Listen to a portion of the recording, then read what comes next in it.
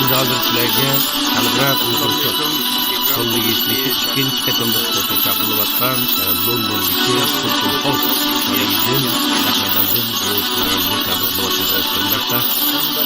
Bu shu fursatdan foydalanib, shu Dünya Kurtuluşu Sot Türkiyesi Menki Nakmaydan programı Sot Takibiki Nakmaydan programı Ağzıca Şundan bunu için türde izletmeyken tüm görünmelerimizce tekrar minnettarlığımızı sunuruz.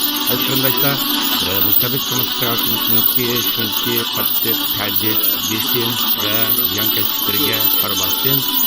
Bu Xalqaro Uyg'ur Sot Kollegisindeki ikinci katında sotu mana biz o'tlagan shu zalda ya'ni Londondagi Sultan House sarayida 9 ayning 10 kuni London vaqtiga soat 9 vaqtda Alkang'a gideriz arkadaşlar.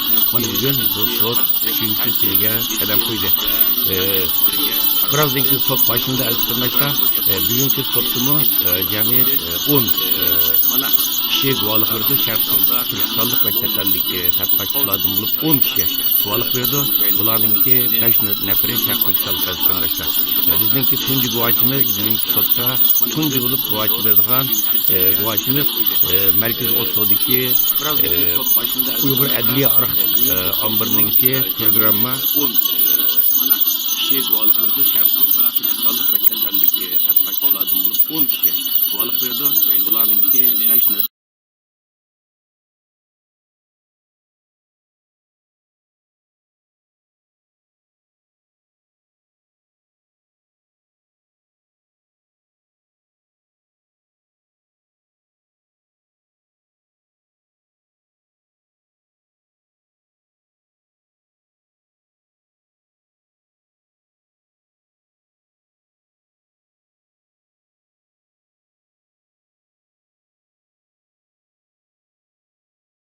qilgan so'zda bu sotninki shu Xalqaro Uyg'ur Sot Kollegisininki shu ikkinchi qitimliq soti bilan bu sotninki butunlay oxirlashadiganligini va 3-chi qitim sot ichilmaydiganligini va 12-chi oyninki 9-chi kuniga qadar bu hukm chiqarish ishlarini oxirlashtiradiganligini va 12-chi oyning 9-chi kuni nihoyat keng ko'lamli, zo'r ko'lamli bir axborot e'lon qilish murosimi orqali sotninki hukmini rasmiy dunyoga e'lon qildiganligini bildirdi aziz qarindoshlar. Shuning uchun bu qitimliq sot nihoyat muhim. Ikkinchi qitimliq sot bu qitimliq sotning bir aloyligi bu qitimliq sotga taklif qilingan chet ellik mutaxassislarning mutlaq ko'p qismi asosan huquqchilarning, qonunshunoslarning, advokatlarning tarkib topdi.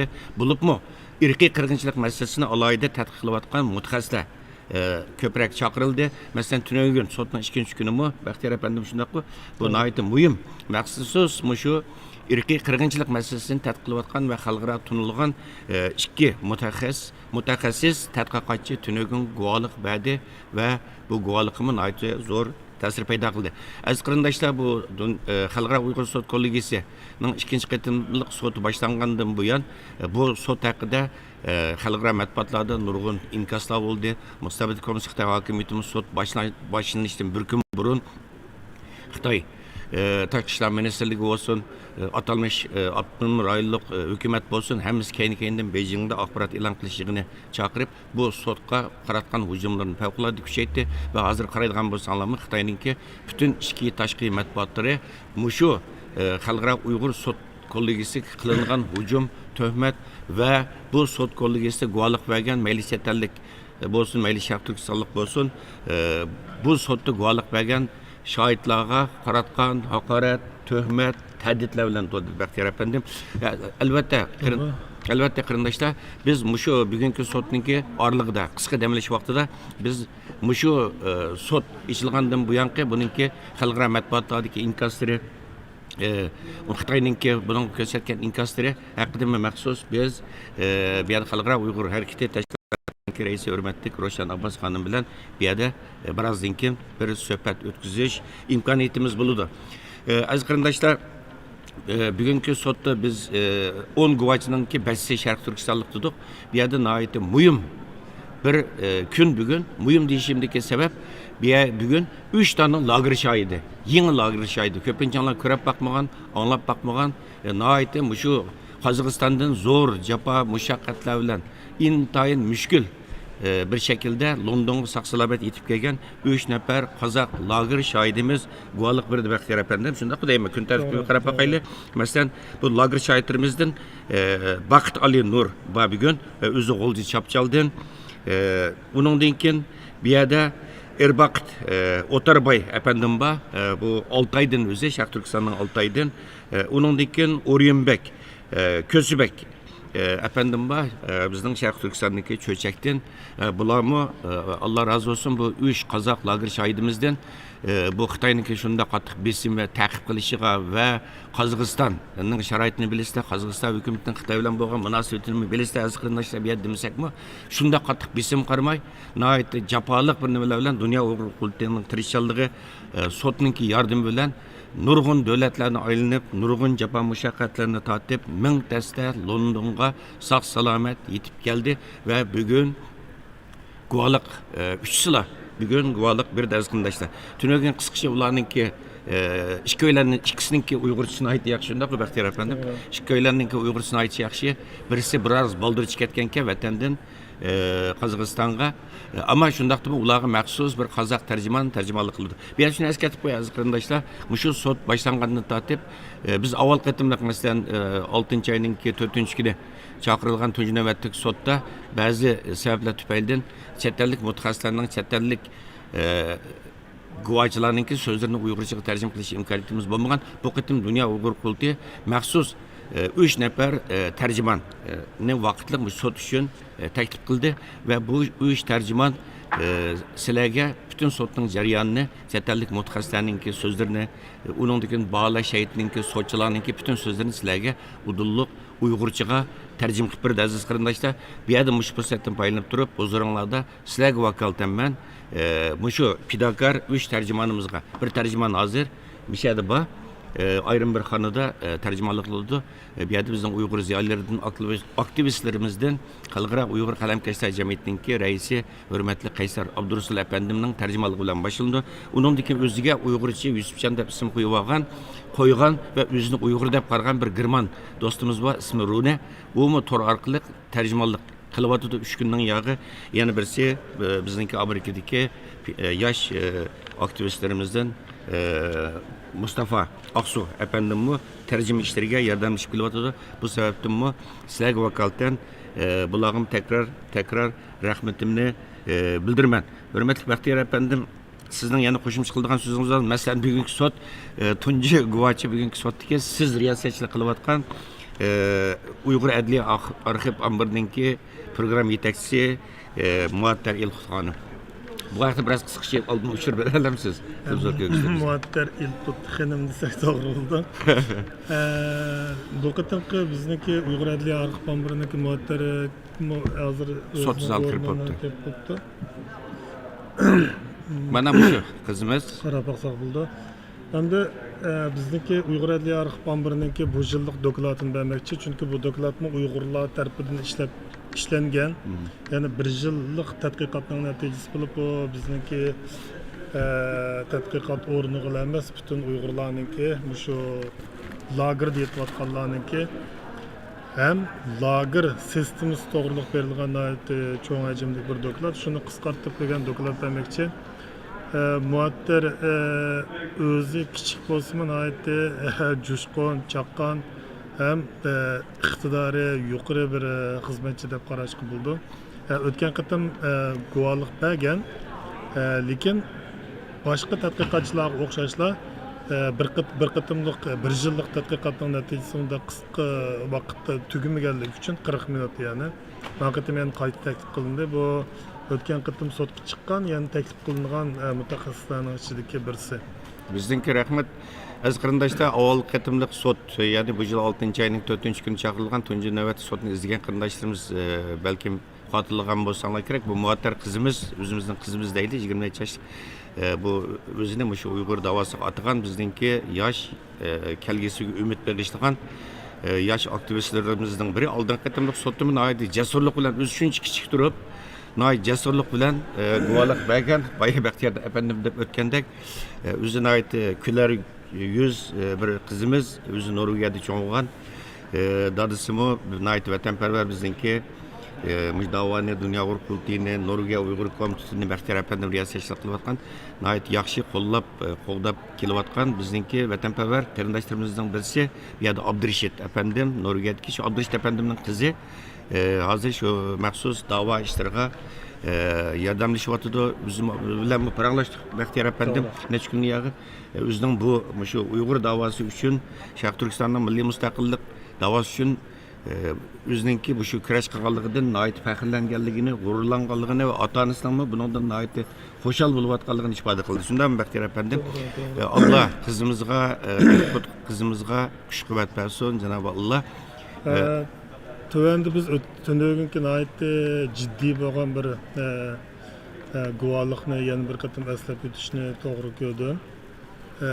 Çünkü tündüğün guvallık bergan bu John Parker bilan Yona Diamond bu ikki tadqiqotchininki bir nemisi bor tadqiqoti. Yani bu yerda ko'rishga bo'ldi, yani Uyg'ur irqiy qirg'inchiligi deb bular bir tadqiqot dokladını yazgan. Dokladning asas mazmuni yani xulos shuki Xitoy Cumhuriyeti 48-yilda imzolagan irqiy qirg'inchilikning oldini olish va uni jazolash aktnomasi, irqiy qirg'inchilikqa qarshi turish aktnomasiga xilof holda Uyg'urlar qarata elib borgan irqiy qirg'inchilikning javobgarligini ustiga olish lozim. Bu xulosa mavjud dalil isbotlarni injiqlik bilan ko'rib chiqish va isbot paketlarni xalqaro qonunga tatbiqlash asosida chiqarilgan deb yozilgan. Yani bu yerda Xitoyninki Uyg'urlarni yo'qotish niyati, nihoyatda ochiqligi, yuqori qatlamning maqsadlik buyrug'i bilan elib berilganligini nihoyatda inchga tafsiliy bayon qilib o'tgan. Tundagi bu 2 soatlik yani kechiringlar, aslida 1 soat berilgan vaqt 2 soatga so'zilib ketdi. Yani 9 sotchininki hammasi bu yerda bas savol so'rab bu sot meydanını nayetde kızdıvetdi desek oldu. Nayetde ciddi bir nem oldu. Ondan başka bir şeyden bulanınki devletin umumiyetlik siyaset yürgüzüş şekli ve tekrarlanan buzgunçılık da irqiy qirg'inchilik qilayotgan 5 turni o'ttirib qo'ygan. Yani Uyg'ur oilalariga o'rilish buyruqi bo'lma, buyruq bilan elib berilgan keng ko'lamli tutqun qilish, keng ko'lamli tug'utning oldini olish strategiyasi. Bundan başka Uyg'ur bolalarini davlat egiligi o'rinlariga majburiy yo'tkash, ya'ni yotoqlik maktablarga yo'tkash, majburiy ishda ortiq emgak kuchi deb yo'tkash qatorliq ayollarni ishkirga yo'tkash. Yana birisi Uyg'urlarning o'z kimligi va mahalla hayotini yo'qotish. Yani ailelerge erlerini tutup Xitoylarni so'lash, lekin aile muhiti, mahalle muhitini öğlen çıkıp bunu Xitoycha, yani o'zining terilgan yerlaridan ayrilib Xitoy mahallelariga, yani o'z shakli o'zgargan lagerlarga so'lashga o'xshash. Undan boshqa ziyolilar va jamoat arboblarini nuqtaliq zarba berish qatorliqlarga bu yerda irqiy qirg'inchilik qilmishlari irqiy qirg'inchilikqa qarshi turish aktnomasida ko'rsatilgan qilmishlarning har qanday biri irqiy qirg'inchilik hukmini e'tirof qildi. Bu doklad ko'rsatilgan dalil isbotlar Uyg'urlar qarata elib berilgan irqiy qirg'inchilikqa qarshi turish aktnomasi 2-moddasining odin egichi bo'lgan har bir moddasiga xilof chiqganligini ko'rsatdi debdi. Demak, bu nihoyat bir muhim bir doklad tünönki nihoyat muhim. Az qardaşlar hazır sotçular, baş sotçu Jeffrey Nice alileri sotning bağlaş şehidi, sotning baş advokati Hamid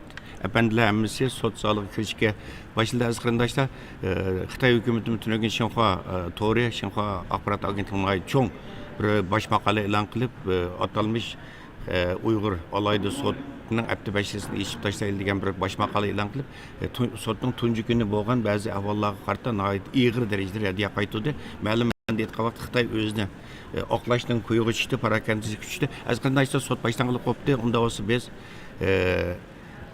sizlarning diqqatinglar sotda bo'lsin. Birozdan keyin sot orlig'idagi damlash vaqtida takrar yana sizlar bilan yuz ko'rishimiz. Diqqatinglar sotda bo'lsin.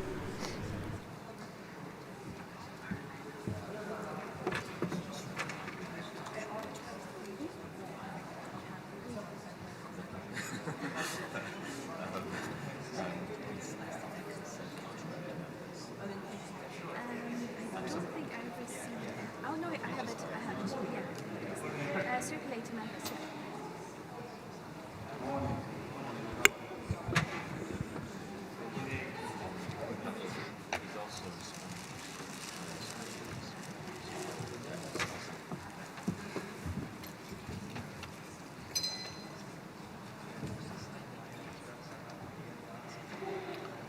Good morning, Mr. Chairman. If we may, shall we start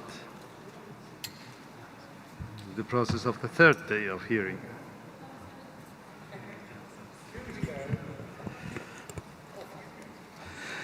Thank you.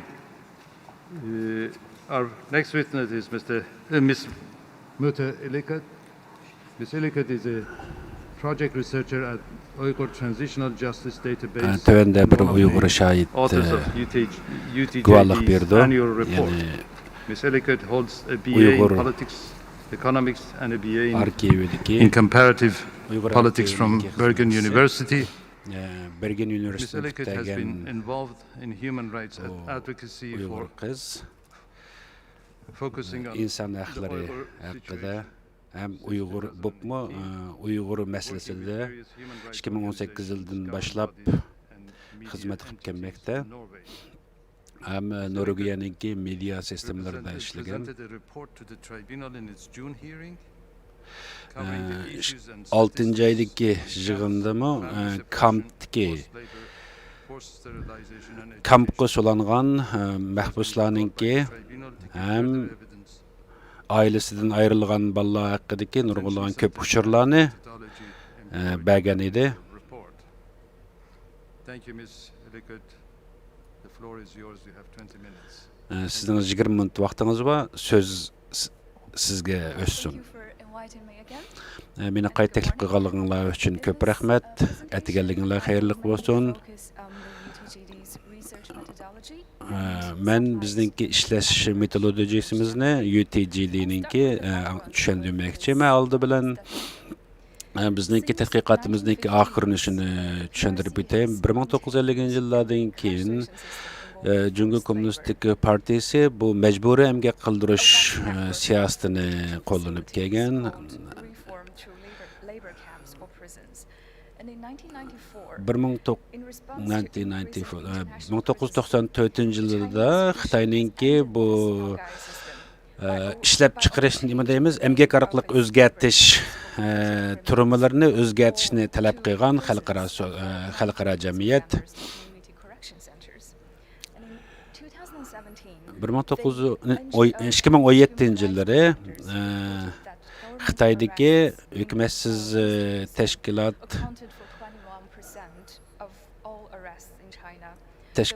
tadqiqotchilari ma'lumotidan ko'ra Xinjiangda qo'lga olinganlarning soni Xitoydagi umumiy sonning 20% ga yetilganligi to'g'risida uchur bergan. Ya'ni bu hozirgi yaqinqi yaqinqi yillarning bo'layotgan bu kamp bo'lgandan keyin odamlarning soni taqdim ko'p bo'lgan, tutilganlarning soni China's entire former re-education through labor system that was officially abolished in 2013. Xitoyninki boshqa yerlarda bo'lsa 1913-yildan boshlab bu majburiy emgak bilan tarbiyalash jinoiy ishlar qonunlari yo'qotgan bo'lgan bo'lsa-mu, ammo bizning Uyg'ur rayonida bu ishlar ko'paygan. Xitoy hukumati o'zlarininki shundaq bir kampninki bog'lig'i va majburiy emgak bilan tarbiyalash o'rinlarininki bog'lig'ini e'tirof qilmay kelayotgan bo'lsa-mu, bizningki tadqiqotimizdan ko'ra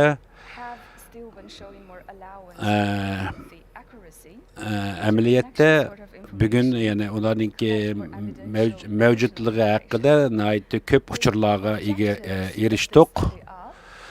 Bizningki bu tadqiqotlarimizdan ko'ra Uyg'ur va boshqa turkiy xalqlarninki Sharq Turkistonda yo'qolib ketayotganligi yoki bo'lmasa Sharq Turkistonda noma'lum turmalarda turadiganligi temporal changes of different types of detention facilities. Hem nurg'unilgan boshqa yerlardami o'xshamagan darajadagi tutib turish o'rinlarining baliq haqida nimalar uchurlarni egalladik. Bizningki bu nimalarni jiqqan uchurlarni yig'adigan o'rinlarimiz asosan sosyal medialarni asos qilgan ba'zi bir kamplarningki o'rnini biz aniq bilib bo'lmagan bo'lsakmi, ammo keyingi vaqtlardagi shu sosyal medialarda guvohlik berayotgan oila a'zolarininki guvohliklari orqali bilgini bo'ladi. Yana birisi bu guvohlik sosyal medialar guvohlik berayotganlar do'stlari, oila a'zolari yoki xizmatdoshlari shu taniydigan odamlar bilan bo'lgan munosabatlar haqida ham ularningki shu vaqtdagi ahvoli to'g'risida bizga ma'lumotlarni shu yerdan ola olamiz. Is actually challenging due to the PRC's information control. Ammo bo'lmasa bu Jungo Kommunistik Partiyaningki bu uchurlarni qamal qilish siyosatidan nayt kuchli bo'lganligi uchun bizningki ularni ola olishimizga nayt ta'sir bo'ladi. Both on the ground reporting and the investigative journalism, and some leaked government Undan boshqa Xitoyningki hukumat hujjatlardan nurg'unlagan hujjatlar teshiga chiqdi. Masalan, Qarqash tizimligi hujjati, Chinese government's construction by ya'ni for the re-education camps, and we combine Dr. Zenninki 2020 yili o'tirib qo'ygan narsa. Undan boshqa satellit orqali yoki sun'iy hamrohlik orqali yerlik o'rinlarningki o'rnini belgilash, undan boshqa 10,000 gumonliq terroristlarningki tizimligi o'tirg'i chiqdi. Ularning ichida kichik bolalarmi bor. Undan boshqa yana Shanxay tizimligi degan asosdagi Uyg'ur terroristlar tizimligi ham o'tirg'i chiqqan. Bu Avstraliyadagi bir tashkilot tarafidan 21-yilda o'tirg'i chiqqan. senior citizens in their 80s. Bularning ichida 6-7 yoshdan 80 yoshgacha bor. Ham Uyg'urlar chet elga chiqqan Uyg'urlarning hammasi bunga kirgizilgan asosan degidek. Masalan, bu ularningki misollari shu hujjatlarningki UTGD'ninki ya'ni internet orqali tizimlatish jadvali bu. Bu jadvalni boshqa har qanday kishi shu turmalarda yoki shu kamplarga olib ketilgan odamlarningki tizimliklarini mishaqqa kirib to'ldirib, ya'ni uchur basi bo'ladi. Buningda odamlarningki, ya'ni kimligi, yosh, dini, tili degandeklar yozib mangildi. Buningda biz ham sifat, ham son tarafda noida e'tibor beramiz. Biz undan boshqa yana telefon va boshqa yo'llar bilan o'zimizni intervyu qilish orqali bu uchurlarni to'playmiz. Masalan, shu o'zi guvohlik berishni xohlaganlar mushu applardan, ya'ni Skype bilan, telefon kol bilan, shuningga o'xshash har xil mumkin qadar shularga aloqa qilish mumkinchiligi bo'lgan vositalardan foydalanib ularni intervyu qilib keldi.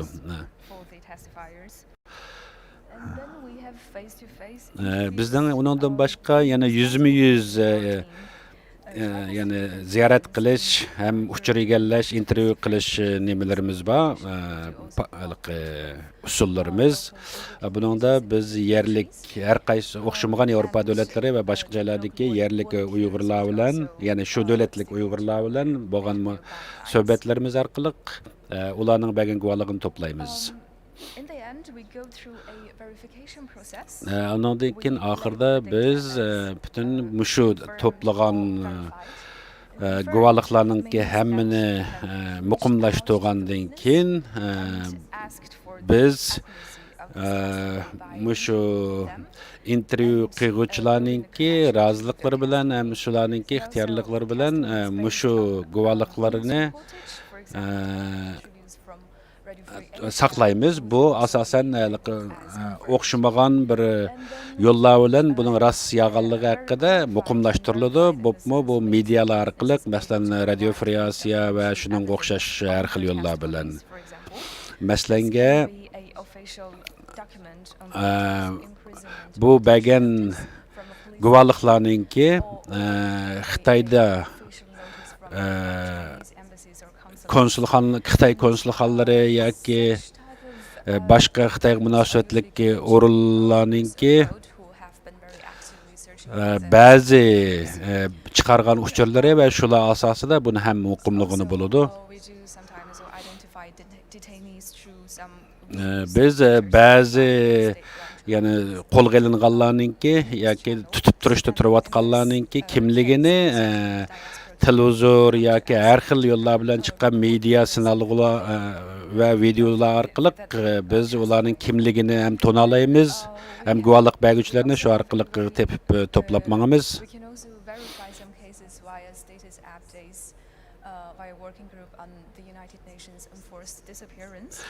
Biz yana Birleşken Devletler Teşkilatı qatorliq tashkilotlardagi yo'qolib ketgan odamlarning izdirgini qilish tashkilotlari ninki birlikda xizmat qilishi bilan shu o'zi oilasidagilarning yo'qolib ketganligiga guvohlik berayotganlar bilan o'tkazgan suhbatlarimiz va shularla ishbirligi qilish orqali biz uchurlarga yana erishib mangamiz. Hem her qatim biz yangi uchur qilgan vaqtida shu internetdagi uchurlarimizni doim update qilib mangamiz. Biz masalan bu sun'iy amradan foydalanib tortilgan resimlar orqali shu o'rinninkini shu satelit resimlarininki tadqiqotini qildigan odamlarningki yordamlari orqali erisha olamiz. Yana biz bularni qanday qildiganligimiz to'g'risidagi usulimizni tushuntirib o'tay.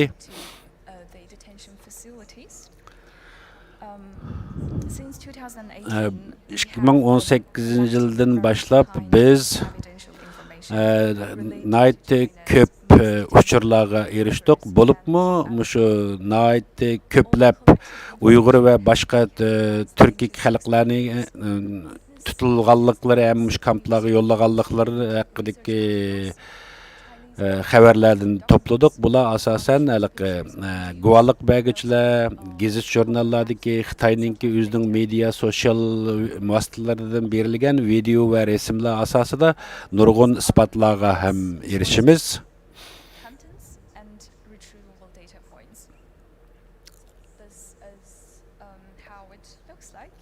Bu bizningki qandaq o'zimizningki bu data sistemasini qurdiganligimiz ham shularni qandaq retlab chiqqanligimizni bu yerdan ko'rib chiqarlaysizlar.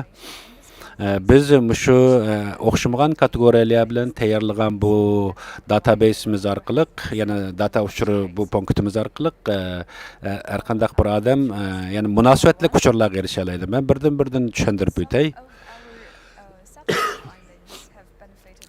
Bizningki ba'zi do'stlarimizning guvohchilarimizninki bergan guvohliklari orqali shu kamp o'rinlarga o'rnini tepib chiqaladik ham buningga shu kampga kirib chiqqanlar yoki bo'lmasa shu o'rni bildiganlar shuning mutaxassislari orqali bularningki o'rinlarini nim qilib mangdik. Ham buning ichidagi ba'zi bir resimlarda masalanga odamlarningki kiyim-kechaklari orqali ularningki siyosiy yana turmudagi qo'lga olish sabablari bilindiganlik, yana yalqig'ini deymiz, ko'gini bo'ldiganliklari haqidagi uchurlarni Ömerbek Ali va Qalbnur qatorliqlarningki bergan guvohliklarda masalan Sanfango Urumchidagi bir o'rinni berdi. Masalan buni ham boshqa bir Uyg'ur Tursunay Ziyoddin xonimmi o'zining o'rnini shu satlat resimlar orqali ko'rsatib berdi. Biz uningdan boshqa yana har xil xabar uchurlariga asosan o'rinlarningki ham bo'layotgan ahvollarningki amaliyotini to'plab kelyapmiz. Bo'pmi ASPI qatarlıq tədqiqat organlarınınki ornu, yəni Adrezen'sninki tədqiqat ornu, Radio Friyasiya, Erkin Asiya Radiosu, Amerika Avazı qatarlıqlardan həm alımız bu uçurlarını, bu məsələn BBC, CNN oxşaş çoğ medialardımı birinci qol materiallarga eriş mümkünçiliklərə erişələyimiz. Yerdən resim və videolarını həm biz toplap mağalıdıq. Ondan başqa yana Xitay hökumətininki hər xil yollar bilan təşviq çıxıb ketgan bu hüccətlər arqılıqmı biz nurg'unlagan o'rinlarni, ya'ni shu kamplarning o'rinlarini, uning ichidagi ismi, bu yerning ismi ham shu kamplarda yetayotgan, turayotganlarning ismliklariga ham erishgani bo'ldi. 2016-yildan 2019-yilgacha bo'lgan bu araliqcha biroz tez bo'lgan umumiy hujjatlarni yoki shunday ma'lumotlarni ep qilish erishish, chunki chet elga bunday usullarni chiqarish nihoyatda tez bo'lgan. Undan keyingi vaqtlarda ba'zi resim va videolar orqali, ya'ni bu uchurlarning hammasi har xil o'xshamagan medialardan elingan. Ham bu yerda masalanga ba'zi shu tutib turish o'rinlarininki yoki qayta tarbiyalash o'rinlarininki ismlarini shu resimlardagi geografik o'rni orqali biz egallalaymiz. Bu Hongyan zavodidanki yana bir xil kampga aylantirilganligini bayqab chiqdik, ham tep chiqdik. Buning ichida qaraydigan bo'lsanglar, masalan, buning atrofidagi bundaq munolar, ham buni kuzatish apparatlari, kameralari, nazorat qilish kameralari qatorliqlardan shuni ko'rgani bo'ldi. Buningki ustida Xinjiang yashanganlar yoki cho'nglar qayta tarbiyalash kursi deb yozilgan, ham u binoninki oldida masalan kuzatish kameralari bor. Bizningki tadqiqotimizdan ko'ra, masalan, ba'zi bir xaritalar orqali tepishmi bor. Masalan, 360 graduslik hamma tarafni ko'rgan bo'lgan bir xil bir Baidu xaritasi, Tencent xaritasi degandek, Google xaritasi degandek nurg'un xaritalardan har xil o'rinlarninki ismlarini tepish orqali va adreslar asosida shu kamplarninki o'rnini yoki qayta tarbiyalash maktablarining o'rinlarini tepib chiqqan bo'ldik. Undan boshqa masalan Google Earth yoki dunyo Google xaritasi orqali biz nurg'un o'rinlarninki o'rnini tepib chiqqan bo'ldi. Buning ichida masalan 2002-yildan 2021-yilgacha bo'lgan araliqda bo'layotgan o'zgarishlar nihoyatda yuqori sifatli resimlar orqali selishtirib o'rinlarni topgan bo'ldi. Biz 50 mingdan ko'p nihoyatda yuqori sifatli resimlarni tepib chiqdik.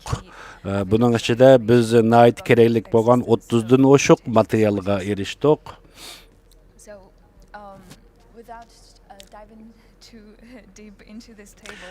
Bek cho'nqirlab ketishdan burun biz yana o'zimizningki qilayotgan ish yo'llarimizning metodologiyamizningki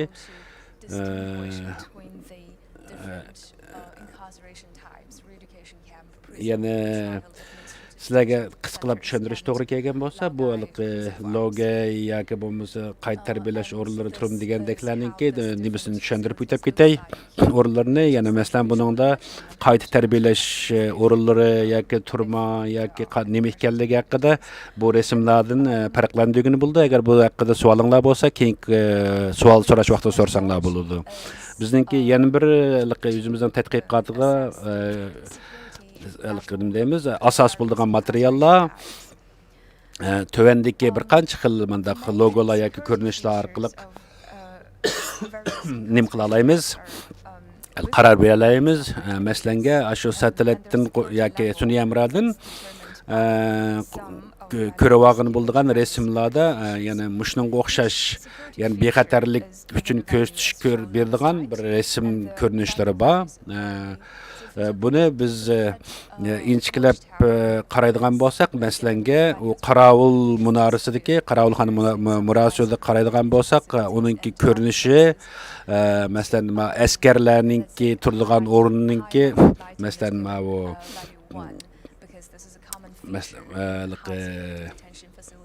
tikanlik sim yoki tamlarninki bunda qurilishlari ham hukumat o'rinlari degandek yoki tantarbiya maydonlarini ham shu satlat resimlar orqali biz yana muqimlashtirib chiqa olamiz.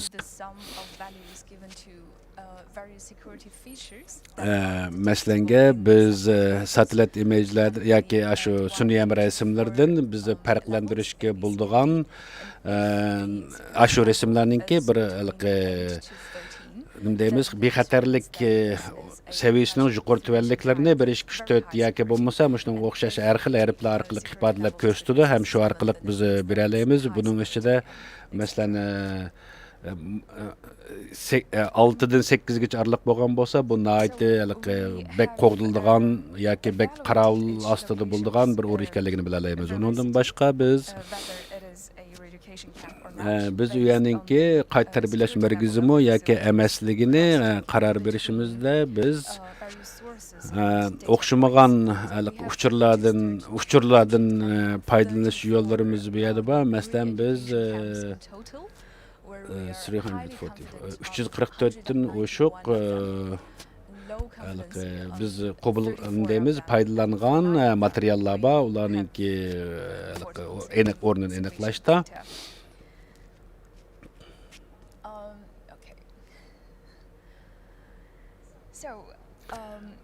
agar shuning bilan biz taxminan shu qayta tarbiyalash markazlariga qabul qilib tarbiyalanadigan odamlarning kim sonini biz hisobot qilib chiqara olamiz. Buni kampning cho'ng kichikligi yoki uyning cho'ng kichikligi qatorliqlarga asosan uning ichiga qanchalik odam qabul qilgani bo'lganliklarini biz hisobot qilib chiqarishga javobiga erisha olamiz. Bu masalanga shu siz ko'rayotgan shu bizningki jadvalimizdan ko'rgani bo'ladi. Bu qayta tarbiyalash o'rnidaningki shu qayta tarbiyalash o'rinlarida 1.680.000dan 2.016.100 nima 2.016.000 yuzdan o'qinglar. Shu nimalarga odam mumkinchiligi ichida turma qabul qila oladi. Shuningga o'xshash har bir odamga 2 kvadrat metr o'rindan hisoblayotgan o'rin berib turib hisobot qilib chiqarsaqmi ham uning soniga erisha olamiz.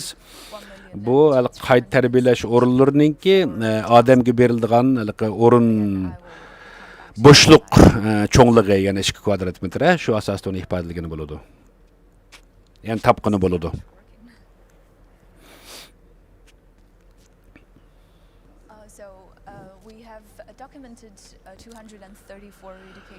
Biz 234 qayta tarbiyalash o'rni va 257 turmini va 87 emgak bilan tarbiyalash o'rnininki tizimligini tizimlab chiqdik.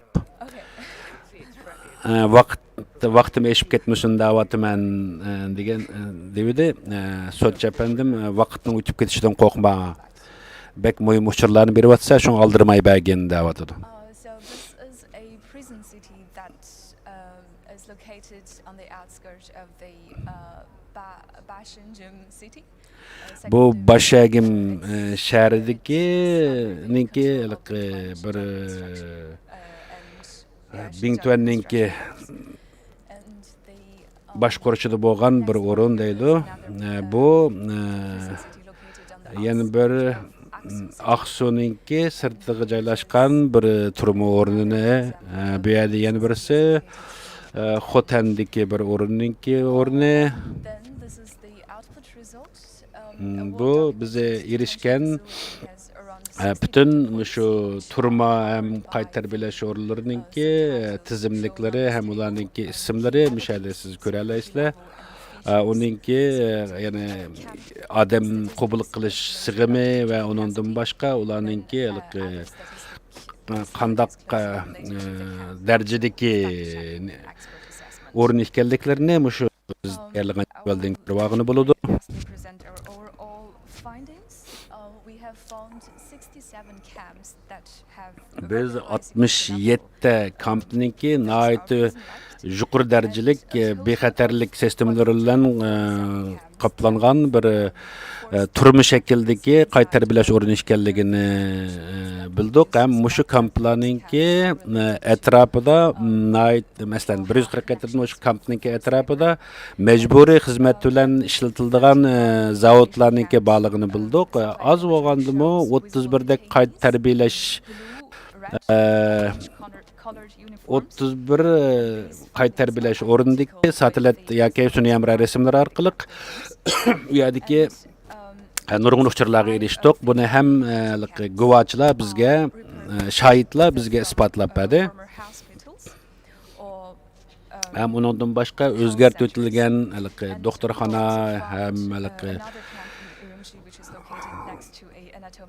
qatorliq nurg'unlagan yani shunday o'rinlarninki databasini qabul qildik. Ham Urumchining yanidagi bir doktorxonada yana odamlarninki ichki organlarini oladigan bir doktorxonaniki o'rnini bildik. Biz Radio Free Asiya Erkin Asiyadagi masalan muxbirlarninki ziyoratlariniga agish orqali erishgan 56 qayta tarbiyalash o'rni bo'lsa, ularga nayt yaqin yerda haliqi turmi var, yana rast turmi varda. Hamda bu taxmin bu qayta tarbiyalash o'rni bilan turumlar o'rtasida nayt tez qolaylik holda almashtirish qilish bo'ladigan bir mumkinchiliklarni yaratgan. Detention centers were newly built or expanded during 2017 to Ondan başqa 147 yeni turmalar 2017 yıldan 2020 yılgacha qayta silingan. Yana sabablar ba'zilar konrab ketgan yoki yangi silingan. 217 qayta tarbiyalash o'rni 2019 yıldan boshlab boshqa o'rnini o'zgartgan. Bu o'zgartishlik sabab xalqaroninki naytal qattiq besimi sabablik bo'lgan. Rahmat sizlarga. Bu meninki sizlarga berdigan reportimninki oxiri. Meninki tunji savolim mushu sen o'ttirib qo'ygan mushu uchurlardagi hamma mush kamplar hamma Xinjiangdami degan ta deb.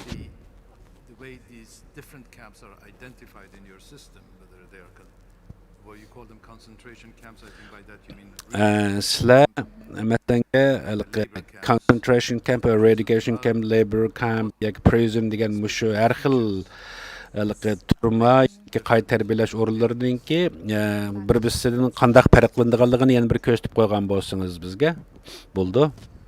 Men keyinga qaytay.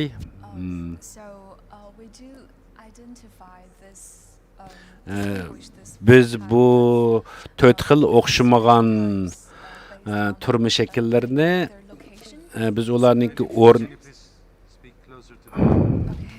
mikrofonga yaqinroq kelgan bo'lsangiz anglayolmayapmiz.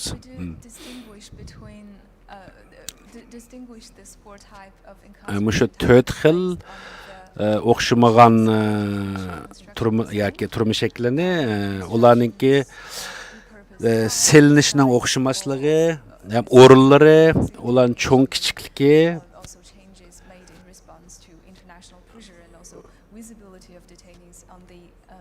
qatarlıqlarda hem şunu bilan birga sun'iy amri orqali olgan fotolar orqali ya'ni jinoyatchilarning kelgan kiyimlariga qarab turib buni tushunalamiz, bilalamiz. Masalanga qayta tarbiyalash binolari, qayta tarbiyalash o'rinlarininki Maslanga bu munalari, yani Qaravulxon munalarininki shakli boshqalarninki, masalan, turmalarninkiga, maslanga o'xshash emas. Buninkidagi normalda ma bu bexatarlik qurilmalarda diki o'xshamasliklar ham bu turmalarninki amaliyotda aninkidek 4 chas olmaydi, ammo u jumloq shaklda bo'ladi. Masalan, lavga deymiz, emgak bilan tarbiyalash turmalari bo'lsa, bularda ham 4 chas 4 qirliq, 4 chas deymizmi? 4 chas ham jumloq shakllik Qaravulxonlar bor, munarlari har ikkisi aralash qilingan. 2019 yıldan başlap bu qayta terbiyelash o'rinlarini qayta selishga başladı. Hem bu yeni selingan qayta terbiyelash o'rnini o'ngay bilaligini bo'ladi. Ya'ni shu har xil yo'llar bilan mush yeni selinganlarninki, ammo keyingi vaqtlarda turmaga o'xshaydigan nurg'un shakllari yo'q qilib o'tildi. Ammo konlari asosan hammasida shu burunqi shakli bor. Bizningki bundanga o'zgartish bo'lishi Xitoylar, ya'ni Xitoy hukumat qonuniy tarafdan qabul qilingan bir xil o'rin ishkanligini isbotlashni asos qilgan bo'lish mumkin, ko'ngil qo'ygan bo'lgan bo'lish mumkin deb qaraymiz. Were sort of abolished in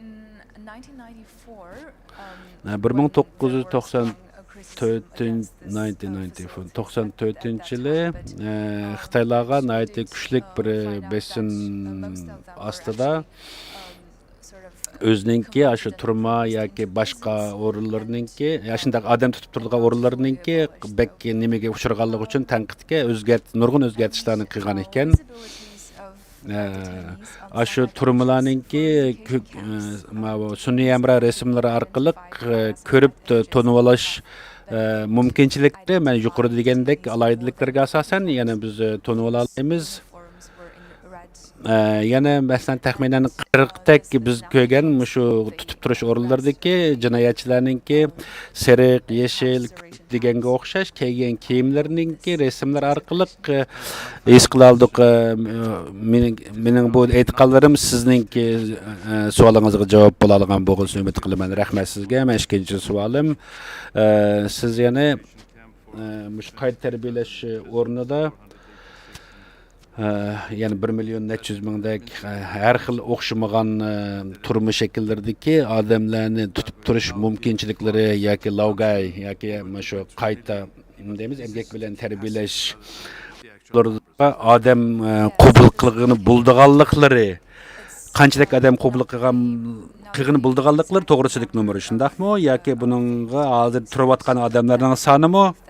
Yo'q, to'g'ri, bu qanchalik odam turish mumkinchiligini so'lig'ini buldiganligining soni, ammo bizga hozircha zodi qanchalik odamninki borligini aniq emas, ammo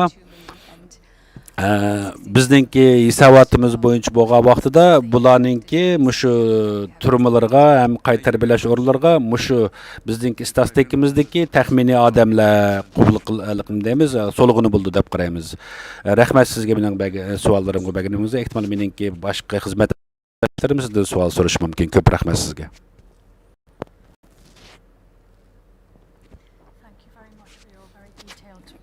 Nayt inchki bergan uchurlaringiz uchun sizga ko'p rahmat.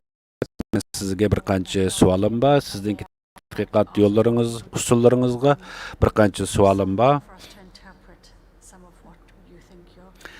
Yani siz mumkin qadar bizga qanday tushuntirishni xohlasangiz shunday tushuntirsangiz bo'ladi. Yuqorida so'raganga o'xshash, ya'ni masalan qanchalik odamni so'lig'ini buldiganligi to'g'risida bergan sonliq ma'lumotlaringizga asoslangan vaqtida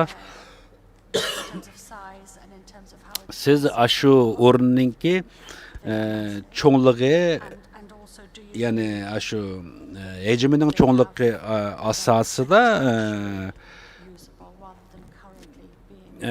müşkilik adamlarni qabul qilib solug'ini buldu deb qardinglar hamda qaragan lekin bugungi kunda aşınçı şu sandaki adamlar bu turmada barmı yok mu buna qandaq biz bu tadqiqotimizni bir yil burun Sun'iy Emradan qabul qilgan nurg'un rasmlar orqali tadqiqotimizni boshlagan edik. Masalan 200 dan oshiq Sun'iy Emra rasmlaridan biz tadqiqotni boshlagan edik, ammo bizda birlam shunday satelit yoki Sun'iy Emra rasmlarini tadqiq qilganlik alayda xizmatchimiz bo'lganligi uchun bek jiq tadqiq qilishga yetish bo'lmadik, ammo shunday bo'lsa 2017-yildan boshlab tadqiqot qilishga boshlagandan boshlab bu qayta tarbiyalash o'rinlarininki nihoyatda tez ko'payayotganligi satelit rasmlari orqali ko'rgan bo'ldi. Masalan, undan boshqa majburiy ishlab chiqarish yoki majburiy tarbiyalash o'rinlarininki shu qayta tarbiyalash o'rinlarininki yeniga selinayotganliklarida shularga yoki yaqin o'ringa nurg'un yoki bu qurilayotganligini ko'rdim. Undan boshqa cho'ng shaharlarninki atrofigami, cho'ng shaharlardagi zavodlarning atrofiga qildigan. Men savolingizga yaxshi javob bera olgan bo'lgan bo'lishim mumkin. Rahmat. Siz buni qandaq qaror berdigan bu o'rinlarning qandaqligi to'g'risida berdigan qarorlaringiz haqida yana bir tushuntirish bergan bo'lsangiz. So first, I can pick the first example on social media. So Masalan, biz sosyal medyalardan erishgan nurg'un bir guvohliklar yoki boshqa rasm har xil nimalar bo'lgan bo'lsa, biz buni oldidan qabul qilib, buni biz rasmiy shu ish rost yuz bergan deb qabul qilmaymiz, ammo biz mush asosda shuningga munosabatlik odamlarni intervyu qilish orqali, shular bilan suhbat o'tkazish orqali like some personal background. hem shularninki shaxsiy ko'rinishi, qachon shu yoqdan qaytib shu vatandan qaytib chiqqan va yoki bo'lmasa o'zining oilasi yoki tanishlari bilan oxirgi qatim qachon munosabat o'rnatib baqqanligi, undan keyin mush turmada turgan bergan guvohligidagi odamlarninki yana qanchalik munosabat qandaq munosabati borligi haqidagi uchurlarga asoslanamiz. Undan boshqa yana We do also refer to the telephone interviews conducted by Radio Free Asia. masalan Radio Free Asia'ninki yoki Erkin Asiya Radiosu'ninki telefon orqali o'tkazgan nurg'un suhbatlari asosidami biz yana nurg'un isbotlarni isbotlab chiqamiz. Verified is a little bit different. It means that the victim can usually, if they can provide a documentary evidence. Agar biz qabul qilgan shu uchurlarga shu guvohlik beruvchilar to'liq isbot bera olsa, shuningki to'liq masalanga turmudi ekanligi haqidagi isbotlar yoki bo'lmasa soqchixonalardan berilgan palan turmuga yoki qayta tarbiyalash o'rinda yoki palan yerda degan shunday uchurlarni qabul qilib larga asosan ya'ni biz buni redlab chiqamiz ham shuni muqimlashtiramiz. Undan boshqa o'xshamagan davlatlardagi Xitoy konsulxonalaridan chiqarilgan ba'zi guvohlik hujjatlardanmi yoki berilgan uchurlardanmi uningda egilishlar, masalan Gulbahor Jalolovaningki Qozog'istondagi tuqqanlari Xitoy Aşurayındaki yoki Qozog'istondagi Xitoy konsuli tarafidan qabul qilgan masalanga hujjatlar bor. Uning oilasidagilar nima sababdan onasiniki yoki tuqqanlarniki turmuga elinganligi haqida berilgan isbotlar bor. Masalan, shunga o'xshash undan boshqa Birlashgan Davlatlar Tashkilotininki majburiy yo'qolib ketilgan larni qo'g'dash guruhlari orqali erishgan uchurlarimiz ularninki yana internetda uchuq shundaq uchurlar bor. Shu yerdan qabul qilamiz, yana foydalanamiz. Masalan, oilasi yo'qolib ketgan oilasiga berilgan uchurlardan shu yerdan ko'rib Registration form is finally translated.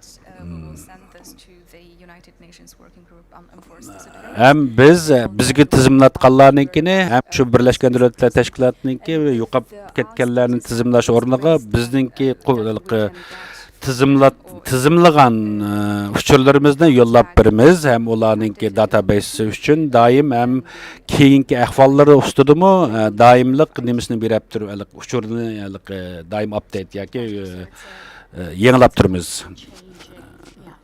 Chunki bu ahvollar nihoyatda tez o'zgarib turadi.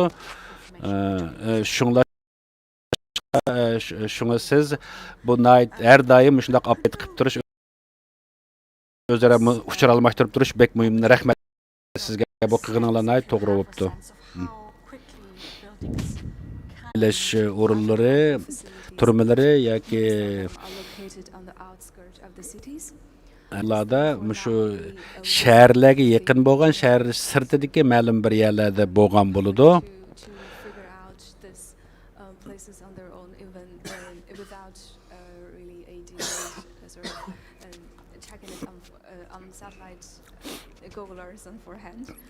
Shu sun'iy amradan foydalangan resim yoki Google yer shariga, Google Earth degan shu xaritlar orqali biz shu o'rinlarni muqimlashtiramiz.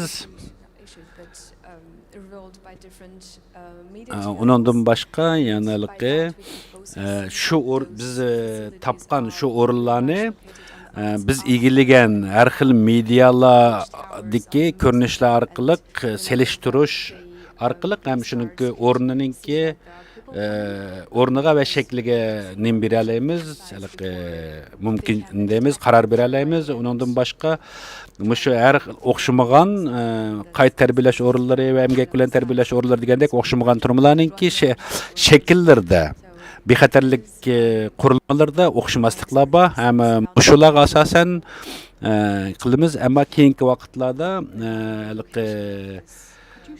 biraz ters oldu meslenge o'rinlarini bilish, chunki bular o'zgartishga boshladi shakllarni deydi, qayta tarbiyalash o'rinlariniki. Siz bizga shuningki shu satellitdan tatqiq rasmlarni bir ko'rsatib bera olasizmi? Bo'ldi, masalan, ma'ni misol qilib ko'rsataylik.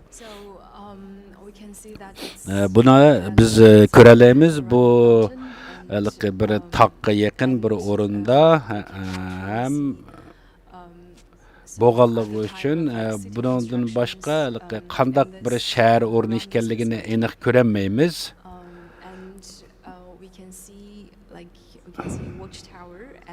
Ammo biz bu yerda ko'ralaydiganimiz qorovulxona ba maslanga buni biz normal yer yuzida tatilgan resim bilan satellitdagi resimni qizil to'chasining ichiga qo'ygan yuqoridan ko'ringan shaklni selishtirish orqali o'rniningki qayerligini bilalaymiz. Maslanga bu bir Urumchi ekanligini uqalaymiz, chunki buni yenidagi masalan masariq bilan ko'rsatgan bir binolarning o'rnini selishtirishlar orqali erishimiz. Bu shu Urumchiga joylashgan Xunyan zavodiga yaqin bir o'rinligini ham shu zavod ekanligini biz muqimlashtira olamiz. Men shu yer yuzi bilan satellitdan tatqiq resimni o'zaro qandaq selishtirib topadiganligini bilmoqchi edim.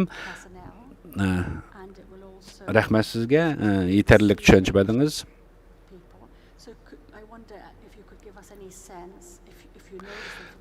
Siz yana birsi agar siz bilsangiz albatta, masalanga shu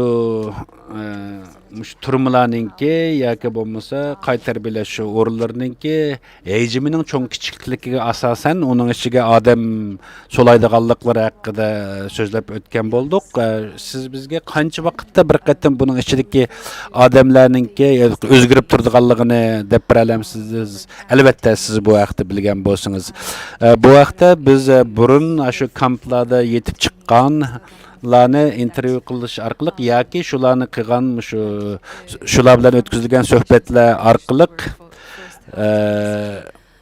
somewhere in the city, they will be like taken to a car or ularningki olib borgan o'rni masalanga ular bizni oldi bilan mashinalar mandaq bir o'ringa olib borgan chunki u yerni ularning qayaligini uqmaydi o'zlarimi chunki ularningki beshiga bir xil qor xalta kiydirib olib manganligi uchun ular uning nimaligini naligini aniq bilinmaydi.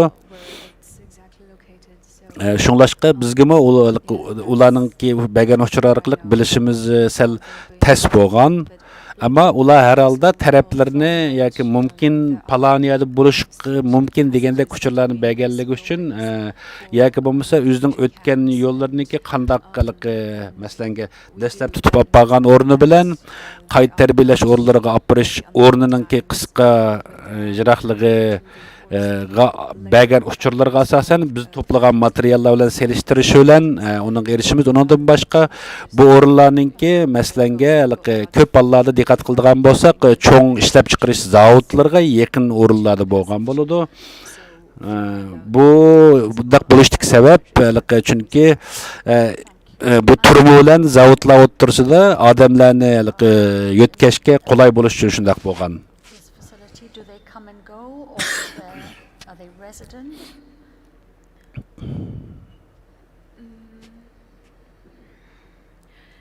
no, the detention period varies accordingly. So based on what we know, Sualını anlamaya kaldım. some detainees are kept in these camps for at least 3 months, or in the other cases Bizdeki 10 or 18 bilişimizce months. bazı tutup turulduğalla yoki şu qayta tarbiyalash merkezlikler 3 aydan 10 neçe aylagacha bo'lgan o'xshamagan davrlik. Forgive me, I wasn't clear what I mean. Is, Men başqa bir narsa demek istedim, to'xtab tursangiz. Meni demoqchi o'g'lim work as guards, as cooks. maslanga meni deganim u emasdi. Meni deganim mushu kamplarda ishlaydigan saqchilar, oshpazlar va shuningga o'xshashlarningki ularningmi doim mushu nimada kampda yetib qopamdi yoki boshqa yerdan o'ylar ketib kelib turamdi deganni so'ramoqchi edim dedi. Men Qalbinur Sidiqni bo'lgan intervyusim orqali, suhbatim orqali Qalbinur xonimningki menga deb berishiga asoslanganligi vaqtida bu xonim qaytib ketish uyga qaytib ketish mumkinchiligini bergan, ammo yana ham ba'zi bir vaqtlarni shu So he was employed there, and chunki u shu yerda xizmatda bo'lgan. Come back and visit his family like once in a week. But this does not apply to the detainees in this camp, only the workers. Yani aşağı ishlaydiganlar qaytib ketish mumkinchiligi bor yana uyga demoqchi. Rahmat sizga. Did you have discussions about alternative explanations that might account for these facilities? So did you think what else might be going on here? What else might these buildings be? Yani siz şu Yeah, I'm just sualını qaytib wanting so'ragan bo'lsangiz, to have a sense of as these images became available to you as a team. mushu sizlar to'plagan uchurlar yoki mushu resimlarni Had a discussion amongst yourselves alternative explanations. qandaq tushundirish mumkinchiligi, qandaq ularni siz tushundirganliginglarni yoki mushu o'rinlarningki o'zi nima o'rin ekanligini muqimlashtirishda sizlar xizmatdoshlar yoki mushuning ustida birga ishlayotganlar doim mushuninki suhbatini olib boramsizlar. Albatta We do go through biz fast-track process. biz buni bir qancha xil yo'l bilan shu to'plagan resimlarningki o'rnining nadiligini From Chinese map services. har xil yo'llardan masalan birlikda suhbat deymiz tadqiqotlarni olib boramiz. Masalan, men yuqorida aytib o'tib ketgandek, ba'zilarini Xitoylarninki, Jungo hukumatiningki xaritlardan, ba'zilarini boshqa yo'llar bilan albatta men buni deb o'tgan. Masalan, masalan, Xitoylarninki, Jungoninki xaritlarda bu o'rinlarninki ismlari gerçi turma yoki qayta tarbiyalash o'rni deb qilmagan bo'lsa-mu, bu ya'ni masalan cho'nglar tarbiyalash o'rni yoki boshqa bir narsa degandek ismlar bilan qo'ydi.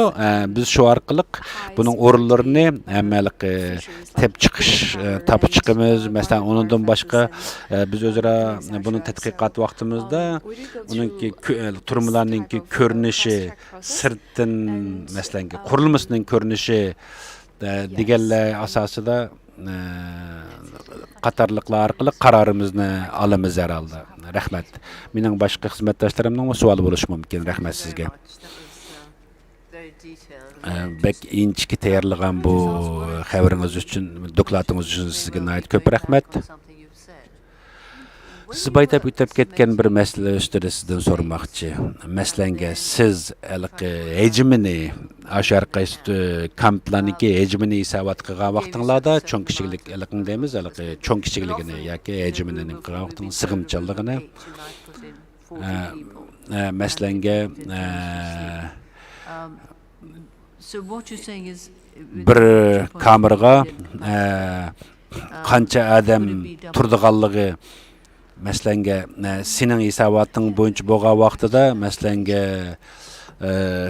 2 millionlar atrofi degan bo'lsak, ehtimol u yerda biz sizlar qilgan hisobotdan jiqroq 4 million odam yetib qilish mumkinchiligi bo'lamdi. Do'st, biz shu bizningki to'plagan uchurimizni qaytib ketib yana qaytib ko'rib boqayli.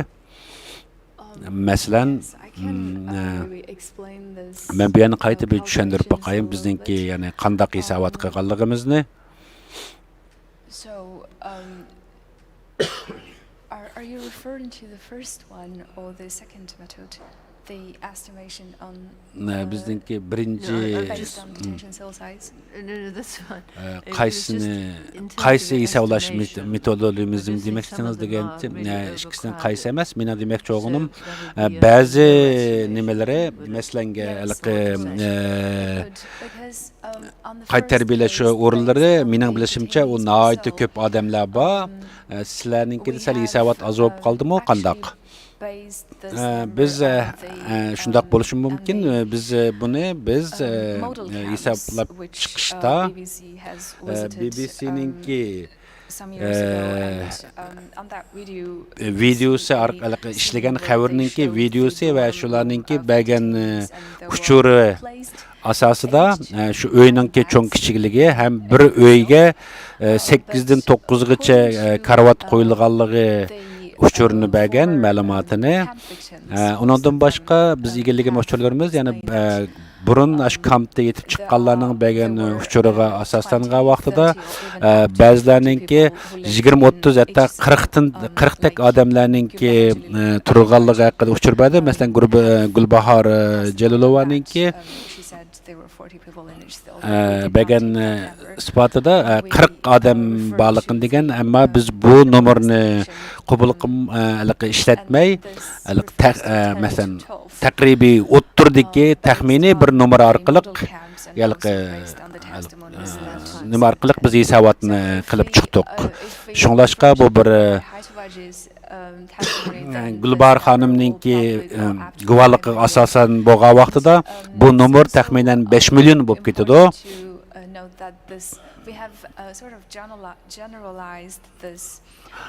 Biz buni hisoblab chiqarishda har qaysi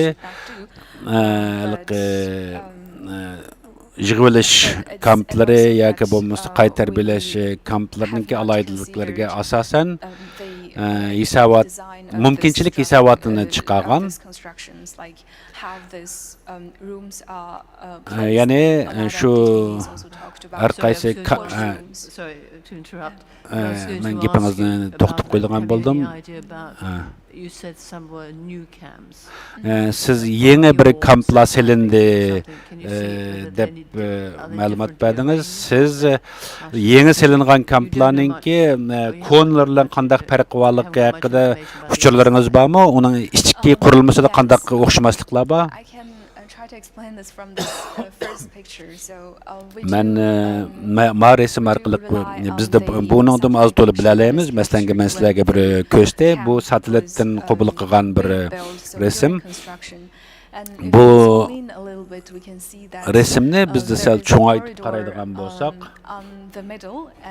buning o'ttirisida bir kardor borligini, ikki tarafida uy borligini, kameralarning borligini hisobotini chiqara olamiz. Masalan, har bir qavatdagi nomerlari mushu men sizga berib atgan uchurlarga o'xshash. Shuning asosida biz o'zimizningki taxminimizni beralamiz. Mushunda 128 kamera bo'lishi mumkin albatta. Buning atrofida boshqa yana jazolash uylari yoki bo'lmasa boshqa sabablar uchun ishlatiladigan uylarmi bo'lishi kerak albatta bu binoning ichida. Could I just then go on? You mentioned about possible hospitals and possible camps where they might be using the cams for organ harvesting. Masalan, yana bir uchur berdingiz. Ba'zi doktorxonalar ehtimol odam badallariniki organlarini qabul oladi degan bir uchurni qilgan bo'ldingiz. Shunga bakrak inchiklab uchur bera olamsiz. Biz gumonlangan masalanga bir qancha shu inson organlarini oladigan bir mumkinchilikniki bo'lgan bir uchurlarga ham tadqiqotga erishdik, ammo biz bek inchikilab sizlarga qandaq yo'l bilan qandaq oldiganligini sizlarga hozir aniq deb bermayman. Biz mushni isbotlash uchun hozir tadqiqotimizni qilib ishlayapmiz. Biz qancha vaqt ichida mushunga to'liq yetarlik siz so'ragan savolga loyiq javobga erishgan vaqtimiz sizga yetkazib beramiz. Rahmat sizga. Vaqt o'tib ketyapti. Men azroq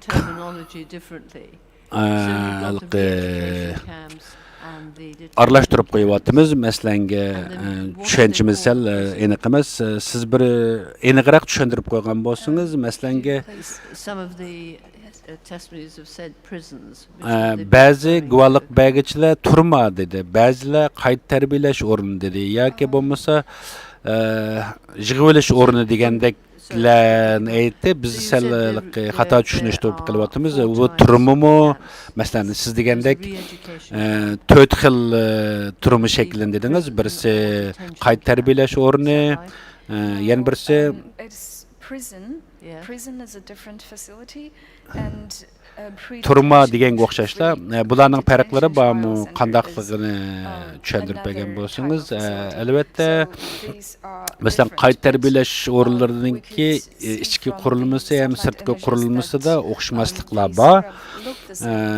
Amaliyotda oddiyli qaragan vaqtida turmalar bilan bu qayta tarbiyalash o'rinlarininki sirtqi ko'rinishidan amaliyotda bilgin bo'ladi.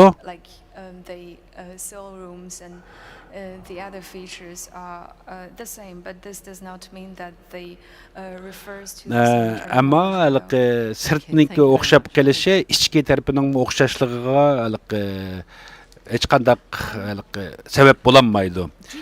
Sirtqi qurilmasiniki qanday ko'rinishi ichki qurilmasi bilan o'xshash emas. Siz muqimlashtirgan mushu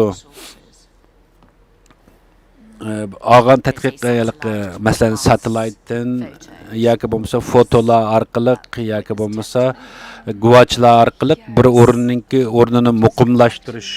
o'rinlashtiribsizlar. Mush to'g'risida yana bir degan aniqlanmagan bo'lsangiz bo'ldi. Unda qo'sman shu o'ringa bir qaytib boray resimga. Yes. So we have as I said, we are highly confident on 191 camps. Bizningki ishonch bilan deyalamiz 191 aniq biz biladigan kampning borligini aniq bilalaymiz. We could see visible detainees. Biz bularning ichida 31 kampda satelitdan yoki shuni yamradan tortilgan resim orqali biz bularningki ichidagi odamlarni, ya'ni turmadagi odamlarni ham ko'ra olamiz.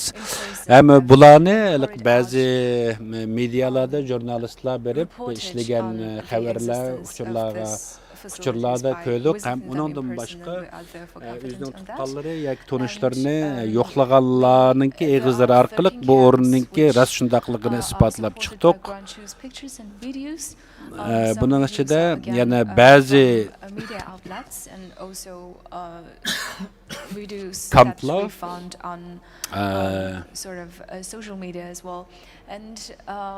yani her xil yo'llar bilan biz ularningki o'rni va shakliga muqimlashtirish qilib beramiz.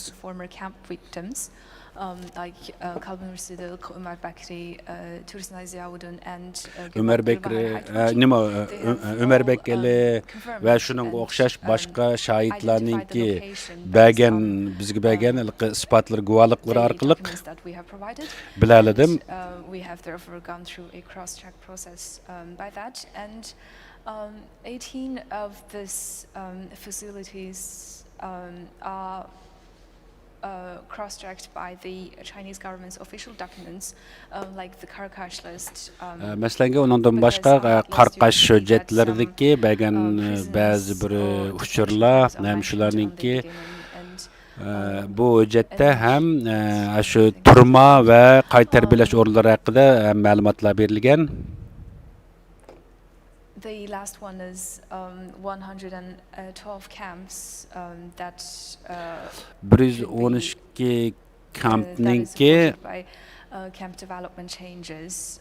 So keyingi vaqtda mana shu qayta tarbiyalash o'rinlaridagi kamplarninki qayta silinganliklariga satellite image yoki bo'lmasa bu sun'iy amraysirimlarga agish orqali biz muqimlashtirgan yani bu gumon emas muqimlashtirib bo'lgan kamplar shunga biz bergan bu uchurningki rost shundaq ekanligini ishonamiz. Mr. Sabi, we are out of time. Vaqt o'tib ketyapti. Biz bugun uzun bir kun o'tkazamiz. Menimcha yana ikkilarning savoli bo'lishi mumkin.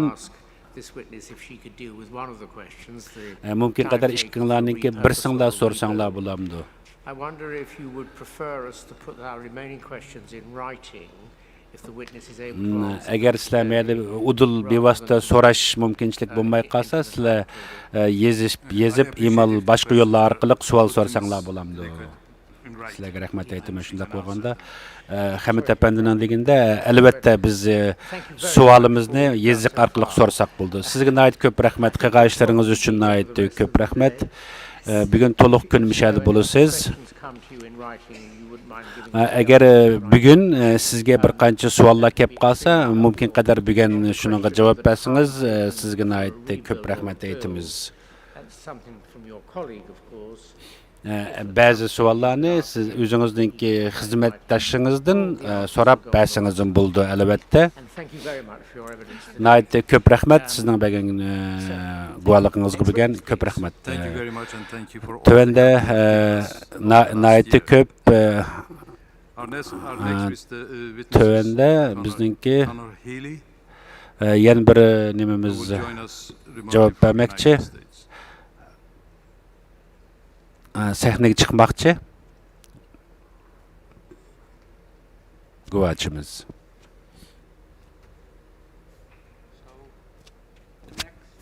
Witness is an expert witness, is a government director at IPVM, an independent US-based research and media organization focused on surveillance technologies and businesses.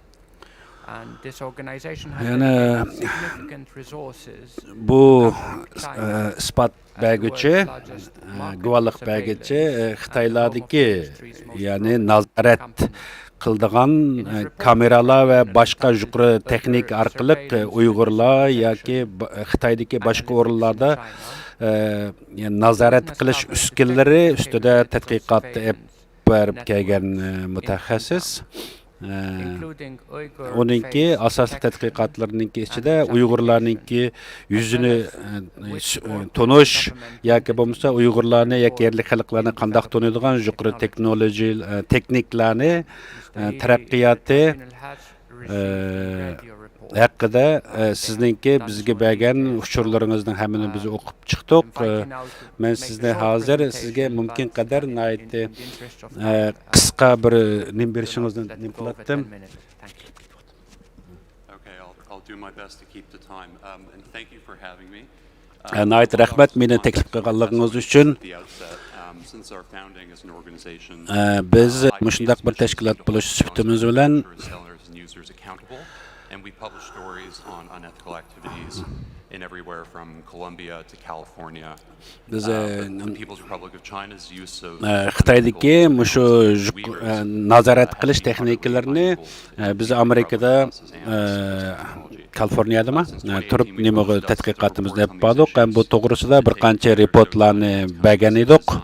Ya'ni Xitoy shirkatlarininki mushu texnik qurilmalarni qandaq taraqqiy qildirayotganligi va Uyg'ur musulmonlari ustidan yurgizayotgan mushu nazoratchiligini kuchaytirayotganligi agishib mengyapmiz. Xinjiangdagi slowly please. Sorry. I'm trying to keep to the 10 minutes. I know it's a bit unfair, isn't it? We ask you to be short, and then we tell you to slow down. But if you wouldn't mind. Yeah, of course. Okay, I'll try to slow down. And then second, the surveillance analytics behind these mass surveillance systems. İkincisi, to identify ethnic Uyghurs on the basis of their facial features. Is this how I? Okay. So this is Hikvision. It's the world's largest video surveillance manufacturer. Bu Hayaki degan cho'ng bir shu nazorat qilish texniklarini taraqqiy qildiradigan bir shirkat. Bularningki Xitoy bilan ko'p Xitoydagi cho'ng bir shirkat bilan ishbirlik olib boradi. Bularninki yuqori texnologiyasi Xitoyninki askarlari ham qo'llandi buning ichida. Bularninki Xinjiangda yaqinqi vaqtlarda nurg'un o'rinlari qurildi. Bular masalanga mushu jadvaldagi o'rinlar, mushu o'rinlarda bularninki texnik qurilmalari yoki texniklar shu ishlatildi. Masalanga Pichandagi bir misolni ko'rsatib beraymiz. Bu yerda masjidlarga, maktablarga nazorat qilish kameralarini o'rnashtirib mangdi. Ham undan boshqa Uyg'urlarni qarshi tarbiyalash o'rinlaridagi mushu kameralari o'rnashtirdi. Undan boshqa Moyi naisiga o'rnashtirgan kameralar haqida, ham mushu texnik qurilmalari haqida ularniki bizda uchurlarimiz bor. Ham undan boshqa mushu sifatga qarab odamlarningki chiroyiga qarab turib kimligini tonish texnikalarini o'rnashtirdi. Bularni masalan masjidlarda yoki boshqa yerlarda bo'lsin, boshqalarningki kimligini tepish uchun ishlatdi. Hem buni undan boshqa qandaq bir maqsadlar uchun ishlatayotganligini ham biz agishib mengyapmiz.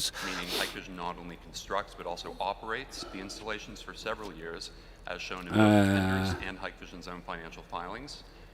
The Pishan County project. Masalanga Pichan nahisida 2040-yilgacha, Moyida 2035-yilgacha bo'lgan araliqda shu o'ziniki texnik qurilmalarni qanday o'rnashtirish qildi, qanday qilib borganligi haqida uchurlarni oldik.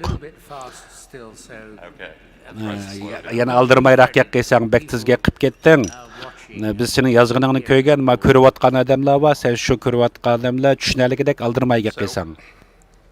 Dallas operations span more than 180 countries. Bu Dallas operation degan bularning texnology tadqiqot o'rniningki However, their contract Naiti köp dövlətlerde işlep çıkarış nim deyimiz bu texnikleri işletildi. Ondan başka Şinjan'da əmidin köp. Bunun içinde 685 milyon dollar fakat yerken şehri yerken naisidilam işletilgen pul şu yerge muşu texnik kurulmalarını orlaştırışta bu bir xil saqçı şahs dövleti kuruştu ki nait yuqori bir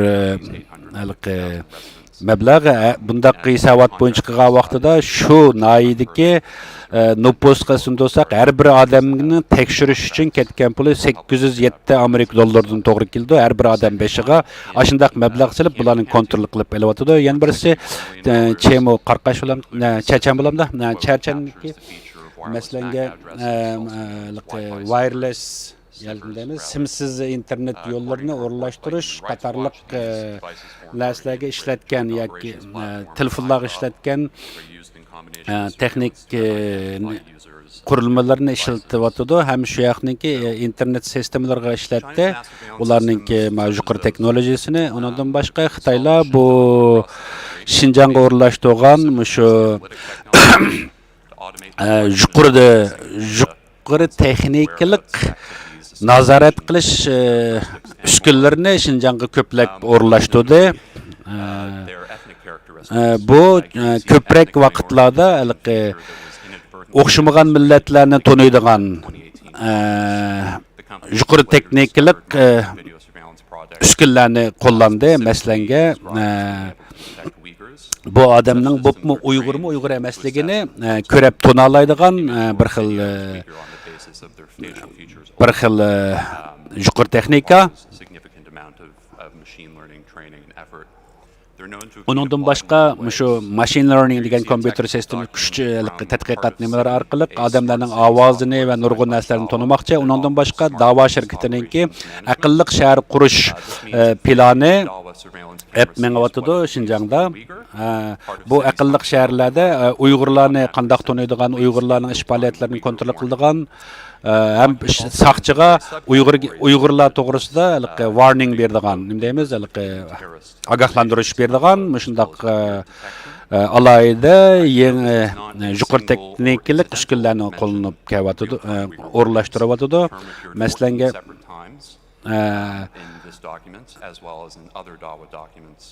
bu shu davo ya'ni shu dava degan şirketning bergan uchurlaridan ko'ra nayt ko'p yerlarda qandaq tunuydiganligi haqida alayda nimalar bor, uchurlar bor.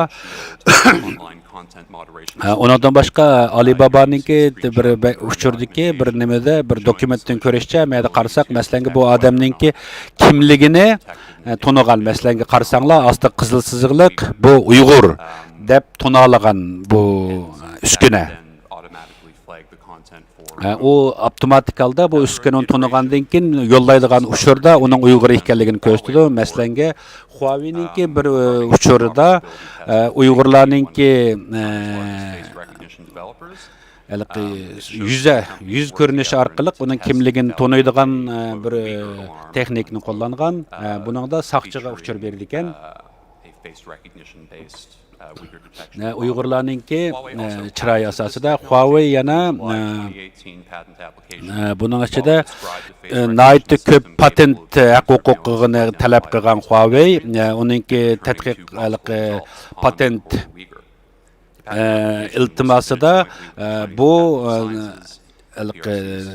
uskunlarninki Uyg'ur yoki Xanzu ekanligini chiroyi orqali tunib oladiganligi haqidagi patent huquqini talab qilgan.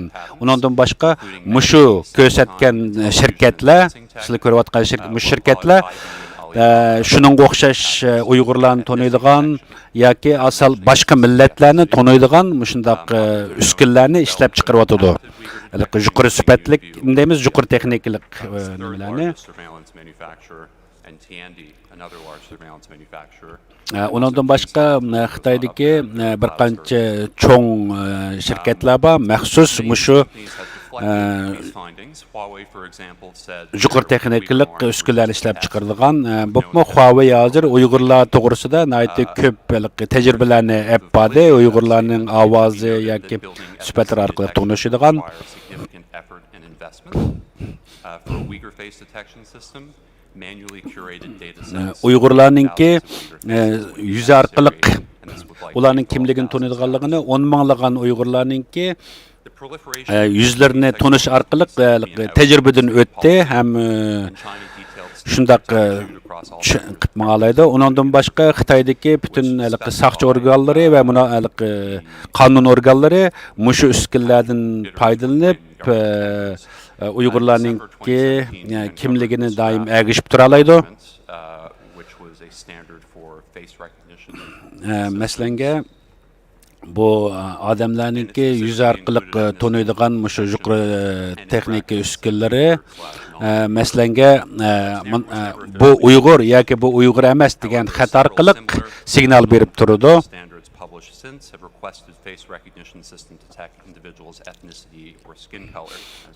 Ya'ni mushu yuqori texnika o'xshamagan millatlarningki sifati chiroyi ga asosan bularningki er ayollik, yeshi yoki saqal qo'ydim qo'ymadim deganga o'xshash nurg'un taraflarni muloyiza qilish orqali uningki Uyg'ur emasligini ko'rsatib beradi. Yani muhimi shu Huawei'ninki ishlab chiqargan nimalari uskunlari Uyg'urlarni tanishda nayt ko'p qo'llanildi, asosli qo'llanildi. Masalan, buni ichki o'liklarda qo'llanilgan o'rinlar, masalan, Uyg'urlarning chiroyini 2019 yildan boshlab bizning tadqiqotimizdan ko'ra mushu shaharlarda bu to'g'risida mushu Uyg'urlarning chiroyini taniydigan uskunlar qo'llanildi. Tuvandagi rasmda biz BBC'ninki bir dokumentdan olgan bir uchur. Buningda masalanga biz taqa isbotlab bo'lmagan bir shirkat, Xitoydagi bir shirkatning ishlab chiqargan yangi texnikasida Uyg'urlarningki chiroyini taniydigan bu bir texnik ekan. Buni shu nima orqali Uyg'urlarning chiroyi orqali chiroyini ko'rsalam bu tona oladigan uskun ekan. Bu kamera yana analiz qila oladigan aqlli kamera ekan. Bu hem başka bexatarlik qo'g'dash o'rinlarga ham o'zi Uyg'urlarningki yuz chiroyi yoki ularningki hayajonlanish ifoda deymiz, chiroyining ifodalash shakliga asosan ularningki hissiyotini ham muloyiza qilib chiqa oladi ekan.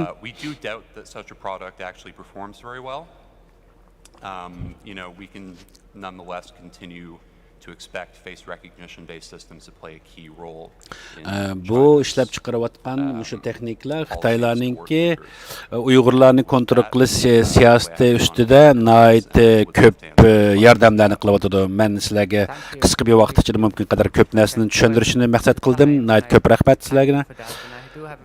Rahmat sizga. Bizningki bir qancha savollarimiz bor. Men savollarimni birinchi savolimni shu Uyg'urlarningki yuzini taniydigan texnika haqida so'ramoqchi. Siz bundaq bir nimani texnikni ishlab chiqish uchun nayt ko'p tajribalarni qo'llanish tecrübelerden ötken bo'lishi kerakligini aytib o'tdingiz. Shundaqmi? Ha, shundaq. Mening ikki savolim bor. Masalanga bir qancha o'lchamlik usullar orqali Uyg'urlarni tanib oladigan bir mumkinchilikni tajribadan o'tkazib uskunlarni yaratganligini aytdingiz. Mushuni sal inchiklab tushunib bergan bo'lsangiz, sizcha nima uchun mushu uskunni ishlab chiqadi?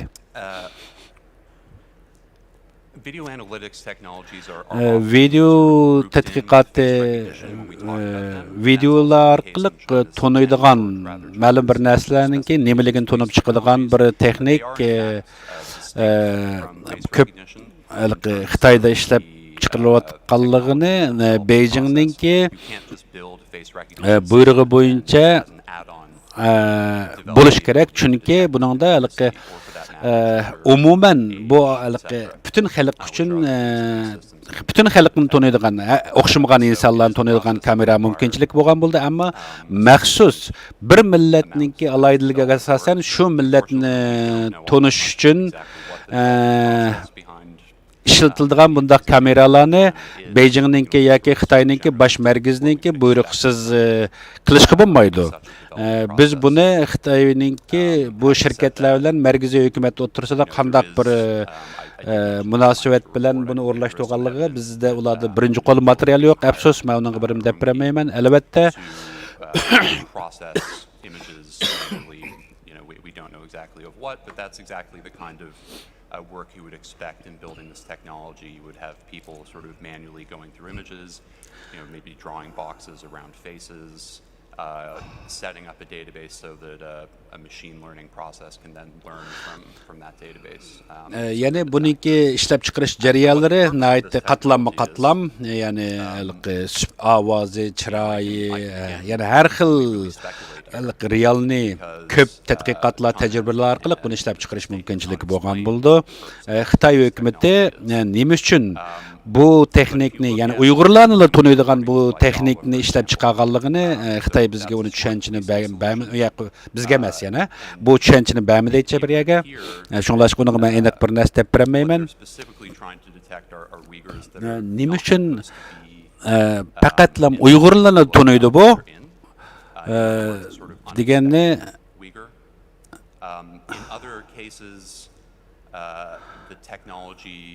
yana bir tarafdan aytgan vaqtimizda texnik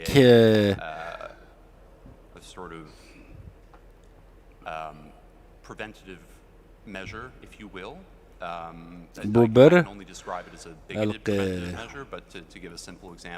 ma'lum bir maqsadlik sabablar bilan yoki nazorat qilish ehtiyoji bilan ishlab chiqarilgan bo'lishi mumkin. Masalanga ma'lum bir binoga kirish yoki ma'lum bir harakatlarda bo'layotganligini kontrol qilish uchun ishlab chiqqan bir qurilma bo'lgan bo'lishi kerak.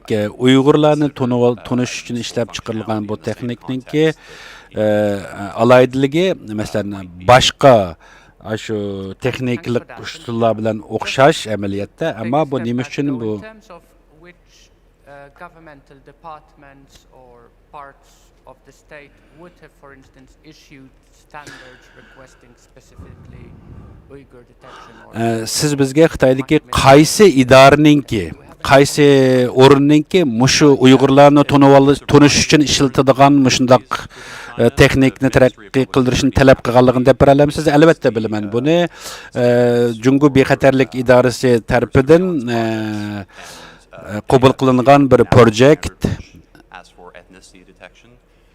Bu davlatlik tarafdan elingan bir qaror. Bu qarorda ya'ni etnik guruhlarni, o'xshamagan guruhlarni tanıydigan bundaq texnikni ishlab chiqarish qarori elingan.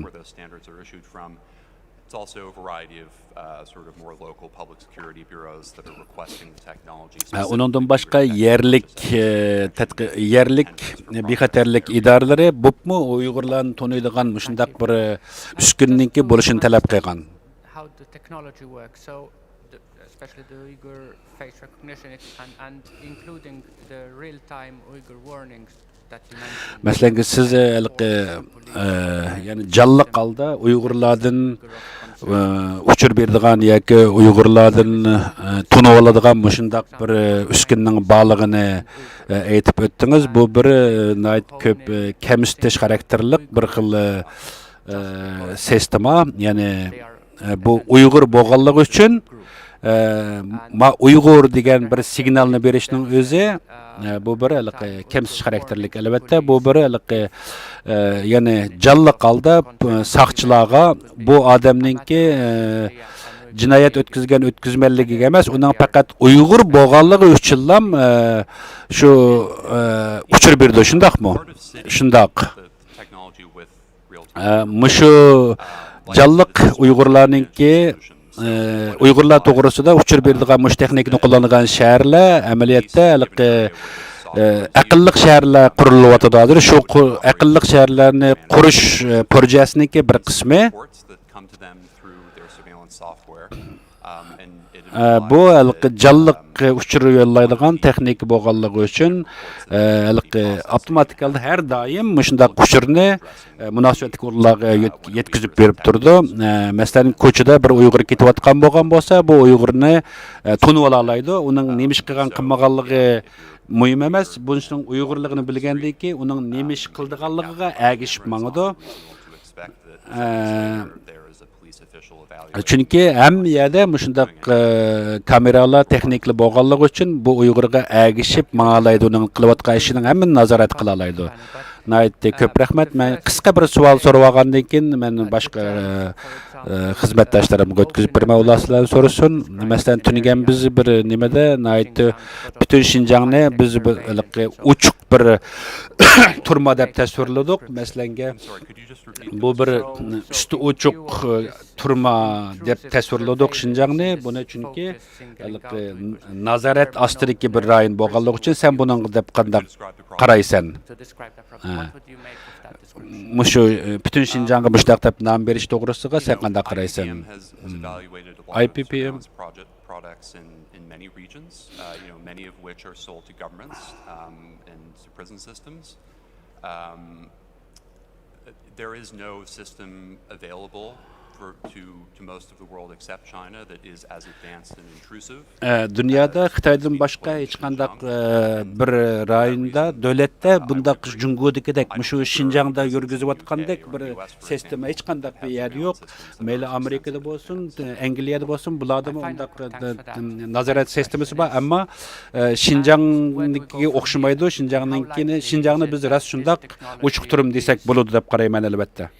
Not just for surveillance or monitoring or control, but will be taken even further. In your report, you refer, for instance, to Siz the bergan Yangi uchuringizda law enforcement and case handling kendi management yoki center, bir qancha bir which includes a smart shirkatlarniki interrogation tiger chair, essentially. Yeah. Could you speak a little to us about what Tiger that chair could deganimiz be and yo'lbos o'rindiq haqida where is bir this technology? Where could this uchur technology bumi go bir with respect to, texniklik you know, bir texnik ekanligi focusing haqida on tushuntirib ethnic minorities? angladik. Siz bu ish to'g'risida bir tushunch bera olamsiz? Bu yo'lbos o'rindiq degan bu qandaq bir qandaq taraqqiyotlarga yana keyin qandaq taraqqiy qilish mumkin? Specifically to evaluate Uyghurs. Bu yalg'iz Advanced technologies, I mean, I think you can expect them to be used in the context of buni detention. yalg'iz Uyg'urlar emas, boshqalarga qo'llanishi mumkin. Ammo bu Shinjongda ko'plab ishlab chiqarilayotgan bir xil o'rindiq. Bu bir xil bu texnik, buni ko'p asosan shu Shinjongda ko'p qo'llanyapti. Over the next several years. O'tganki bir qancha yillarda buningki ishlab chiqarilgan nimasiga bizning analizimizga asoslangan vaqtida Could have capabilities that are kind of hard for us to even conceptualize. buningki nemish qandaq darajada odamni qiynash texnikalarininki borlig'ini biz mo'lchar qila olmaymiz. Hozirlam bu nayt qo'rqinchli bir holatda. Ability to analyze the population and identify people's characteristics. Odamlarninki kimlikni odamninki xarakteriga asosan jazolash mumkinchilik bo'lgan, jazolay oladigan bo'lishi mumkin. The witnesses referred to the tiger chair. We've heard a lot of reference. Biz bu yo'lbos o'rindiq haqida nayt ko'p angladik. I don't know if Mr. Healy is in a position to throw up on the screen an image of one because there's a photograph of Sizningki an actual tiger chair. mushu Is it available on your Tiger chair yoki bo'lmasa mushu yo'lbos o'rindig'ininki resmi bormidi sizda deganda u meningki bugun so'zlagan so'zimda bu to'g'risida demadim, ammo men sizlarga yo'llagan cho'ng hajmlik bu reportimda yo'llagan edim. Shunlashqa men bugun bu resmini ekanmabdimi? Mushu asalliq millatlarni to'nib oladigan texnikniki Shinjongda qachondan boshlab yo'l qo'yilganligini deb bera olamsiz? Go back as far as 2012. Mening bilishimcha 2022 yildan 2012 yildan başlaganlığını işinaman. O 2017-2019 yıllarda buningki taraqqiy qilib xeli yuqori taraqqiyot nimasiga kelganligini bilaman. Davlatlik bexatarlik idorasi idorasininki ba'zi bir uchurlarga erishibsiz. Mushuni qanday erishganligingizni deb bera olamsiz? Albatta, amaliyotda bularninki mushu nimalari onlaynda bor, internetda bor deydi. Bu qiziqarli yeri onlayn qilam, shunday internet qilam, shunday chiqarib qo'ygan ashningda buning Uyg'urmi, Uyg'ur emasmi deganga o'xshash mushundaq bir aniq holda ko'rsatilgan.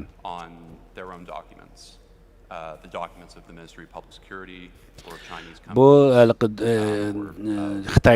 Xitoyninki davlat bexatarligi, shirkatlar yoki qaysi rayonlarninki o'xshamagan o'rinlarninki bir bexatarliklarini qo'g'dash uchun degan tushuntirishni qilibdi, ammo bu sabab bo'lmasligi kerak. Have you got any comment with regards to how accurate this technology is deemed to be? For instance, in the West, we're aware of facial recognition. Mesela bizde mi müşndaq teknikler var? Mesela g'arbda mi müşndaq adam spit asosida oningki nimani qilish ishiltimiz bizmi? Mesela g'arbda uningki odamning qora odammi yoki qarimi yoki oqtanlikmi, qartanlikmi buni tonolmaydi, lekin uning odamligini tonuydu deb bilamiz. Ammo Xitoyda bu odamninki zodi qaysi millatligidan tortib tepib chiqa oladigan bundaq mumkinchiligini biz tushuntirib bera olamsiz. Chunki bu shu ishlab chiqaruvchi ham shu hukumatninki talablari asosida bu o'zgartish bo'ladi bu texnikni.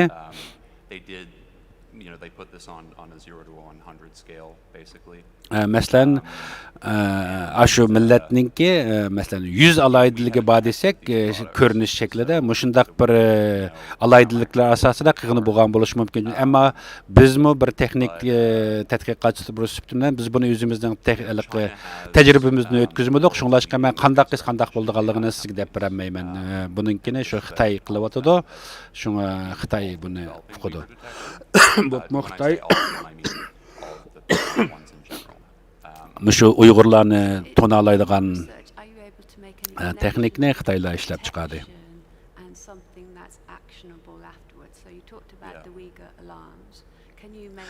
Siz müşü Uygurlar to'g'risida ko'proq to'xtaldingiz, chunki mush texnikni Uygurlarni tonaydiganligi haqida.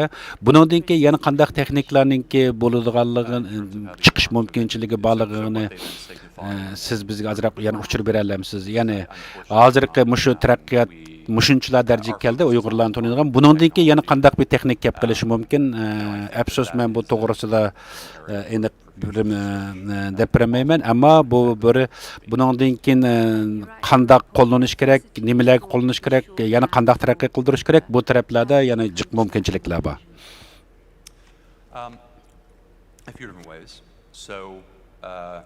Savoldan anlamay qoldim. Again, at the standard up on the screen, what the standard refers to as ethnicity recognition is Uyghur. Har xil etniklarninki kimligini tonolashi yoki bu Uyg'urmi, Uyg'ur emasmi deganligini ko'rsatib beradi. Xitoyda nihoyatda ko'plagan o'xshamagan millatlar bor. Bu qanday qilib faqat Uyg'urlarni tonolish mumkinchiligi borligini qandaq bir yo'llanishlik yo'li ketayotganligini biz yoki Xitoy hukumati masalanga maxsus holda boshqa millatlarni emas, shu Uyg'urlarni tonaydigan bu texnikni taraqqiy qildigan BRESES degan bir shirkat They are, I believe, a subsidiary of Uniview.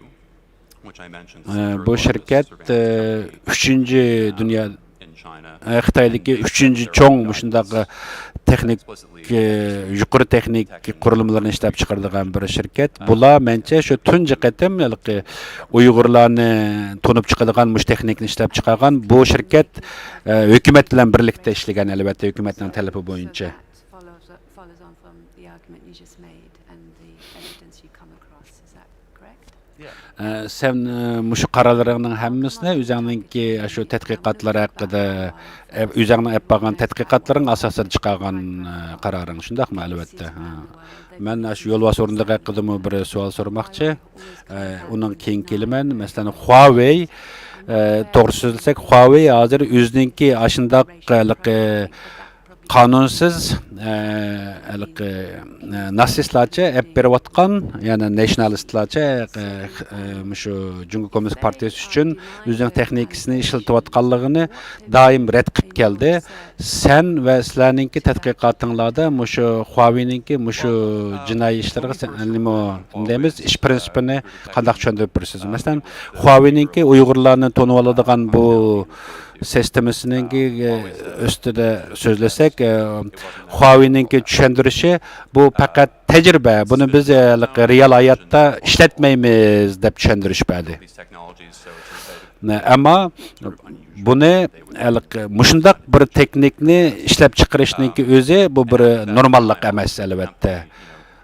Mayli Huawei buni o'zi qabul qilmasin, rad qilsin.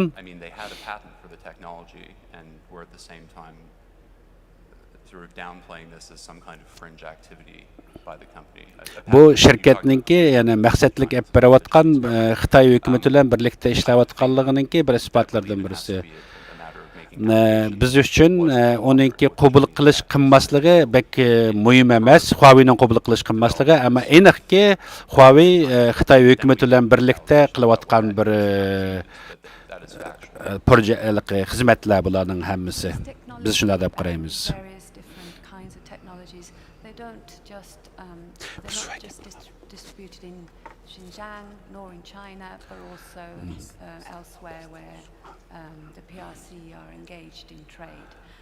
So we've heard. Masalan, bu Xitoyninki nurg'un davlatlarga, boshqa davlatlarga haqsiz berayotganligi yoki bo'lmasa Azamboda setib berayotganligi xabarlarni anglayapmiz. Bu sizcha Xitoyninki o'zininki ta'sir doirasini shu davlatlarga qo'lni suna oladigan holatga shakllantirish ham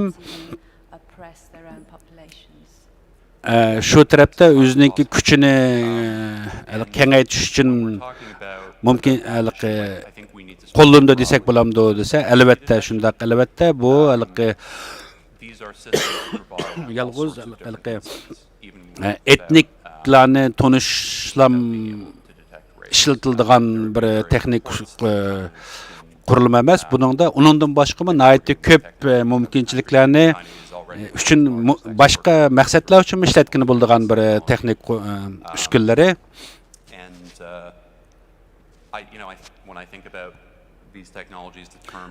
Bu texnik, yani totalitarianizm yoki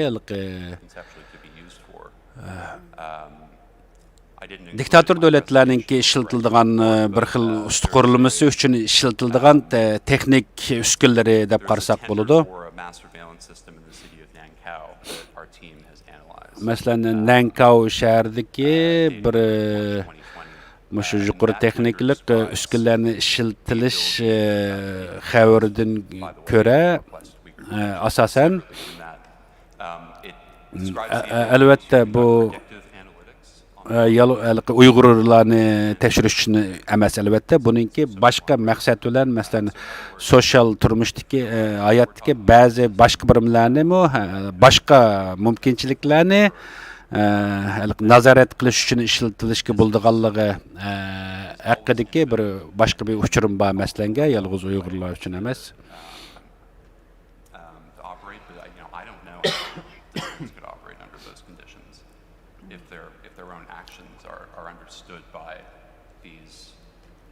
technology is sort of better than any human could do. Bu texnik amaliyotda har qanday bir odamlar, ya'ni bir insonlarningki tadqiq qila oladigan darajasidan bekrak kuchlik, ya'ni nechasi yuqori, bu bek qo'rqinchli amaliyotda, bek yuqori texnik. Masalan, Alibabaninki report orqali ko'rgan, ya'ni odamning sifati orqali kimligini tanib oladigan mushu bergan uchuringizni yana tafsilroq deb bera olamsiz?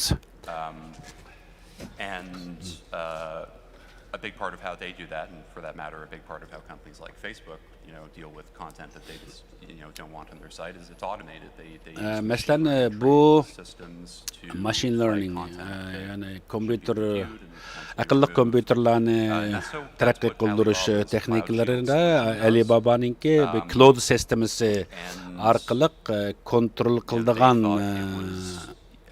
useful to build cloud sistemasidan foydalanib ishlab chiqarilgan shundoq bir texnik bir taraf qilish texnikasi bor. Buni hamda mening tushuncham albatta bu to'g'risida Uyg'urlarni taniydigan shundoq bir texniklarningki nurg'unlagan Uyg'urlarning u yerda rasmlarning bo'lishi mush texnikalarningki roli amaliyotda. Alibaba? Yeah, with Alibaba. Yes. So some of these obviously companies operate globally. Masalan, Alibabaga o'xshash shundoq dunyoning hamma yerlarida ishlatiladigan, hamma yerlarda kuchi bo'lgan shundoq bir cho'ng shirkatningki ma'lum bir millat, bir etnik ustida olib berayotgan shundoq texnik qo'llanayotganligi qandaq bir ahvol bo'ldi. Bu albatta bizga Uyg'urlarni qandaq bir kemsitish siyosatininki bir xil deb qarasak bo'ladi albatta. Made hundreds of millions of dollars selling fever detection equipment that doesn't work across the world. We actually published a peer-reviewed study in the Journal of Biomedical Optics to prove this, that they applied an algorithm that essentially adjusted the results so they appeared normal. They were basically faking it. Governments have spent millions of dollars on this stuff. Maslanga bu Xitoydagi ishlab chiqargan ba'zi shu analogikal yoki bo'lmasa cloud sistemi orqali qiladigan ba'zi texnik narsalar milliardlab pullar sotilgan bo'lsin, ba'zilarininki deymiz sifatdagi wherever else are the ones making those decisions. But in terms of unethical activities more generally, yeah, there are many examples. So there's many ways we are deeply implicated in terms of, we're not just talking about Xinjiang, we're talking about... Yani biz bu meselede yalnız Uygurlarla emas, Şinjan'la emas, ama bütün dünya boyunca karakterlik düşünsek buluşundak bu. Alibaba yoki Xitoyning ishlatayotgan mush sistemasi bütün dunyoga munosabat shundoq emasmi? Albatta shundoq. Siz shu yo'lbos o'rindig'i haqida bekrak tafsilroq tushuntirib bersangiz xo'sh bo'lardi. Mana resmi keldi. Masalan, Tiandi degan bu shirkatninki ishlab chiqargan shu Uyg'urlarninki sifatini taniydigan, chiroyini taniydigan texnik ishlab chiqargan shirkat shularninki ishlab chiqargan yo'lbos o'rindig'i shu.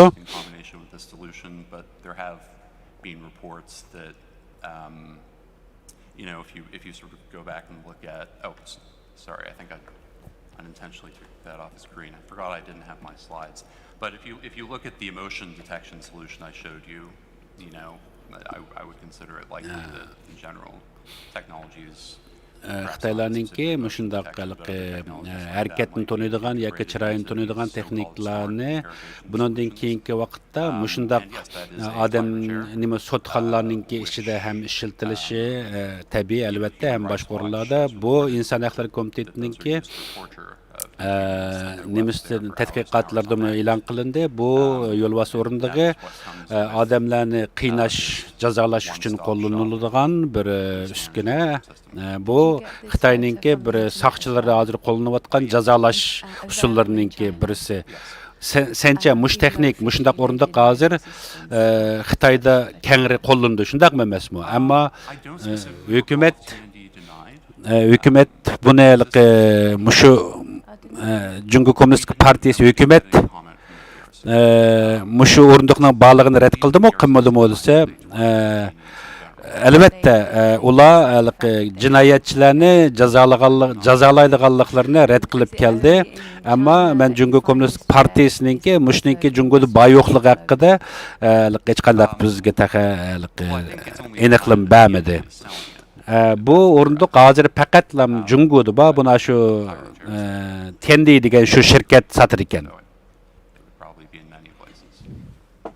Bundan keyin bu boshqa yerlardan bo'lish afsuski Xitoyning sirtidagi boshqa yerlardan bo'lish mumkinchiligi bor.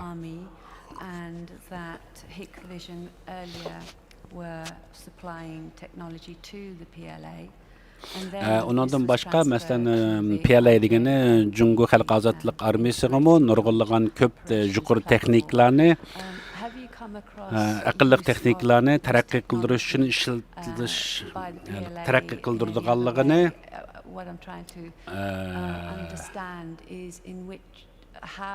qilish mumkinchiligi bo'ldi. Biz bu yerda hamda bu mening bilmoqchi o'g'lim mushu texnologiya, yuqori texnikni taraqqiy qildirish va ishlab chiqarishda buningda askarlar, Xalq Ozodlik Armiyasi bilan xalqlar o'tirsida farq bo'lish kerakdi. Ya'ni askarlarninkiga ishlab chiqarilgan undaq texnik bilan xalqlarninki farqli bo'lish kerak. There was a study that one of their employees collaborated with the PLA on. Maslanga bizningki tadqiqotimizdagi Xitoylarninki Xalq Ozodlik Armiyasininki roket ishlab taraqqiy qildirish diviziyalari bilan birlikda ishlayotgan mushu yuqori texnik taraqqiy qildirish xizmatlari bor. At the highest possible level of suppliers to the People's Liberation Army. Yani bu Xalq Ozodlik Armiyasiga eng yuqori mumkinchilik ichida xatolik o'tkazmay ishlatadigan misl, ya'ni o'q boshlarini ep mangadigan bir xil texnikni bular taraqqiy qildirayotganligini bilamiz.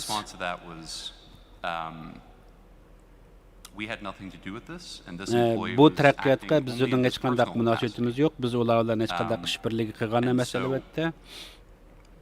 The counterpoint, I suppose, is according to Hike Vision, their employees are working in their personal capacity when they collaborate with the PLA. Bu shirkat normal askariy zavod emas, ammo askarlarninki taraqqiyot uchunmi, ya'ni ishlab chiqarib turdi demakchi. Ya'ni o'sha Tendi degan shirkat. Can see so that the feet are immobilized. What is not quite visible is that there are also restraints, loops or something on the top so that your wrists are immobilized, your ankles are immobilized. Yani bu o'rindiqda o'tag'izga vaqtida putninki, go'shqingizdan, qo'lingizninki, barmoqlardan, ham belingizdan mushundaq tutib bağlaydigan mushundaq ishiltildi. Shundaqmi? Ha, shundaq. Bizning bilishimizcha bu elektronik holda odamni boshqarib tura oladiganligi, ya'ni kichikiltib cho'ngaytib qilish mumkinchiligi bor. Shundaqmi? Buni men aniq bir narsa deb bilmayman. Mushu odam yuzi odamlarninki yuzini orqali kimlikni tunish sistemininki Xinjiangda qo'llanilishi Uyg'urlar bilan boshqa millatlarni tunish uchun qanday qo'llaniladi?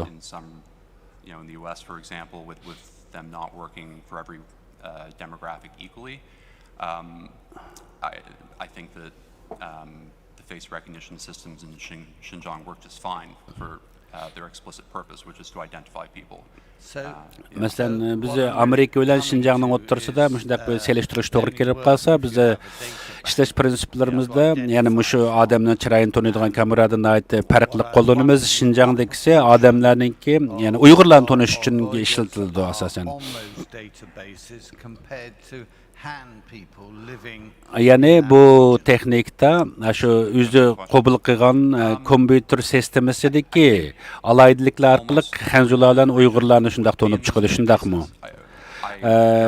Bunun uchun albatta bütün Uyg'urlarninki database DNA'si hem nurgun hamma narsaları qabul barmoq izlaridan tortib to'plagan bo'lish kerak. Mushning hammasi database sistemasi shakllangan bo'lish kerak. Shundaq bo'lgan vaqtida anandan keyin buni dunyoninki hamma yerda qo'llanib Uyg'urlarni tanig'ini bo'ldi. Ham undan boshqa ham shundaq bütün hamma narsalari nim qilinib deymiz, database kirgizilgan odamlarni mush alaydilik orqali tushunib deymiz, shu maqsadga yetgan bo'lish kerak. Gerçi buningda seninki ismingninki kimligini bilinmagan taqdirdimi, ammo sening kimliging yoki qaysi millat yoki nima ekanliging to'g'risida uchurga erishgan bo'ladi. Yani seni demoqchi o'g'ing bütün odamlarni deding, sen demoqchi o'g'ing bütün Uyg'urlarni database toplan yig'ildi demsen yoki bütün Şinjan'ning mu desa, menche bütün Uyg'urlarninki shundaq.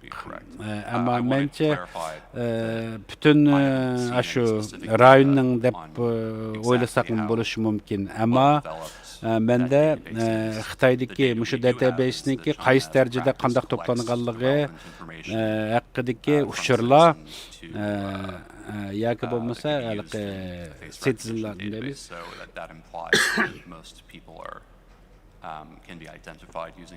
Shu davlat fuqarolarininki asosan mushu uchurlari bor, shunlashqa shularni qo'llanish orqali bu data sistemasi orqali nim qilgani bo'ladi. IPVMninki asosliq iqtisodiy yordamchisi kim? Sort of like any other media organization, 90% of our revenue comes from subscriptions, and the other 10% comes from courses. Basically, we teach people courses on how to. Bizdeki iqtisodimiz asosan mushundaq texnologiyalarni o'rinlashtirish, ham o'gitish, mushu texnikani qanday ishlatishni o'gitish qatorli har xil yo'llardan keldi iqtisodimiz. An individual, in the U.S. government might buy a subscription, but nor Apple nor Microsoft, I take it. Sizlar yani bu pullarni Microsoft, Apple'lardan yordam olmadinglar, shundaqmi? Yo'q, ulardan olmadik. Ammo Apple yoki bular mushu bizning texnikani ishlatamiz deydigan bo'lsa, albatta bo'ladi. Nayt qo'rqinchli, ammo qiziqarli bir suhbatlar bo'layotdi. Yana shu yo'lbos o'rindiq haqida so'zlashib baqili.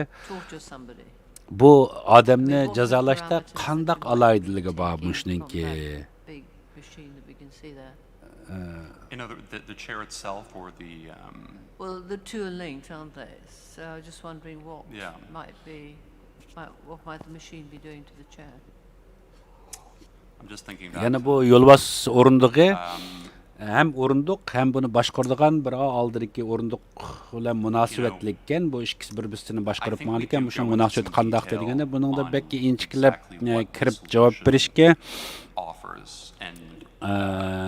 to the best of my recollection meningki biladigan darajamda bir tushuntirish berib baqsam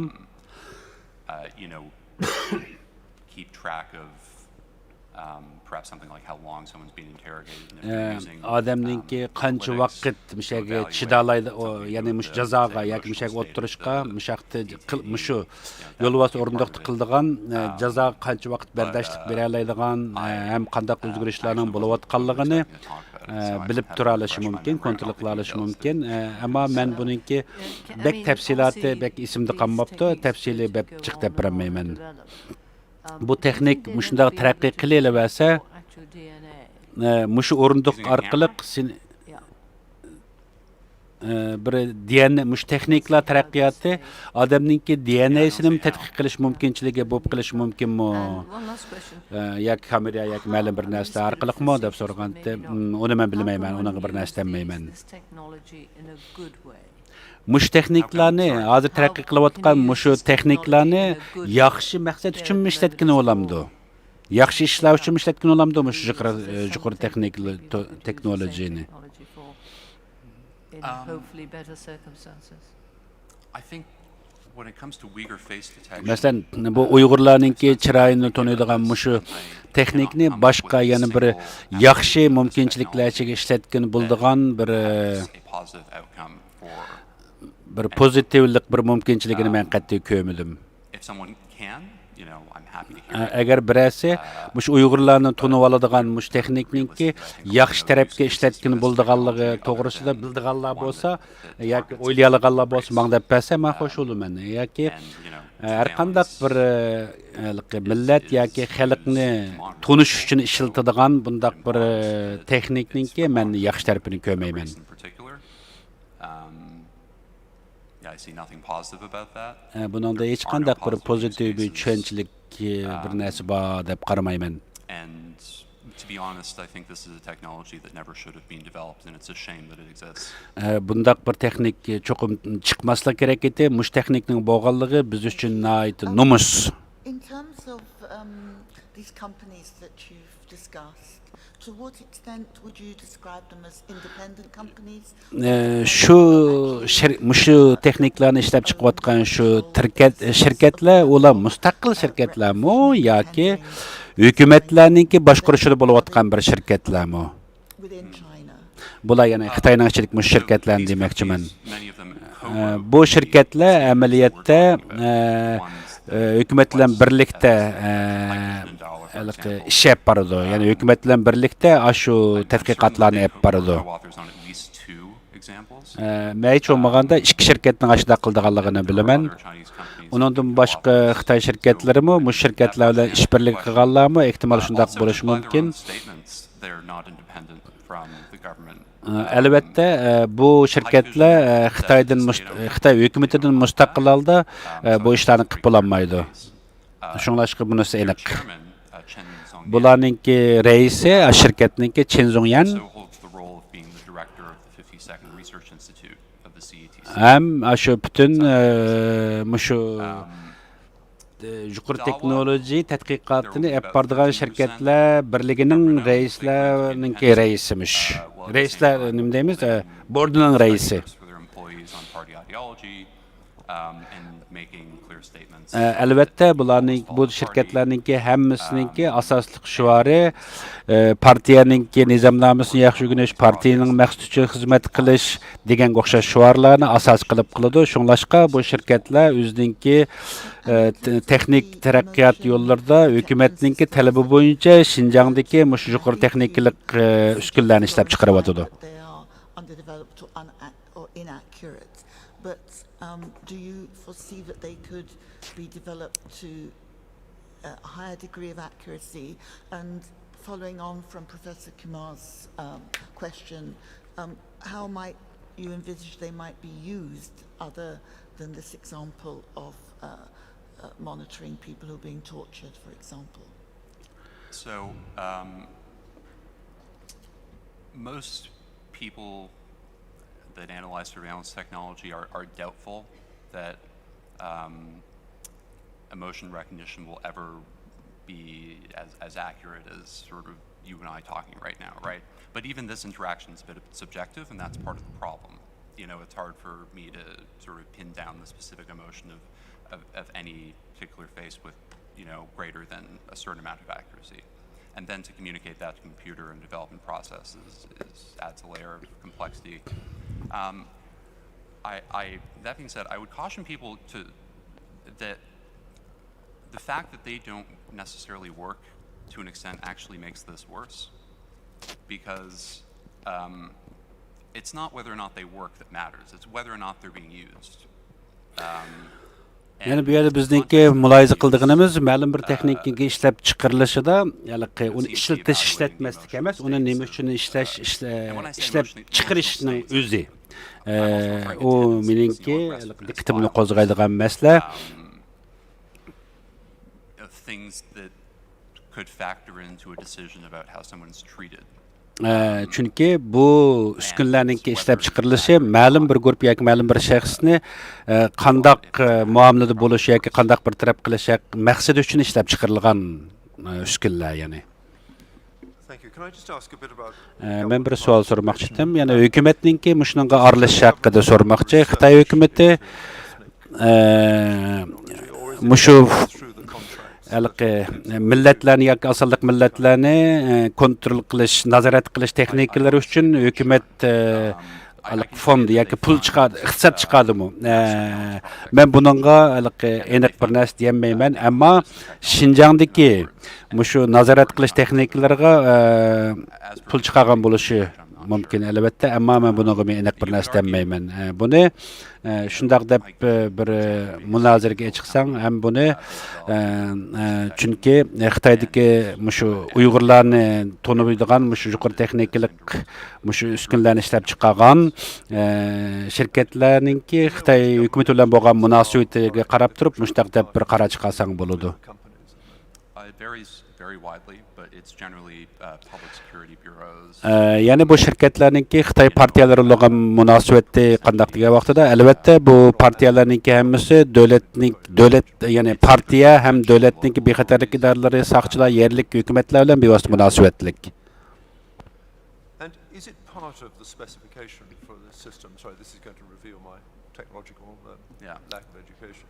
That they link into the iJob system. Not specifically. Well, it is part of the specifications that they link into the government surveillance networks, and that they do so at all levels of government, national, provincial, and local. Bu texniklarninki qarorni beruvchilar yoki taraqqiyot uchun sharoit yaratadiganlar davlatdagi har xil bosqichliq hukumatlar yoki yana hukumatlarninki qo'llashi orqali taraqqiy qilib mangdi. Men oxirgi bir savollarni so'ramoqchi. Is there any recourse under Chinese law regulation Xitoyninki qonunida stored information about them? Fuqarolarninki shaxsiy uchurlarini to'plash ustida qanday qonun bor? Xitoyda bundaq bir qonun bo'lmaydi. Xitoylar o'zininki fuqarolarni hurmat qiladigan bir ahvol bor deb qaramayman. Rahmat sizga. Bizda ozroq bir vaqt bor. Ben shundan bir savol so'ray. Standard on film, massive screens and people sitting in front of them. Or is it Masalan, mushu texnikni nihoyatda cho'ng bir ishxonada bo'lgan bo'lsa, bu oldin yo'g'on bir ekranda chiqib turib ko'ramdi yoki yalğız bir saqchi bir ishxonada o'tirib kichik ekran bilan ko'ramdi deganda bu hamma xil yo'lda ishlatilishi bo'ladi. Uni nihoyat cho'ng ekranga chiqarib turib ko'rish mumkinchiligi bo'ldi, kichiklar bo'ldi. Albatta buni ishlatish yo'llari har xil. Men buni har xil yerlarda ishlatiladi. Chunki bu kameraninki ya'ni ko'rinish elishda cho'ng kichiklik elish darajalari jiq rol o'ynab ketmaydi. I think a sort of mundane analogy. Let's take traffic cameras. Masalan, shu yo'l traffic cameras up until traffic kameralari, ko'chadagi kameralar. If you wanted to sort of proactively and constantly monitor traffic flow or masalan, look for a particular u car, asosan watching those screens manually analyzing. Alayda bir mashinaga agishib mang'alaydi.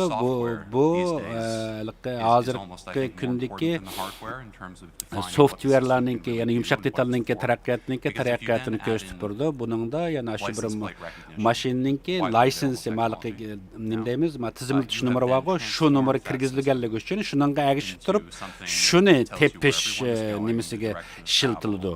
Masalan, har qanday bir odamninki deymiz qatnash yo'llarda bo'lgan qatnash trafiklar yoki bo'lmasa qatnash qisqanchiliklarini shu video kamera orqali tunib ko'ralaydigan uchun ham ishlatadi buni. Hamda buni cho'qim bir odam qarab turib ko'rish kerakmi? Shundaq bo'layotganligini yoki shu texnik sistemasi o'zi uchirib beralamdi deb so'raganda, albatta shu sistema bu tarafda o'zining uchirib avtomatik holda uchirib berish mumkinchiligi bor. Ammo ma'lum bir ishlagan shaxs buning ustida basim bo'ldi albatta. You filter through a lot of different instances that would in the past have to be manually looked at by a person. And then just to conclude, if I was there, I could buy a tiger chair from Chandy, nobody would object. Agar men Xitoyda bo'lgan bo'lsam, men shu Chandydan nimani setib olsam, tiger yo'lbos o'rindig'ini mumkinchilik bormi? Mencha mumkinchilik bo'lishi mumkin. Sizningki kelib bizga yordamda bo'lib, shu uchurlarni berganligingiz uchun ko'p rahmat sizga. We are running 15 minutes late. If we can have a short break, please. I thought we were on time for both witnesses. Bizningki demalashga vaqtimiz bormi deganda, biz 15 minut kechikib qoldik. Shundaq bo'lsa-mu 15 minut demasanglar.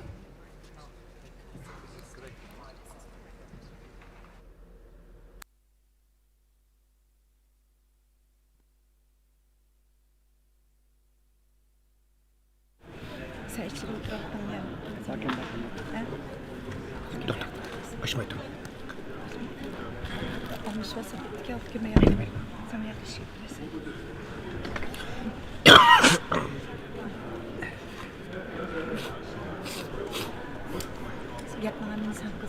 Sen başla.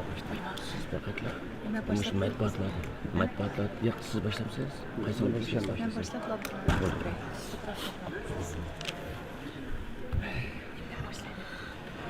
Ben sorayım mı? Siz üstüne cevap yazalım. Demi sorayım. Matbaatlardaki inkaslarımız. Sotmayın. Özünüzden karışıyım.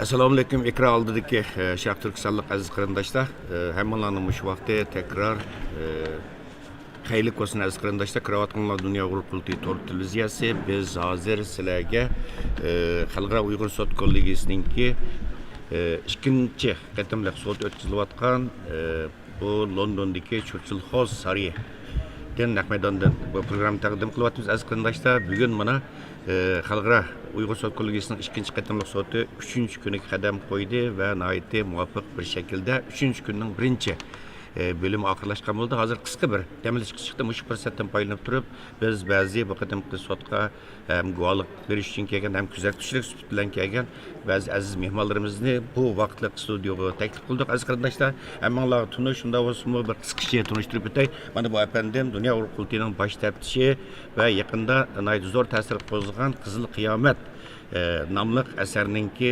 avtori bu qatimki sudninki da tadqiqotchi sifatida tadqiqotchi shohid sifatida taklif qilingan bizningki Amerikadagi qarindishimiz Abdukim İdris efendim, hoş geldiniz Abdukim İdris efendim. Asli Roşan Abbas Hanım tanıştırışım başta yoktu. Şimdi olsun tanıştırıp koyay. Roşan Abbas Hanım Amerika'da en aktif faaliyet yapıp Uygur Hareketi Teşkilatı'nınki kurgucusu ve hazırki reisi. Şundakla Dünya Uygur Kurultayı'nınki Amerika vekili. Xo'sh, aziz qarindoshlar, hurmatli Ro'shan Abbas xonim, siz avval qatimqi sudda mana bu ikkinchi qatim qatnashsangiz, avval qatimliq sudda siz guvohlik bergandingiz. Shohid sifatida sud qatnashgandingiz. Bu da mana shu sudga guvohlik berish uchun kelgan bizning Sharq Turkistonlik qarindoshlarimizga madad berish maqsadida bu kadar sotqa ikinci qitim kelib o'tiribsiz, nayt xursand bo'ldik. Masalan, Ro'shanbaz xonim shu sot boshlanishdan bir kun burun Xitoy hukumati nayt qattiq hujum boshladi. Har kun davom qilyotdi. Tunogum maxsus bosh maqola e'lon qilindi Shanxay axborot agentligi tomonidan Beijingda axborot e'lon qilish yig'inlari o'tkazilyotdi. Birinchi kuni sotdan qatnashgan chiqqan 20 dan ortiq 30 ga yaqin chet el muxbirlari bordi. Bugun xili bor. Tünögün bu, nayt köptü muhbirler. Siz daim şu chet el medyalarını, chet el matbuotlarına nayt yakından izchil takip kilovatkan, kuzatib kilovatkan bizninki aktiv siyosiy faoliyatchilarimizning bo'lish sifatingiz bilan shu 3 kun sot boshlangandan yaqin shu sotninki matbuotlardagi inkaslar qanday bo'ladi? Xitoyning qilayotgan hujumlarga nisbatan qanday bir matbuotlarda qanday bir g'ulg'ula inkas talashlar bor? Rahmat Ferhat efendim. Assalomu alaykum qarindoshlar. Keç gündüz biz bilen tang vaqt sebebi bilen bazı devletlerde Avustralya olsun, Amerika olsun keçilep qarindoshlarimiz oturup ko'ryotidu ve medet beryotidi bizga buning uchun. Dastlabda hammalarga bir rahmat aytib gapimni boshlayman.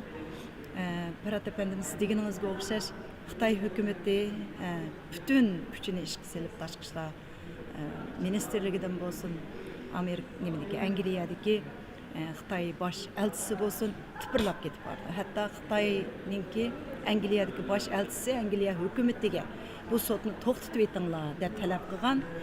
Angliya hukumati bu sotni biz qilayotganimiz yo'q, to'xtatib etinglar. Bu degan Angliya bu kishilarning demokratik huquqi, buni biz aralashamaymiz deb javob bergan. Xitoy va Xitoy tarafbozlarininki qancha ko'p hujum qilishi bu xizmetimizden shuncha unumli bo'lganligini ko'rsatadi. Biz davomli shunday deb qaraymiz, hammani bu yerdan ko'ryapmiz. Bu 9 kishi shu sotdagi sot kollegiyasiga baholovchi bo'lgan 9 nafar mishadi.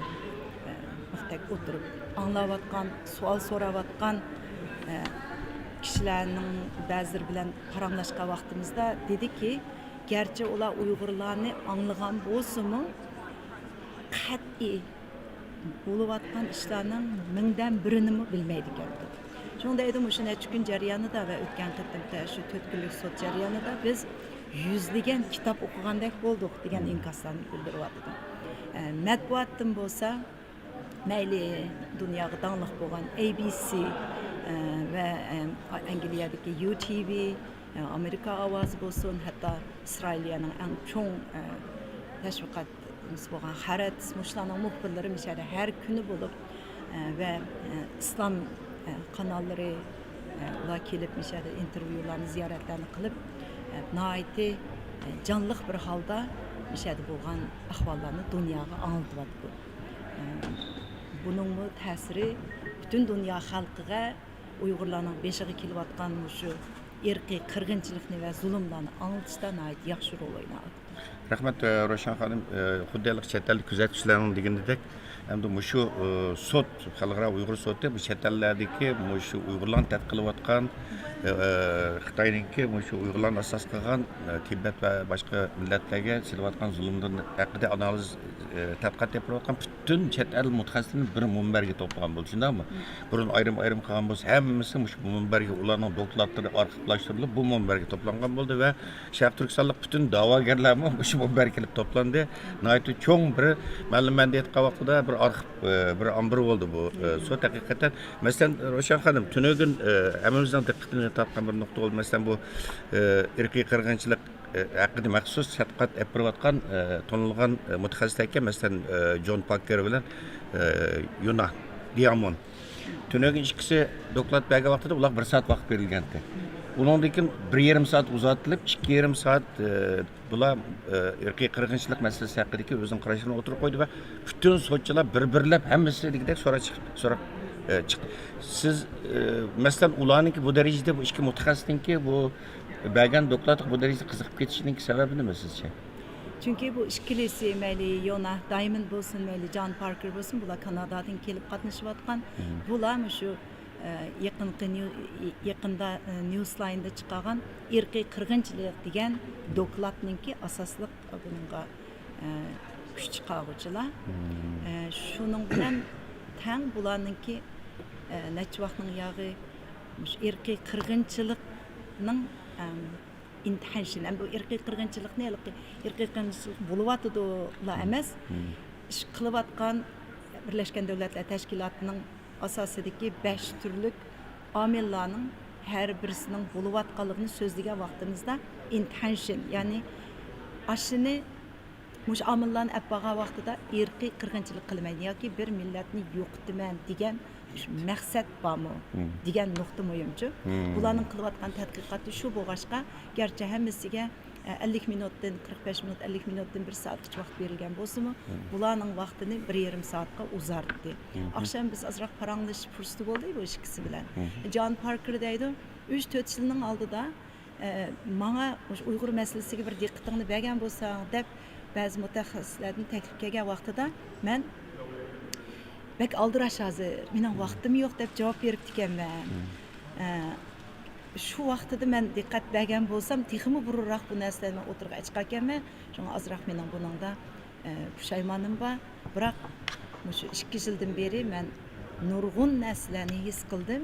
So'zlaganlarimning ichida buning men yanama ko'p diqqatimni sarf qilaman deb yaxshi nima qildi. Hatto oqshom paranglashgan vaqtimizda 9 ayning 25 kuni Torontoda, Kanadada ochiladigan masjidning ochilish murosim borligini biz shunga berishni planlayotganimizni degan vaqtimizda menga buning butun uchurini evatib beringlar, men berishni xohlayman, berib ashada Uyg'urlarni men ko'rishni xohlayman deb shunday dedi. Aprin, agar sende Kanada Sharq Turkiston jamiyatininki a'zolari, Kanadadagi qarindoshlarimiz bu so'zlarni olgan bo'lsa, balkim suyun deb o'ylayman. Bu haqiqatan yaxshi bir xo'sh qaror bo'ldi. Chunki men buni diqqat qildim, tunadim favqulodda uzatdi va savol so'ramagan bir so'tchi yoki bir bog'lash shaytninki a'zosi qolmadi. Buningki biroz tafsilotni siz orqali o'rgangan bo'ldik. Rahmat. Xo'sh, endi hurmatli Abdukim İdris efendimga. Abdukim efendim, endi sizni bu qatim rasmiy bir Uyg'ur tadqiqotchi sifatida taklif qildi va taklif qilishning sababi asosan siz o'tganda yaqinda nashr qilgan bu Qizil Qiyomat nomli kitobingiz sababidan bo'ldi deb o'ylayman.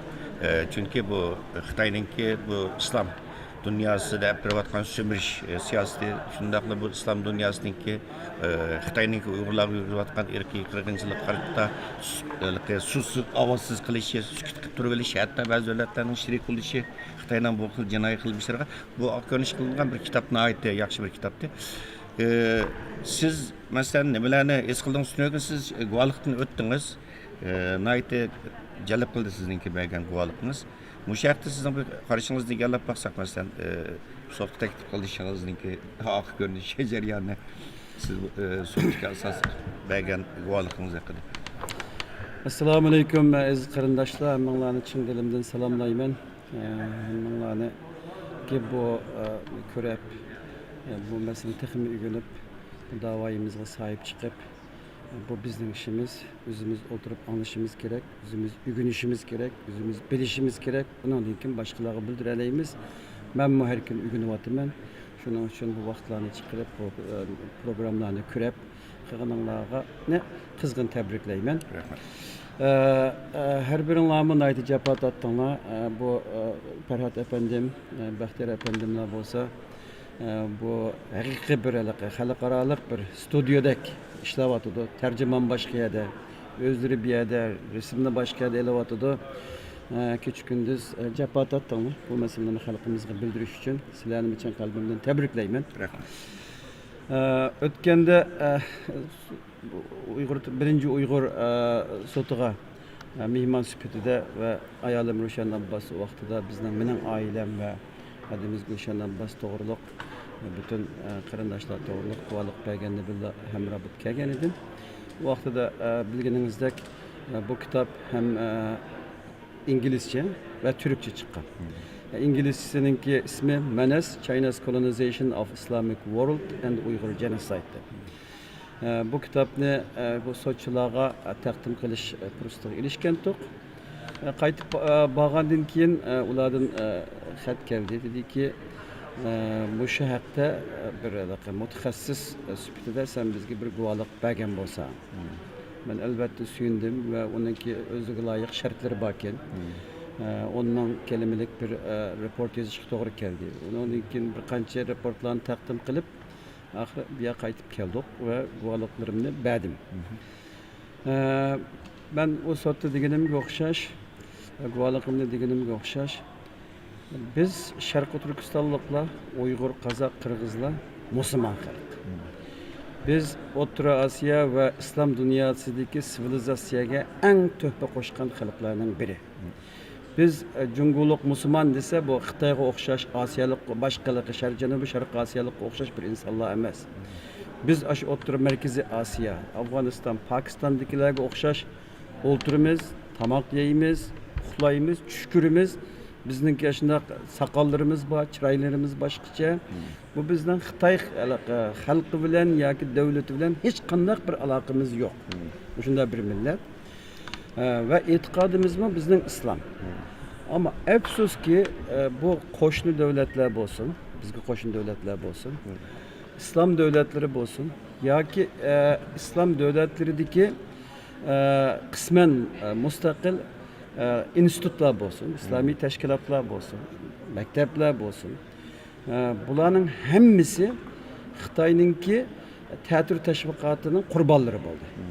Cümleden Müslüman devletlerideki Müslümanların 70-80% Şarkı Türkistan'da bizning dinimizga, e'tiqodimizga, bizga elib berilayotgan bu zulmni bilishdan mahrum kaldı. Biz vay bu Müslümanlar cem turib oldi u davatimiz Müslüman devletlerideki bütün medyalarni ularninki hakimiyetleri kontrol qiladi.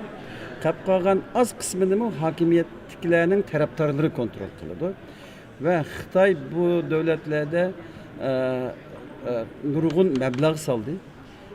Bu Xitoylar setib oldi nurg'un hakimlarni ve insonlarni ve o'zlari teatr teşvikatını nahit obdan epade desek bo'ladi. Bunun da Cumhuriyet İslam Cemiyeti'ni işletti ve chet eldeki İslami institutlardan işletti.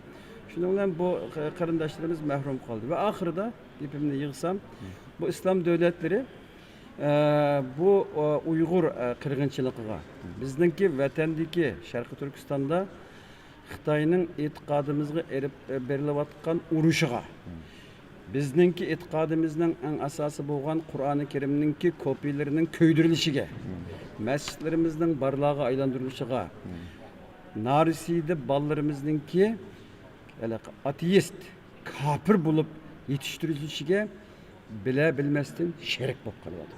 Bu nayt echinarliqdir. Shuning uchun biz buni o'tirg'i qo'yib amaliy ahvolni so'zlashga delil isbot paketlar bilan bu yerda so'zladik.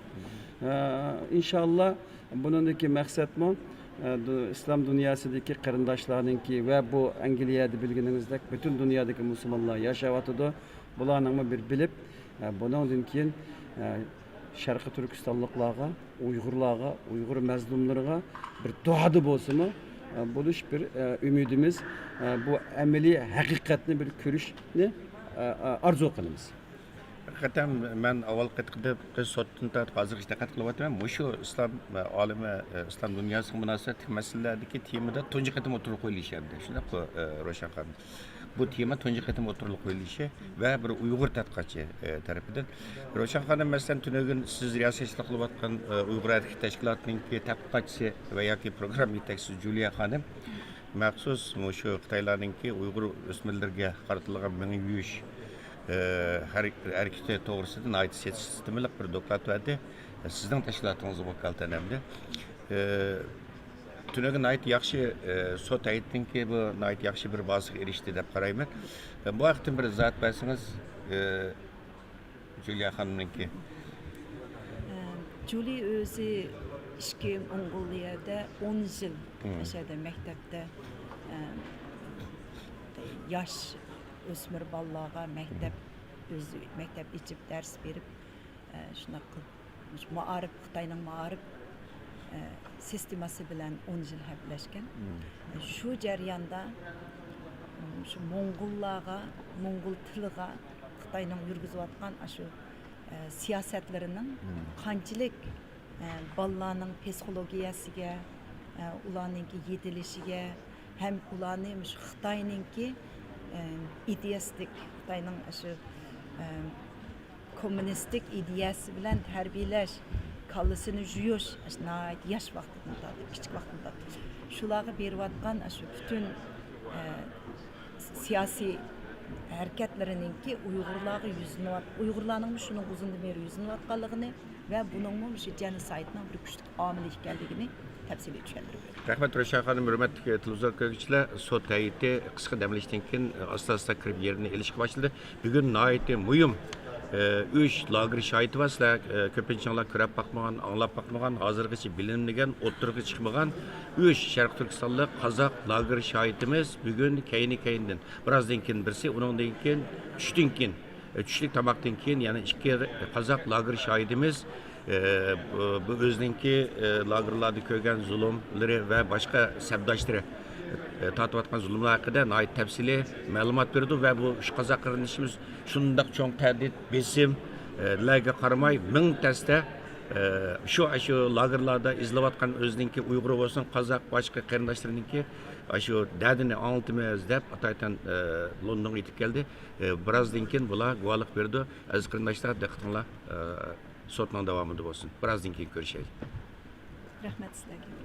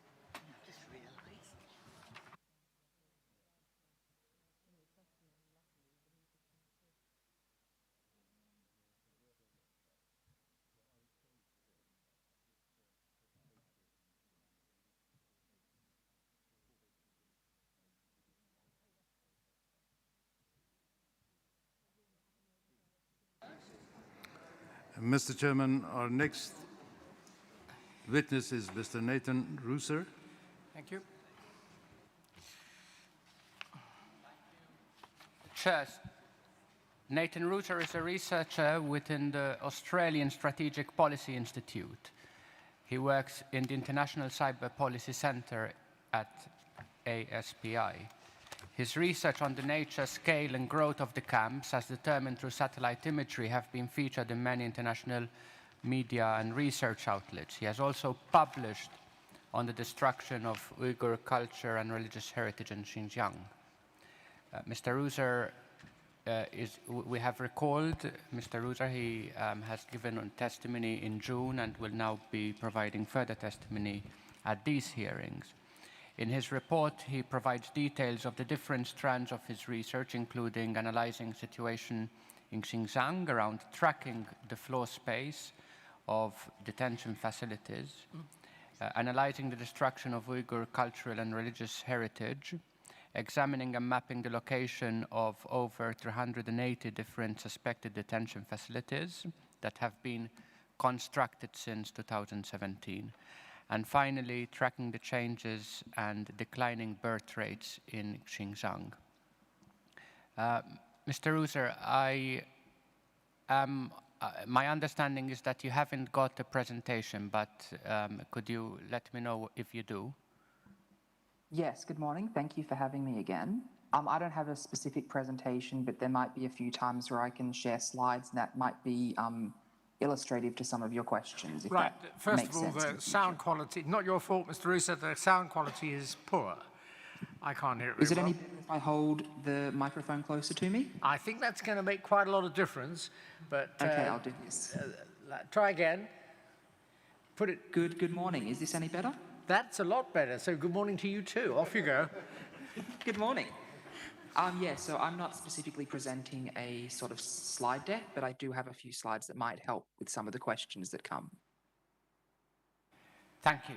So I'll start with a couple of questions and then Shular arqali sizlarning so'ragan savollariga javob bera olishim mumkin. Meningki bir savolim bor, ham bizningki boshqa a'zolarning ham sizga savol olishi mumkin. Sizningki tadqiqot uchurlaringizda Xinjiangdagi qurilmalar ustida bo'lgan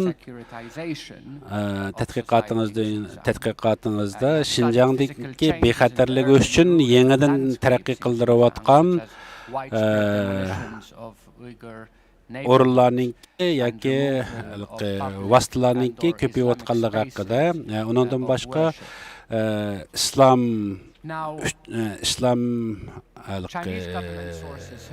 dini bo'yicha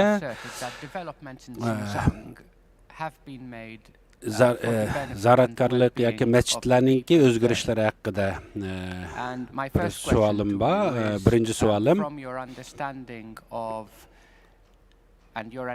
sizning tadqiqotingiz va analizingizga asosan, ya'ni siz tayyor qilgan yoki to'plagan rasmlarga asosan shuningda So China often specifically cites, I guess, the 2008 Sichuan earthquake as a reason to sort of pursue a lot of these urban development policies and these Xitoy yolg'iz but what we really oldilar, masalan, Sichuandagi yer tavrash nimasida qo'llangan bundaq bir texnologiyani keyingi vaqtlarda Xinjiangda jiq ko'p qo'llandi.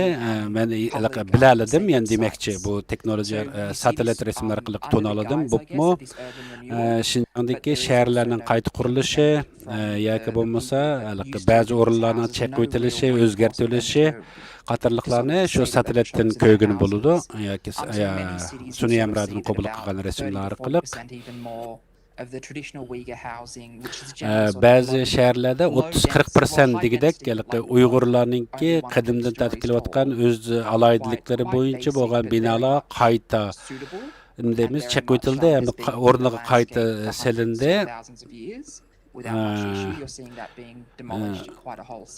Bu Uyg'urlarninki shu 40-50% shu binoları yoki turgan uy o'rinlari 100 yillar hatto 1000 yillarcha kelayotgan bir urf odatlar edi. Bularning hammasi o'zgartirilganligini ko'rgan bo'ldi. Undan boshqa masjidlarninki taxminan 800 dan oshiq masjidni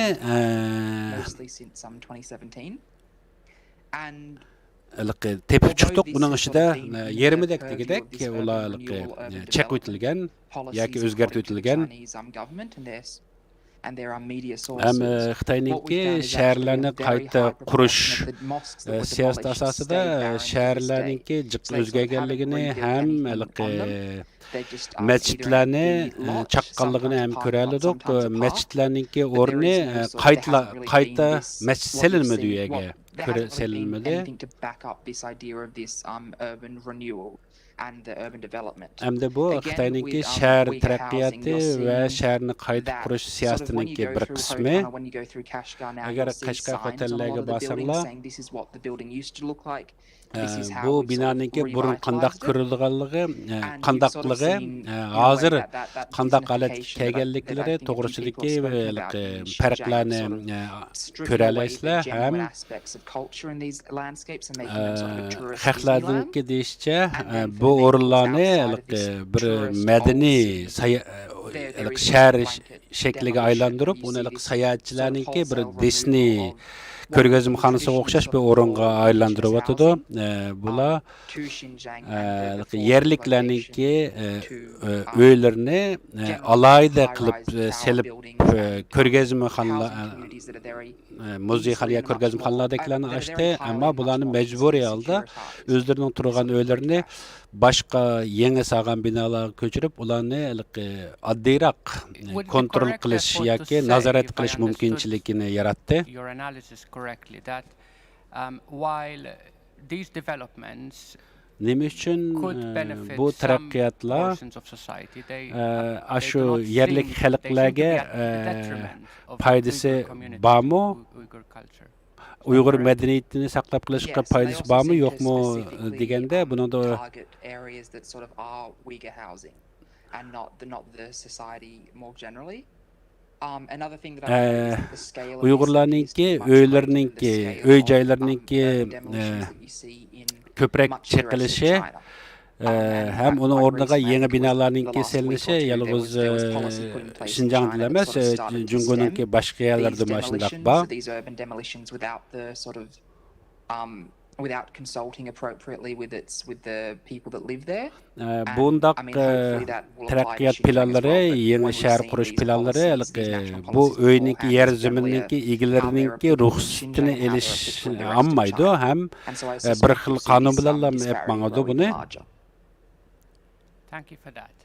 Ko'p rahmat sizga. Give us your views on, and I do realize that you're basing your opinion on satellite imagery and sort of imagery from the top rather than from within.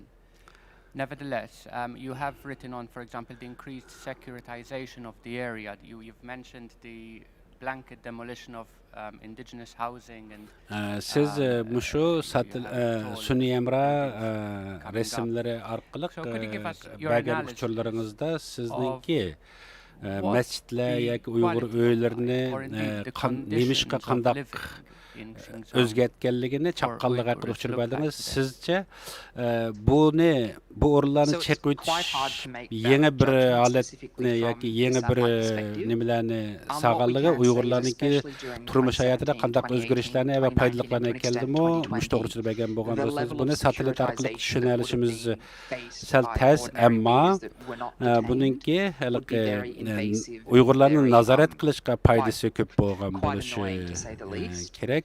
So you sort of see the demolition of neighborhoods in a way that allows them to create very Uyg'ur mahallaninki chiqilib yo'q qilib o'tilishi ehtimol bu shu rayonninki bexatarligi uchun deb qilgan bo'lishi mumkin, chunki buni ratlik holatdagi soqchilarning tekshirishiga qulay bo'ladigan holatga keltirish maqsad qilgan bo'lishi mumkin. Hozir Uyg'urlarni yangi binolarga ko'chirib o'tirlashtirgan vaqtida ularni nazorat qilishga qulaylik, ularninki maslanga har xil texnikalar orqali ularni nazorat qiladigan uskunlarni ishlatalaydi.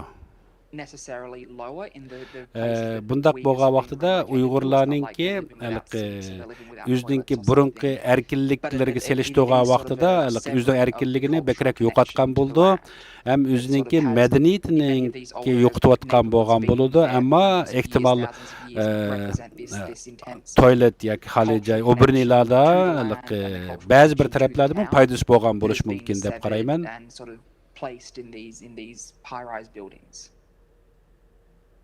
Thank you for that. And my final question, in your view, Mening oxirgi bir savolim, significant changes Muşundaq appear to you to nəhayət be çoğ həcmdəki temporary or at least for a limited özgərtiş period, or are these bu intended məlum bir permanent müddətlikmi yoki davamlıq So some of the more blanket əp bağladıqan securitization of bir society xil seems to sistemimi? have been limited somewhat since 2020 or the end of 2019. And you'll notice a lot of qualifying language there because it's no means a blanket thing, but you've seen sort of some of the convenience police stations at least scale back a little bit.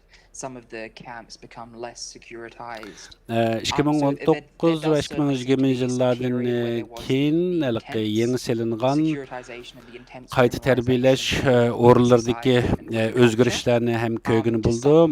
Uygurlarning medeniyet örp adetleri toğrusida aytqan vaqtida A lot of these changes to the urban fabric seem permanent and not something that can sort of be wound back. bunun rolu hem And so when you başqaça. look at the cities of Kashgar and Məsələn, Urumqi, these Qashqa are və cities where these Ürümçilik urban- şəhərlərini when there have been sort of qaraydigan limited bolsaq, demolitions since about 2009, 2010, even before in some cases. And there is sort of no 2009-2010 yıllarda bu yaqninki there is no reversing bu of şəhərlərinki demolitions. They're sort of not building çekiliş new yoki özgərtişdə using this traditional style housing. All the new neighborhoods are jiq becoming these özgürüşlər very boldu. Onundan keyinki unified, vaqtlarda grid-fied bu housing yaqqa communities and selinadigan housing towers. Uygurlarning And that's örp also what we're adetleri seeing boyunca elsewhere selinadigan beyond the binalarninki urban selinishida fabric jiq also. I think özgürüşlər a lot of- boldu. A lot of the changes are quite permanent when it comes to sort of the relocation of people for labor programs. Məsələn, məsələn məcburi işləp çıxardığan A lot of these things zavodlarninki qurilishinin selinishidimi jiq özgürüşlər boldu. Onundan başqa the bureaucratic mess that's happened in Xinjiang, even if there was the will to reverse them, a lot of these changes are quite irreversible because Uygurlarninki ishlab chiqarish ishlariga qatnashish tarafdagi biz erishgan bu sun'iy amra rasmlardan ko'rami ularninki jiq farqlar bo'ldi. Albatta buni satelit rasmlari orqali ko'rish yer yuzida turib ko'rish bilan jiq farqli. Undan boshqa taravatlik maktab deymizmi? Bu ota-onalardan ayirib yoki ayirib tarbiyalash maktablari ninki qurilishlardagi o'zgarishlarni ham ko'rgani bo'ladi.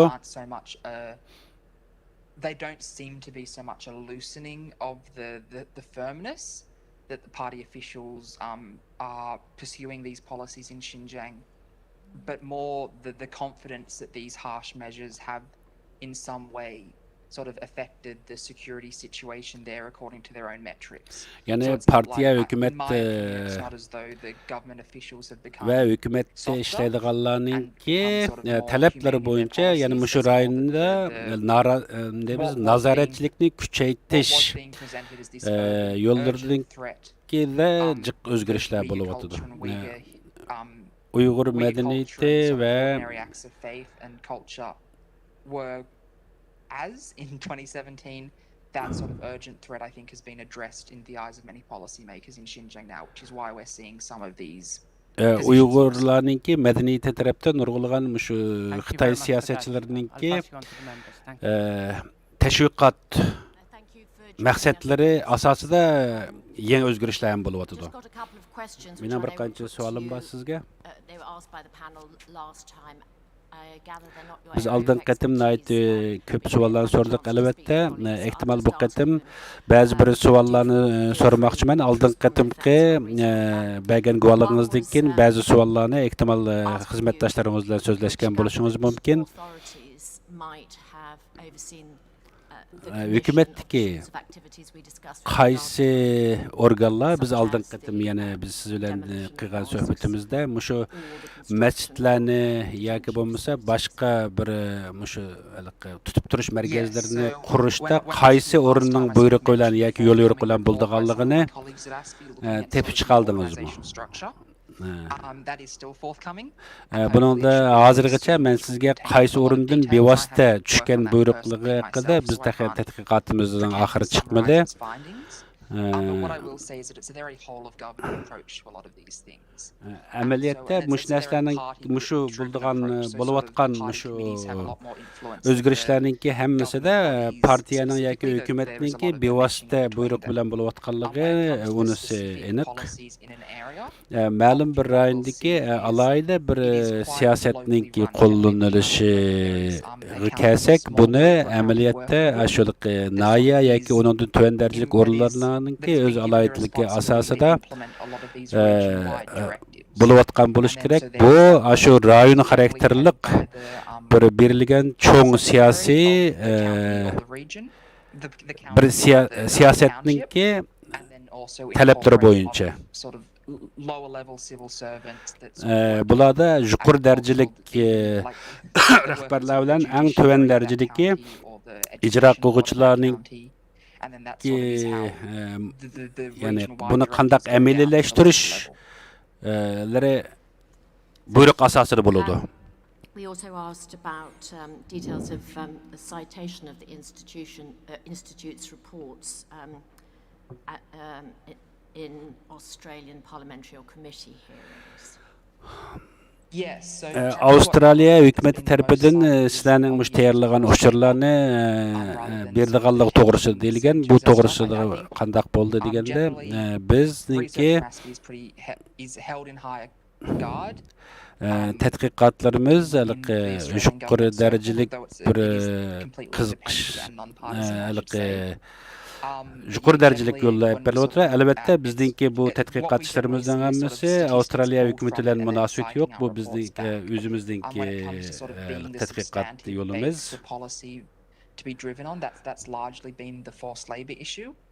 Bu keyingi vaqtlardagi majburiy ishlab chiqarish uchun ishlatayotgan shu odamlar to'g'risidagi uchurlarimizni ham hukumat bilan yo'llaganligi ham hukumatninki bu taraflarda yetarlik oldini olish siyosatlarida bo'lmaganliklari. In many cases, the preamble of sort of discussions.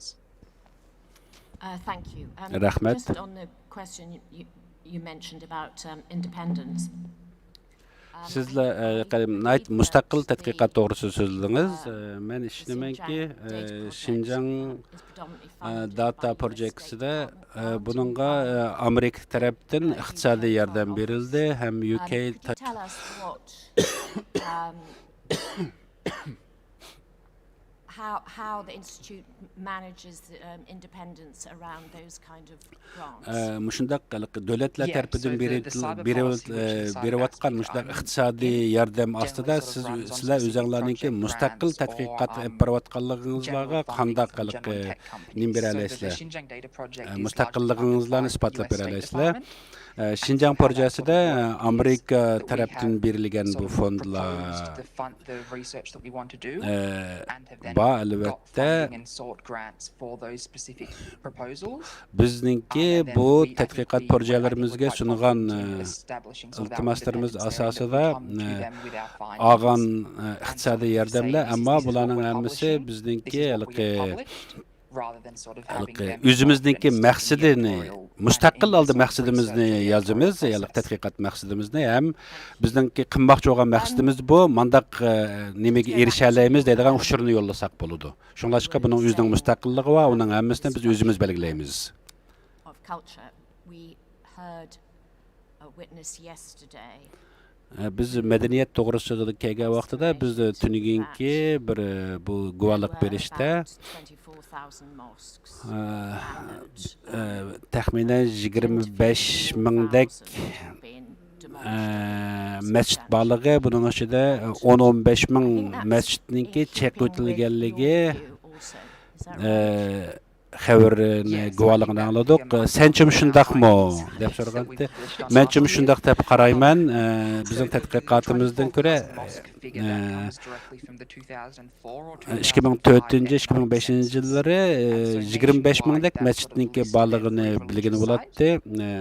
the upshot is there are about 24,500 mosques in Xinjiang in 2004-2005. Yani 2004-2005 yıllarda 25-20 mingga yaqin mescidniki bağlığını hükümet tarafından nimbergen ekan. Şur. Yani biz Şinjan'da Uygurlarını din tarafından nim qilmayotimiz, tosmayotimiz. Şunlaşqa mushunchalar köp mescidlarning bağlığını özleri e'lon qilgan. Bu bizningki tadqiqotimizdagi nayt yordam qilgan bir sonliq ma'lumot. Biz Xitoylarninki har xil masalan Google Map China Xitoy Jungo deganga o'xshash nurg'un shu Jungoninki xarit nimalarda qildimmi nayt ko'p isbotlarga erishdik. We then wanted to sort of go outside these points of interest databases, and what we did is biz undan boshqami yana har xil noya, yeza, mahalla ayrim kirish orqali yana satelit rasmlardan shuning ichidan biz o'rnini belgilab chiqdik ko'plarninki. That's when we started looking at post-2017 imagery to determine what their current status is. Yani şu hükümetning 2004-yillarda 2005-yillarda bergan şu ma'lumotga asosan bugungi masjidlarning sonini selishtirish orqali qanchalik chekilganligini bilalaymiz. Mening bilishimcha 8 mingdek masjid chekitilgan, 7500dek masjid har xil usullarda zaxmlantirilgan. Yani deymiz onu o'zgartib o'tilgan yoki munorini elbatgan yoki gumbazlarni elbatgan ham islom xarakteriga ega binokorlik usullari o'zgartib o'tilgan. Masalan, Janub Xinjiangdagi nayt cho'ng bir masjidning kirish ishkininki hem namoz o'qiydigan qutbisininki chek o'tilganligi ham o'zgartib o'tilganligini ko'rdik. Shu bizningki kuchlik o'zgartishga uchraganligiga bo'ldigan yana bir isbot. We also coupled that with, well, this wasn't part of the sort of estimation, but what we've heard from recent visitors is that about 75% of the mosques that do remain sort of physically standing in Xinjiang, which we're not sort of able to assess from space. Hozircha taxminan 7000dek bir masjidni Xinjiangda ko'rgan bo'ladi. Ama biz mushunga ergishib maqsaq, bundan keyin shu masjidlarning shu yerda bor yo'qligiga borib, qarab turib yana fuqalaymiz. Remain physically standing, so that remaining 1/3 are sort of locked or shut or unopened in some way. Yani bu masjidlarning u yerda turishininki o'zi masjidning ichida resmen ikki quluploqlik emasmi? Bu deganlik emas. Ondan boshqa har xil tavob qildigan o'rinlar yoki zaratkorliklarninki o'zgarishlari ham qatorliqlar ham uchurlari bor.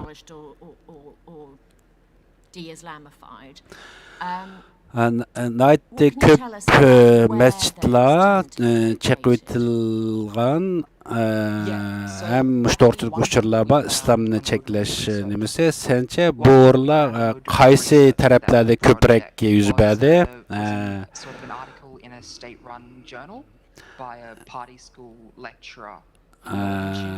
Partiya maktablarininki Janub Xinjiangdagi partiya maktablarininki hujjatlardan ko'ra shulardan olgan uchurlarimizga asosan ba'zi hujjatlarda yana bergan buyruqlarda yoki shunday hujjatlarda asoslangan vaqtida buni ko'rgani bo'ladi. One thing I would add is that most of those sort of third that remained were quite low-key mosques to start with. They weren't ones with Islamic architecture to start with.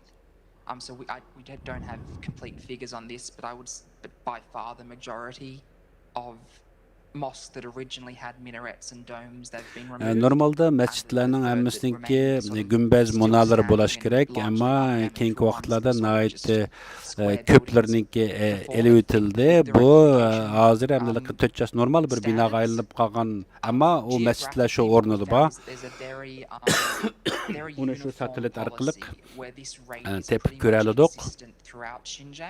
Whether you're looking at the individual prefectures or whether you're looking at urban areas Buningda meslenge bizlik alayda bir rayon yoki nahiye yoki qandaq o'rinlarda yuz berganliklarini ham biz ko'rish mumkinligini ko'ramiz, ham islomsizlashtirish harakatlarining ham shuningga bir qaror beramiz.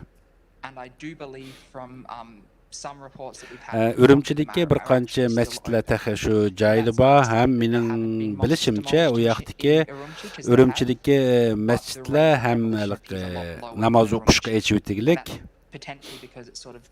Chunki bundaq bo'lishilik sabab bu shaharningki butun dunyoninki ko'z oldida bo'lganligi uchun ular shundaq tug'an bo'lishi mumkin. Buni Qashqar yoki Xotan bilan solishtirgan bo'lmaydi. Ya'ni xotanlar degani, ya'ni chet bir yaqin bo'lganligi uchun bu ayrim. Qashqardagi ba'zi bir cho'ng masjidlar yoki tavafgahlar, zaratkorliklar taxi buzib o'tilmaganlarmi bor, albatta hammasi emas.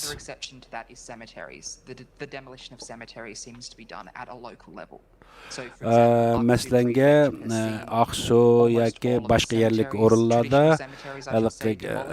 qadimdan tatib kelayotgan Uyg'ur urf-odatlaridagi qabr selish usullari selingan shu butun qabrlar o'rnidan evitilgan, chunki bu qurilish planiga to'g'ri tushmagan bo'lganligi uchun. Shunlashqa bu yerda hozir bo'layotgan ikki masala, birisi masjidlarni buzib tashlash, yana birisi shu zaratkorliklarni buzib tashlash.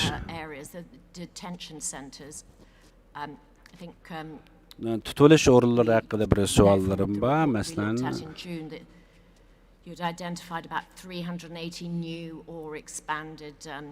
siz 380 jiq 2017-yildan 300dan oshiq, 380dan oshiq bir nimalik yangi tarbiyalash markazininki qurilganlar haqida uchirib bergandingiz. Buga atgami bu haqda uchirgandik. 380 mushu yangi selingan qayta tarbiyalash kampininki u tarbiyalash kamp bilan uningki turimidan farq ekanligini qanday bilaladingiz? Men bu to'g'risidagi uchurlarni sizga yo'llab bera olaman. Buningdagi farqliliklarni yo'llab beray. Buningdagi farqliliklar ularningki selish uslubidagi farqliliklar bor. Maslanga bu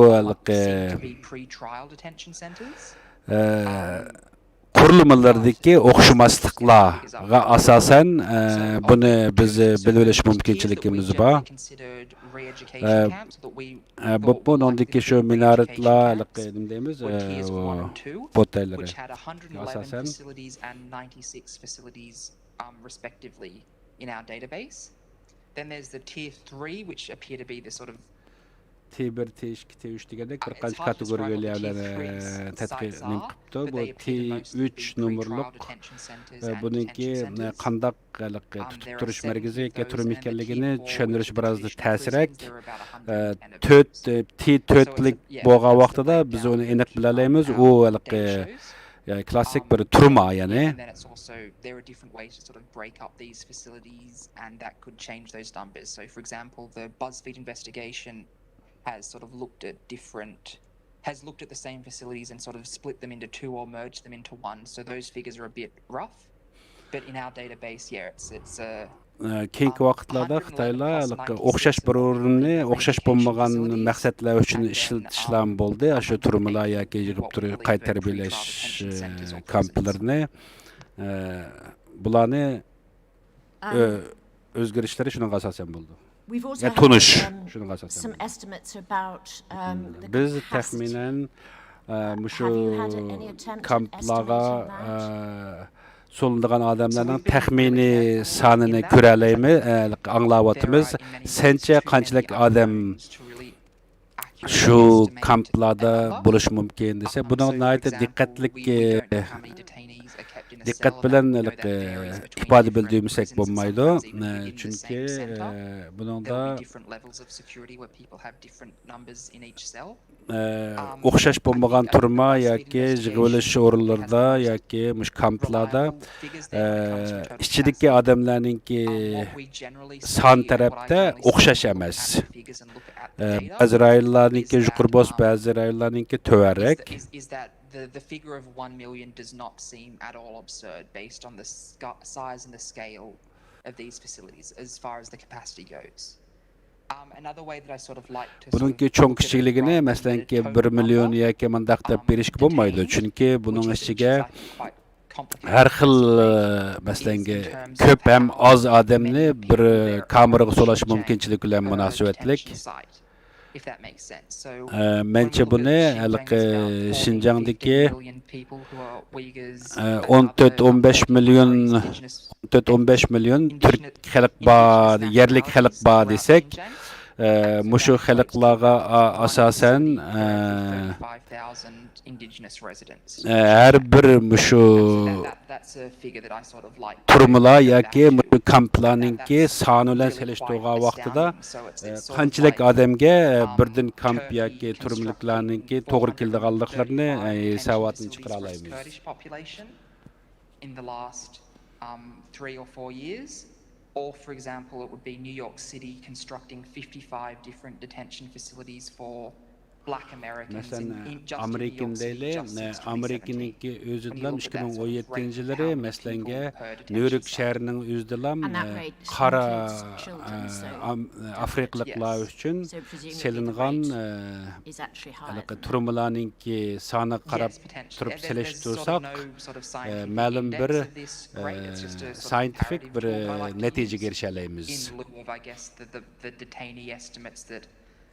I don't think can be firmly put down at the moment, but I think, yeah, BuzzFeed's figure is what appears to be the most reliable.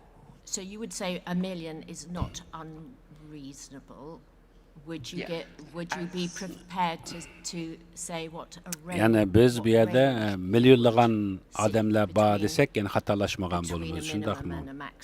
Endi bu yerda eng az bo'lganda qanchalik, eng yuqori bo'lganda qanchalik odam sig'dirug'ini bo'ladi deb qarasak bo'lsa, bu bekka yana murakkab bir javob beradigan savol. Buningda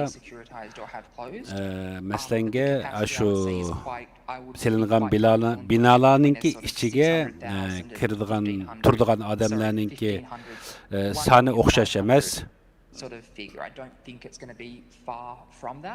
Taxminan mening farzimda eng az bo'lgandimi 1,5 milliondan 1 million 600 mingdan oshiq odamlar tura oladi hozir deb qarayman. Az bo'lgandimi? My question relates to neighborhood demolition. Mening savolim mahallarni chiqib tashlash bilan munosabatlik. Mening bilishimcha, masalan Shanxayni deyli, low level housing, displacement of masalan Shanxayda egiz bo'lmagan, ya'ni to'van qavatlik yoki qavatsiz bo'lmagan binolar asosan yo'qolib ketdigilik. Do you have any numerical data? Masalan Shanxayda aniq ko'rgan bo'lgan bilan Xinjiangdami ashundaq egiz binolar bilan to'van binolarningki farqlari ham qandoq bo'layotganligi to'g'risidagi bir databasega erishgan bo'lamdi desa, uzun bo'lmagan vaqt ichida shundaq bir uchurga erisha olishimiz mumkinchiligi bor. Buni boshqa Xitoy ichki o'lkalardagi shaharlarningki o'zgarishiga asosan Xinjiangdagi masalan Manas nahiyasidagi o'zgarishlarga ergishib manyapmiz. Uning ichida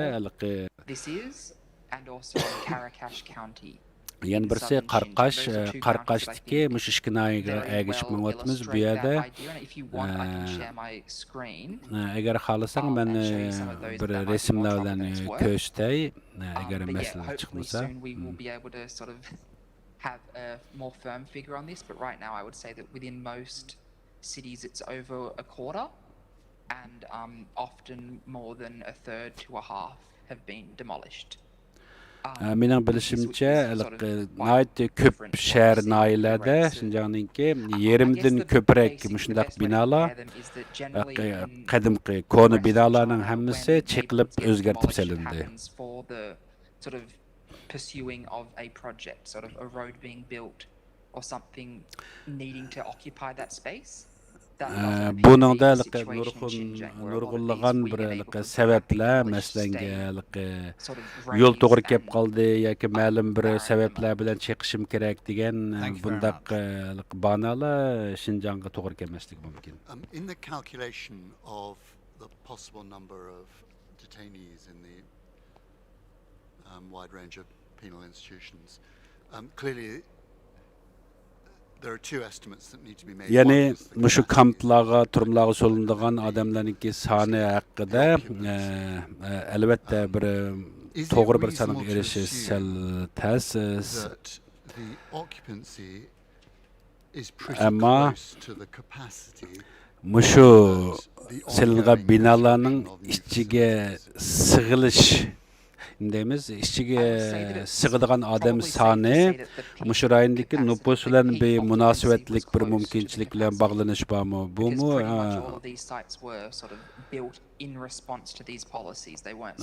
Çünkü bundak yeni salıngan binalar şu rayondaki nüfus karakterlerine asasen salıngan buluş gerek dep qarayman. Bu kuruluş sel təsirək bu hazır əmdə məsələn bəzi kamplar yoki bəzi yeni silinayotgan binalardaki biz sirtdan qarab görüb alalaydigan alaydiliklərini özgərtilib olayotydy. Şunlaşqa bunu bilmək məndə təsirləşiyotydy.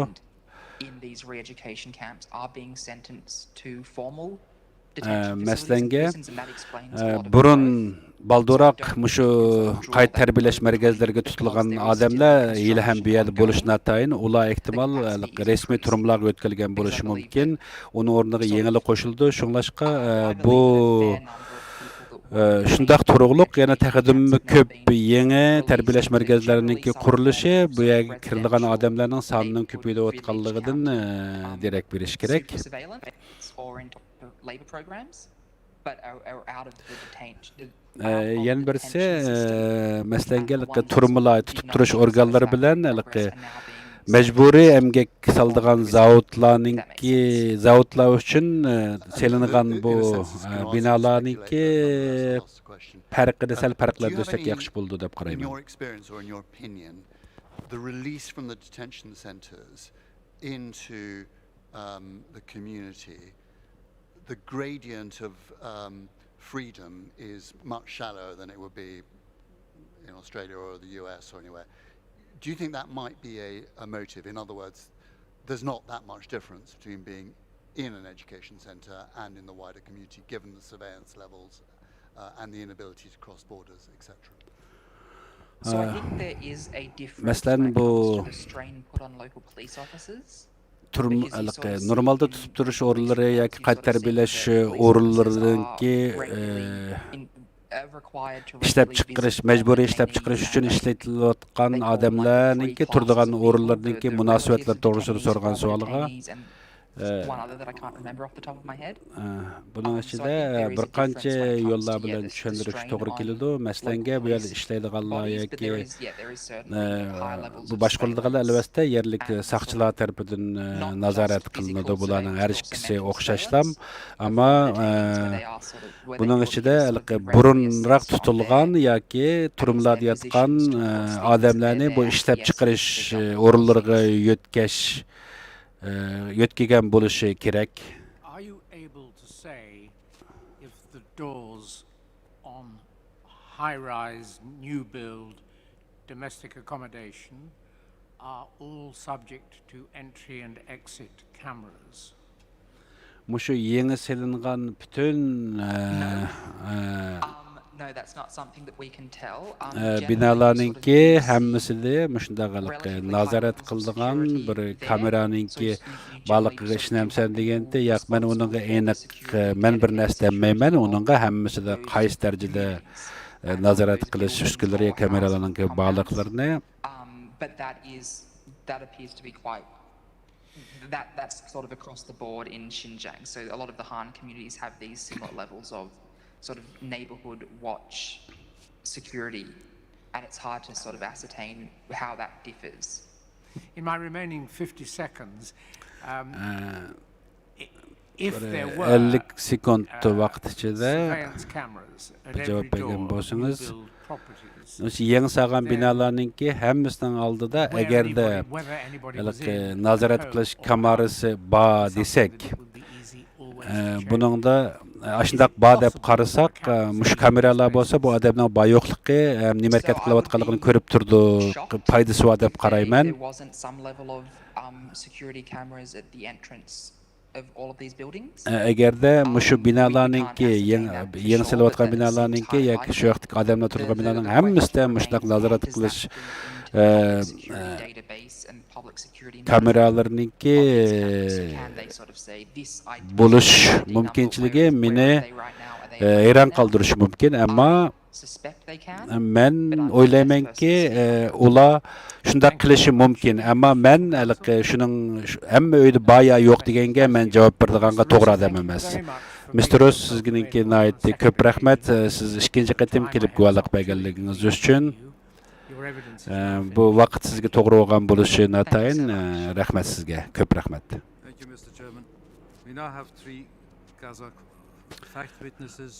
Endi biz 3 qozoq guvohchimiz bor. Buningki birinchisi tushlik tomoqdan burun, ikkisi tushdan keyin bo'ldi. Birinchisi Behtali Nur. The witness of Kazakh heritage was involved in vegetable trade. In November 2017, the witness was preparing to travel to Kazakhstan to visit the state.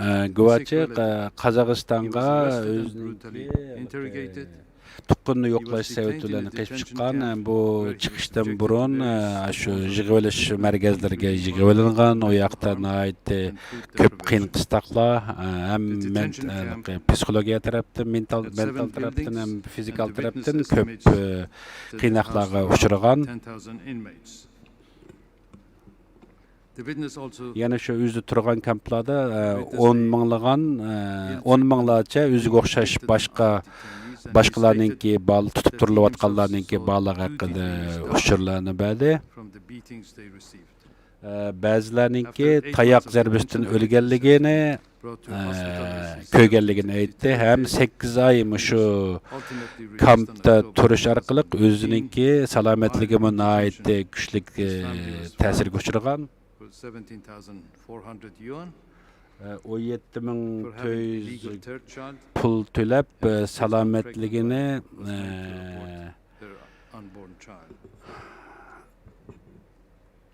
Mr. Nur, thank you for davolashga hukumat bundan pul olgan, ham 7 oylik ayoli balasi tushib ketishga sabab bo'lgan.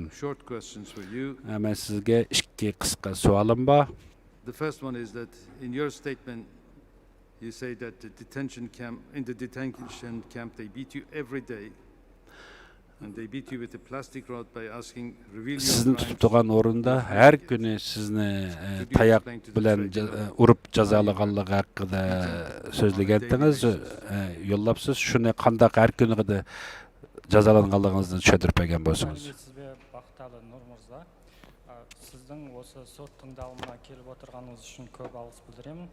Mening qisqa gana 2 so'ragim bor. Birinchi so'roq, siz o'zingiz yozbangizda aytibsiz, lagerda bo'lgan кезде bizda kundelikda urатын, ya'ni plastikalik tayoqdan urib, o'z qilmisingda jasirib o'tirsin, so'ni mo'yinda deb oslay qiynaytin degan ekansiz. Sol joyinda aytib o'tsangiz.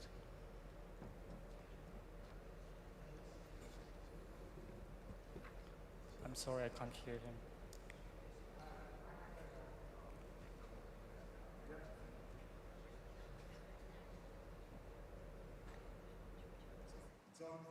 It's on. Please. Қайта сөйлейсіз. Алғашқы лагерге ұстап кірген кезде солай болған. Сол 26 терроршы мемлекетке шыққандығың үшін сол қылмысыңды мойында деп бізді қатты жолбарыс орындық дейді. Соған отырғызып 24 сағат қинады мені. Сол болған нелер. Және ол жерде көп айтатын әңгімелер. Дайым сөйтіп бізді қатты сұрақтарды қылады. It happened in the very beginning that I detained. They accused me of visiting one of the 26 terrorist countries. That's why they questioned me and asked me to reveal my crime. I was seated on a tiger chair for 24 hours. And there were many other things happened all the time that when they questioned, it was like a severe interrogation.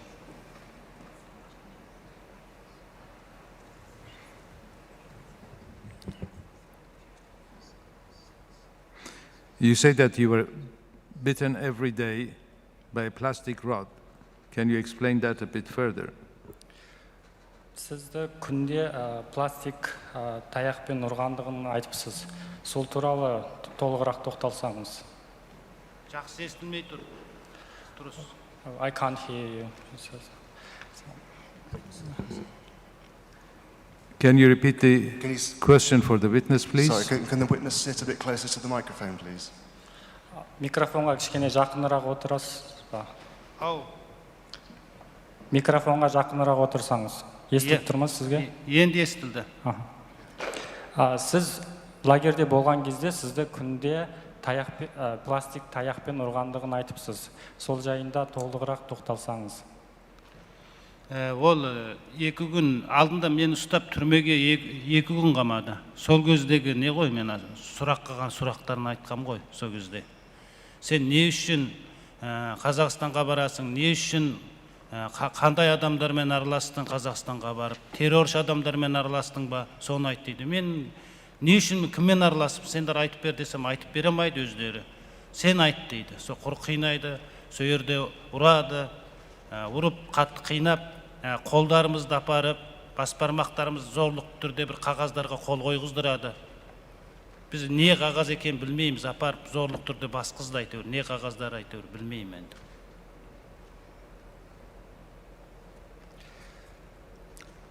I was locked up in a prison during the first 2 days. It happened when they questioned me. So they asked why I went to Kazakhstan, what kind of people I met or communicated with while I was in Kazakhstan. So they asked these questions and they tortured me, beat me, and coercively coerced me to sign papers that I did not understand what was written on it. Mr. Noor, you also refer in your statement to a young man by the name of Ablemit that was in your cell and was beaten by and tortured by the guards. Can you explain the situation of Ablemit for the tribunal? Nur Mirza, мен естіліп тұр ма? Иә. Why am I hearing my own voice? Айта бер. Нұр Мырза, сіз өзіңіздің жазбаша куәлік сөзіңізде тағы жас Аблемит деген жігіт жайында айтыпсыз. Яғни ол жігітті ұрып соғып қинағанын айтқан екенсіз. Осы туралы толығырақ түсіндірсеңіз. Жарайды. Ол жігіт менімен бірге жатқан, түн ішінде бірге жатамыз сона камерде. Сағат 12:30-дарда ол жігітті бір күн алып шығып кеткен. Содан көрмедік, 4 күннен кейін қайтып алып келді ол жігітті, 2 қолын салғып, 4 күннен кейін алып кеп кеште әкеп тастады. Ертең-ерте ана бізді басқарушы сол Қытай бастық маған тапсырма берді. Бақталы, мына баланың 2 қолы істемейді. Сол үшін сен мынаны дәретке отырғызасың, Өнен кейін тамақ жегізесің деп маған тапсырма берді. Мен соны 10 неше күндей тамақ жегізіп, дәретке отырғыздым. Ол ана бүтін біз отырған жердің бәрі камера, ол жерде сөйлей алмайсың, артық әңгіме айта алмайсың. Біз ана әжет дәретханаға кіргенде ғана әңгімелестік. Сол кезде ана баланы мен жетектеп әкіріп, сол жерде киімін шешіп, дәретке отырғызғанда, сонда айттым, "О, қайда кеттің, қайда апарды сені?" Десем, осындай мені апарып, Гобау дүйдікі 4 күн асып қойып, жерге түсірмеді дейді. Баста аяғым жерге тимеген дейді. Кейін 4 күннен кейін қолтығы сіңірлері созылып, жерге тиіп, сол 2 қол істемей салғып алып кепті. Сонда маған көрсеткені, Бақталаға мына жейдемді төрші деді. Ұйғырша айтқанда көйнегім дейді. Көрші деді, көрсем төк таяқпен күйдірмеген жері қамапты.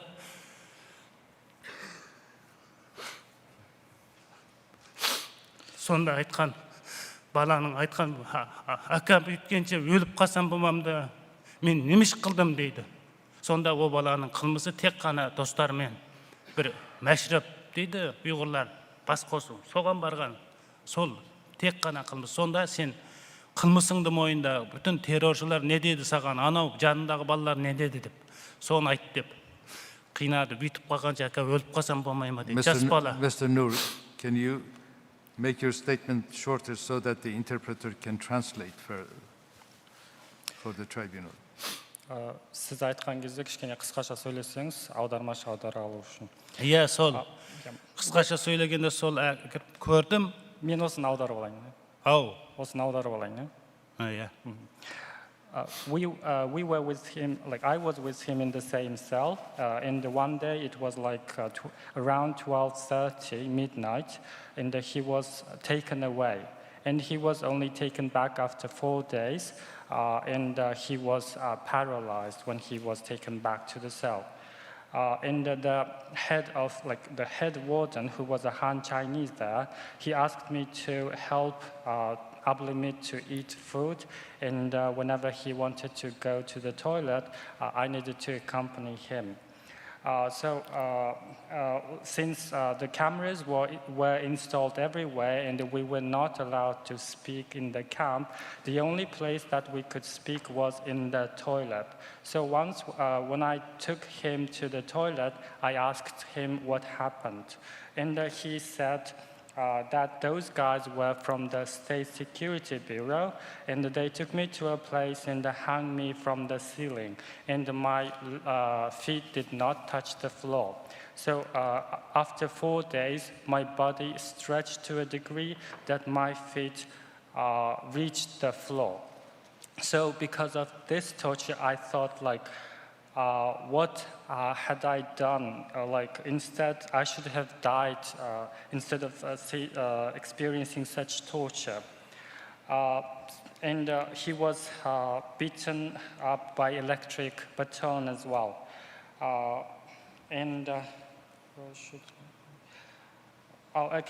So he was tortured and ended up in the detention center because he attended a mashrab, which is kind of gathering for Uyghur people.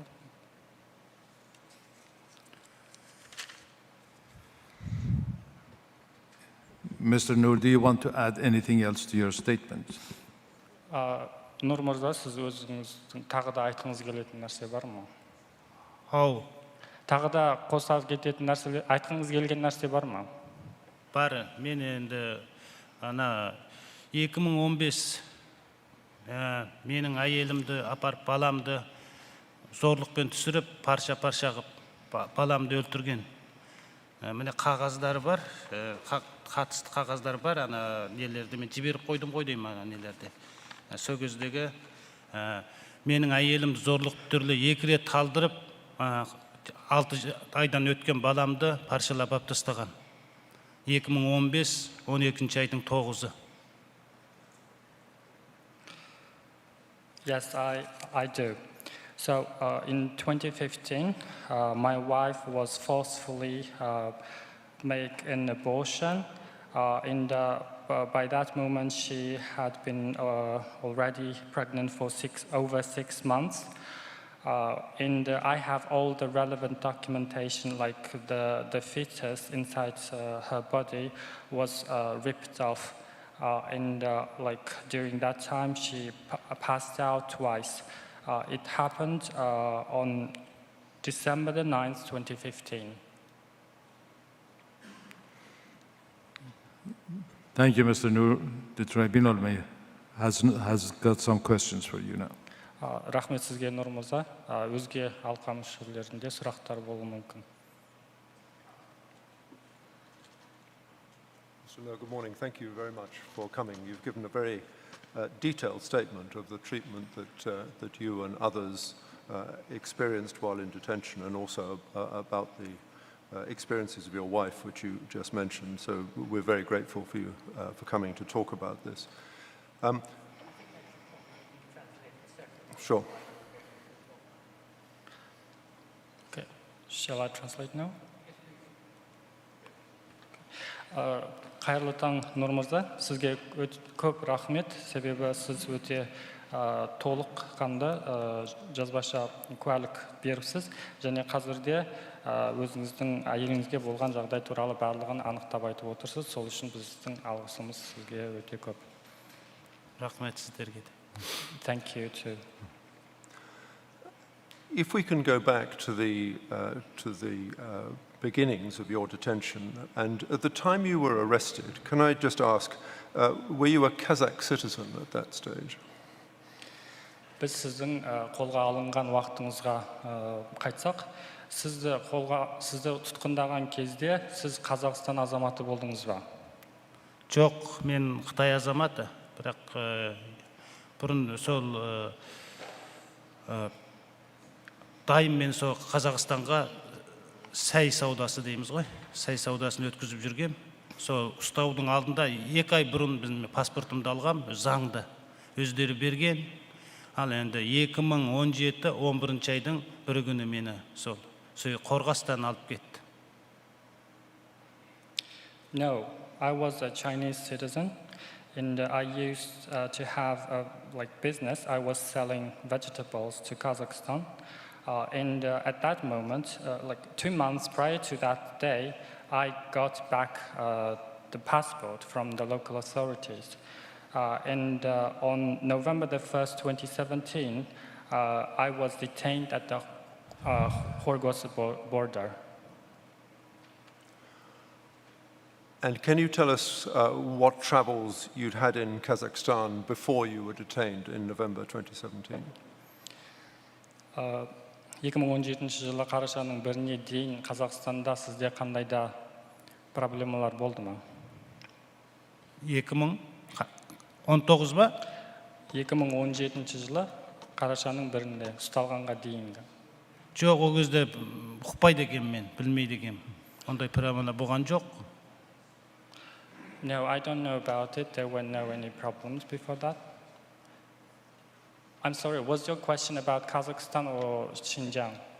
No, about Kazakhstan. Yeah. What travels Mr. Noor had done in Kazakhstan before his arrest? Oh, travels? Travels, yes. Okay. Was he a regular visitor to Kazakhstan before? Одан бұрын сіз Қазақстанға жиі барып келіп тұрдыңыз ба? Иә, мен 2007-ден бастап Қазақстанға өткем. Сауда мен өткем, саудаға келемін, барамын, қайтам, туыстарым да бар енді. Сөйтіп жүргем. Yes, started from 2007. I had visited Kazakhstan back and China back and forth because I had some business to do and I had relatives there. And can I ask, therefore, what the passport was? Were these travels done without a passport, or was this a new passport replacing an existing one? Сол кезде сапарларыңызда паспортыңыз болды ғой, әрі-бері өткен кезде. Ол паспорт кейін жаңартылған паспорт берді, жоқ сол паспорт па? Иә, солай. Екінші паспортым ғой жаңағы. Yes, it was my second passport that was newly issued.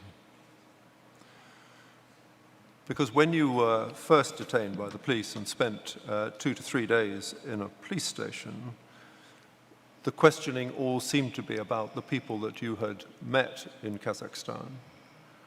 following the grant of this new passport? Себебі сіз осы жолы ұсталғанда сізді 2-3 күн бойы полиция мекемесінде сұраққа тартқан, және сұрақтардың дені сіздің Қазақстанда қандай адамдармен жолыққаныңыз жайлы, яғни жаңа паспортыңызды алғаннан кейін. Жақсы естімей жатырмын, дұрыс. Бұл сұрақты қою себебім, сіз жаңа паспортты алғаннан кейін Қазақстанға барып келгендігіңіз туралы сұраған ғой сізді ұстаған кезде. Иә, солай.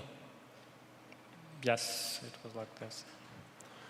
But apart from saying that you had, or suggesting that you had met terrorists or bad people, I think they were called, did they give you any idea who it was that they were concerned that you had met while you were in Kazakhstan? Олар сізге Қазақстанда болған кезіңізде қандай да жаман адамдармен немесе мәселен террорист адамдармен кездескеніңіз деген кезде нақты қай адамдарды меңзегенін айтты ма? Жоқ. Олар айтпайды. Мен айттым, сұрадым. Мен кіммен араласып, қандай терроршылармен араласып, сендер айтып бер десем үндей алмайды. Сен айтасың дейді. Сен қылмысыңды мойында дейді. Жаман адамдармен араластым деп қол қой дейді. Мен не деп қол қоямын? Қайсы адам мені сендер тауып беріңдер, мен өзім көрмеген адамды қайтып, мен жаман адам, кімді ұстап берем мен дедім. No, they did not. And they would not tell you. And I asked them back what kind of people I have contacted with that, or what kind of people you mean that who were related to terrorism. But they did not say anything. Instead, they asked me to confess my guilt, and that was it. And they asked you, while you were detained in the police station, to sign a confession, which I think you said to counsel was written, I think, in Mandarin, which you didn't understand. Және сіз сол жерде қол қойғандағы бағанағы өзіңізді мойындау қағазы бәрі Қытай тілінде болған, және сіз Қытай тілін түсінбейтіндігіңізді айтқансыз, дұрыс па? Иә. Yes. During your time at the police station, you say that you were tortured, and torture including being confined to a tiger chair. Could you give us a bit more detail about the torture treatment you received in the police station? Полиция мекемесінде болған кезде сізді қинағанда сізді жолбарыс орындыққа отырғызғаны туралы айтқансыз, осы туралы айтсаңыз. Сол аудандық Гобау дейді, сүйерге апарды мені. Ана екі сақшы сұрады, біреу Мұрат, біреу Еркін деген жігіт. Сонда ана кейін Мұрат шығып кеткенде ана Еркін мені байлап қойып, чапалақпен ұрып мойында дейді. Мен нені мойындайын? Десем, ұрады да, сен мойында. Сонда нені мойындаймын дедім. Айтып, қағаздарда келді, сонымен қолымды тартып апарып, бүйтіп басқызды айтып. Немен екен? Бассаң да басасың, баспасаң да басасың деді. Қытайша жазған. Мұндай бір тамға басқан бір қағаздарда келді, 5 тамғалы. Апарып басқызды. Немене тамға екен мен түсінбеймін. Кейін мен сол жерде 24 сағат сол жолбарыс орындықта отырдым. Сол кеште ертең-ерте отырғызған адам, ертең-ертеңге дейін сол жерде отырдым. Мен түсірмеді, сол жолбарыс орындыққа байлап қойды. Аяғымнан, қолымнан осылай. Ертесі Шинжың Тайсыр дейді, сол жерге апарып сұрады, ол жерге де апарып байлап қойды мені көзірмен. Сонымен оның ертесі 3-ші күні мен ана конус лагерге кеште қараңғыда кіріп тастады. Әзірге үйрену орталығы дейді, негізі сол, о да бір лагер ғой негізі, о да түрмеден де жаман ғой ол. So they were from the state security team, and there were 2 guys named Yerkin and Murat. When Murat was out of the room, Yerkin tied me up and beat me and ordered me to confess. And I asked what should I confess, what crime I had committed, but instead of replying to me, he gave me some papers which were pre-written in Chinese and with stamps, and he just ordered me to sign those papers. Then I was seated on a tiger chair for 24 hours.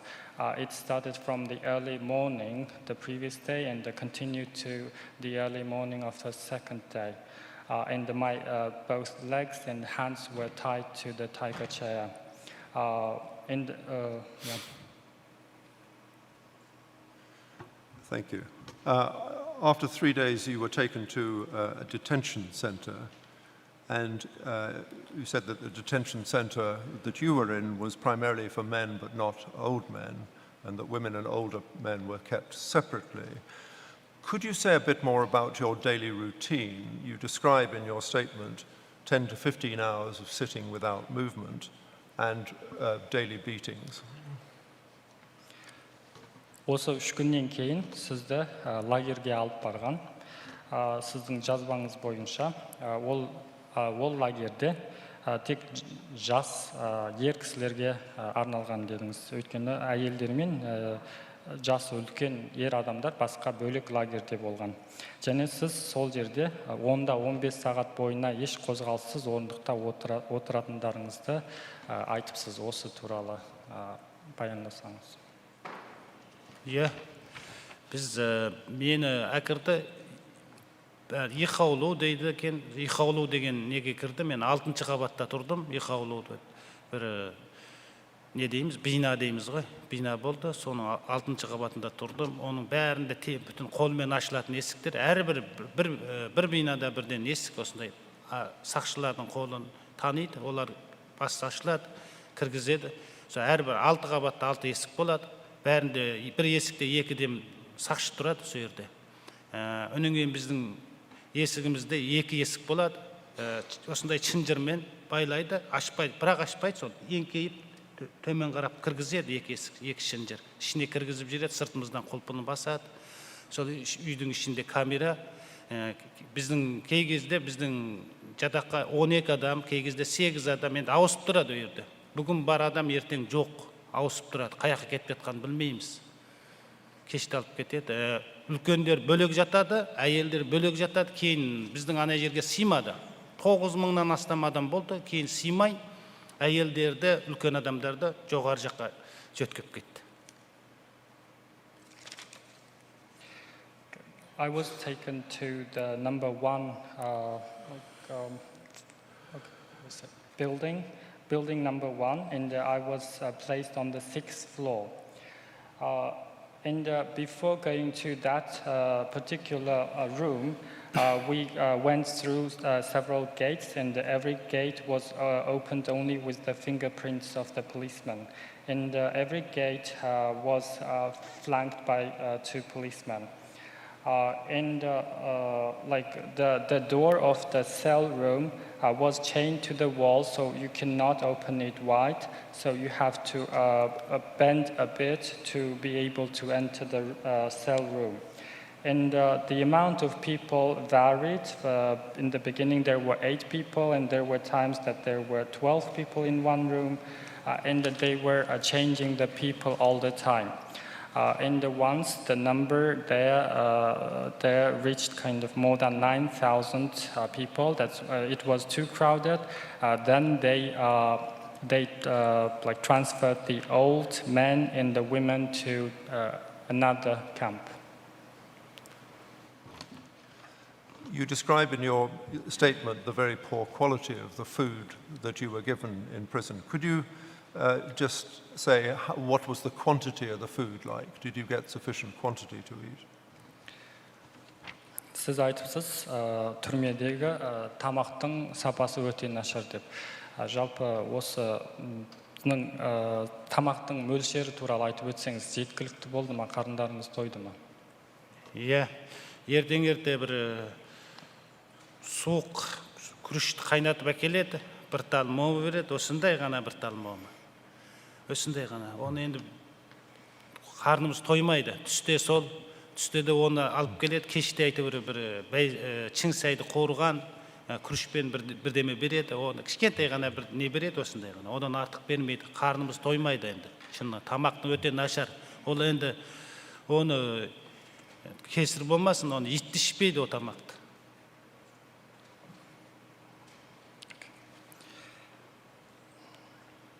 For the breakfast, we would be given like congee, a very cold congee, and with a steamed bun, which is only this big.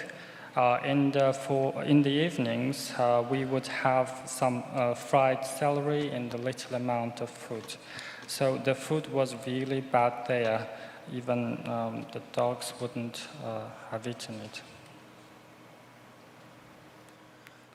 In your statement, you said, in addition to the example which Council referred to of the man who was severely beaten, that you witnessed many other people being paralyzed and killed, particularly young people, who were taken away at night and not returned.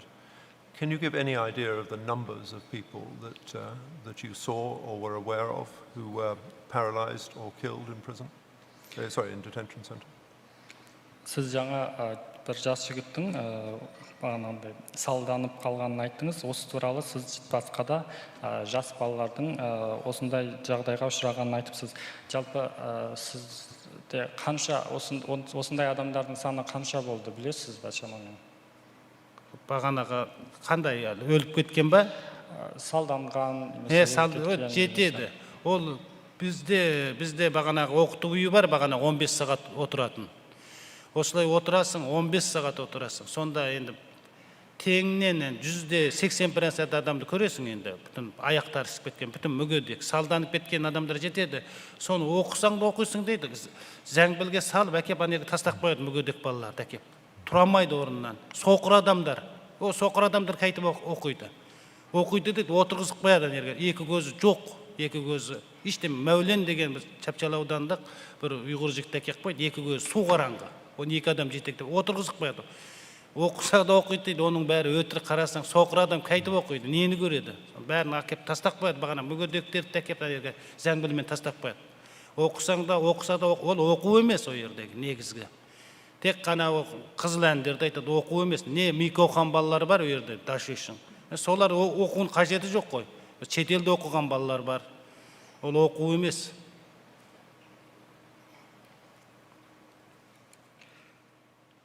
Yes, there were enough people who suffered like this because we would have to sit for 15 hours, and I could say like around 80% of the internees were like their legs were swollen off because of the long time of sitting on the chairs, and eventually some of them became like disabled.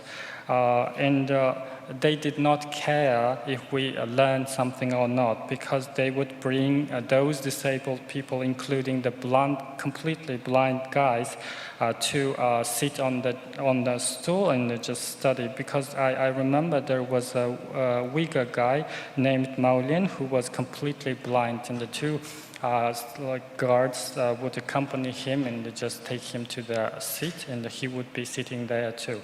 And their purpose was not to teach us anything, because among us there were people who finished school in Mandarin Chinese language, and there were people who had studied abroad, so they did not need any education. And so in most cases, we learned how to sing songs. Thank you.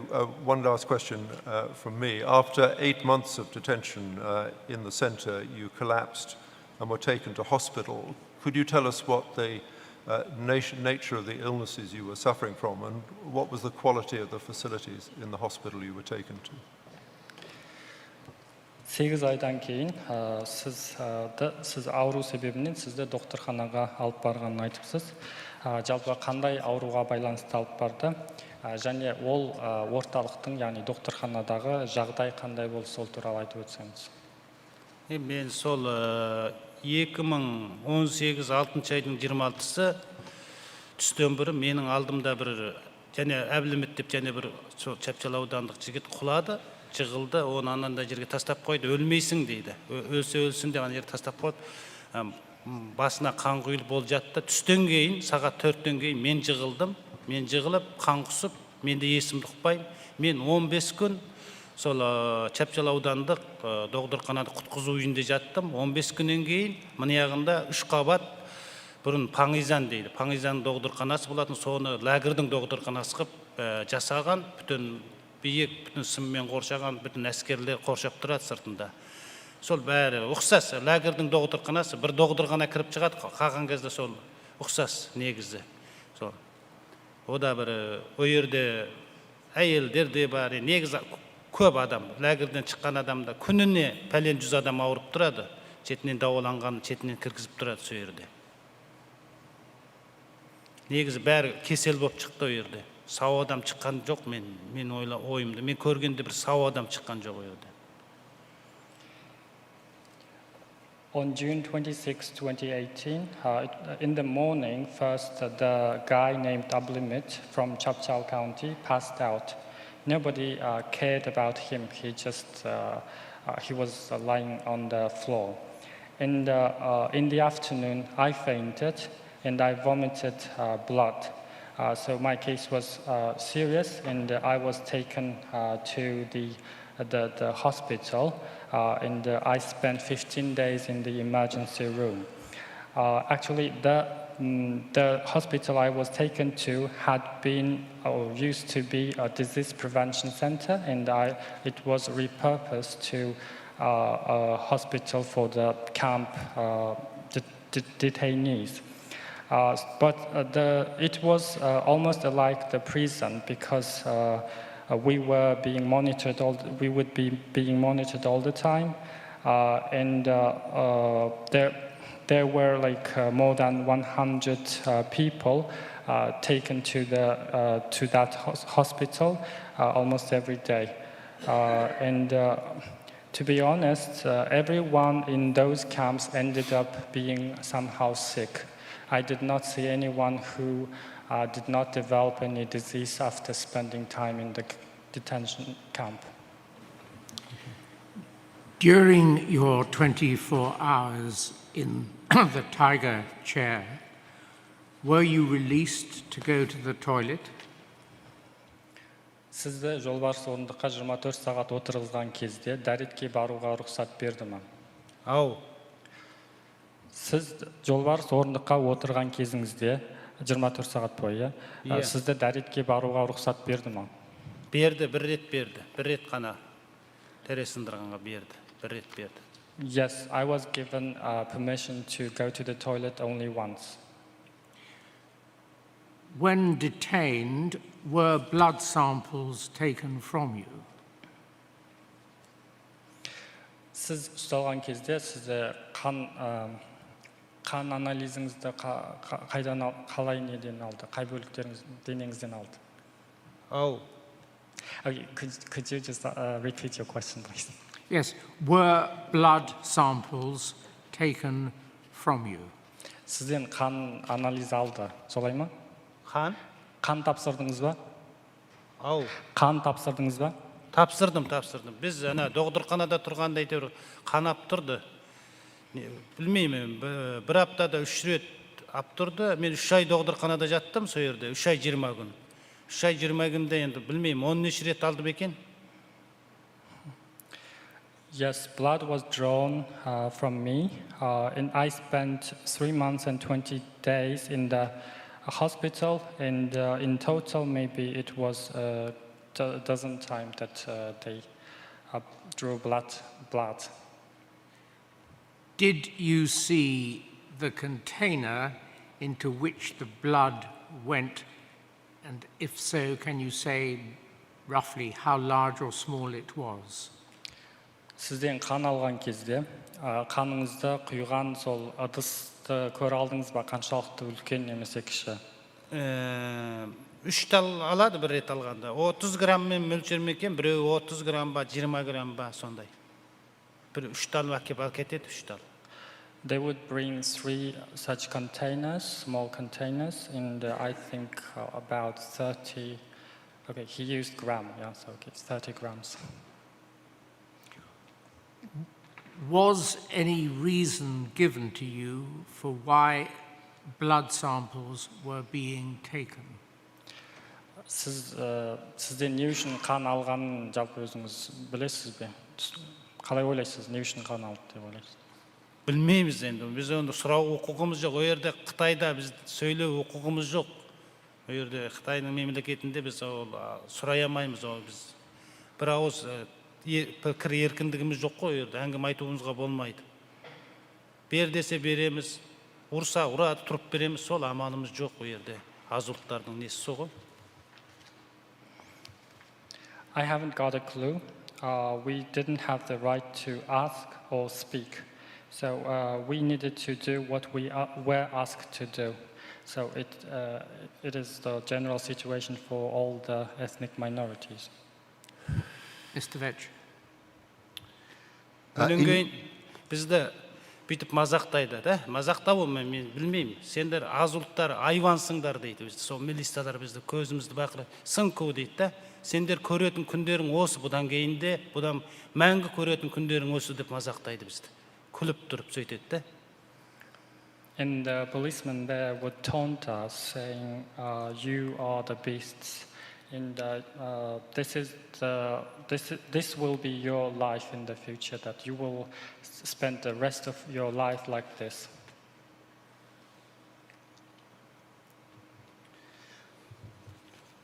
In your statement, you described the number of people in your cell, initially 8, rising to 12 people. Could you tell us how big the cell was? Siz sol yerdagi bölmede basında 8 adam, кейін адам саны 12-ге дейін жетті дедіңіз. Осы бөлменің үлкендігі қаншалықты? Біздің бөлменің үлкендігі 3 метрде 3 метр ме екен? I think it was around 3 by 3 meters. And you also described that in other cells there were a greater number of people, up to 40. How big were those cells? Were they different in size from your cell? Сіз тағы басқа бөлмелерде 40-қа дейін адам тұрғанын айтыпсыз. Ол бөлмелердің үлкендігі қаншалықты? Ненің? Бөлме ма? Камералар. Кейбір бөлмелер үлкен, ода 40 адам, 35 адам, 30 адам, 20 адам жататын бөлмелер бар, ұқсамайды. Оны мен кешкі сұраққа алып жүрген кезде, кешкі сұрақ дейді, біздің кешкі сұрақ қылады. Сол кезде алып жүргенде, сол кезде байқағам, сол кезде 30-40 адамның жатқанын көріп қалғам. Санхаулу дейді, Санхаулудан көргем. Санхаулудікі сондай үлкен екен, бірақ 40 адам, 30 адам, 20 адам жатады екен өйерлерде. There were different cell rooms, like there were rooms for 40 people, 35 people, or 20. I was able to see them when I was being taken to the evening question. They would call it evening interrogation. And while I was being taken to that, on my way to that interrogation room, I saw them. And it's mainly located on number 3 building. And very last question, because we have run out of time. So those cells in which there were 40 people in a cell of 3 meters by 3 meters, then not everybody could have lain down to sleep, by way of example. I'm sorry, what was your question? So those cells, 3 meters by 3 meters, containing 40 people, there was not enough room to sleep. Is that correct? жаңа сіз айтқан 3 метрде 3 метр үлкендіктегі бөлмеде 40 адам тұрғанда оларға орын жетпейді ғой, дұрыс па? Yeah. Yes. Thank you very much. Көп рахмет. Mr. Sabi, any questions from Council? No, sir. Thank you. Before I thank Mr. Noor, and for the benefit of those who are watching, the tribunal which responded to a request from the World Uyghur Congress is described as looking into alleged offences committed in respect of both Uyghurs and Kazakhs. And has the tribunal from the beginning been seeking and willing to call Kazakh witnesses as this witness and the next 2 demonstrate? Yes, sir, they're all from Kazakhstan. heritage. Mr. Noor, thank you very much for coming to give evidence. Your evidence is now concluded. Нұр мырза, сіздің келіп куәліктен өткеніңізге көп рахмет. Сіздің куәлігіңіз аяқталды. Аяқталды. Рахмет сіздерге. Thank you very much. Do we get a credit mark for finishing at 1 o'clock? We have another witness. Birde tükendu yoki yana bormi? En bir duo tövende Bakir Oturbay Also of Kazakh heritage. Thank you. O Kazak o şahitlik balık. When the witness returned to China in May 2017 to visit his sick father, his passport was confiscated by Chinese authorities. In July 2017, he was then arrested, interrogated, and taken to a detention center. He was accused of watching illegal videos about Islam and installing on his phone an illegal application.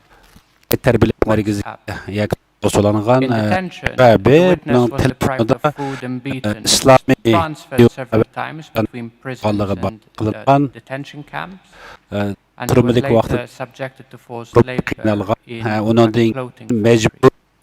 He was eventually released, although he remained under close monitor. I have a few questions for the witness. I'll ask the first one and I'll pause for the translation. You say that while in detention you were beaten several times, including, for example, with an electric baton. And indeed, one time you ended up unconscious in hospital following a beating. Could you tell us a little more about these beatings and the details of how you were beaten? Сіз куәлік сөзіңізде бірнеше рет сізді ұрғандығын айтыпсыз. Соның ішінде сізді электр таяқпен ұрған, және солардың бірінде сіз осы ұрғаннан кейін есіңізден танып, докторханаға алып барған екен. Осы жайлы айтып өтсеңіз. Алдымен бұл ішіндегі кісілерге үлкен бір сәлем. Ассаламу алейкум. Мен бір сәлем беріп қой. Енді жаңағы түрмеде жаңағы өзі сұрап жатқан, ұрып талдырып жүрген жағдай, өздеріне қарсы шықтық. Енді өйткені мен өз жерде істеп отқан әрқандай бір қылмысым жоқ. Не үшін мен әкеп қамайсыңдар деген сияқты көптеген талас сөз болғаннан кейін, бұл жерде ұрып талдырды. Сол кезде Тарбағатай аймақтық халық докторханасына апарып, сол жерде Аспекүлде жатқанда есім жиған кезде бірақ білдім. First of all, I would like to greet all the panel members. It happened because I resisted, as I did not commit any crime and ended up there. Vice versa, I asked them back why I was detained. That's why they beat me up. After I passed out, they took me to the Tachung Regional People's Hospital. And when I came to myself, I was receiving infusion in the hospital room. If I may delve a little deeper, however, and please do ask the witness if he is ready to speak about it or not. Could you describe some of the details of these beatings? You do mention in your statement the use of, for example, an electric baton. Did it involve kicking? Could you describe these beatings in a little more detail? Please do ask the witness if he's prepared to speak about that. Егер сіз психологиялық жақтан дайын, осы туралы айтуға дайын болған жағдайда ғана бұл сұрақты сұрап отырмыз. Сонда сіз мысалы бағандағы электр таяқпен ұрғанын, басқа да қинаулар көрсеткен мәселені тебу сияқты. Егер қиын көрмесеңіз, осыны айта аласыз ба? Егер ол қиын болса, айтпауыңызға да болады. Жақсы естілмеді дауысың. Қайтадан дұрыстап айтып берші. Сізді жаңа қинаулар болды ғой, электр таяқпен ұрған, сосын тепкен деген жағдайлар. Егер сіз осыны айтуға қиналмасаңыз, осы туралы айтсаңыз, егер жоқ, мен бұны айтпаймын десеңіз де болады. Айтуға болады. I can talk about it. Енді сол кезде өздеріне қарсы тұрдық. Қарсы тұрғаннан кейін бұдар сол бізді анау хаузы деп айтамыз ғой енді, сол жерде түрменің ішіндегі. Содан бөлек алып шығып, жаңағы суға түсетін үйі бар, ода камера жоқ, сол жерге әкеп ұратын. Жаңағы таяқпен, өздерінің дөк таяқпен, сөйтіп сол жерге әкеп, камера жоқ жерге әкеп бізді ұратын. Because we resisted, that's why since there were cameras in other places, they would take us to the separate washroom where there wasn't a camera installed. So they would beat us using electric batons. Thank you for that. And could I ask you, were such beatings something exceptional, or were they dispensed quite regularly at the camps? Осындай ұрып соғулар ол жерде жиі бәріне кездесіп тұратын жағдай ма еді, жоқ әлде бірлі екілі болып қалған жағдай ма? Қалай дейсің? Осы жағдай сізге ол лагерьде жиі болып тұратын жағдай ма, мәселен ұрып соғулар жаңағы айтқаныңыз, әлде бір-екі рет болып қана қалған жағдай ма? Бұндай жағдай жиі болып тұрады. Өздеріне қарсылық қылған кезде бұл жағдай үнемі жиі қолданып тұрады. Оған көніп кеткенбіз ғой. Such situation would happen a lot. Whenever you resist them, they would do this. Thank you. Could you give us examples of how you would resist the guards? What do you mean by resist them? Сіз қалай қарсы тұрдыңыз? Қарсы тұру дегенде не айтасыз? Оларға не айтасыз? Немесе соны түсіндіріп өтсеңіз. Енді бұл жерде жаңағы тамағы өте нашар. Енді оны шынымен айтқан кезде даладағы итке берсе де жемейтін тамақ. Ал енді қарнымыз тоймайды, бірақ енді өзің жан сақтау үшін ол тамақты жеуге тура келеді. Сол кезде біз айтамыз, дұрыстап тамақ бер, болмаса қарнымыз тойғызып бер деп, тойғызып бер деп. Сол кезде жесең же, жемесең қой. Сол кезде қарсылық қыламыз, сол кезде бізді сол алып барып, сол жаңағы суханаға алып кеп, камера жоқ жерге әкеп сабайтын. Енді бұдан кейін айтпайсың деп. The food there was really of bad quality, and to be honest, the dogs wouldn't eat that kind of food. So we would ask them for good food and enough food. Whenever we asked this, they would get angry and they would say, "Oh, it's your choice to eat or not eat it," and they would afterwards take us to that room and beat us up. Thank you for that. Could you give us a sense of the command structure in the camp?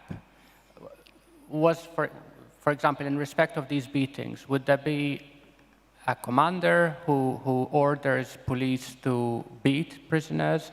Or, for example, was this each individual guard being free to beat prisoners according to their own will? Could you give us a sense of the command structure? Сіз сол жердегі бұйрық берілу жағдай туралы айтып өтсеңіз, мәселен, сіздерді ұру үшін ұрып соғатын бұйрықты біреу бере ма, сол жерде арнайы командирлер бола ма, сол бұйрықты беріп отыратын, жоқ әлде бүкіл күзетші немесе сол жердегі сақшылар өз еркінде ма, кімді ұрып соғады, қашан? Қайсар, дауысың жақсы ұғылмай тұр. Сол жердегі естіліп тұр ма? Иә, енді. Сол жерде бұйрықтың орындалу жағдай туралы айтып өтсеңіз, мысалы, ол жерде арнайы командир бар ма, сол жерде айтып отыратын пәленді ұру керек, соғу керек деп бұйрық түсе ма, жоқ әлде сол жердегі сақшылар немесе күзетшілер өз еркі бойынша адамдарды ұрып соға бере ма? Ол жердегі ішіндегі әдеттегі сақшылар өздері қолынан келген бәрін істей береді. The ordinary policemen inside the camp could do whatever they wanted. So they could, but the fact that they would take you, for example, to a room with no cameras suggests, therefore, that they didn't want these beatings to be recorded and that they were therefore acting not according to camp regulations. Would that be a correct understanding of what was happening?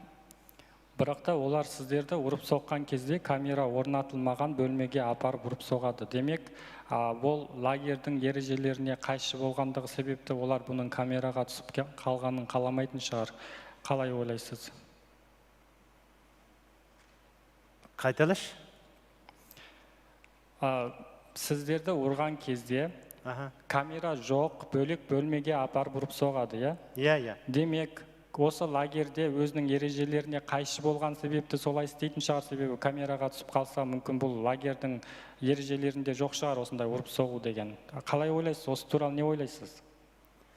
Енді өздері қолынан келгенше қарсы шыққан кезде жаңағы сол камера жоқ, суханаға апарып, жаңағы су шашып, сол төк таяқпен, я болмаса жаңағы қолындағы таяқтармен ұратын. Енді ол кезде біздің қол аяғымызда, мен түрмеде 98 күн жаттым. Қол аяғымда кісен 7 килограммдық. Сол кезде де түрмеде де солай болатын. Ода да сол суханаға апарып сабайтын бізді. Қарнымыз тоймады деп қарсылық қылған кезде бізге жаңа сол ойына келгенін істейтін. They would beat us, with whatever they had in their hands, like sticks or electric batons, and they would do it only in that room.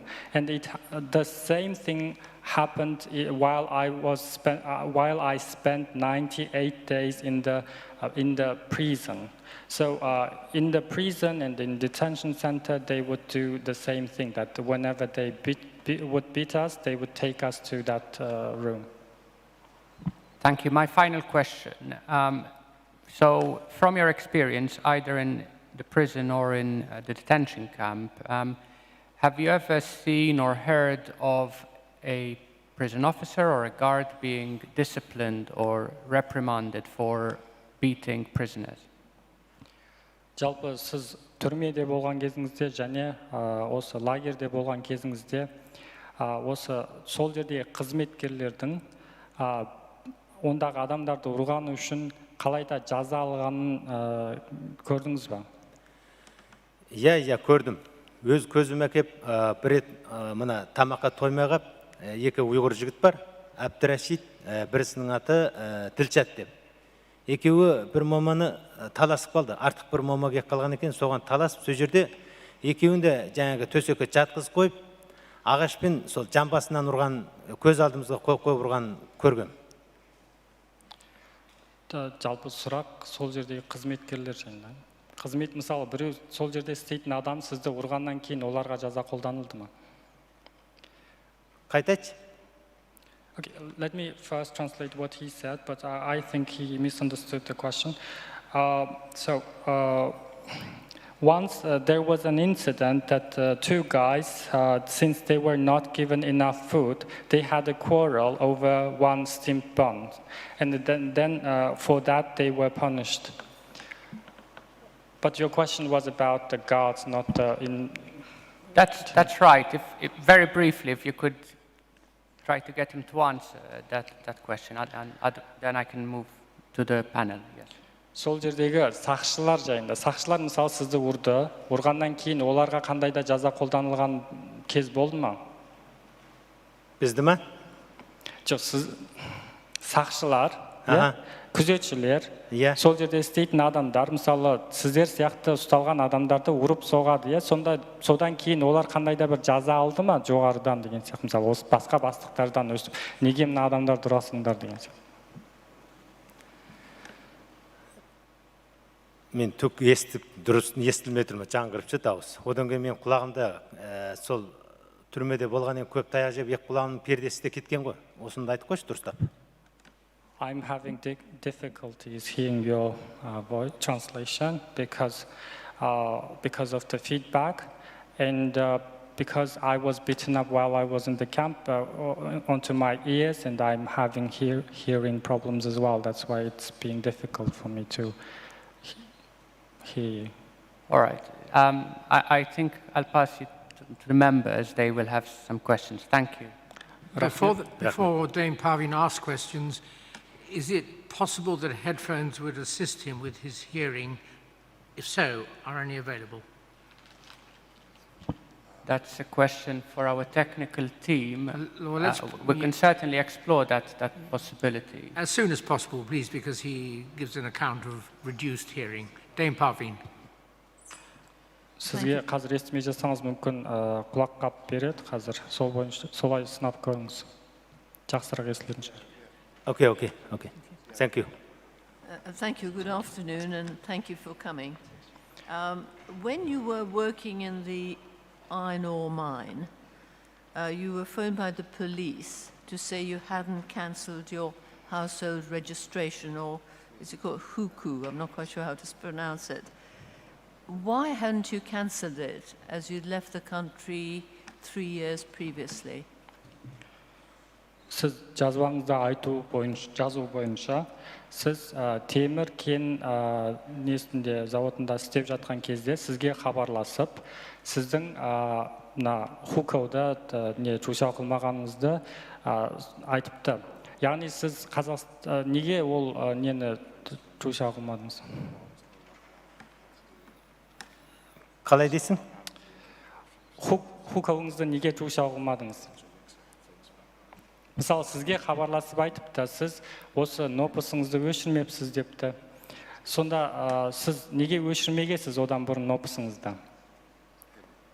Темір кенде неге жұмыс істедің деп жатсың ба?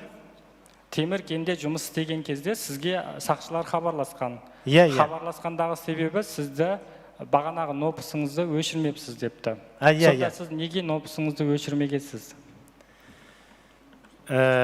Бұл жерде мен де білмеймін ғой, Қазақстанға біз көшіп кетіп, сол жердегі үйіміздің барлығын сатып, Қазақстан көшіп кеткеннен кейін, ол жерде нопыс, біз осы жақта Қазақстанның азаматын алғаннан кейін барып өшіріледі.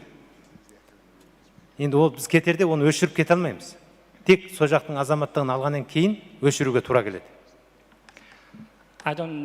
I don't really know about it, but what I thought was like since we moved to Kazakhstan, but I thought after obtaining the Kazakhstan citizenship, only after that we would be able to cancel the household registration back in China. That's why, and it's impossible to cancel it first and go to another country. Before your next question, Dame Parveen, it is possible for the witness to have headphones, but only if he goes up into the gallery. We're all content for him to go to the gallery, but he may prefer to stay where he is, and his question and answers recently have been... Oh, he's gone. Well, there we are. Fait accompli.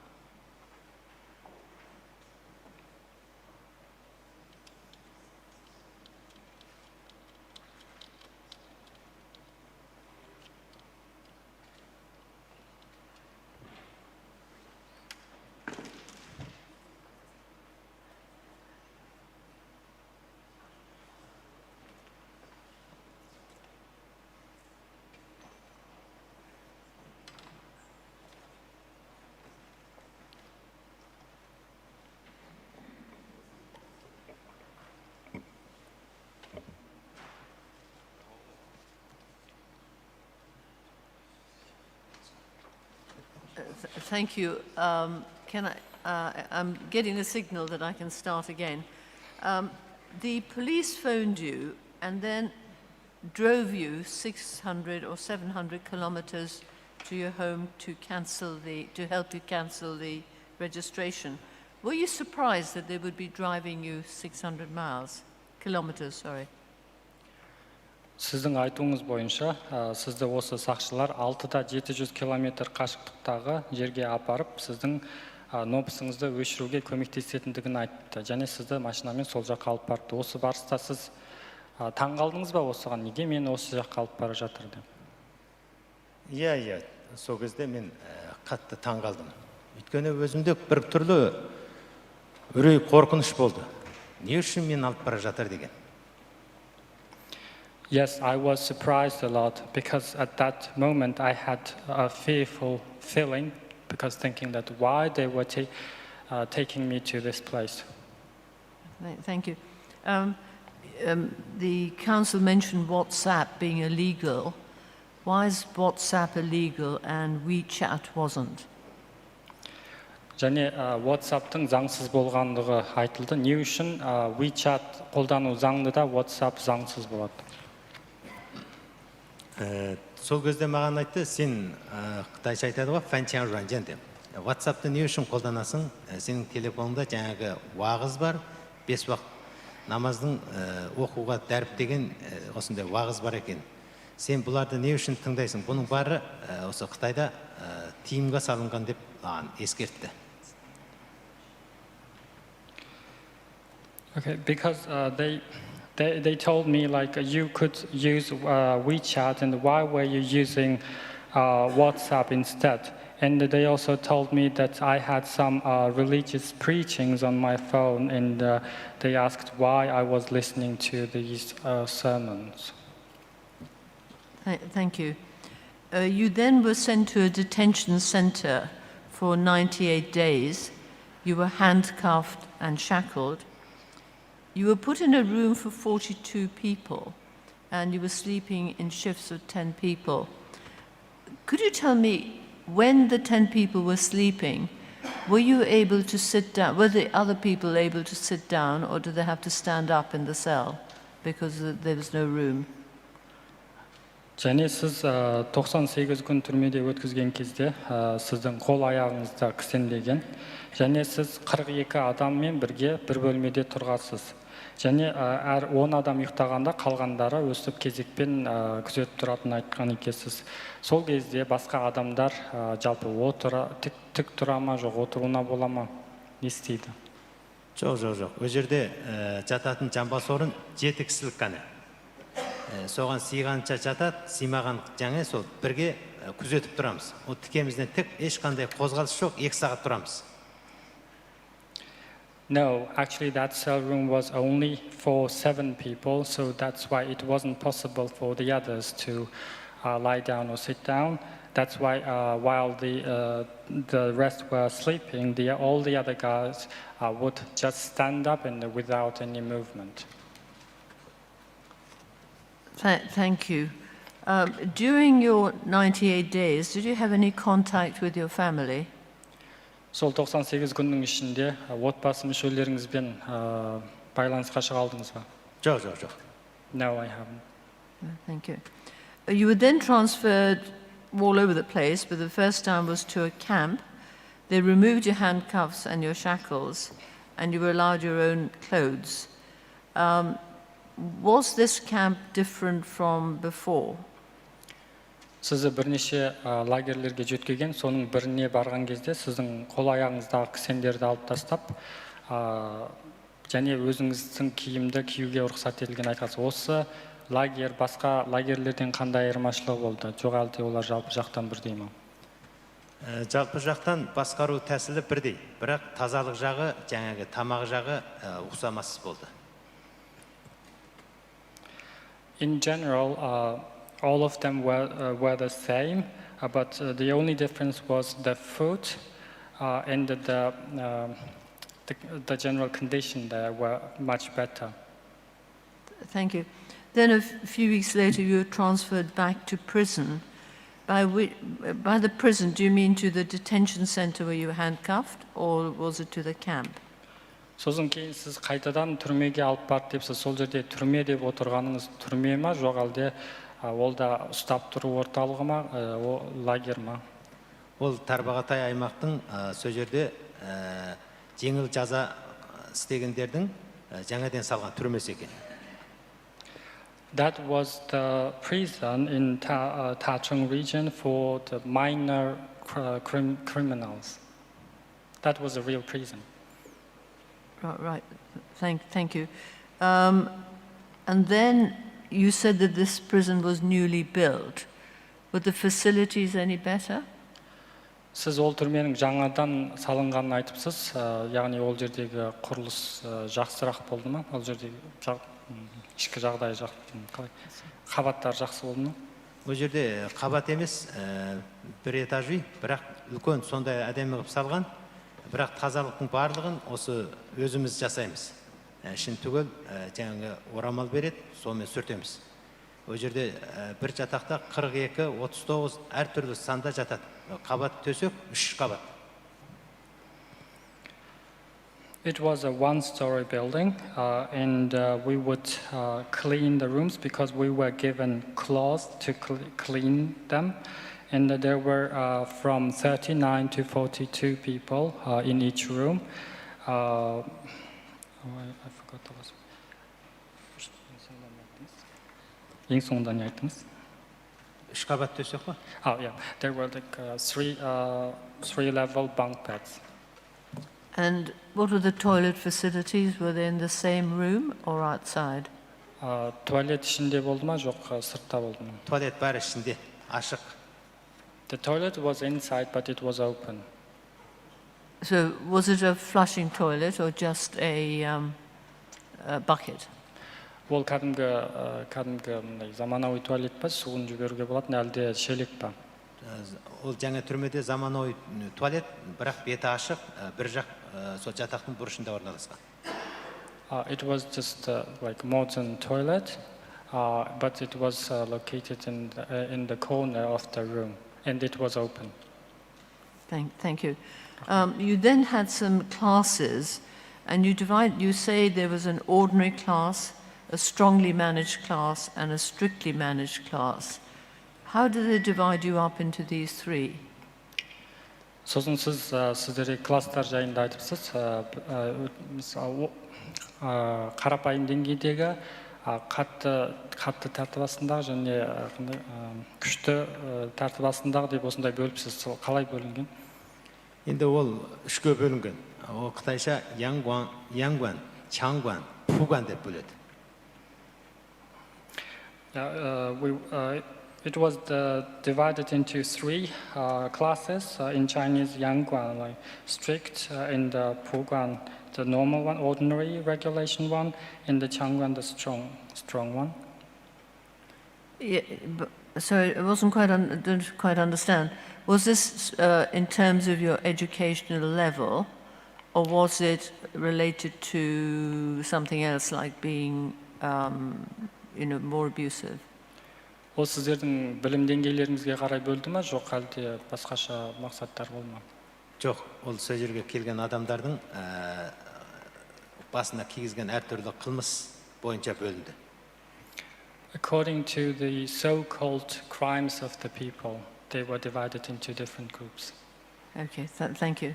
Then barely a month later, there was a notice from a superior leadership to take you back to the camp.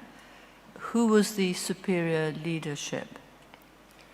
Сосын бір айдан кейін сізді жоғары деңгейдегі бағанағы басшы сізді қайтадан түрмеге баруға жіберуді айтыпты. Осы айтып отырғаныңыз кім, оның лауазымы қандай?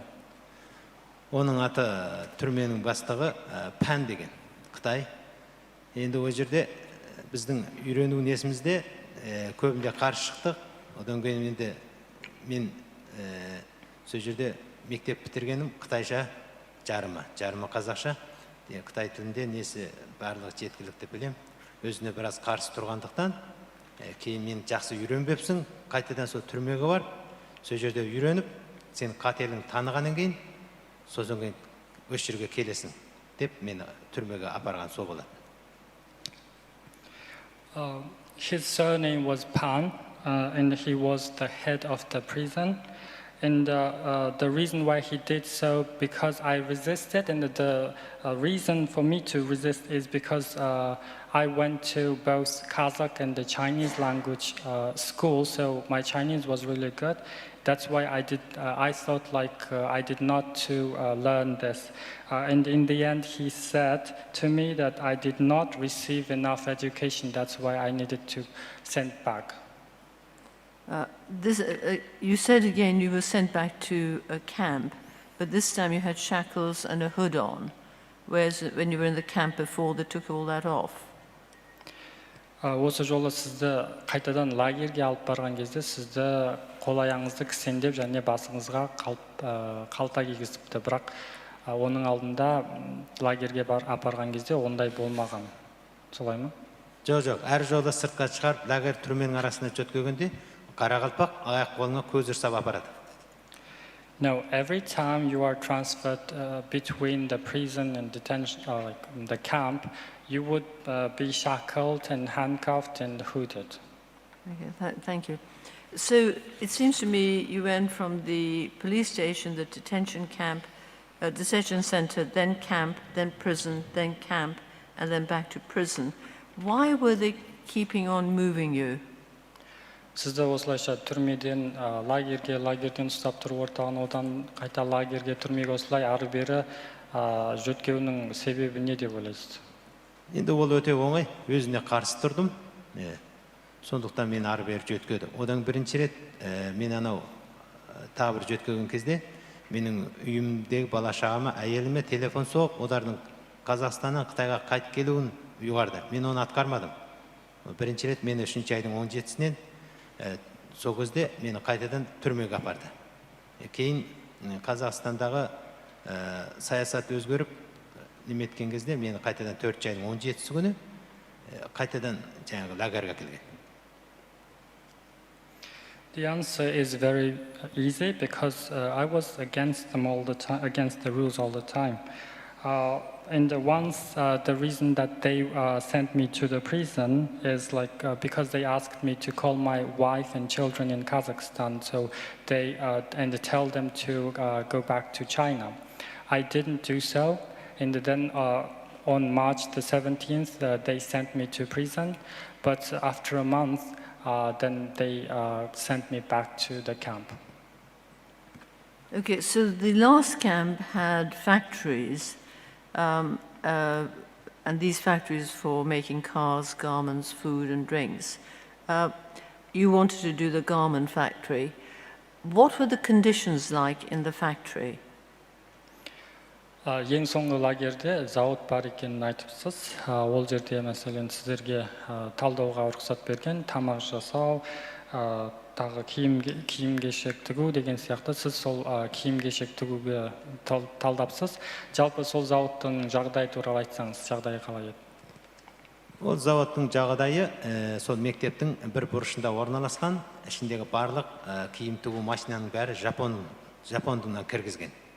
Көбі ескі, жарымы жаңалау.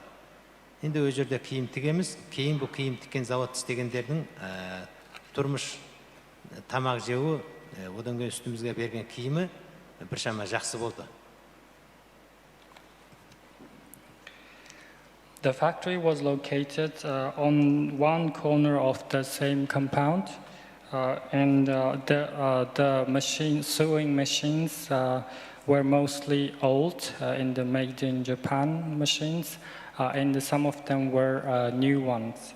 And compared to the other facilities, the clothes like the clothes we were given to wear were much better, and the quality of the food was better. Thank you. Just one last question. You're now at home. Have you any illnesses that were produced while you were under detention? Psychological or physical? Жалпы осы жағдайлардан кейін, тұтқындалғаннан кейін сізде қандай да психологиялық әлде дене жағынан, физикалық жағынан болсын ауру болды ма? Қандай да ауру? Өте үлкен маған бір андай құлағым тыңдау қабілетінен айырылды. Одан кейін денсаулық өте нашар болды. Мен кірген кезде 90 килограмм, 98 килограмм болды. Кейін шыққанда 71 килограммен шықтым. Сол кезде мен денсаулығым өте төмендеп, кішкене бір жұмыс істесем қара терге түсетін жағдайға түскен. Yes, I've lost my health because I lost my hearing ability. And in the before being taken into the camp, I weighed 98 kilograms, and when I was released, I weighed only 71 kilos. And now I've become so weak that even doing some really simple things makes me get sweat a lot. Okay. Thank you very much indeed. You've been very helpful, and thank you for coming. Көп рахмет келгеніңіз үшін. Рахмет.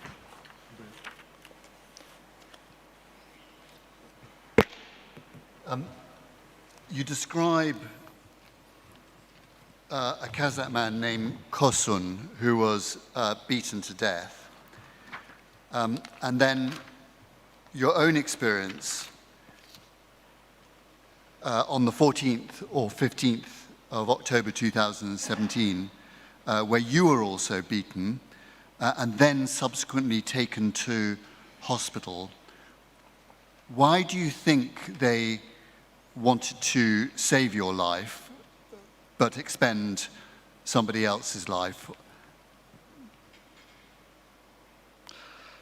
Сіз айтыпсыз, Қосын деген кісіні барынша өлгенге дейін ұрғанын, және қазан айының 15-і 2017 жылы сізді де қатты ұрғаны сонша, сіз емханадан бірақ шығып, сіз жалпы осы кезде не ойладыңыз, сізде де қандай барын ұрып сол осылай, жалпы ойыңыз қандай? Енді Қосын деген жігітті жаңа түрмеде оны ұрып өлтірген. Ол өлгенде сол күні дежурный, сол күні қырғыздікі Умақай деген. Ал енді мен өзім тағы да соның ұруына түсіп, мен сол больницадан бірақ шығып, жаңағы менің басымда сол көзімді ашқан кезде сол жерде түрменің екінші бастығы Тайыр деген қасымда отырғанын көргем.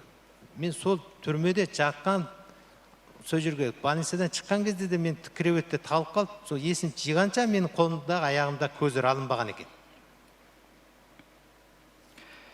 Yes, the guy named Kosun was beaten up to death, and it was done by the Kyrgyz guy named Umaqay. And I was beaten up by the same guy, and I ended up in the hospital. And when I was in the hospital, the deputy head of the prison, Tayir, was there too. And when I came to myself, I realized that I had been shackled and handcuffed, even being laid down on the hospital bed.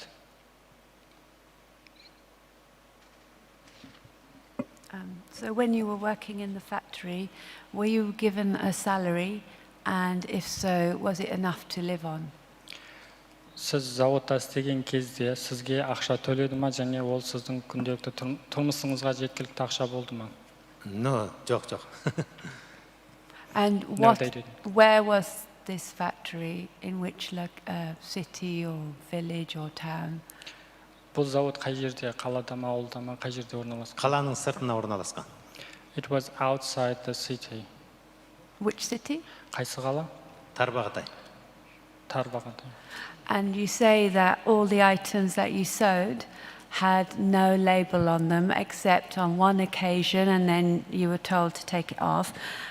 Since you left that factory, have you seen any of those clothes being sold online or in shops, anything similar to the things that you were making? Сіздер зауытта киім тіккен кезде, негізінен ол киімнің маркаларын сізге көрсетпегенін айттыңыз, бірақ тек бір жағдайда сіздер көргенсіздер, одан басқа көрсетпеген. Жалпы сіз сол жерден шыққаннан кейін, осы сіздер тіккен киімдердің қандайда сатылымда екенін көрдіңіз бе? Сатылымда екенін көргем жоқ, бірақ мен шыққаннан кейін 2018-12 айдың 23-і мен соны шыққаннан кейін мен үй қамақта болдым. Ешқандай еркіндік болмады. 2019 5 айдың 23-і Қазақстанға өздері шекарадан әкеліп өткізіп тастады. No, I haven't seen any of them being sold because I was released on December the 23rd, 2018, but I was still under house arrest until May the 23rd, the day that they accompanied me to the border with Kazakhstan. Okay, thank you. And the last question, as we're running out of time. So you were released, as you say, and you were able to leave the country. Do you know why they allowed you to leave the country? Соңғы сұрақ уақытқа байланысты. Жалпы сізді Қазақстанға шығармады, бірақ ең соңында жалпы Қазақстанға не үшін шығуға рұқсат берді? Менің бала-шағам, әйелім Қазақстанда болды. Сол кезде отбасыларын қауышу үшін бұларды алдында сондай бір саясат өзгерді ме білмеймін. Сол кезде бізді бір қанша адамдарды Қазақстанға өткізді. Because my wife and children were in Kazakhstan, and I'm not sure, but sometimes I think there was a policy, or the changes in policy, and that they allowed people, like family members, to be reunited.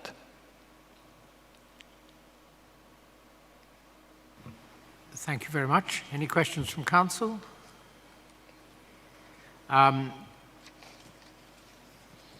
Mr. Atabey, thank you very much for coming to the tribunal to give your evidence.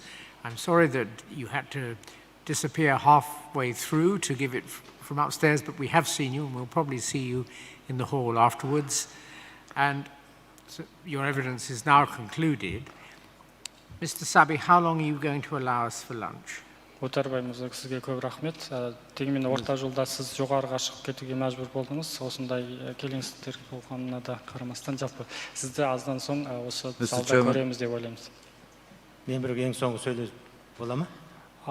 Can I speak something? Yes, but it's better if it's short. Болады, бірақ өте қысқа айтсаңыз. Мен енді біз осы дүние ұйғыр құрылтайына кеп қатынасып отырмыз. Жалпы сол жақтағы түркі тілдестердің үнін жеткізу үшін. Енді менің тек артқа қайту жол жоқ. Тек осы алға. Енді осы жердегі Англияның осы маған осы жердің саяси бостандық беруін тілеймін. Yes, I came to give evidence on the tribunal which was organized by World Uyghur Congress, and I came here to be the voice of the Turkic Muslims who are suffering there. And another thing I would like to say or ask is that I asked the asylum status here, if it's possible. Thank you, Mr. Chairman. Thank you, Mr. Atabey.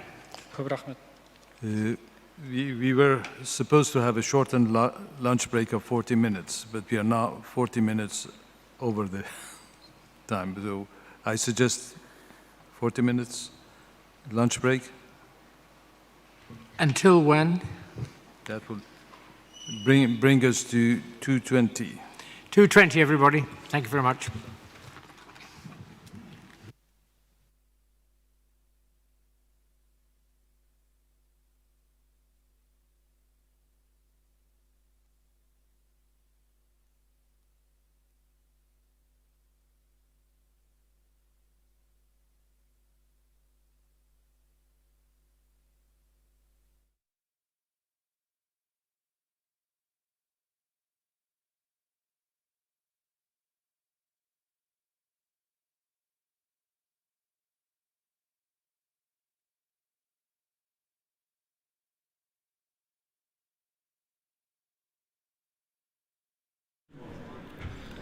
Assalamu alaikum, Şeyh Türkistanlıq aziz qarindoshlar, ekran oldidagi aziz ko'ruvchilar.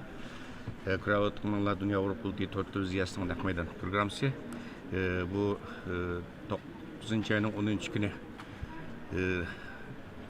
boshlangan bu xalqaro Uyg'ur sud kollegiyasininki 2-qatimliq sudi mana bugun 3-kuni qadam qo'ydi va 3-kuni yerim kunlik qismi tugadi. Hozir bir tushlik dam olishga chiqdi. Bu şu fırsattan paylanıp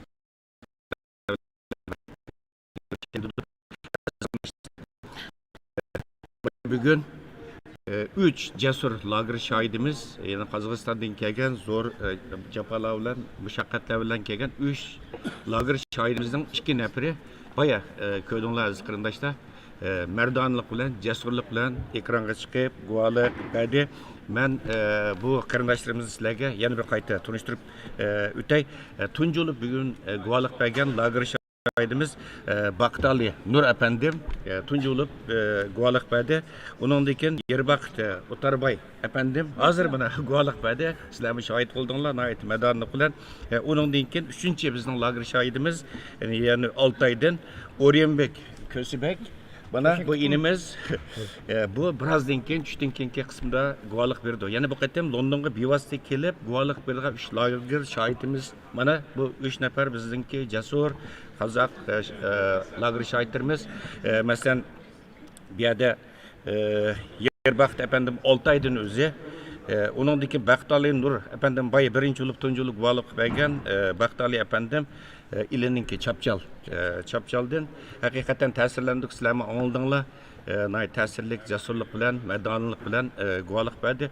Bular şu Angliyaga, Londonga kelişimi Kazakistan'dan asan bulmadı. Zor, capa, müşakkatler bilen geldi az kırındaşlar.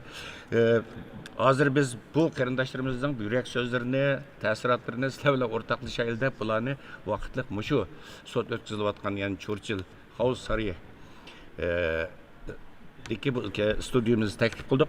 Hürmetlik Baktali efendim siz tunculuk vualık verdiniz. Mesela hazır Xitay sizin sotulda nağa kaldı. Sizin soludu, sizin udu, kıynidu, hakaret kıldı bay dediniz sotta, nay cesurluk bilen. Siz hazır bana tuncu ketim Xitay'ın üstüden, Xitay'ın sotlavatkan bir sotta siz Xitay'ın üstüden şikayet kılış, arz kılış pürüstüge iyi oldunuz. Siz hazır kandak bir tuygudu, kandak bir hissiyatı şu guvalıqını berip boğandı ki mesela. Men katты қуаныштамын өте осы жерге келіп осы халықаралық ұйғыр сотына қатынасқандығым үшін қазақ атынан өте қуаныштамын. Сіздерге рахмет. Мен осы сотқа қатынасам деп кеше түні ұйықтаймын деп таң атқанша ұйықтай алмадым. Неге? Осы сөздер шыққалы бері түсіме осы Шығыс Түркістандағы бауырлас ұйғыр қазақ бауырларым таң атқанша түсіме кіріп ұйықтай алмай шықтым. Сол үшін осы yerге келіп қазақ атынан осы ұйғыр бауырластарымыздың сотына қатты қуаныштамын. Осы әңгімелерімді ішімдегі дертімді шығарып алғанға өте қуаныштамын. Рахмет сіздерге. Rahmet, hürmetlik Baktali efendim. Hakikaten bayı Baktali efendim bilen sotluk varlık verip olgandan keyin zalda biraz kısa paranglış imkaniyetimiz oldu Baktali efendim bilen. Özümü dedi ben şu lager çıkandan keyin uxlayamdım bulup akşam keçe uxlayamdım fakat 2 saat uxladım dedi. Çünkü şu lagerdeki meniki Uygur, Kazak, Kırgız ve başka yerlik benim qarindaşlarım, Şarkı Türkistanlık qarindaşlarımın aç tatkan japaları, kıyın kıstaktır, uçurgan hakaretler köz aldım kelip zaten uykum kemmedi dedi. Bana hazır bu şu sotu guvalık bergendeki işinin bir rahat boğalıqını bir yerde bir dep ötken buldu. Hürmetli Baktali Nur efendim, rahmet tebrikleymen sizni hakikaten naiti keskin bir şekilde guvalık verdik. Bulup bir yerdeki bugünkü sottaki Lakin tesir kılığını sizinki, şu Xitay'ınki bayı söhbetlerdim, üzere akşam söhbetlerdim dedik. Vurup öttürüversin meyildi, kılgan hakareti kaçıdımı deyemdiniz. Mesela bu hafta sizde mesela kandak hakaret. Bizde az ұлттарда сендер айвансыңдар, сыңку деп боқтағандары, сендер мәңгі көретін күндерің осы. Сендер әргіз бас көтере алмайсыңдар, осы бұдан кейін көретін күндерің осы деп боқтағандары мен өте аянышты. Менің басқа жеріме ұрып өлтіріп еткен болса разы едім. Сол сөздерге мен қатты ішімнен тебіренем. Соны ойласам, ұйықтайғым келмейді. Әлі күнге шейін мен осы сөзді айтып алғаныма, осы жерде осы сотта айтып алғаныма қатты қуаныштамын. Осы Қытайға қарсы бір ауыз болса да сөзімді айтып алдым, пікірімді. Рахмет сіздерге. Rahmet Baktali Nur efendim, rahmet özü de ötüm aziz kırındaşta Şarkı Türkistan'ınki ili vilayetindeki Çapçal naisinin özü Şarkı Türkistan'lık Kızak kırındışımız. Yeni bir cesur lager şahitimiz bayağı guvalık verdi. Bana yenimizde oturdu. Yerbakt Otarabay efendim. Üzümü guvalık verdi. Hoş, Yerbakt efendim siz bugün düştüm burun kısmında sottunken ahırkı guvaçı oldunuz. Ben okşaş şu sualını sormakçı. Baktali efendim sorgan. Bana hazır sottu guvalıkını berip oldunuz. Hazır qanday bir tuyguda? Hazır bak özüm енді сондай жеңіл сезіліп жатырмын да. Өйткені мен Қытайдың маған жасаған соншалықты зұлым әрекеттерін бүтін дүнияға айтып өзім жеткізгеніме. Енді бұдан кейін тағы да сот болса, тағы да қатынасып осылардың және де ашкерлеп содардың барына қатынасуына мен әркез дайынмын. Сол үшін осы жолғы дүние ұйғыр соты осы сіздердің бізді бір осындай бір орай беріп осы жерге қатынастырғандарыңа антайын рахмет айтамыз. Rahmet. Mesela hürmetlik bizninki çöçekli karındışımız Orionbek, Köksübek. Bu da hazır işköylen, işki lager şahit, işki dostumuz, takdirdişiniz hazır guvalık berip oldu. Biraz rahatladı. qonimizning ish qonimizni bir bo'shatib oldik, ashar qarindoshlarimizning dardini bir anlatib oldik dedi. Siz hozir guvohlik berasiz, masalan, 3dan keyingi sotda, birozdan keyin tunji bo'lib. Siz qanday bir hissiyat, biroz jiddiylik bormi sizda? Jiddiylik bor. O'zimning osida kelganimga rahmat aytaman. Birinchi Allohga, ikkinchi osindagi Uyg'ur xalqына, xalqarалық huquqына, осы соташып отқан ағаларымызға Алла разы болсын деп айтамын. Оның менің осында келудегі мақсатым ол жақта болған оқиғаны, басымнан өткен оқиғаны түгел айтуға, сұхбат беруге келдім. Шындықты айтуға, жасырмай. Енді мен Қазақстанға қайтамын, қайтып барғаннан кейін менің өмірім бір Алланың қолында деп білемін.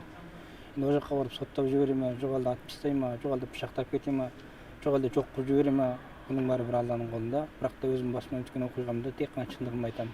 Соттаса соттасын, мен бәріне дайынмын. Енді мен өлсем де артында қазағым өлмесін. Менің армандаған мақсатым осы. Сіздерге көп рахмет. Rahmet, hürmet Oryanbek efendim. Üstülükamiz Oryanbek, Kösbek bayımda bittim. Bizdenki çöçek kardeşimiz ama küçük biraz. Bula qaraganda biraz küçük atanız bilen billa 80 yıllarda Kazakistan'a çıkıp yerleşken bayımda iki kardeşimdenki guvalıqını alınanlar birazdan keyin Oryanbek efendimninki mi guvalıqıga şahit polisler aziz qarindoshlar.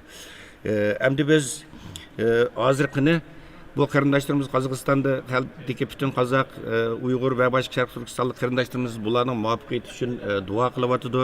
Bularga go'zal tilaklarni bilayotgan qarindoshlarimiz bor. Biz hozir Qozog'istonga ulinib boqaylik. Masalan, Qozog'iston masalan aziz qarindoshlar bilasizlar, bu Olmaotadagi Xitoy konsulxonasining oldida bizningki shu lager tutqunlari yiqildi, lager qurbonlari yiqildi. 100 necha kunning yog'i to'xtamay Xitoy konsulxonasi oldida asosiy qozoq qarindoshlarimiz namoyish qilyotdi. Har kundagidek to'sqinliqlarga, turli nimalarga qaramay soqchilarning qattiq qo'pollik bilan oralashiga qaramasdan davomlashtirib hozirgi jasurlik bilan kelyotdi. Mening ota-onam nerede, guruh tuqqanlarim nerede, yo'ldoshim nerede va yoki dadam nerede, onam nerede degan namoyishni qilib kelyotdi va bu namoyishga boshlamchilik qilayotgan bizningki qozoq qarindoshimiz bu yerda Baybulat efendim bor Qozog'iston Olmaotada. Biz Baybulat efendimga bir kuni ulinib boqayli, hurmatli Baxtiyor efendim, yurak so'zlarini bir anglab boqayli. Xo'sh, masalan, avval qatammi bu efendim Xitoyma shu oldin qatammi shu guvohlik berishdan burun shohidlar shunda qattiq hujum qilganda psixologiya jihatdan ta'dis silib seni qilamiz, bunda qilamiz. Sayragul Soyitboy bizning qozoq qarindoshimiz guvohlik berishdan burun shu Xitoy bexatarlik tarmoqlari telefon qilib, rahatsız qilib qilgan. Ama hech qanday parvo qilmay, qo'rqmay kelib jasorat bilan bir xonim kelib sotda guvohlik bergan. Masalan, sizlarga mana shunday bir besim bo'ldimi? Masalan, sizlarda bir shunday andisha yo tashvish bir narsa bo'ldimi? Ishqinlarda. Bo'ldi. Bo'ldimi? Shunday ta'did besimlar bo'ldi denglar. Bo'ldi. Aylık urup ayalımga. Sana yol düşün bir yakı ketip bir chet devletlerge barıp suhbat vermesin, sotlarga katnaşpasın. Xitoyning topshiriqdan nimasi ekan? Bunday bo'lgan ishlarni hech kimga aytpasin, senlarga ақша beramiz, qaytib kelinglar degandey әңгімелерді aytib. Masalan, sizgimi Yorbaqt efendim sizga mana shunaqa besim bo'ldimi? O'xshash. Ishingizga o'xshash. Shu nimaga nima deymiz u? Ovozini nima qilganimiz bor. Ya ilovoq ovozni ilovoqan o'sha qilgan.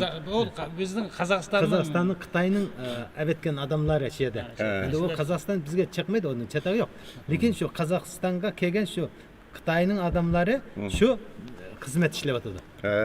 Xitoyga kelgan odamlar Alloh bevosita ashyoda turib, bevosita oilalarga besim shiltib, bormisin, sotqa chiqmisin, deb ularning sotqa chiqmisin deb Alloh razı olsun. Mana ko'rdinglar aziz qarindoshlar. Mana hozir chet ellarda biz minglagan, necha minglagan lager shohidlar bor deymiz. Bu vaqtda xabarimiz bor. O'tganda Baxtiyor efendimni Turkiyaga borgan vaqtida shu sotqa guvohchilarni taklif qilish, qizib chiqish uchun borgan vaqtida Baxtiyor efendimni bilib kelgan nurg'un necha yuz degan lager faqat Turkiyada bor, Qozog'istonda bor. Ammo necha Qozog'iston. Hozir masalan sizlar bilgan sizlarga tunilgan lager shohidlar faqat 9 nafarda. Burunqi hozir mana hozir bular yana 3 oydan qo'shildi buningga. Bizda bir alayidlik bormi shu Uyg'ur lager şahit bilen şu Kazak qarindoshlarımızın arasında. Çünkü bularga bo'lgan besim biz Uyg'ur lager shahitlariga qaragan chaqda natijasi yuqori. Çünkü bularniki abay deb o'tdi, bir davlat emas, ikki davlat ham bir necha o'rindan bularga har xil besimlar shakllanyapti. Ya'ni bularga o'ziniki ba'zi Qozaq qarindoshlarimi tushunishmaslik tufaylidan bularning qilayotgan ishining xatoligini, hatto bularni noto'g'ri ishlar bilan shug'ullanayotganligi to'g'riliq besim qilayotganlar bor. Ya'ni Uyg'urlar o'ziniki millat tarafida yo'qotilayotganligiga shohidlik bersa, bular o'ziniki Uyg'ur qarindoshlarininki beshiga tushayotgan, ham o'zi qozoqlarning beshiga tushayotgan Xitoyning zulmiga guvohlik berishdan boshqa mushu o'zining ichidagi sirtidagi Xitoy emas, hatto Qozog'iston davlatniki besimga qarshi guvohlik beryapti. Bir kembigen asan emas, onun üstüne bu qarindoshlarımızın hiç qaysısının hizmeti yok. Qozog'iston bu balalar hizmet kılanmaydı, hizmet kısmı hiç kim almaydı. Çünkü guvohlik berdi bular. Bularning oilasining qanchalik nachar sharoit ekanligini biz şu balalarning o'zi bildi, boshqalar bilmaydi. Biz bu balalar bilan uzundan yaqin guvohlik jarayonida aktifdagi qarindoshlar bo'lib ketdik, lekin muşular qarab turib biz o'zimizning vijdonini yana bir qatim so'roq qilib beqishimiz kerak. Ben tövende Kazakistan'daki qarindoshlar bilan bir urushib bakay. Alış bakay bayı Bektir efendim dedi, bayalık Baktali efendim dedi. Aşı lagerdeki qarindoshlarım menimki köz aldığımda kelip uykum kelmey, keçi için başında uykum kelmey uxlayamadım.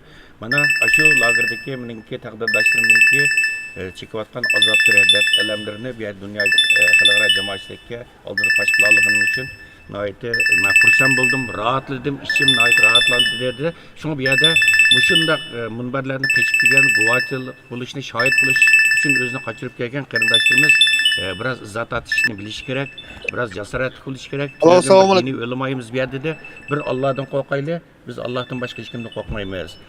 Qanday qilay? Bu nayet o'rinliq bir gap. Va alaykum assalom. Baybulat efendim. Kamerani? Yaxshi, nimani chiqarsınız? Kamerani. Kameranız açılmadı. Kamera açılmadı. Kamerani açın. Osman istiyorsan bola mı? Assalamu alaikum. Ha çıktı. Assalamu alaikum. Osman istiyorsan bola mı? Bo'ldi. Alaykum assalom. Qandaq Baybulat efendim yaxshi tudingiz? Yaxshi tudingiz. Sizni avar qildik. Rahmat aziz qarindoshlar. Bu 100 kundan buyon konsulxonasining oldida norozilik namoyishi o'tkazayotgan lager qurollar yiqildi mana endi bor. Bugun men namoyish ekan Xitoy konsuli hurmatli Baybulat efendim. Biz hozir konsulxonasining oldidan beryapmiz. Konsulxonasining oldida Almatadagi mene bu Almatadagi Xitoyning konsulxonasi. Siz hozir Xitoy ko'rdingizmi hozir? Sizlar? Biz hozir Xitoy konsulxonasining oldida Almatadagi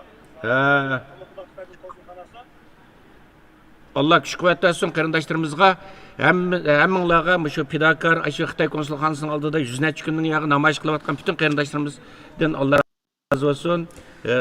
Yani bir narsa bu qarindoshimiz Qozog'istondagi bexatarlik o'rinlari tarafidan 4-5 qatim tutib solangan bo'lsa-mu, hozirgacha bu qarindoshlar o'z urug' tuqqanlarining davosini qilishni to'xtatib boqmadi. Mana hozir ko'rdinglar 217-kuni ekan, bugun mana Xitoyninki Olmatadagi konsulxonasining oldida namoyish o'tkazilibdi va namoyish o'tkazayotgan maydonga bog'landik. Bular ya'ni menimki bayım deb o'tgandek lager qurbonlari yiqildi bular. Otalari tutqun qilingan, urug' tuqqanlari tutqun qilingan, oilasidan ayrilgan. Mana shuning uchun shu oilamni qo'yib tuqqanlarimni qo'yib degan nimada norozilik namoyish o'tkazdi. Xo'sh, Baybulat efendim bugun bu Londondagi xalqaro Uyg'ur sud kollegiysida bugun buni efendim uningdan Yarbaqat o'tarmay qaytaydingizmi? Dawsınız eslemeyecek. Hakkında guvalık berdi, belki görüş imkanınız olmadı. Uningdagi efendim birazdan keyin guvalık berdi. Bularninki bu guvalık so'qqa kelib guvalık berganligiga qanday qaraysiz? Biz uchun o'sha kishilarning Qozog'istondan borib, Londonga qatishuvi hozir bugun жағдай. осы Londonga Londonдағы kelib, сотты ұйымдастырған guvohlik berdi sotda. ерекше үлкен алғысымызды айтамыз. Бұл біздің Қытайдағы жазықсыз қамауда отырған туысқандарымыздың қамаудан, түрмеден, концлагерьден және үй қамаудан босап, Қазақстанға келуінде өте үлкен ықпал етеді деп сенеміз.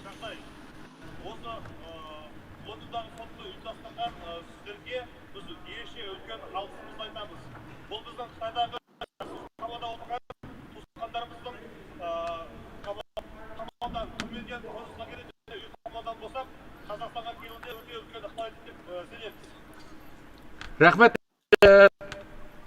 Baybulat efendim, hazır mesela bu namayışınlar 217 gün Өкінішке орай, 217 gün бүгінге bu дейін namayışta kılıvatmışsınlar. Hazır әлі де бір kıldık. Қытайдың нақтылы бір дипломаты шығып бізге Bu жауап hazır берген geçe bu емес. Xitay konsolisi sizlerin bu telefonlarga bir cevap verdi mi?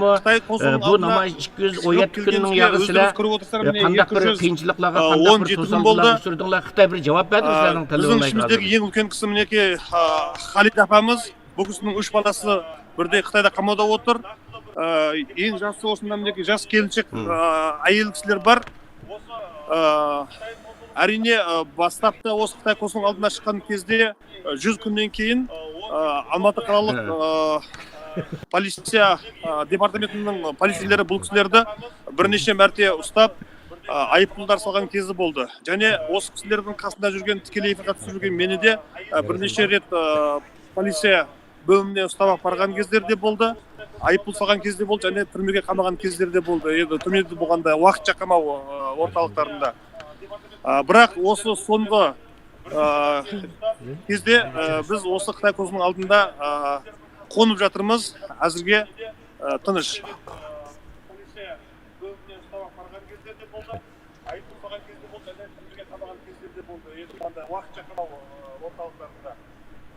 Бірақ осы соңғы кезде біз осы Қытай консулының алдында қонып жатырмыз. Әзірге тыныш. Allah razı olsun. Qarindoshlarimiz bizning duoyimiz har zaman sizlar bilan birga, Sharq Turkiston xalqining duosi har zaman birga. Allah ishimizni qulay qilsin. Mana bu uch qarindishimizmi shu lagerlardan qutulib, ming bir tasda jafo mushaqqatlarni tatib, ming o'lib, ming tirilib, mana sog' salomat bugun Londonga kelib, bu yerda sotda xalqaro Uyg'ur sud kollegiysida guvohlik berdi. Inshaalloh ashadagi biz tilaymiz, duo qilamiz. Shu namoyish qilayotgan qarindoshlarimizninkimi, urug' tuqqanlarninki patroq shu Xitoyning zindondan Біздің бұл наразылығымыз ешқашан тоқтамайды. Біздің тұтқандарымыз келмейінше. Біздің тұтқандарымыз қашан Қытайдың түрмесінен, концлагерінен және үй қамауынан шығып, Қазақстанға келеді. Сол кезде ғана бұл қарсылығымыз, бұл наразылығымыз тоқтайды. Оған дейін қасықтай қанымыз, шыбындай жанымыз қалғанша бар күшімізді салып күресеміз. Біздің тұтқандарымыз қашан Қытайдың түрмесінен, концлагерінен және үй қамауынан шығып, Қазақстанға келеді, сол кезде ғана бұл қарсылығымыз, бұл наразылығымыз тоқтайды. Оған дейін қасықтай қанымыз, шыбындай жанымыз қалғанша бар күшімізді салып күресеміз. Allah hammamiz kuch quvvat bersin. Hurmatli Baxtali Yarbaqt efendim, bu Qozog'istondagi bu qarindoshlarimizningki masalan fidokor, jasur qarindoshlarimiz deymiz. Mana qo'rqmay Qozog'iston bilan Xitoyning munosabatini bilamiz hozir. Shunday bir sharoitda mana shu jasur onalarimiz, singillarimiz, adillarimiz chiqib bu namoyishni qilib o'tibdi. Bu yerda Baybulat efendim boshliq butun qarindoshlarımizga yurakdan salom. Duoyimiz har zaman sizlar bilan birga. Alloh sizlarni texnik kuch quvvatga qilsin. Yarbaqt efendim, bu qarindoshlarimizga sizningki deydigan yurak so'zingiz bormi Londondan? Bor. Сіздердің сол Лондон сотына барғандарыңызға біз өте қуаныштамыз. Біз бұл жерде және жалғасты бұл әрбір сотқа барып қатынасамыз. Сіздердің осы соттан қатысуларыңыздан жауаптарыңызды алып, көңілдерің көншіп, үйлерің отбасы оралғанша біз осы жерде қайтпаймыз. Жақсы, рахмет. Біз де сіздермен біргеміз. Лондон сотына барғандарыңызға өте қуаныштамыз. Біз бәріміз бірге барғандай болдық. Rahmat sizning yurak so'zingiz. Amin, amin. Rahmet. Baybulat bavurım, birgemiz biz. Birgemiz. Hemen birgemiz. Bәріміз біргеміз. Hürmet Baybulat efendim, siz muavvat edem. Siz konsultanlığınızın aldı namaz Rahmeye satı aldı, rahmet oradan, rahmet. Siz köp rahmet. Ahir balam erişte ruhsatlarım gitti. Men Altınay arasında Bunuz bir sözü. Жолдасым Эрболат Кусманұлы қазірге дейін Қазақстанға келе алмай отыр. Қазақстан террорист мемлекет деп.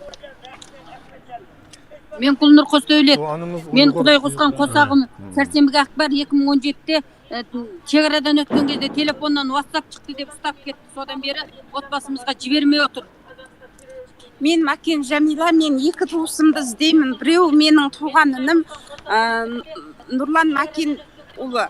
Екінші менің күйеуім Тоқтар Оспанғали ұлы. Менің анам Анархан Қанат деп 71 жаста тек намаз оқығандығы үшін 11 жылға сотталды. Мен Нұрсат Ермекбай қызы, туған ағам Бірлесбек Ермекбайұлы имам болған үшін жазықсыз Қытайдың кинасының құрбаны болып, ағам түрмеде 12 жылға сотталып кетті. Ағам араша болыңыздар. Мен Мырзан Алмақан, туған ағам Бақытқан Мырзанұлы, имам болдың деп 14 жылға соттап отыр. Қазір 5 жыл болды, сотталып жатыр. Үрімжі қаласы Бейінтан түрмесінде жатыр. Жазықсыз. Менің туған ағам. Сонен кейін айта кететін мына кісі Жарқынбек деген кісі Тұрсынғұл Нұрақай тетеміздің күйеуі. 10 жылға сотталған осы Қазақстанға келген үшін.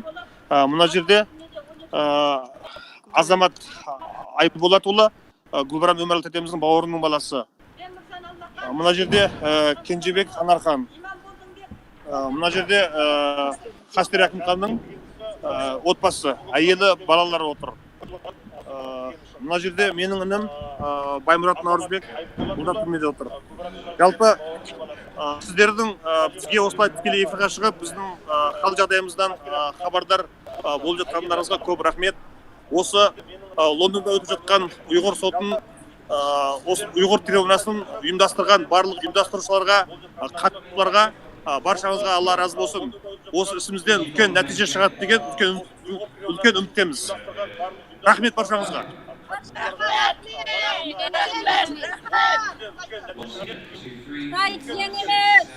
Sizlerge Allah'tan şükür tileyimiz. Rahmet.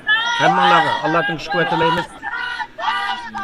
Az kırındaşlar hakikaten konuğumuzun ait yerim oldu.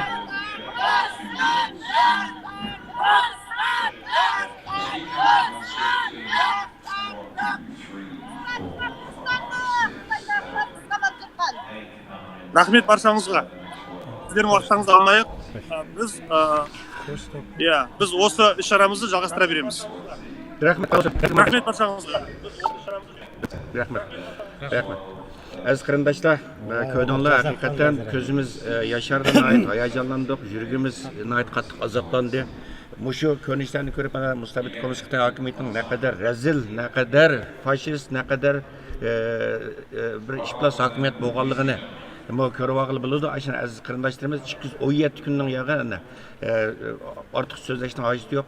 Yol dışına arılğanlar var, dadısına arılğanlar var, balısına arılğanlar var.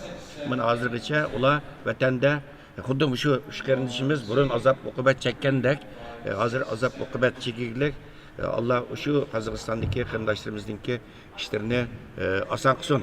Sizlarga ko'p rahmat. Birozdan keyin hurmatli bizning 3-lager shoidimiz O'ryanbek Ko'sbek apandimga birozdan keyingi boshlanadigan sudda muvaffaqiyat tilaymiz.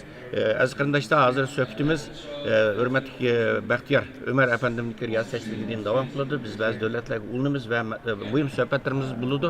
Boshlang'ich oraliqda men bu qarindoshlarimizni uzib riyosatchilikni Baxtiyor Umar apandimga o'tkazmayman. Aziz qarindoshlar, birozdan keyin ko'rishamiz. Tamam, rahmat.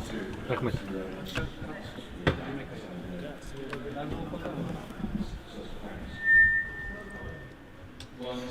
Assalomu alaykum qarindoshlar. Hozir tushlik damlash vaqtidan foydalanib bir necha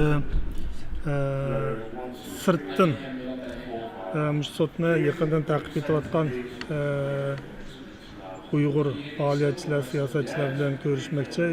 Dunyo Uyg'ur qurultoyiniki ijroiya komiteti raisi Samat Ablo apandi, muavin raisi Samat Ablo apandi bilan bo'lishmoqayli. Hozir bu yerda texnik xodimlar ovozini sinayotganligi uchun bir sal shavqim bor.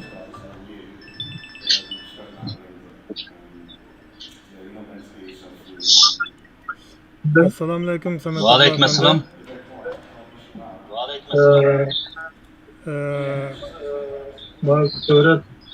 Bazı surat çıkardı.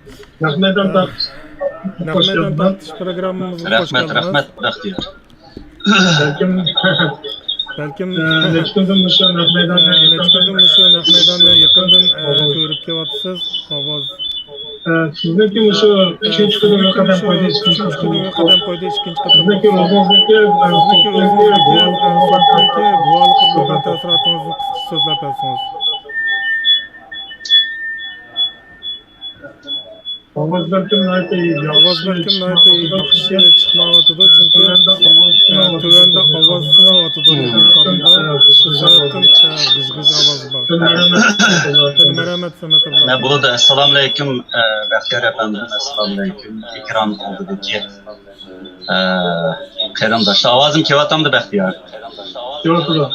Kelyapti. Men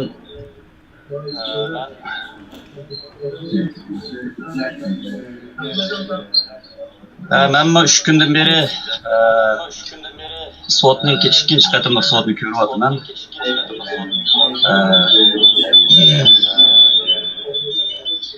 Bu qatimki soat o'xshasa again just received so many threatening phone calls.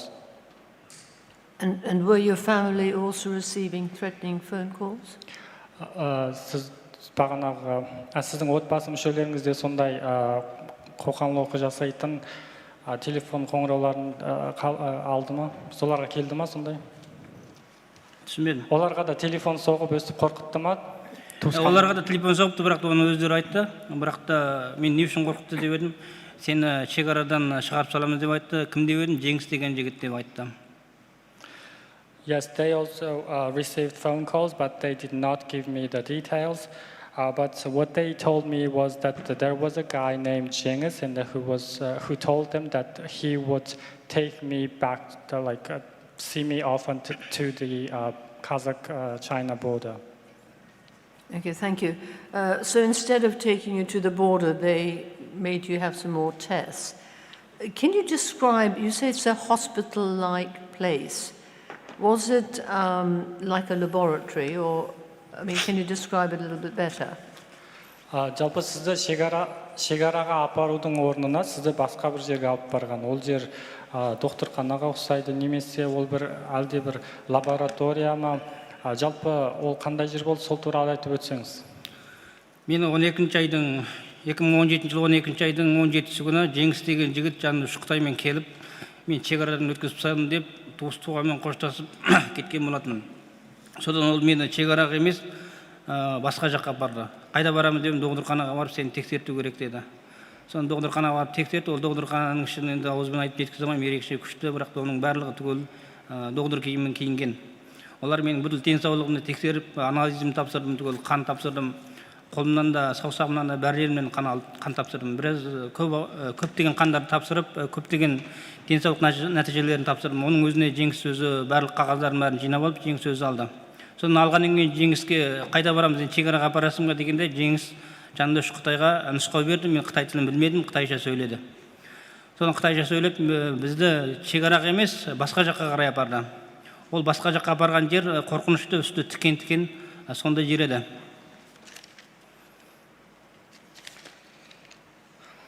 It was December 17, 2017. The guy named Cengiz first told me that he would bring me to the border, and he was with other 3 Han Chinese guys. And I said goodbye to my relatives, but instead of taking me to the border, they brought me to another place. And when we reached there, they told me that I needed to have a medical checkup first. And that facility was really good. It looked really nice. And they had my blood samples. They drew blood from my fingers and from my veins. And I had some other tests too. And Cengiz got all the papers given by the hospital about my checkup.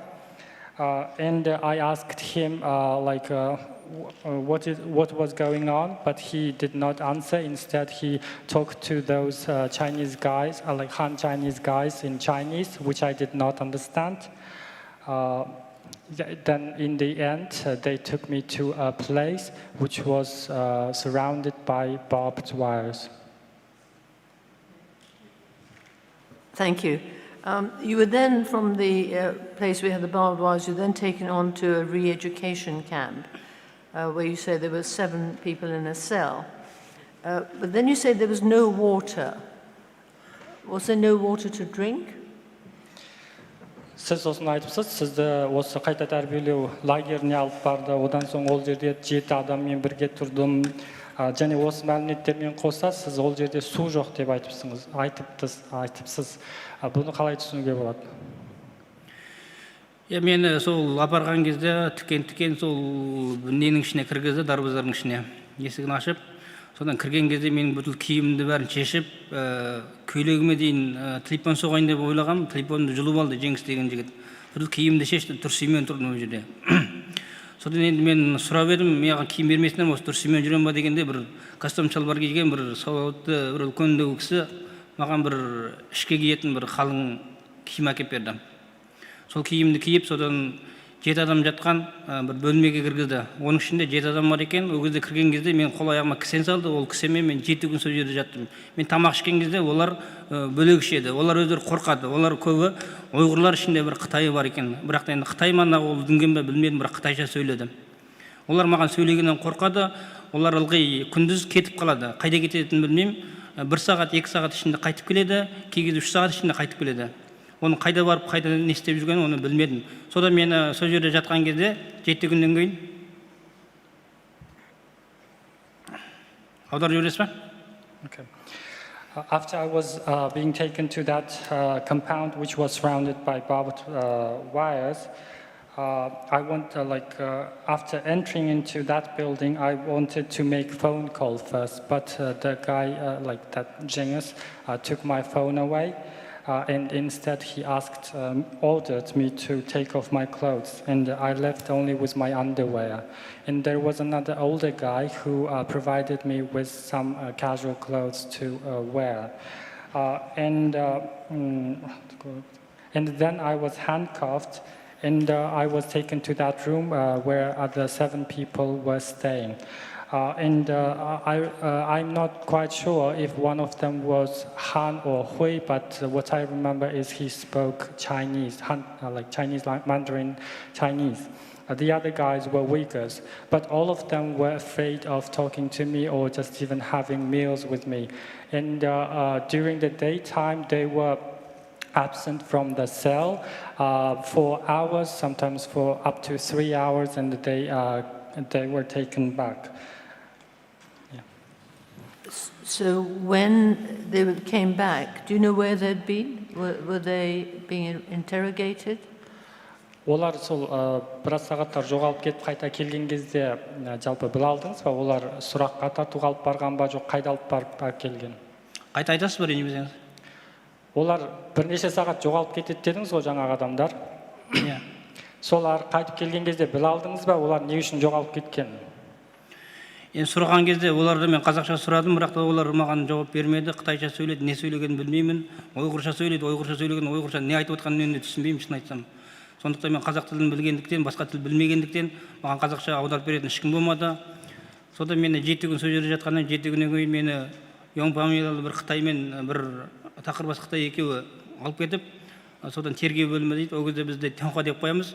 Сол Тянхуа бөліміне бар, сол жерге барғанда бір 4 адам болды. 4 адам менен сұрақ жауап алды. Сұрақ жауап алғанда сен мұнда неге келгенді білесің бе деді. Білмеймін дедім. Содан маған олар сен сатқансың деді. Қарызың бар. 2 мемлекет азаматын пайдаланғансың, оның үстіне сен қағазға қол қойдың. Ол қағазға қол қойғанда Қытай азаматына кіру қағазы деп айтты. Мен оны түсінбедім дегенде мен саған түсіндіремін деп содан бір құдыққа апарып мені салып басына су құйып талдырды, талып қалып есімді бір жисем өзімнің жатқан жерімде жатыр. Мен ол шұңқырда қанша күн болдым, қанша сағат болдым, ол менің есімде жоқ. Әзір мен еске сақтауға білетін армын. Олар жүресіз ба? I wanted to know the reason, and then I asked, but I had to ask in Kazakh, and nobody replied me in Kazakh because they spoke Chinese and the Uyghur. I did not understand any of those languages. And there was Han Chinese name, like the god, whose surname was Yang. And there was another guy, Han guy, who was a bold guy, and they two of them came to my cell and they took me to interrogate me. They would call it Tanghua in Chinese, to have conversation or something like that. And after people then they told me that. Then 4 people took me to another place to question me, and they asked if I knew why I came to that place. And they also explained me that I was a traitor, I was using dual citizenship, and I was in debt. And then they also told me that I had signed a paper to renounce my Kazakh citizenship. I told them I did not understand anything, and they said, "Okay, we will explain you." And they took me to the hole. Could you tell me about, or tell us about what happened when they tried to put you down the well? Олар сізді құдыққа салған кезде не болғанын айтып өтесіз ба? Айта түсіндірші ренжімесең. Сізді құдыққа салғанда не болғанын айтып өтесіз ба? Құдыққа салған кезде құдықтың ішінде темір бар екен. Темір саты 2 жігіт алып шықты, содан 2 жігіт қосылып 4-еу апарып мені құдыққа салды. Салған кезде ана темір сатымен түсесің деді, түстім, содан қолыңды жоғары қарай көтер деді, былай көтердім. Көтеріп жоғары қара деді, жоғары қарағанда су құйдық, қанша су құйғанын мен есімде жоқ. Содан есімде бір жесем өзімнің жатқан жерімде жатыр екен. Өзімнің бұрынғы жатағымда 7 адам жатқан. Содан бір қазақ жігіт тұрып айтты, сенің жаның темір емес шығар, барлық шындықты мойында деді. Мен нені мойындаймын дедім. Yeah, it was a well, and there was a metal stairs, and the 4 guys ordered me to take the stairs to get into the well. And after that, they ordered me to raise my hands and look upwards. And when I did so, they poured water from the above. And then what I remember is like I fainted, because when I came to myself, I was staying in the cell with these 7 other guys. And when I came to myself, one of the guys told me that I should confess my crime. Sorry, were there 7 other people in the well with him, or were you alone in the well? Құдықта сіз жалғыз болдыңыз ба, жоқ 7 адаммен бірге болдыңыз ба? Түсінбедім. Құдықта сіз жалғыз болдыңыз ба, жоқ 7 адаммен бірге болдыңыз ба? Құдықта жалғыз өзім болдым. 7 адам өзімнің жатқан жерімде болды. Ол жерде құдықта жалғыз адам ғана сыяды, менен басқа ешкім сыймайды. Іші тар құдық, ішінің бәрі цементталған. Енді ішінде не бар екенін білмеймін, бірақ есімді талып қалыппын. Талдыратын не бар оның ішінде? Бір Құдайдың өзі біледі. I was alone in the well. The 7 people are the people who were with me in that cell room, not in the well, because the well was so tiny that only 1 person can be there. You write that you were in the well for 7 days. Did they feed you? Siz құдықта 7 күн болғаныңызды айтыпсыз. Сол кезде олар сізге тамақ берді ма? Маған ол кезде ешқандай тамақ бермеді. Талып жатқан есімді ғана білдім. Құдықта мен неше күн болдым, неше сағат болдым, ол менің есімде жоқ. Еске сақтау қабілетінен айырылдым, өтірік айтарым жоқ. They did not feed me because I fainted, and to be honest, I don't even remember how, if I were there for hours or for days. So I'm suffering from memory loss, so I don't remember. Okay. Thank you very much. You then later on asked to memorize 3 songs in Chinese, and it took you 1.5 months to sing them. But what I want to know is that if you couldn't do it, was that when they made you sit on a small plastic chair, where if you leant backwards, you were beaten, and then possibly put in the tiger chair? Did this ever happen to you? Siz дағы айтыпсыз, сіз ол жерде 3 Қытайша ән үйренуге міндетті болыпсыз, және оны үйрену үшін сіз 1,5 ай уақыт жұмсапсыз. Сол кезде үйрене алмаған кезіңізде сізді мысалы кейде орындыққа отырғызып қояды. Ал енді жалпы одан кейін мәселен жолбарыс орындыққа отырғызу немесе басқа да жазалар қолданылды ма сізге, және осылар осыған байланысты ма, яғни ән үйрене алмағаныңыз үшін? Мен сол құдықтан шығып өзімнің неме жатқанда есімді жидым, маған айтты, содан тағы да сұрақ болды. Содан мен Қытайдың азаматысың деп олар кінәлады, сатқансың деді. Содан маған үш өлең жазып берді. Біреу мию күңшандаң, біреу тумбақың деген, біреу шылай деген өлең. Сол бір өлеңнің өзімен 1,5 ай ішінде әрең үйрендім. Ол кезде маған үйреткен өзімнің қасымдағы Ербақыт, Еркін деген жігіт, Сұңқар деген жігіт болды. Мектепқа кірген кезде Анар Мұхтар қызы болды, Айнұр деген қыздар болды.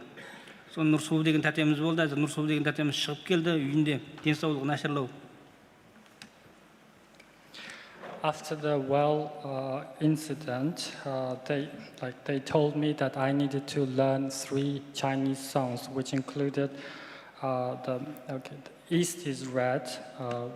Without the Communist Party, there would be no New China, and the Chinese national anthem. It was very hard for me to recite those songs, but meanwhile, all the other guys there helped me, including Erbakut, Yerkan, and the Sunkar. Those guys helped me a lot. And there were other women like Ainur, Nursulu, and Nursulu is now in Kazakhstan. Did they ever put you in the tiger chair? Олар сізді жолбарыс орындыққа отырғызды ма? Мен ол жерде сол өлеңді үйренбесең, 5 жылға дейін соттаймыз сені деп 5 жыл деп үкім кесіп тастады. Енді ол 5 жыл деген үкіммен сол жердегі түрмедегі адамдар өлді, басқа ешкім білмеді ғой. Содан маған пластмасс орындық берді, сол пластмасс орындықта былай дүзіп отырамын. Екі көзім дүзіп болады, мына қолым былай тұрады. Дүзіп тұру керек. Егер қолым қисық болса, тағы да ол жерде басқа жақтарға барып ұрып соғып қинайды. Қинаған кезде маған шапалақ ұрса қуанамыз, андай қолымдағы таяқпен бүйірден ұрады. They told me that if I failed to learn those songs, then I would be given a prison term up to 5 years prison term. But only the detainees were aware of this, so I'm not sure if I was given this prison term in reality. And all the other times that I was forced to sit on a plastic stool without any movement. If I moved my hand or legs, then I would be punished. Thank you. So just moving on a bit, you could hear people being beaten and screaming. Did you ever see them doing this to your fellow mates? жалпы сіз тағы ол жерде адамдардың ұрғаннан шыңғырып, айғайлағандарын естігеніңізді айтыпсыз. Жалпы өзіңіздің бірге тұрған адамдардың ішінде сондайлар болды ма? Сөйтіп ұрып соққан адамдар. Көрдім. Мені сол жерде жолбарыс орындыққа отырғызамын деп қорқытты, бірақ отырғызған жоқ. Содан Йоңпа Мамелалы жаңағы Қытай мен өзі түрмеге құдыққа салған. Сол Қытай маған 7 күн тамақ бермеймін деп қорқытқаны болды. Одан кейін Асқар деген сол жерде ойғыр жігіт түрме бастығының орынбасарымын деді. Қазақстан азаматы деген сөзді екінші айтушы болма деді. Содан ол жерде ылғи мен туыстарыммен сөйлесем, туыстарым сол бір аптада бір айда бір келеді. Сол кезде мені қолымды кісендеп апарады. Кісенде болғай, сол кезде мен кісенде апарған кезде мен бір екіқабат болған ойғыр әйелді көрдім. Одан бір қазақ әйелдің баласын емізіп қайта апаратындығын көрдім. Ол қазақ әйелді мен бірнеше мәрте көрдім. Баласы өте сәби, кішкентай екен. Соны еміздеді екен, баланы қайталып кетеді, ана әйелді қайтадан лагерге кіргізеді екен. Егер ол саясы үйрену болса, ондай қинамас еді ғой адамдарда. Yes, I witnessed such things. And the guy I mentioned, surnamed Young, threatened me that I would be seated on a tiger chair, but I wasn't seated on it. He also threatened me, saying that I would be deprived of food for 7 days. And because he was angry that I kept saying that I was a Kazakh citizen.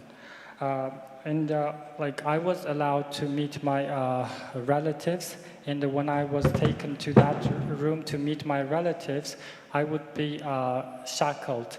And during that time, I saw 2 women, one Kazakh woman and another Uyghur woman, another Kazakh woman. The Kazakh woman went there to feed her baby. Thank you. You were given an injection in your right side. Were the other inmates also given injections? Сіз оң жағыңызға укол салғанын айтыпсыз. Ал сізбен тұрған басқа адамдарға да укол салынды ма? Мен сол бірінші түрмеде алғаш рет кірген кезде менің оң жағымнан укол салды. Уколды маған ғана емес, барлығына салды. Мына ер уақыт отырбайға да салды. Басқа сол жердегі адамдардың барлығына салды. Сұңқар деген жігітке де салды. Сұңқар деген жігіттің сол жерде қолы сынды, бізге түз бермегендігі де бар. Онан кейін мен өзім сол жерде түрмеде ылғи жылайтынмын қорқып.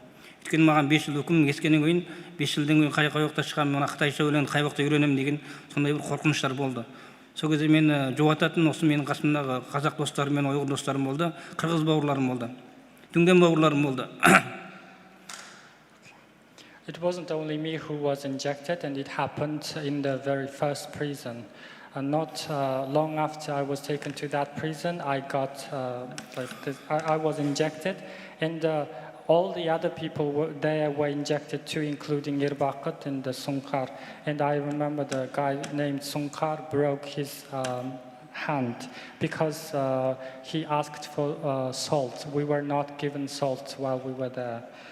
And I would cry a lot there because I was so worried that I wouldn't be released because I could not learn any Chinese, and it was very hard for me to recite songs. Thank you. It sounds a hard time for you, very hard time. You wanted to commit suicide. Was this because you were so depressed and low, or were you just wanting to get out? I'm sorry, it's a difficult question. Сізге кішкене қиындау сұрақ қойып отырмын. Сіз сол кезде қатты қиналғаныңызды біліп отырмыз. Жалпы сіз бірде өзіңізге қол жұмсамақшы болыпсыз. Бұл ол жерде сіз қатты күйзеліске түскендіктен болды ма, жоқ әлде осы жол арқылы мені шығарып жібереді деген сияқты ой болды ма?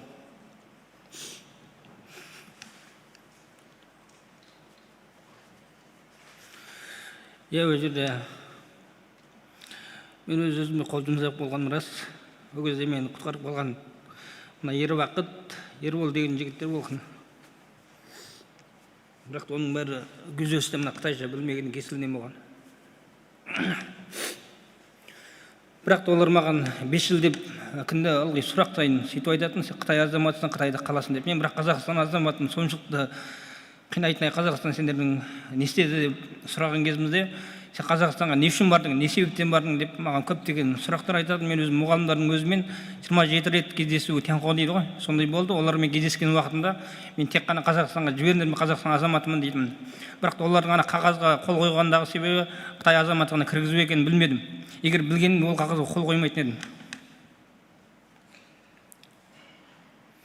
Мен өз-өзіме қол жұмсаған кезімде мені құтқарып қалған Ербол, Ербақыт деген жігіт, Сұңқар деген жігіт, тағы да басқа ұйғыр бауырларымыз, қырғыз бауырларымыз куәгер болатын сол жерде. Енді олар тірі болса куәгерлік етеді деп ойлаймын. Yes, I tried to commit suicide, but fortunately the guys like Irbaqat, Yerbol just rescued me. All this happened because I did not speak any Chinese. And every time they questioned me, they kept saying that I wouldn't be released at least for 5 years. And they would always ask why I've become Kazakh citizen. So in total, I was questioned about 27 times, and each time they repeated this. They also asked me to sign some documents which I did not understand at all, and I have signed it. And only after that, I realized actually it was about renouncing my Kazakh citizen and restoring my Chinese citizenship. So I regret it. If I understood that, I wouldn't have just signed it. But I'm very thankful to the guys like Yerbol, Yerbakut, and some other Uyghur and the Kyrgyz guys. And like they witnessed what I've experienced, and I hope that they will give evidence if they are still alive. Thank you very much. You're now back in Kazakhstan. Can you tell us how you are? Do you still suffer from what you've been through, which has just been awful? Енді қазір сіз Қазақстандасыз. Жалпы Қазақстанға қайтқаннан кейін әлі де осы жағдайларда еске алып қиналып жүрсіз ба? Жалпы осы туралы айтсаңыз. Мен қазір күйзелістемін. Енді бұны еске алған сайын жылау болады. Енді ол жерде маған көп соққы берген Асқар Жеңіс деген азаматтар. Асқардың талай рет мені боқтап, Қазақстан азаматы емес екеніңді дәлелде, Қытайдың азаматысың деген боқтық сөзі болатын. Бірақ та ол өзі қазақша ат қойған Асқар деп өзіне, бірақ та өзінің ұйғыр тілімен сөйлеп, ұйғырша сөйлейтін. Бірақ та оның нақтылы ұйғыр ма, жоқ әлде нақтылы қазақ па, басқа ұлт па білмедім. Мен не мақсатта қамағандығын, соны мен бүгін сотқа келдегі мақсатым, соны дәлелдеп берулеріңізді сұраймын. I'm still in depression, and every time I recall these my experiences, I just cry. Those guys like Asqar, Cengiz scolded me a lot. They tortured me mentally, and especially Asqar. But also, although his name sounds like Kazakh, but he wasn't Kazakh. I think he was Uyghur or some other like ethnicity. I'm not sure about that, but he scolded me a lot, and he asked me to prove that I hadn't renounced my Kazakh citizenship.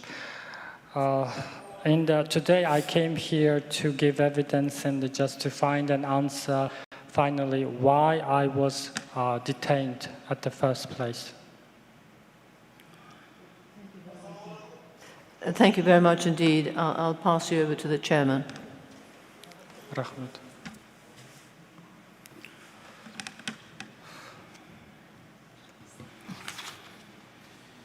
Mr. Koksabek, thank you very much for coming and speaking to us. Көксебек мырза, сіздің осында келіп бізбен сөйлескеніңіз үшін көп рахмет. You may have a view, an opinion, on why the PRC, the People's Republic of China, has been doing the things it's done to you and to others. If you have a view or opinion and would like to tell us what it is, please do. Енді Көксебек мырза, осы Қытай Халық Республикасы сізді осылай қамады, яғни сізге жасаған осындай әрекеттері, сізге ғана емес, сіз сияқты басқа да адамдарға осындай әрекеттерді не үшін жасап жатқаны жайлы өзіңіздің қандай да бір көзқарасыңыз болса, сонымен бөліссеңіз. Бұлардың маған жасап жатқан зұлымдығы бүткіл мұсылмандардың көзін құрту. Бұл мұсылмандарды ғана емес, ұйғыр халқын, қырғыз халқын, дүнген халқын, бүткіл мұсылман халқын көзін жойып, барлығын қытайша сөйлетіп, Қытайдың өлеңін айтқызып, Қытай қылу мақсаты. Олардың мақсаты бүткіл дүние жүзін жаулап алу. Оны жаулап алу жөнінде маған түрме бастығының орынбасары Асқар деген жігіт оның сол жерде тағы да бір жігіттер айтқан болатын. Біз күндердің бірінде дүние жүзін жаулап аламыз деп. Бірақ та мен айтқам, жаулап алсаңдар да біз секілді қазақтарды жаулап ала алмайсыңдар деген. Мен бұл сұхбатымды ешқашан да тоқтатпаймын деп сөз беремін. Бүгін мен мұнда келудегі мақсатым осы басымнан өткен қиыншылығымды, оның кейін осы қазақтардың ешқандай зардап шекпеуін, бүткіл мұсылмандардың емін-еркін жүруін сұраймын. Енді осы әділдік деген өмірде бар ма? Yes, the atrocities the Chinese government perpetrated to me, not only to me, but to the whole Muslim population, including the Uyghurs, Hui, Kyrgyz, and others. And what they want to do is just they want all these people spoke one language, which is Mandarin Chinese. And they also want to conquer the entire world. It's not just the thing that I made up. It's the guy named Asghar told me that one day China will conquer the world. And I told him that no, you would never be able to conquer the people like us. And I really, I wonder if we can get if the people like us would get any freedom, if there is any freedom for us.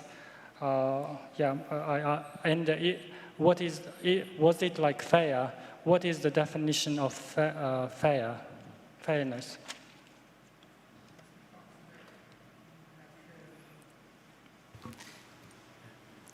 Mr. Coxbeck, you have shown great dignity and generosity in telling us of your experience. We are grateful to you for coming. I'm just going to check. There may be one more question, but I'm not sure that there's time. What's the question?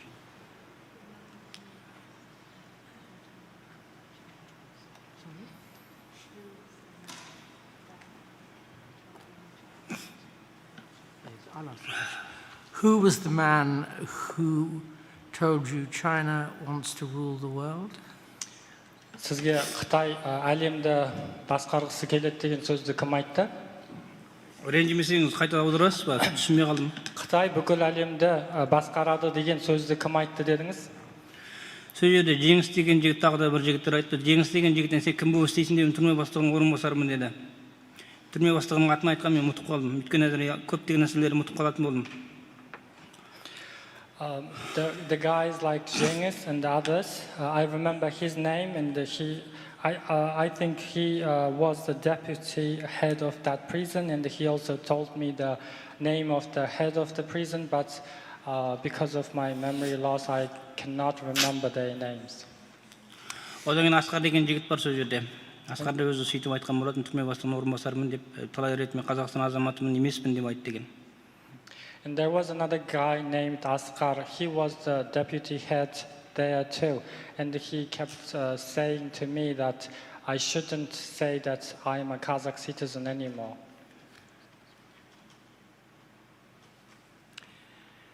I repeat my thanks. Your evidence is concluded.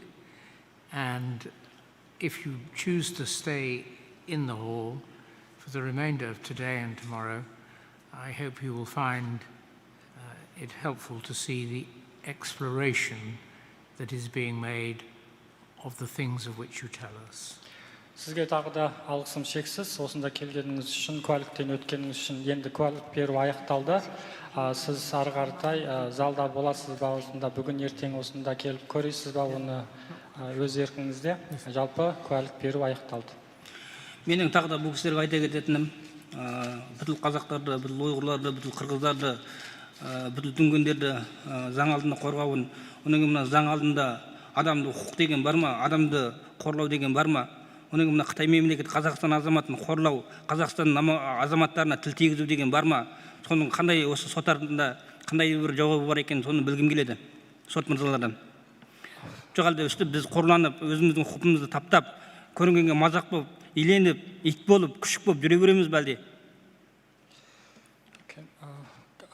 If it's allowed, just I would ask the panel members that what do you think that what the Chinese government is doing is right to, because I was a Kazakh national and they just detained me for no reason. Is there any legal judgment about that? And will they continue to trample on our human rights like if we were dogs and cats? You can be sure that the questions you ask are among those the tribunal will have in mind and will consider. Thank you again. You're now at liberty to leave the seat and stay in the hall or go elsewhere. Thank you. Сізге тағы да алғысым шексіз. Жалпы біз осы трибуналды ұйымдастырып отырған себептеріміздің бірі де осы сұраққа жауап іздеу. Сондықтан қазір енді боссыз. Енді мен тағы да бірдеме айта кетейін, аудап бере салыңыз бұл кісілерге. Енді мен осы барлық қазақ халқы атынан, барлық ұлт атынан барлық адамдарға төлем төлеуін талап етемін. Әрқайсысына төлем ақы беруін заң бойынша зерттеп, заң бойынша ескеріп, осыны қатаң түрде бақылауын. Ертең мен Қазақстанға барғаннан кейін, ертең мен Қазақстанға қайтам, Қазақстанға барғаннан кейін мені өлтіріп кетуі де мүмкін, пышақтап кетуі де мүмкін, соттап кетуі де мүмкін. Енді мен өзімнің алдымда қандай тағдыр бар екендігін мен айта алмаймын ешкімге де. Менің алдымда бір Алла ғана, мен Аллаға ғана сенемін бұл өмірде.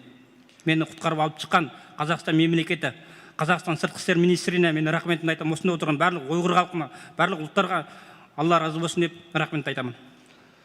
The last thing I would like to mention is like now like I'm going back to Kazakhstan. I don't know about my future, like if I'll be detained or if someone will kill me. But still, like I would like to express my gratitude to the Kazakh government, the Ministry of Kazakhstan, that they rescued me, and all the Uyghur people who've organized this. Thank you. Thank you. Mr. Vetch will escort the witness out. Mr. Sabi, the next witness, please. Thank you, Mr. Chairman. Our next witness is Maya Mitalipova. She will be joining us from the United States remotely.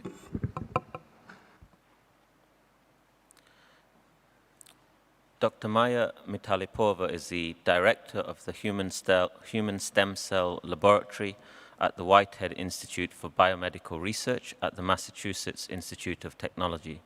Dr. Mitalipova attended Moscow Timiryazev Agricultural Academy, and in 1988 she received her master's degree in genetics. She then returned to Almaty, Kazakhstan, where she worked as a research assistant at the Institute of Experimental Biology. After earning her PhD from the Moscow Medical Genetics Institute in 1995, she worked there as a senior researcher for a number of years. Dr. Mitalipova played a leading role in developing cloning technology at the University of Wisconsin-Madison with Professor Neil First. In 2001, she accepted a job in the Australian biotech company Bresogen, where she was one of the first scientists working on human embryonic stem cells and was the second scientist in the world who isolated human embryonic stem cells. She has trained scientists on the same areas around the world and is very widely published in leading journals. Dr. Mitalipova has been a Uyghur activist since 2017 and has brought attention, as she says, to their plight in Massachusetts, where she is based. Dr. Mitalipova's very short reports to the tribunal relate first a review on plasma collection in Xinjiang, and second to the link between large-scale DNA sequencing and alleged organ transplantation of Uyghurs in Xinjiang. Dr. Mitalipova, thank you very much for joining us. We would be very grateful for a short presentation on your reports. The panel have received your two reports and they've also considered your biography. We'd be very grateful if you might be able to stick to 10 minutes, after which I'll ask you a handful of questions and then hand you over to the tribunal members. Thank you very much.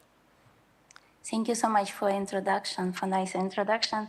I go as Maya, or my son, my Uyghur name. And I want to talk about the large-scale DNA sequencing in Xinjiang or East Turkestan. So we know that from about 2016, I can share my slides if I may. I will try to stick to the schedule if possible.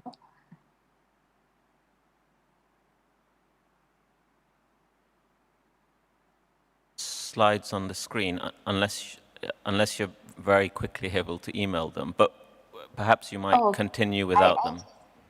Okay, I'll just, so we know that from credible sources that the entire population of Uyghur, Kazakhs, and other Turkic ethnicities in occupied East Turkestan, named as the Xinjiang Autonomous Region of China, had been forcefully health checked, and the blood samples were withdrawn since about gen tekşiriş to'g'riliq guvohlik beray.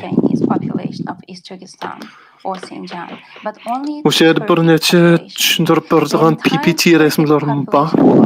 Was used for DNA sequencing. Uni sep qaysam bo'ldi. What is a DNA sequencing? A DNA sequencing is the process of determining the nucleic acid sequence, the order of nucleotides in DNA.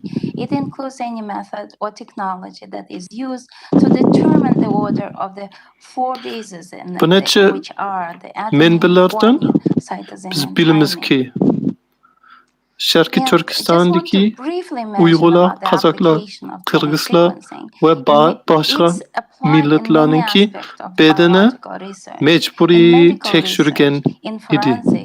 Tekşürüp bolğan. Xenzulara başınıq tekşürüş bolmadı. Pekatla Türk milletlerninki bedenleri tekşürüp bolğan. Ular DNA yani gen materyallarını tekşürgen. Several new methods for DNA sequencing were developed in the mid to late 90s. And were implemented in commercial adamның badını bir neçe küçük amillardan ibaret buldu. Uni DNA deymiz. DNA'ni düşünüş için beden tekşiriş gerek. Genomu tekşiriş gerek. And now we have a sequencing machine which are Lekin Xitayninki hükümeti uni nimi için işletti o. Bu pek kıymetlik bir tekşiriş buldu. Bulutmuş şunçıcık adamla bolsa pek kıymet toktaydı o. Şunun için biz azırıcı bilmeyimiz. Nimi için Uygurlarınki, Kazak, Kırgızlarınki kendini tekşireydi o. Gen DNA'nı tekşireydi o. catalyzing the personalized medicine movement.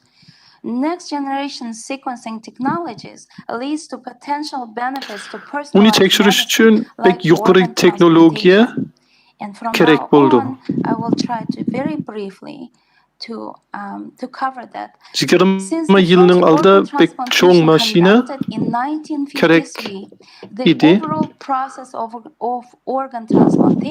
Hazır biz yenirak maşinelerini işletsek, minligen adamların bütünley DNA'nı tekşirilayımız. And other factors that improve Aşnak this maşine technology. pek kıymet buldu And now lekin. organ transplantation considered as a routine curative treatment for end-stage diseases in kidney, heart, liver, and lung, and Bez other DNA tekşiriş usulla even so, these successful improvements bedeninki kesinlikinin aldığını eliş için buldum. Lakin başka bir xil organ eliş için mu buluşu mümkün. in the first, second 2 years after transplantations. And why is that? Because there is a Organ elip ma adamınki içteki organını elip başkalı adamın içine sep koyuşunki tekniksi first 2 years after transplantation. And how to overcome these bolğan difficulties in organ teknolojiye transplantation pek iştek terekkiyat bolğan bütün dünyada. Şunun için hazır organ elip başka bir adamga beriş DNA pek sequencing kıyın emesken. especially developed after 2010 up till now.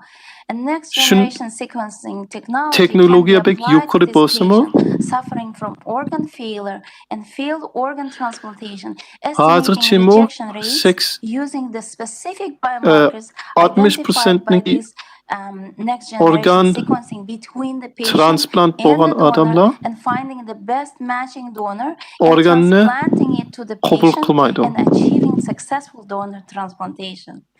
The diversity of Shuning human uchun genome is an immersed as a population of human being on Earth. Those diversities range from operatsiya population to personal qilgandan keyin mushki ya 3 yilgacha variation like deletion, insertions, translocations, copy number beden changes, yeni simple nucleotide organni polymorphism, and others. uni Development yaxshiroq of qilish genomic uchun research in organ 60% transplantation dan can help in enhancing the tövün accomplishment of the qilish goal uchun of long-term function of allograft. DNA tekshirsek, bo'libmi cho'nqaroq tekshirsek, balkim shuni hal qilishi mumkin. Hech bo'lmasa qabul qilmaydigan prosentlarni tövünlish qo'yishi mumkin. Shuning uchun DNA tekshirish organ elish uchun pek muhim bo'ldi. For successful organ transplantation, doctors rely on several important criteria, including several main blood tests, cell surface tests, and limited DNA tests to determine if a patient and a potential donors are the match. Now scientists have come up with a Buni yaxshiroq qilsak, texnologiya yuqoriroq bo'lsa, u odamning salomatligiga pek foydali bo'lishi mumkin. Bu ba'zilarning kasallik oldini olish mumkin, ba'zi kasallarningki bo'lgandan keyin davom berishi mumkin.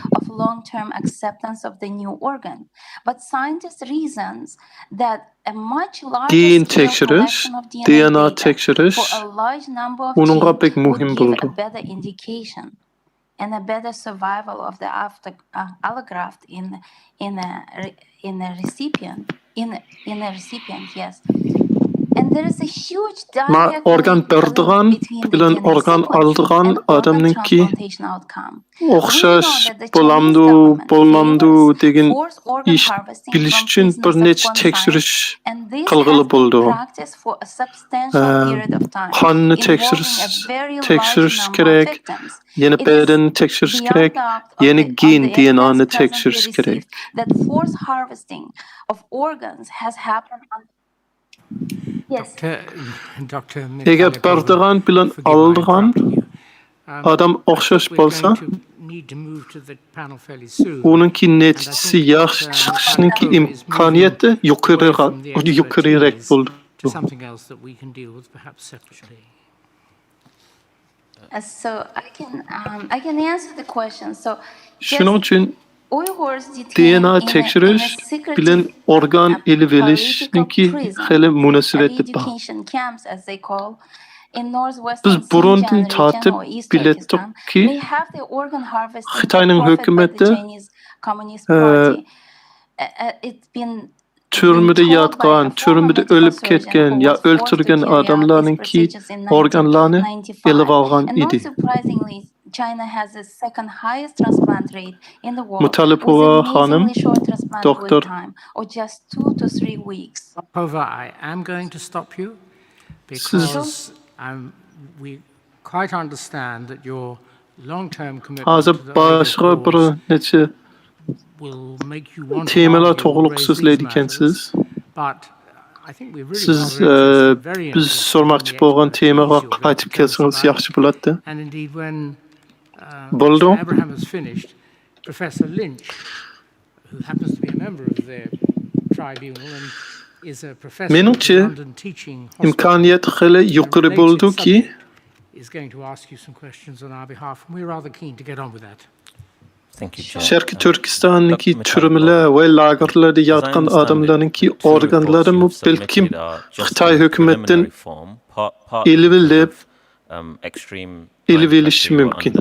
To get these to the tribunal, might I ask whether you are able or willing to provide a fully sourced report identifying the exact sources of some of the claims that appear in the two reports? Biz sizningki So the Көңіліңізді sources is түсінеміз. just a review on what is the link between the DNA sequencing and organ Lekin transplantation. How it biz can be sizniki related. And as I said, if the Chinese government mutaxassislikka can bağlanğan afford, bir neçe suallarni sormoqchi edik. Siz hamma ishlarni tushundirmasangiz bo'ldi. Biz shu ishlarni bilamiz, anglagan. Biz maxsusroq bir necha savollarni sormoqchi edik. Rahmat, doktor xonim. Actually apply to Uyghur people or Kazakh people, but if they are being Siz bizga aytib bo'lgan selectively maqolalar hozircha pek aniq bo'lmagan ba'zi manbalarmi yo'q. U chuqur sizniki vaqtingiz oz bo'lgandan keyin siz yana to'liqroq bir maqolani topshirib beralamsiz. Men hamma manbasi bo'lgan bir maqolani. Uyghur population first. The second, that there are statewide health checks and blood samples that only focus on Muslims. And the third claim was that there is extensive blood plasma collection within detention facilities. Meniki Those are, of manbalari course, in the report unsourced at the moment. And of course, if you happen to have those sources, men ko'rgan hozir hukumat qilayotgan ishlarni kechiring. Hukumatdan boshqa hech kim qilolmaydi.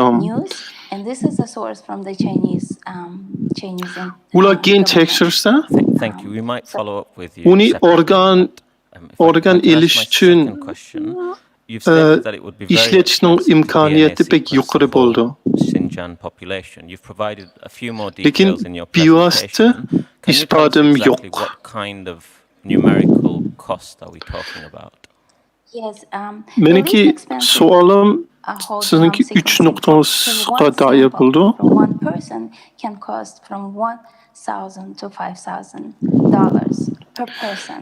And we're talking Sizning to'xtatishingizda bo'lgan bir necha shu 3 nuqtalara it depends, the cost of the DNA sequence will depend how widely this will be sequenced. Is it a whole genome sequencing or it's short DNA sequencing?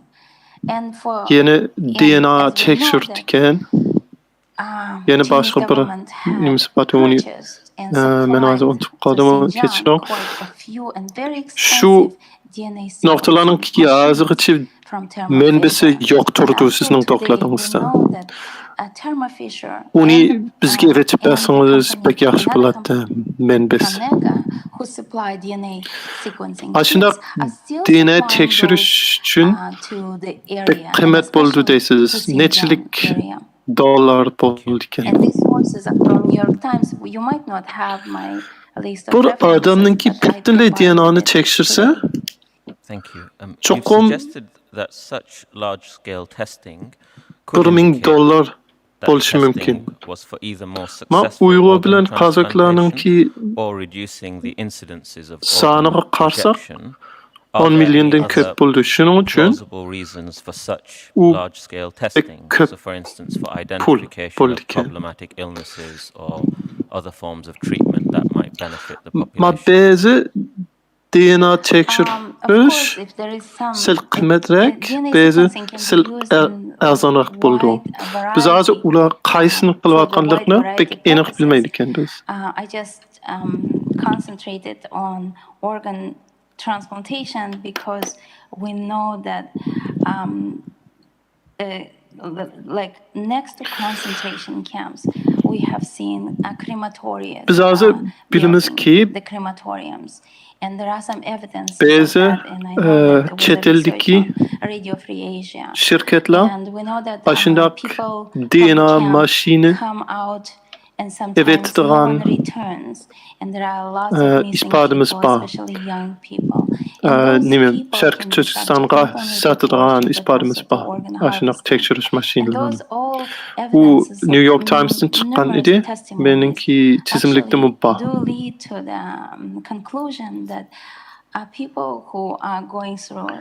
DNA tekshirish bir necha o'xshamaydigan niyat uchun ya maksat bilen işletken boluşu mümkün. Şundaqmı? He, şundaq. Bir neçisi oxşamaydigan maksat boluşu mümkün. From Uyghur detainees Lekin occurs around every 2 weeks, and that burun frequent blood collection may not allow çokum blood cell Xitay hükümet regeneration. organla algan. What is the Şunun için evidential hazım o basis gelişi for mümkün. this claim? And if you Yeni do not have it ikincisi to hand, is that something you lagernin might address yeni de in writing? krematoriya Yes, yine from ölgün adamlarını multiple testimonies from küydüğün people who former detainees confirmed that they öyleni have been sep koygan. giving the Yeni blood and biz detainees are giving the pek blood. köp We are adamlar trying lagerden to find çıkmagan, out the döküm frequencies ölüp ketken tep which xeralarını anlagan. on what regular basis the Şunun especially için inmates ula in belkim concentration camps or re-education camps ulanınki have been giving the blood. içi And just lately, as I mentioned organlarını in my elingan writing, boluşu that mümkün. there is in 2020, in mid of June of 2020, Benimki one yeni of bir the sorum var. Chinese company was given a contract to give Sizningçe up to 900 pounds şikayetleri of bir blood ketim plasma Uygurlardan kan collected aldı. in Xinjiang alone. And this Deysiz. is a big, Şu pek cık really oldu. huge part Peni of bir the kim entire kaytıp Chinese kelmesligi blood, mümkün. blood Kandak plasma supply. menbeden And this is bilisiz. especially the giving the fact Bunu that kandak menbeden and already aldınız. there's another Bu company neci who was already guvaçı in contract şuni with bana Xinjiang degen. or East Turkestan.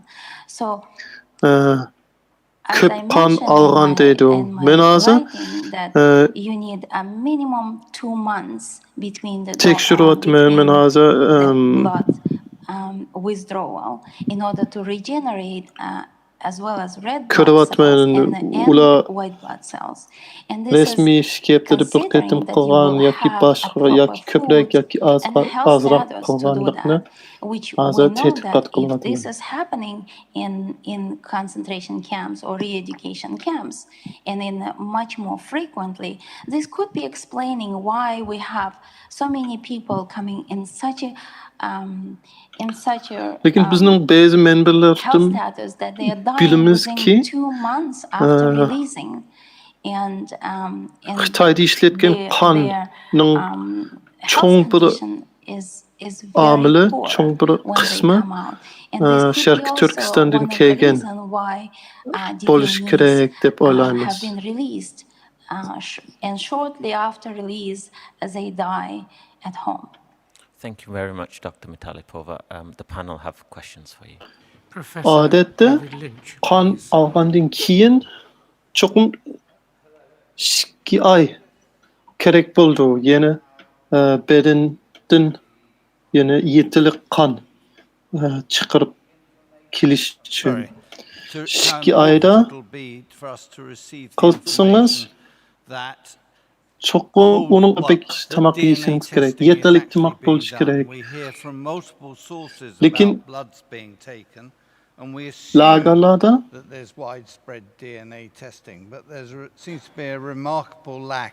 lagerda yatqanlar yaxshi tamak yemaydi. Shuning uchun ulardan shunchalik ko'p qon olsa ularga pek ziyonli bo'lishi mumkin. Belki shuning uchun I can't answer this lagerdan question, but chiqqanlarning according to what ko'pi I have yoki researched on uningdan what Thermo chiqqanlar hali Fisher, ko'p the odam company has chiqib sold bo'liblar quite a few o'lib ketgan machines edi. to Shunaqa Xinjiang. hikoyalar bek ko'p bo'lgan. And according to Rahmet. them, there is a 5 or 10 Mataliplar, machines doktor have been xonim. sold, and those capacity of those machines are pretty large. It is a minimum $500,000 or $250,000 machine each cost, Men and sizden it can sequence. soraydigan And the birinchi capacity savollarim of bor. sequencing is pretty Birinchisi good. So, and the machines that I researched at New York DNA Times in tekshirishniki 2019, they have resmi published ispadı at least 2 barmı? Çünkü articles pek about köp this. The adamlar machines are very advanced machines, so they can do a whole genome uni sequencing. deydi And lekin hazırcha especially with the ispat bolmadı. technologies existing at the moment. Yeni And ikincisi Qandaq DNA tekşiriş boldu? Bütünley DNA'nı tekşiremdi yoki bir parçasını tekşiremdiken? Uni bilmeydikenmi? Lekin Fisher degen bir şirkettin 5'ten 10 çoğun DNA tekşiriş maşinelerini Xitayga evetip berilgen iken, ya şerki Türkistan'a evetip berilgen iken, setip bergen iken. Şundaq maşineler bek köp DNA tekşirileydiken. New York Times bolgan bir makale, iki makale 2019 yılda çıkan. Ulanınki makalçı ma pek çoğun maşinler, pek kıymet maşinler buldu. Onu bir şahsi şirket çokum kılalmasligi mümkün, pulu yetmesligi mümkün. Şunun için bizningçe çokum Xitayning hökümeti ele algan maşineler. Men başka makalelerden bilimin ki Xitaylar hem Şerki Türkistan'ın adamlardan DNA bilgisi bayken dep bilimen. Ular qandaq DNA tekşiriş kılayotganligini men bilmeyman. Especially in children, the relatives can be successful donors. And they have actually developed the marks, genetic marking. Belki çoğun tekşiriş polisi mümkün. Donor organs was successfully, those allografts had prolonged survival. Sizin kalınızdan çıkan aşınaq tekşiriş Does that mean that this has been tested in 53 donations? belge berdigan DNA tekşiriş sistemi şunu bir bizga tushundirib bersangiz bilaman. Bo'ldi, men aşınaq sistemniki keltirganlik bir necha maqolalarni o'qigan. Shuning uchun uni yaxshi bilaman. I don't think anyone in the US or UK is routinely using such a system. Bo'ldi, shundaq tekshirish jadvallar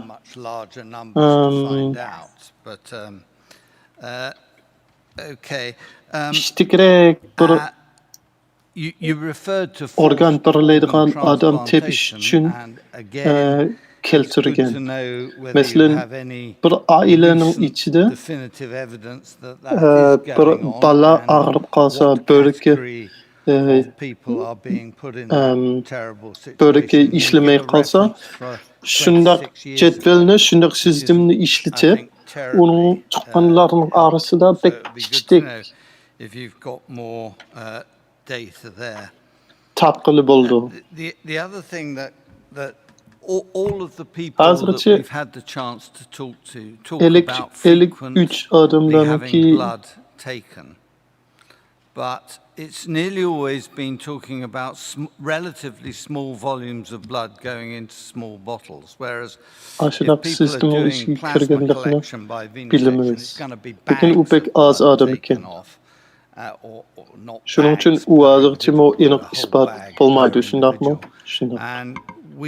that's not the reports we've been hearing. Siz organ ilgili çoğuluk qaranışdınız. That these large volumes of blood are being yenirak bolgan ispat barmı şunga? Siz azı içi bergen ispat 26 yılının aldıda bolgan ispat boldu. Şunun için yenirek bolgan and with one company in Xinjiang, and it's pretty significant amount of plasma that they promised to collect. And of course, I don't have evidences, tekshirib bo'lgan odamlarniki deyishicha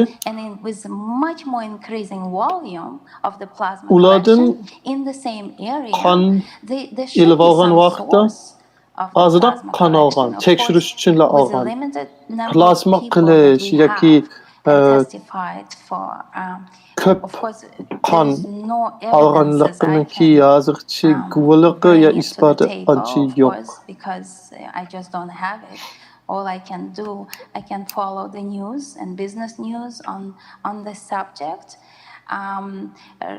Men Sharqiy Turkistonda bo'lgan forced organ harvesting, I know there are kelishnoma conclusions from China tribunal, and the people in detention, of course, they could be a subject for forced organ harvesting as well.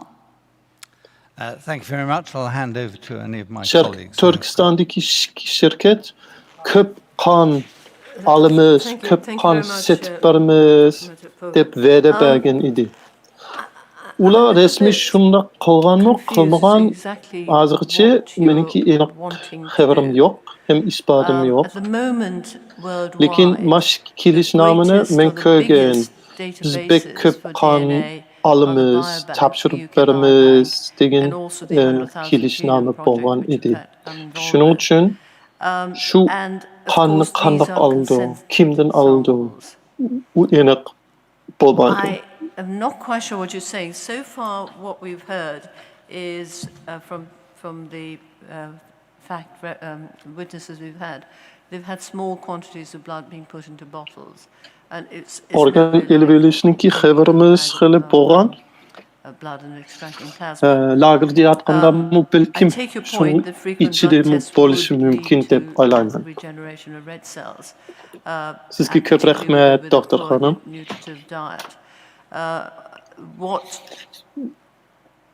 Men bunnecha ishlarni pek aniq tushunmaydi ekanman. Professor Lynch just said whether that small amount would actually cause them to have anemia, and I think what you're leading hozircha dunyoda DNA tekshirgan eng chong proyektlar although exciting, I would just like you to tell me in one or two sentences what are the reasons for raising this. Secondly, is it for research? Is it for stopping organ transplantation at the rate they're going? And I mean forced organ transplantation rather than adamlarki consented ones. And I think you do raise a very interesting point that they're sitting on, if the blood's been collected correctly and stored correctly, they're sitting on a most enormously incredible database of DNA. And I suspect they're not doing whole sequencing DNA. Balkim ashunaq az qon olsamu ziyanlik bo'lishi mumkin yo bo'lmasligi mumkin. Uni men aniq bilmaydi ekanman. Highly unethical. It's not being consented. Ko'p qon olsa albatta ziyanlik bo'ladi. Very difficult to, if you were thinking of doing research, you have some problems with that. So if you just tell me, just for my benefit, I don't really understand what you're doing. So sizning tadqiqot qilayotganligingiz nima uchun qilyapsiz? U organ setish to'xtatish uchun yo tadqiqotlar uchun bo'lamdi? Biometric data, like DNA sequencing. Of course, this is not only for the organ transplantation. This can be used for multiple reasons, but all the reasons that I mentioned, it really don't apply to people in detention, to the nation, of the entire Turkic nation, that they are literally genociding at the moment about ancestral data. Yes, to get some knowledge as a researcher. Yes, but you don't have to actually do and such an extent. Umu cho'ng bir ish bo'ldi chunki ular Uyg'ur qozog'lardan so'rmagan DNAni elib tekshirgan edi. Lekin siz nimani demoqchi bo'lganligingizni men pek aniq uqmaydi ekanman. Ma'qul bo'ldi. Bu meniki kundalik tekshirish temam emas. you know why we cannot develop Men sormakçı bolgan very sualım, men successful bilmekçi organ bolgan transplantation, even işlerim. we have the tools to do that, Hazır because Xitay the hökümeti person who nime dies üçün at the moment do not have a time Uygulaninki to get the match qenniler tekşirip, Uygulaninki or be a DNA'niler donor tekşirip for turvatamdı. the be a perfect match Ula for hazır the person ulanı who in need for the organs. That's in a Uygulağa normal, not authoritarian erkek government. This kırgınçılık is what kılıvatıdı is o. happening. Şunun And için that's why nime üçün we cannot kan perfect the qenni procedure aldım, nime of üçün DNA'nı organ tekşireydi. survival U in pek the patients kıymet for iş more than bolgandan 10 keyin years ula onu after being kılmasam transplanted. boladı. But Ulanınki here we meqsed have nime the eken government who collect the dep biometric bilmekçidim. data and sit on it, which is extremely expensive to do that. This is if not a couple of $1 million, I would say this is nearly $1 billion project. So it has to be some sort of purpose to have this done. Of course, this is Hazır not. They don't organ just do on our people. They have done this on Tibetan people as well. Pırsıdın elip But başka they haven't pırsının done it on bedenini Han seliş Chinese. için, And organ excluding Han transplant Chinese kılış and için having all the Turkic people, especially in bizimki detention. When hebilecek you are in detention, melumatlarımız kem you buldu. know, you Çünkü bir can be a adam perfect ölse, match because your onunki biometric kendini data burun already there. tekşirmegen bolsak, And then here DNA'nı it comes burun tekşirmegen bolsa, the başkalarınki DNA'nı recipient bilmesek, with cash. Let's say maskeldiğen from any other country, maybe even Saudi adam Arabia, and they want tapmak the pek donor, tez. the donor organ, and they don't even have to wait for that long. Bu şerde bir Couple of weeks hükümet or even less. pek Their köp DNA will be adamlarınki sequenced and just put DNA'nı into this tekşirtken. machine with, it's not just Onu the bir DNA cetvelde, sequencing bir procedure by sistemde itself, bolish but gerek. there is a Bu pek bioinformatic kıymet people, buldu. highly trained, PhD level bioinformatic Ulan people nime üçün have to have şunak this kıldı? data and process it. Ula And you have it on a Tibetlerinki computer. And then you have a kendimi blast, tekşirgen, a DNA'nımı recipient tekşirgen. who is Lakin looking for the Hanzularınki, organ. You can just Xitaylarınki blast it in kendini the DNA'nı machine. And tekşirmegen. here you have a Bu 10 nime üçün million bolgatkanlıkını men mi people's data. düşünmenim. And if that person Bir is sebep not bolish in the gerek. detention camps, Bir that meqsed bolish person gerek. is actually is at home, but that person is in open air prison. It means that at no time that person can be in the Onun camp bilen and pul tapkılı can buldum. be as a donor for the recipient looking for the organs. This Biz is one of ağlagan my ki, mesela Saudi Arabistan birisi pul bilen unfortunately Xitayga I basa, don't have evidences for that, and aşına unfortunately I cannot onunla have mas that keldiren bir evidences organını because you know tapmak when pek you asan donate the bolduken. donor, Pek işteyik you bir don't neçe hepleri survive. çıkırken. And probably even Onu detainees kandak aldı, have nerini aldı, told nime için? multiple Şunç iştik testimonies buldu. that they just disappeared in the night and never come back to their Eğer cells. burun And no one sees them. aşındak DNA'nı And we tekşirgen have bolsa, as an evidence. Thank you very şunu much. tapkılı buldum. Your answers have been generous in the extreme. We get less chance to ask questions. Şarkı Türkistan'da boğan adamlarını It's not lagerli quite bolsa true to mı, say ya that you türmede bolsa can't mı, tissue type ya boğmasa patients for mı, transplants sırtı bolsa because mı, bir all renal çoğun bir transplants sırtı are boğan tissue type. türmedek It's true turgandı that kiyin cardiac and liver hükümet, Xitay hükümet transplants aren't ulanı pek typed, iştik but that's more tapalaydı, pek because it's iştik not been found useful kolluğa rather than the fact that you ilavalaydı. can't technically do Ular a test. resmi I şunun accept için that by ulanı creating a huge pek bank, iştik tapkılı you buldu. could in theory Hükümet select resmi şuna very kılandı good kılmandı azıcık benimki and enik ispadım I yok. completely Lakin agree that men your bildiğim melumatlardan supposition kalsak is a possibility and what we imkaniyeti know pek about what's happened with other yukarı groups buldu. raises that strongly. But Lagerden it is very bizim important that we actually bizim have köp some anlagan ki confirmatory data.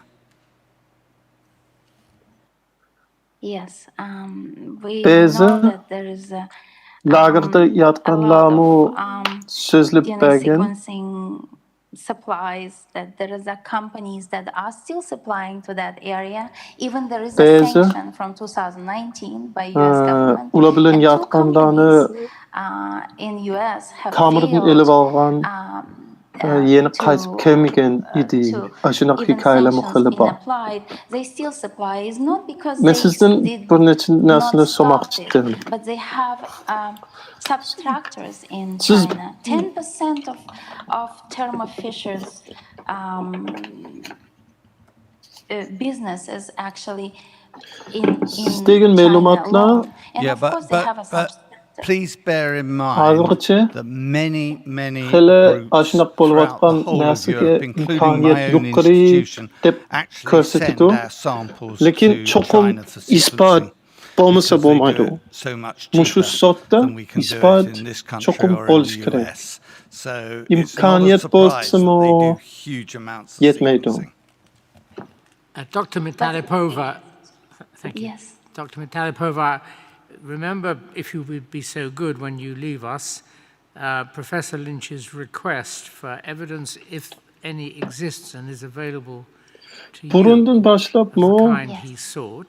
onu deydiganlar hele adamlar ba Your idi. evidence is over with us. Meselen Thank you very ki much for şirket having to give evidence or being available to den us mu to give ispat evidence. çıkan Your evidence is now concluded. aşında maşinlarını Xitayga Thank you, seçip Mr. bergen. Chairman. Our next witness is Ms. Rogier Turdash.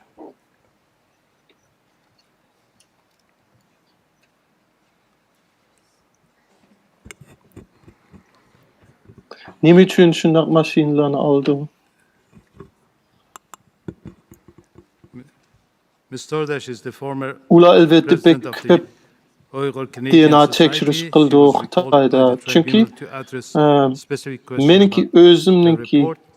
Her original üniversitede report that was submitted to you in June hearing appears as page 602 of menin the üniversitetim o biz previous tekşirmakçı bundle. bolgan DNA ya gen işlerini To hand, we'll Xitayga evet çünkü ula uni pek iştik evet she has produced a supplementary kılıp report, turvatdı. which is in your bundle. Ulanı çünkü u pek azan buldu hem iştik kıldı.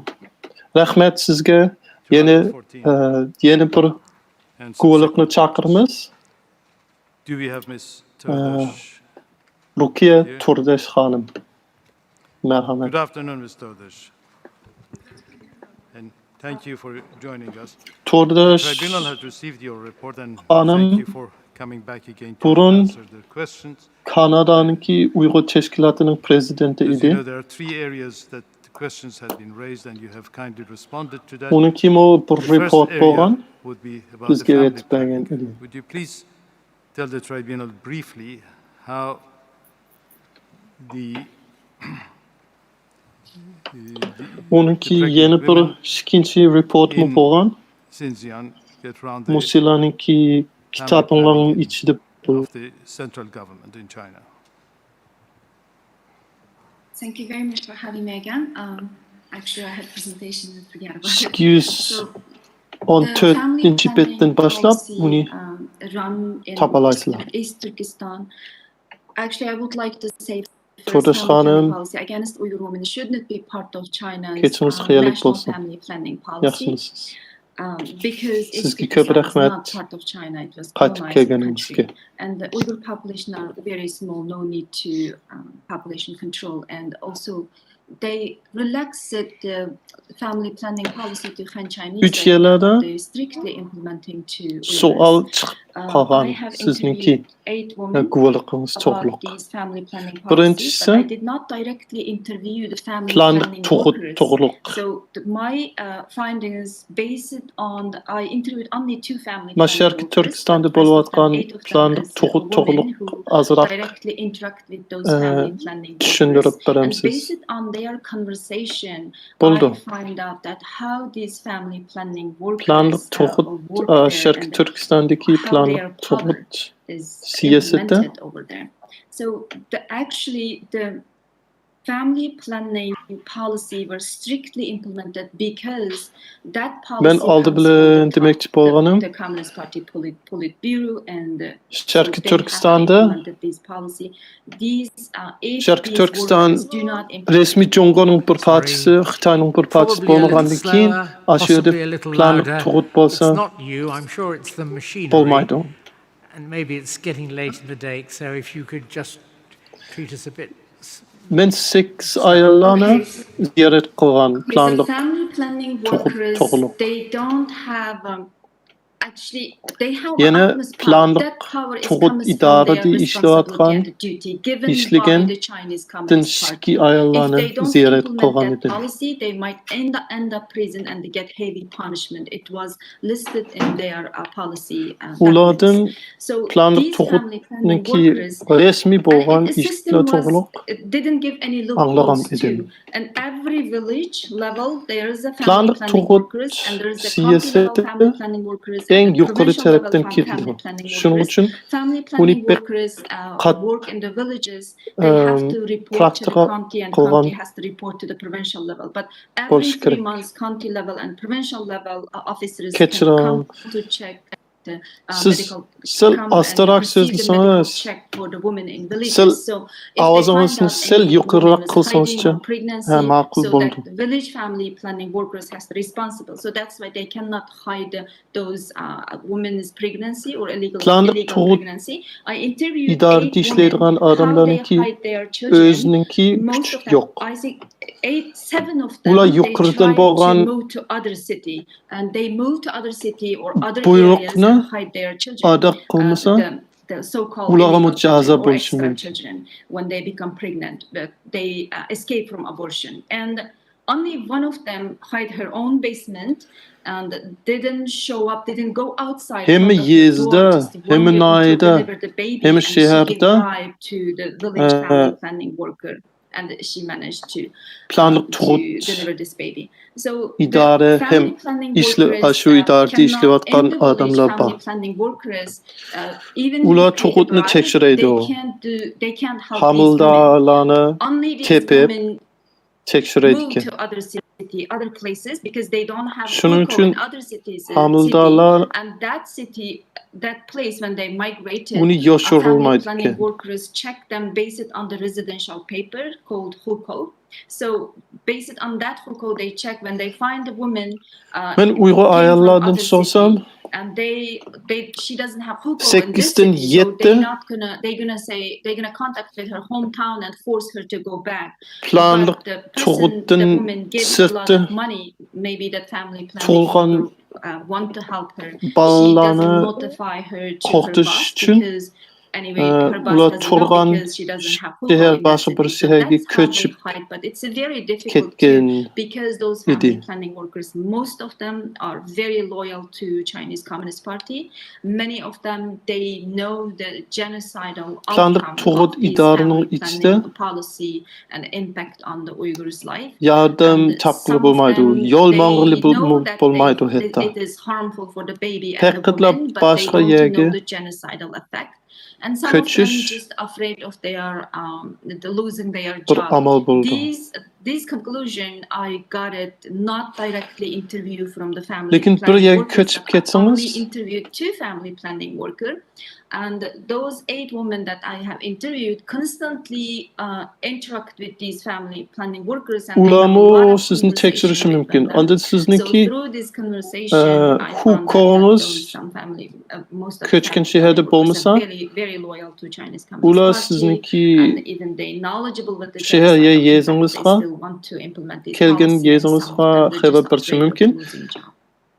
That's how it works. Keyin sizni that yeni you have qaytarib covered ele verishi comes mümkün. from your Lekin original aşında report, which was submitted to the tribunal in idarede June, işleydiganlarga genocide in pul East Turkestan. berse, yol mangsa, You explained there belkim the process aşiyede of dehumanization of the Uyghurs through using terms and remarks aşiyede turup derogatory to them and turuşunu created a negative impact on them. turuşga yol berishi Now mümkün. please explain further the remarks that you have mentioned in your report. What kind of remarks? Excuse me, sorry. Matlanlık toğut idaretikiler ayala bilen pek köp alakalı There iken. is a kill the weeds. The Chinese Aşiya officials işleydiranlar spray the chemicals to kill the weeds. That was said by one partiyanınki of the Han gepleri Chinese official, and pek Radio Free Asia find out when they interviewed chief of the Chasa town, I think, in Kashgar. pek And anlaydı. then he said Partiyanın that geplerini pek that anlaydı. means the chemical to kill O the weeds irk definitely kırgınçılıkka aylanıp dehumanizing kalsa the mı? Uyghurs. When the population, when the people were Kılli dehumanized, vertike. it's easy to kill them, right? We all know that. So it is directly related to their special intent, even though this person might be not high level official, but he is the Siz official, yeni the ki Han Chinese yeni person. So doklatınızın we don't know içindeki his name, but the other chief, the Uyghur guy, Uyghur official told the RFA. But even though this boğan guy is not high level geplerini official, düşündürüp but basınız still için. he represents the Chinese Communist Party, and he's knowledgeable about these policies. So there is an indirect intent too. And another derogatory words is Bir the Xitay hükümet Communist işleydiğen bir Xitay Xinjiang Communist Party Youth League. They recorded manifesto in kind of saloon in social çokum media. They itislikka say that the zehir Islam is seliş infectious gerek. disease, Olmasa religious extremism, and the terrorism is ziyanlık infectious disease, is like a cancerous üsümlük tumor, malignant tumor. ölmeydi It o. has to be cured in re-education Degen idi. hospital. So Şunun even için though they have bu referred Uygurlarını this ziyanlık this words like a üsümlük infectious dep disease or cancerous çakırgan tumor idi. referred to directly Bunu to the religious extremism and kim the terrorism, degen biz but it's enik bilmeymiz. implicitly Onunki refer ismini entire Uyghur bilmeymiz. population's Şunak religious beliefs şu and identity have seen lekin as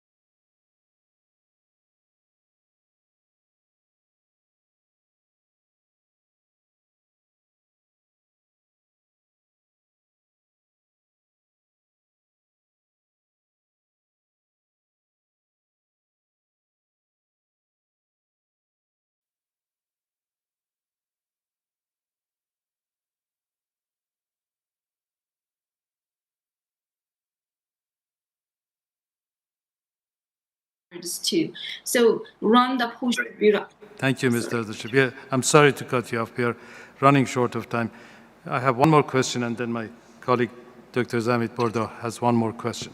My question relates to the third part of your report on the images and information of the Uyghur children that were separated. You have given 62 pictures and details of 62 children who were taken away. As you requested, this will not be published on our website, so it will be excluded from part of your report. Can you please tell me that whether there had been a study as to the psychological effect that these children had suffered as a result of this separation? Has there been any such studies that empirically approach these children or their members of family to find out what happens to these children after this separation? I am currently doing research about that. It was the mental and the physical harm caused to these children are severe. I interviewed in the report Nurbia. She is in East Turkestan. I got her consent so we can talk about her story. Her children was released recently, 2021. 21, her children, 4 children was taken to the concentration camps, and her children was released. After they were released, she told me that they don't want to talk to her much. They were so quiet, and they always scared, even afraid of their own mom. Whenever they do something, they just feel shocked and they right away, they were thinking, did I do something wrong? Like a feeling like that, look at their mother, look at the people, and they don't want to speak in Uyghur. Her eldest one is 14 right now. When she was taken to the concentration camp, she was 11. She fully speaks Uyghur, and 3 years, how could she totally forgot Uyghur? Maybe she was so afraid, doesn't want to speak Uyghur or Uyghur language, or she really forget Uyghur language, we don't know, but she was so afraid she doesn't speak Uyghur. And the youngest one is forget the Uyghur language and they don't speak. They're afraid of their mother, and her mother said their behavior and they're so changed. But she can't talk much because she is from East Turkestan and I'm here. It's for her safety. We speak in coding language, so it's not easy to communicate to very detail. But that's the one of the case that I found. And there is another cases that those kids were.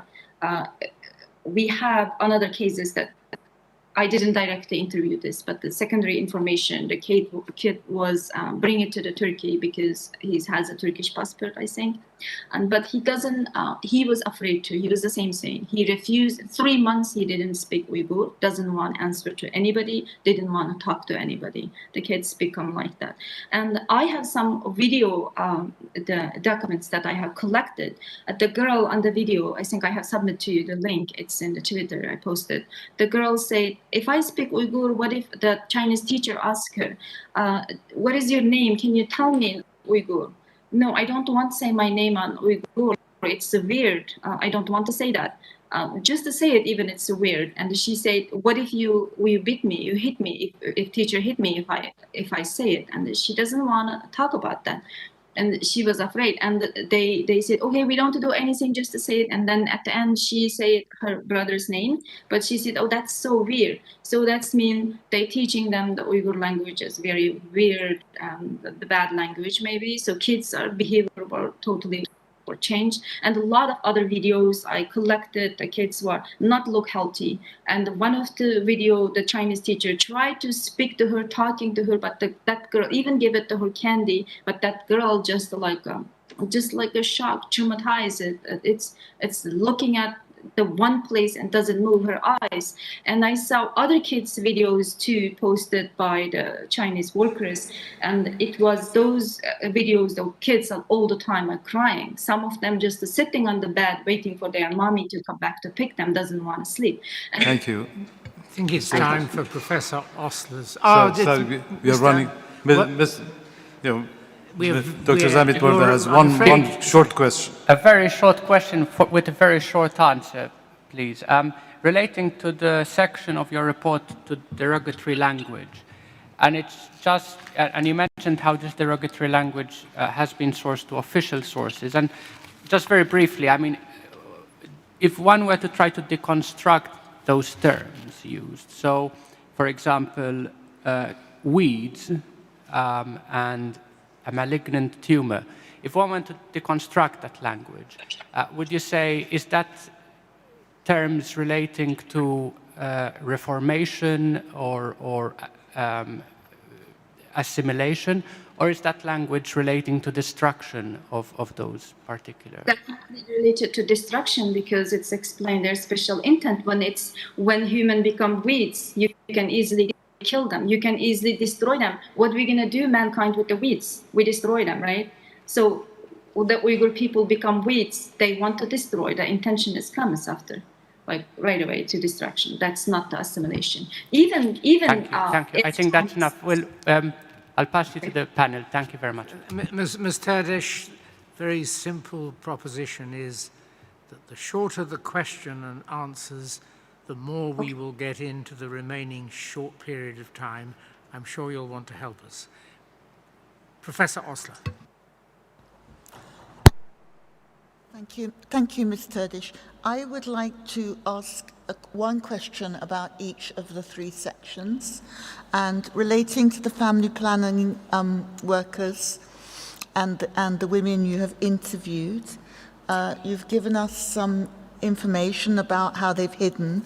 I would like to ask whether these 8 interviews with women revealed anything about how these women managed to continue hiding and educating their children later as they grow up. You've told us about the babies and the bribing and so on, whether you have any information from those interviews on how they managed the education of their children without papers. Until 2015, they could not send these children to the school or help anything. They couldn't do anything because these children were considered as illegal. And after the children was born, they pay heavy fine. And the fine is different based on their income.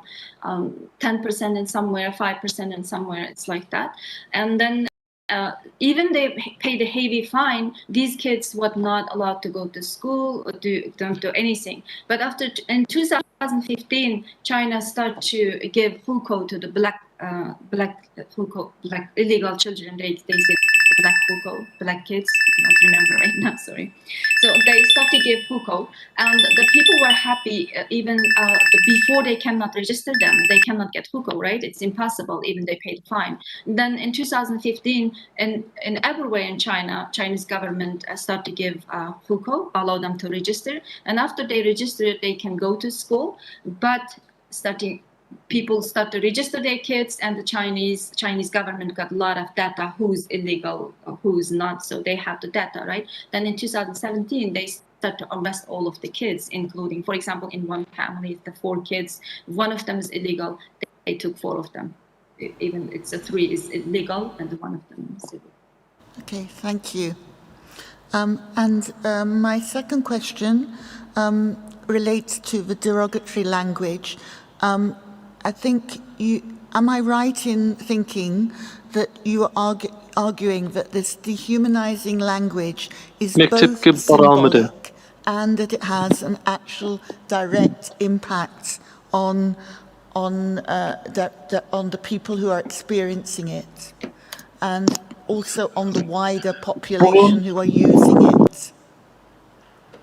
Yes. Okay. And so this kind of language is a kind of weaponizing of language. Yes, because the absolute no mercy is green light for these languages, and whenever they do. And so, for example, I would like to give just one example quickly, if we have time. When I interviewed Zumrat Dawood, when she came to the camp, that 2 of the workers come to the camp, spray the chemicals, kind of chemical liquid to the women, the bunch of women from over the uniform, prison uniform, and these women were jumping with immense pain and screaming. And Zumrat was shocked on what's happening, and somebody told her that they are disinfecting these women because they have a skin disease because of the hygienic problems. So that's why, and I was thinking, how it's very coincidence with these words, what they say, or how come they're doing this, and it's very interesting, and that they're taking really these people as in weeds or what, you know. Right, so they're echoing the language and then acting on the language. Okay, my third question relates to the children who are permanently separated from their parents. And I have two parts. So you're actually dealing with 62 missing children, and we're talking about, therefore, 62 family tragedies. But we're also arguing here that we're talking about a community breakdown with so many lost children. What word would you describe? How would you describe the impact? If you had to summarize it in 2 or 3 words, what words would you choose to describe the impact of deliberate infliction of that's what I can say, because those family members were ripped apart when children were taken away, parents were arrested, family was destroyed. When the family were destroyed, whole society, life foundation for destroyed. That's what tek ойлаған болушу мүмкүн. Шуның үчүн зыянлык өсүмлүктүн алдына элишimiz керек деген кеплери ашындак иш үчүн тесир болгон. Шундак кеплер менен адамлар шундак кеплер үчүн адамлар кыйнаган болгон a иди. precise understanding of the difference between the formal terms that the Ашындак планлык тугутныңки сиясаттын тесири канак болгон. Уйгурларныңки жемиятыга. Evidence already of the increase in numbers of boarding schools, and we have references to orphanages. Уни канак деп чакырсыз. I would like to ask you, from your understanding of the language, Uyg'urlarning jamiyatini buzildigan maqsadda bo'ldi deb o'ylayman. The language of the state, the Mandarin language, whether these words are clear cut, or whether people are using them interchangeably, whether sometimes a family might refer to an orphanage and then the next time to a boarding school. Are families and communities differentiating between orphanages and boarding schools? And if the state is differentiating, what do you understand the differences to be in reality? Ma ballar yetim ballarning uyda yatgan degan kids were taken when their parents were arrested and when they were not in school. Siz the most of them qaysi lager, qaysi yetimlarning uyi, yetimlarningki turayotgan joyi bo'layotganligini bilamsiz. Uni qanday ayrilsiz? Xitoylar shu o'xshamaydigan yerlarga qanday gap ishlatdi? Uni bizga tushuntirib beralamsiz? It's mandatory. Every Uyghur kids in school each has to go.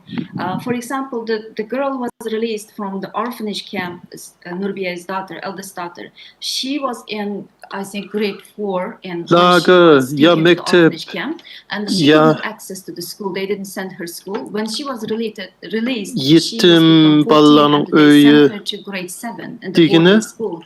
So her mom said she had extremely difficulty to catch up in classes because she missed 3 years of orphanage camps.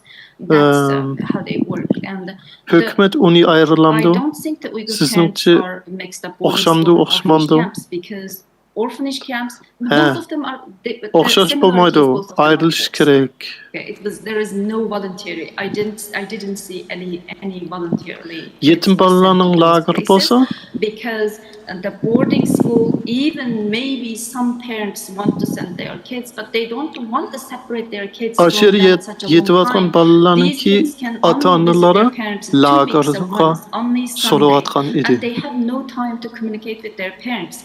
And especially in the villages, the all parents were sent to the farm, to the village field to work, and all day they don't come back. Bezi balla aşırı mektepke baralaydı, lekin bezi balla mektepke baralmaydı iken. From the forced labor camp, she got a chance to see her children, to once go back to her home. But when she come, the kids were not allowed to come because it Mesela bir kız 3 yıl she still could not see her children. lagerda bolgandan keyin 3 yıllık mektepke barmadı. Keyin yeni mektepke barsa pek kıyın algan idi. 14 yaş kelgen vaqtda. I just want to clarify for everyone, when a child is in an orphanage camp, bir yaşından 14 yaşıgacha that child doesn't mektepke have barmadı. access to trained teachers or organized lessons at all, in your understanding. Ondan başqa mektepler bar. Balalar mektepte turyapti. Ata-analarni heptiri bir qatim yashashga heptiri bir qatimlar kirilaydi, ular bilan ko'rishlaydi. U cho'qim majburiy bo'ldi. Hech qanday balalar ya ata-ona uni unimaydi. Maybe they are not accessing the school. Unda Right now they qilg'isi disappeared. And cho'qim yo'q bo'ldi. Still they can't access. I already gave you one example. She is 11 years old. She's grade 4, but she didn't access the school. And when she was released, then she was sent to this boarding school so she can access. Okay, so some children are in the orphanage without lessons, and some children are going from the orphanage to the boarding school and then back to the orphanage. I have to do more. I have to do more research about that because I'm just doing this research, and then because yetimlarning uyida yetib atgan balalarning hammasi mektepga borolmamdi. I am heavily suspect because their parents in Italy. That's why they yo'q, undaq emas. But now these kids are ba'zi balalar mektepga boralaydi ekan. Looking for from their contacts from the boarding school, but they still could not access. So that's mean they're not in the school too. Before they were in an orphanage camp. So it's very complicated, and this is needed more research. Lekin ba'zi balalar mektepga faqatla borolmaydi ekan. Thank you very much. Thank you, that was very interesting. Can I just ask Masalan, two men things hozir really? bergan misol, One is, bir I'm still qiz incredibly worried 11 about their yoshga kirgan vaqtda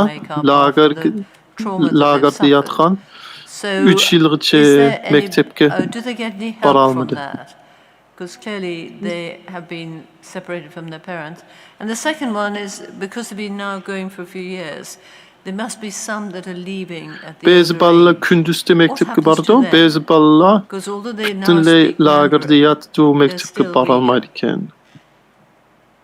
Yes, these kids, even though they speak Mandarin, Chinese language, this is not only speaking Mandarin. They do brainwashing and these mektepga borlaydigan balalar and teaching from the baby Belkim that I love Xi Jinping, this is my country, I am a dada Chinese. anası sirtda bo'lgan, chet elda bo'lgan sababdan mektepga borilishi mumkin. Lekin uni hozircha pek aniq bilmayman.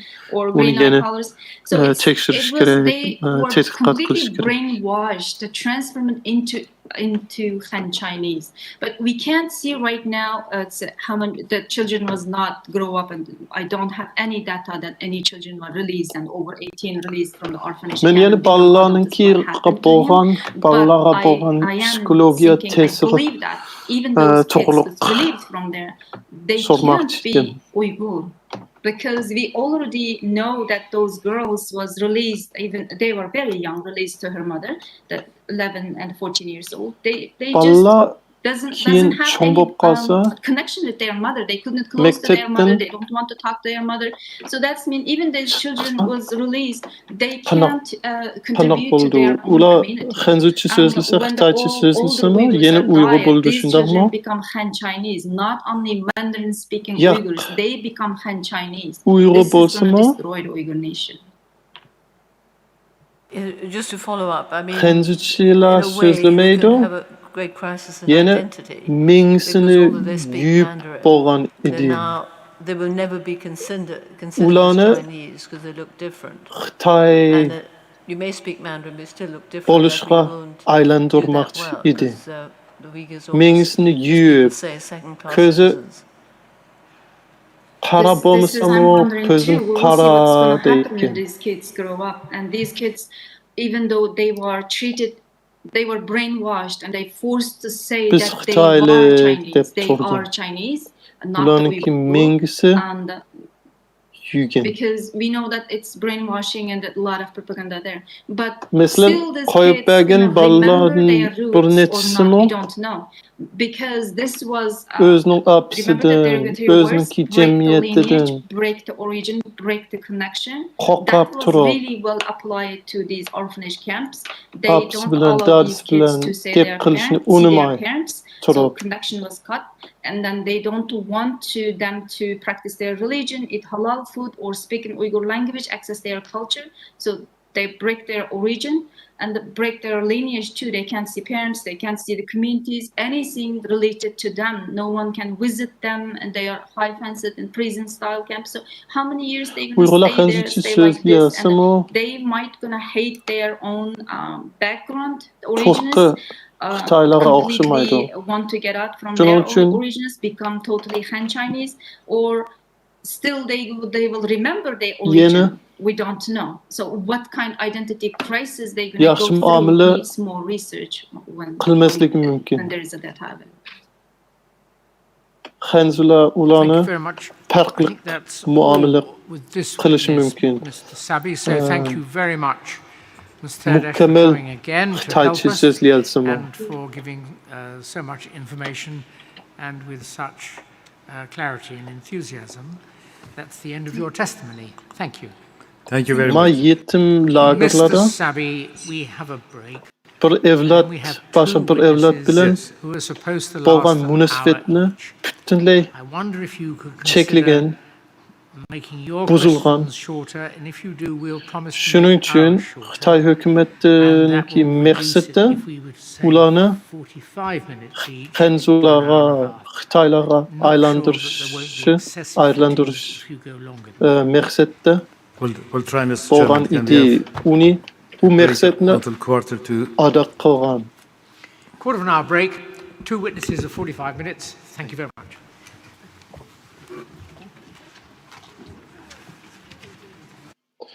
Lekin onundan keyin bolgan qanaq ta'sir, kimlikka bolgan ziyanligi, psixologiya jihatdan bolgan ziyanligi, resmi qandaq bolganligi biz hozirgacha deyolmaymiz. Uni yana uning ustiga yana tadqiqot qilishimiz kerak. Bo'ldi. Rahmat sizga. Yaxshi bo'ldi. Sizga ko'p rahmat. Biz hozir birdam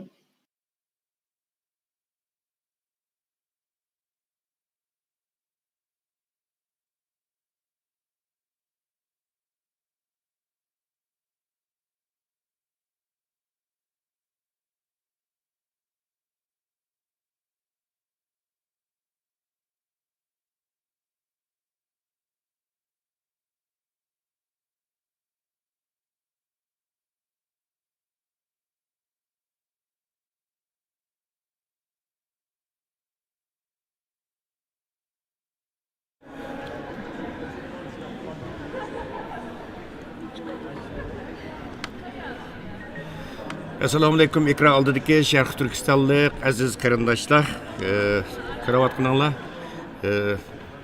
Angliyaning poytaxti Londonda o'tkazilayotgan Xalqaro Uyg'ur sud kollegiyasininki ikkinchi qatimliq sotininki amaliy ahvoli bugun mana sud 3-kuniga qadam qo'ydi va 3-kunning oxirgi bosqichi hozir qisqa bir dam olish chiqdi. Uningdagi yana ikki chet ellik mutaxassisninki guvohligi bilan, doklati bilan bugungi bu sotning 3-kuni bu. Shuning bilan oxirlashgan bo'ldi aziz qarindoshlar.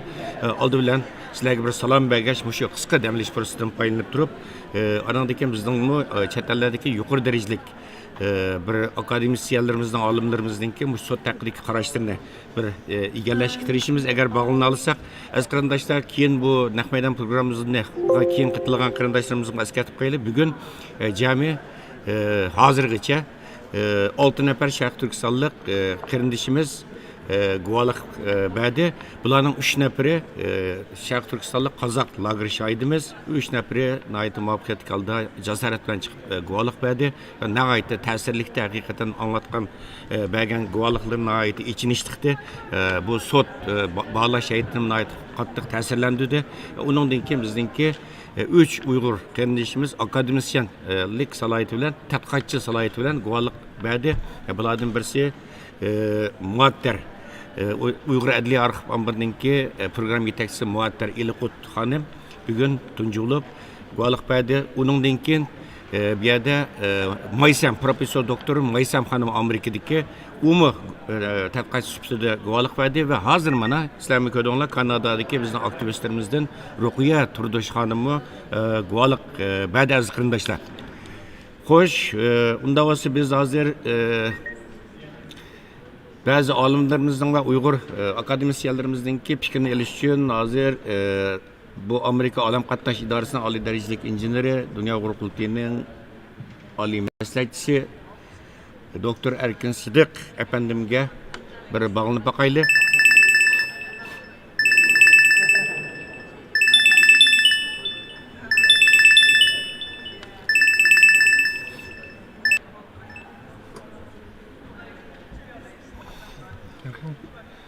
Assalamualaikum Erkin Sidiq efendim. Aleyküm assalam. Qanday ahvolingіз yaxshi, salomat tudingiz? Hozir siz turayotgan yerda atigan bo'ldi, sahar bo'ldi aqshan. Ekranni bunda o'ngshayapsiz, hozir ekranni yon to'lib qoldi. Tıklamdı. Yo'q. Abi, yiliqi aylandigan yerini besibsa, rut qildigan yerini. Yon to'qiyibsiz, lekin besilmabdi. Madaqdan. Meniki de yan Amerika'dan serip kulüpünü besibasi buldu. Teatri çıkıp kaldı. Madaqdan. Ben madaq çörsem çok bunu. Bombuzu tıkkılı yukuyu bir ama. Tıkkıyama. Hozir biz ekran oldidagi aziz ko'rmanlar, bu taqida qarashlarni sizlar bilan o'rtoqlashish uchun hammalar tunishlik bo'lgan, algi tunilgan bizningki Uyg'ur olimimiz Amerikadan doktor Erkin Sidiq efendim ekranda. Xo'sh, hurmatlik Erkin Sidiq efendim, mana hozir sud bugun 3-kuni va oxirlashib qolibdi. Ya'ni ikki chet ellik mutaxassisniki dokladninki oxirlashidir. Sizning xabaringiz bor. Bu sud boshlangandan tortib hozirgacha izchil turda bu Xitoy hukumatining hujum qilish nishoni bo'lib keldi. Har kuni degidek ig'ir darajada hujumlar bo'layotdi. Shohidlar, guvohlarga nisbatan ig'ir darajada tahdidlar bo'layotdi. Sizmi yaqindan taqib qilib turyapsiz buni. Siz o'zingiz bir Uyg'ur olim bo'lish sifatingiz bilan mushu sudning muvaffaqiyat echilganligiga o'zingiz qanday bavrisiz, sudning ahamiyatiga qanday bavrisiz, bu vaqtdagi institut Uyg'urlaringizni bizning ekran oldidagi qarindoshlarimiz bilan o'rtoqlashsak, marhamat. Buludu. Assalamu alaykum azizli qarindoshlar. Endi bu qatam sudning ikkinchisi, birinchi qatamliq sud bo'lgandan keyin mushu Xitoyniki Uyg'urlarga yurgizayotgan siyosatniki irqiy qirg'inchilik ekanligini tilga olib shunda atab, shunda baholab kelayotgan organlar, çeteliklerinin sahne ait zo'r darajada ko'paydi. İkinci qatamliq sud bu hozirga qadar isil davomlashdi, yuqori saviyada. Shunda boshqa endi bu qatamliq sudniki Xitoyniki shu irqiy qirg'inchilik jinoyatini dunyoga e'tirof qildirish jihati yana zo'r ahamiyati bo'ladi. O'tgankidan bir qadam ilgirlagan holda. Şuna şahsen ben intayin xoşal. Endi bu Uyg'urlarning beshi kelgan kunga albatta bizning hammamiz perişan hozir. Pek ig'ir kunlar kelib ketdi. Ashtaq bo'lsa-mu dunyoda Uyg'urlar Xitoyniki Uyg'urlarga qaratayotgan shu irqiy qirg'inchilikni to'xtatish jihatda hech qanday qadam ilinmadi. Endi shu Birlashgan Davlatlar Tashkilotida tasdiqlangan irqiy qirg'inchilikni nimasi ölçüm bir çıkarılgan bolsak, onunki 5 şartı varken Uygurlardaki ahvalli 5 şartının hemisi düşüyordu. Başta bu başka Uygurların beşine gelen ırkı kırgınçılıkını kandakta bir dereceden taşkı kırgınçılık deyip ataşkıma bulu da hazır. Şuna bu için karamay, hakiki bir Xitoyni to'xtatadigan bir tedbir o'tirib chiqmadi. Shundaqda bu qadimki sotniki buningdagi mushsadagi ishlarniki tezroq bo'lishini amalga oshirishda cho'ng rol o'ynaydi deb o'ylayman. Shundoq bilan birga hammamizning xabarda bo'lgandek bu xalqaro sud qandaqdir chet el hukumati yoki xalqaro tashkilotlarni Xitoyga qarshi bir tadbir qo'llashga majburlaydigan o'rin emas. Shundoq bo'lgani uchun biz Uyg'urlarniki mas'uliyati oxirlashmaydi. Bu qatamki sotniki oxirlashish bilan bu bütün chet eldagi qarindoshlarniki qalsa aniq bo'lishi kerak. Biz chuqur o'zimizdagi hozir qadar qilayotgan ishları bu Xitoyniki irqchilikni to'xtashsiz hozir qilayotgan ishlarimizni bunga texnik ishlab berishimiz kerak. Bu jihatda bu ish qilishimizga qat'iy bo'lmaydi. Meniki bütün dünyadagi qarindoshlarga deb qo'yadigan yurak so'zim shu. Rahmat, hurmatlik doktor Erkin Sidiq aka, sizni attiganda Amerikaning vaqti attigan bo'ldi. Attiganda avar qildik. Bergan bu güzel fikrlaringiz uchun sizga ko'p rahmat. Albatta sud ati yana davom qiladi. Bu oraliqda yana sizningki ba'zi qarashlaringizni biz televizor ko'rgizlarimizda rahmat sizga. Rahmat. Hurmatli ikra aldıq televizor ko'rgizlar, sizlarning kimi shu bu sud boshlanganning yog'i qarindoshlarimizningki zerikmay, terikmay bas texnik masalalar xatolik chiqsinmi? Shu ekran oldida o'tirib bu sud haqidagi Naqmaydan programmasini anglag'anlar uchun sizlarga tekrar rahmatimni, minnatdorligimni bildiraman. Chunki shuning o'zim bir qo'llash, shuning o'zim bir madad, biz xalqimizdan kuch olamiz, xalqimizning duosi biz uchun bir kuch va bir madad. Mana shu ekran oldidagi qarindoshlarimizningki shu ekran oldida o'tirib shu programmani ko'rishning o'zi biz uchun nihoyat cho'ng bir kuch qaynig'i, kuch manbai bo'lib hisoblanadi. Shunga tekrar rahmatimni bildiraman aziz qarindoshlar.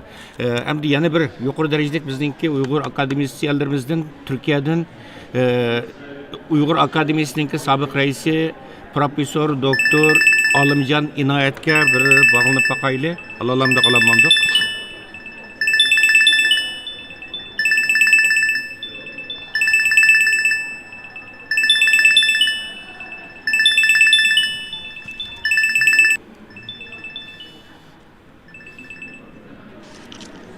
Assalomu alaykum. Assalomu alaykum. Qanday ahvolingiz? Assalomu alaykum, hurmatli professor. Rahmat professor doktor Olimjon Inoyat sizga. Va alaykum salom. Kamerani ichmasangiz nima ichilmadi? Suratingiz chiqmadi kamerani. Kamera bir tekrar arar mısınız? Kameranın sırtı var. Arkadaşlar tekrar sanayla avaz çıktı, görünüş ekran gelmedi. Türkiye'den Profesör Doktor Olimjon Inoyat.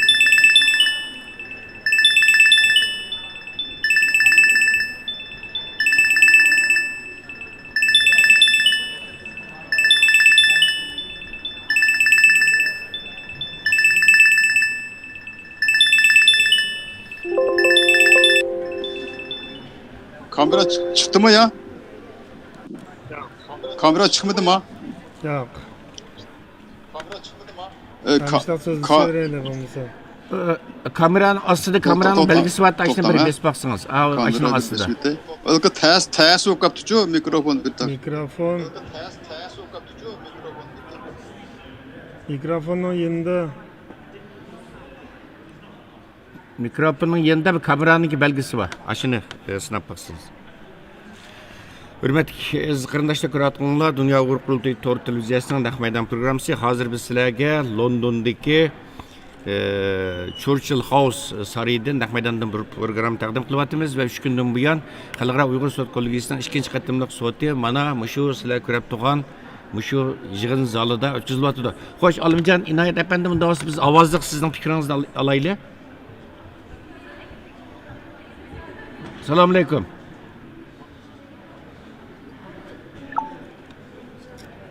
Xo'sh, aziz qarindoshlar, bu Xalqaro Uyg'ur sud kollegiyasininki oldingi qatimliq sudimi shu zalda o'tkazilgan. Bu zalninki yeni Angliya parlament binosi shunga oid qo'shna.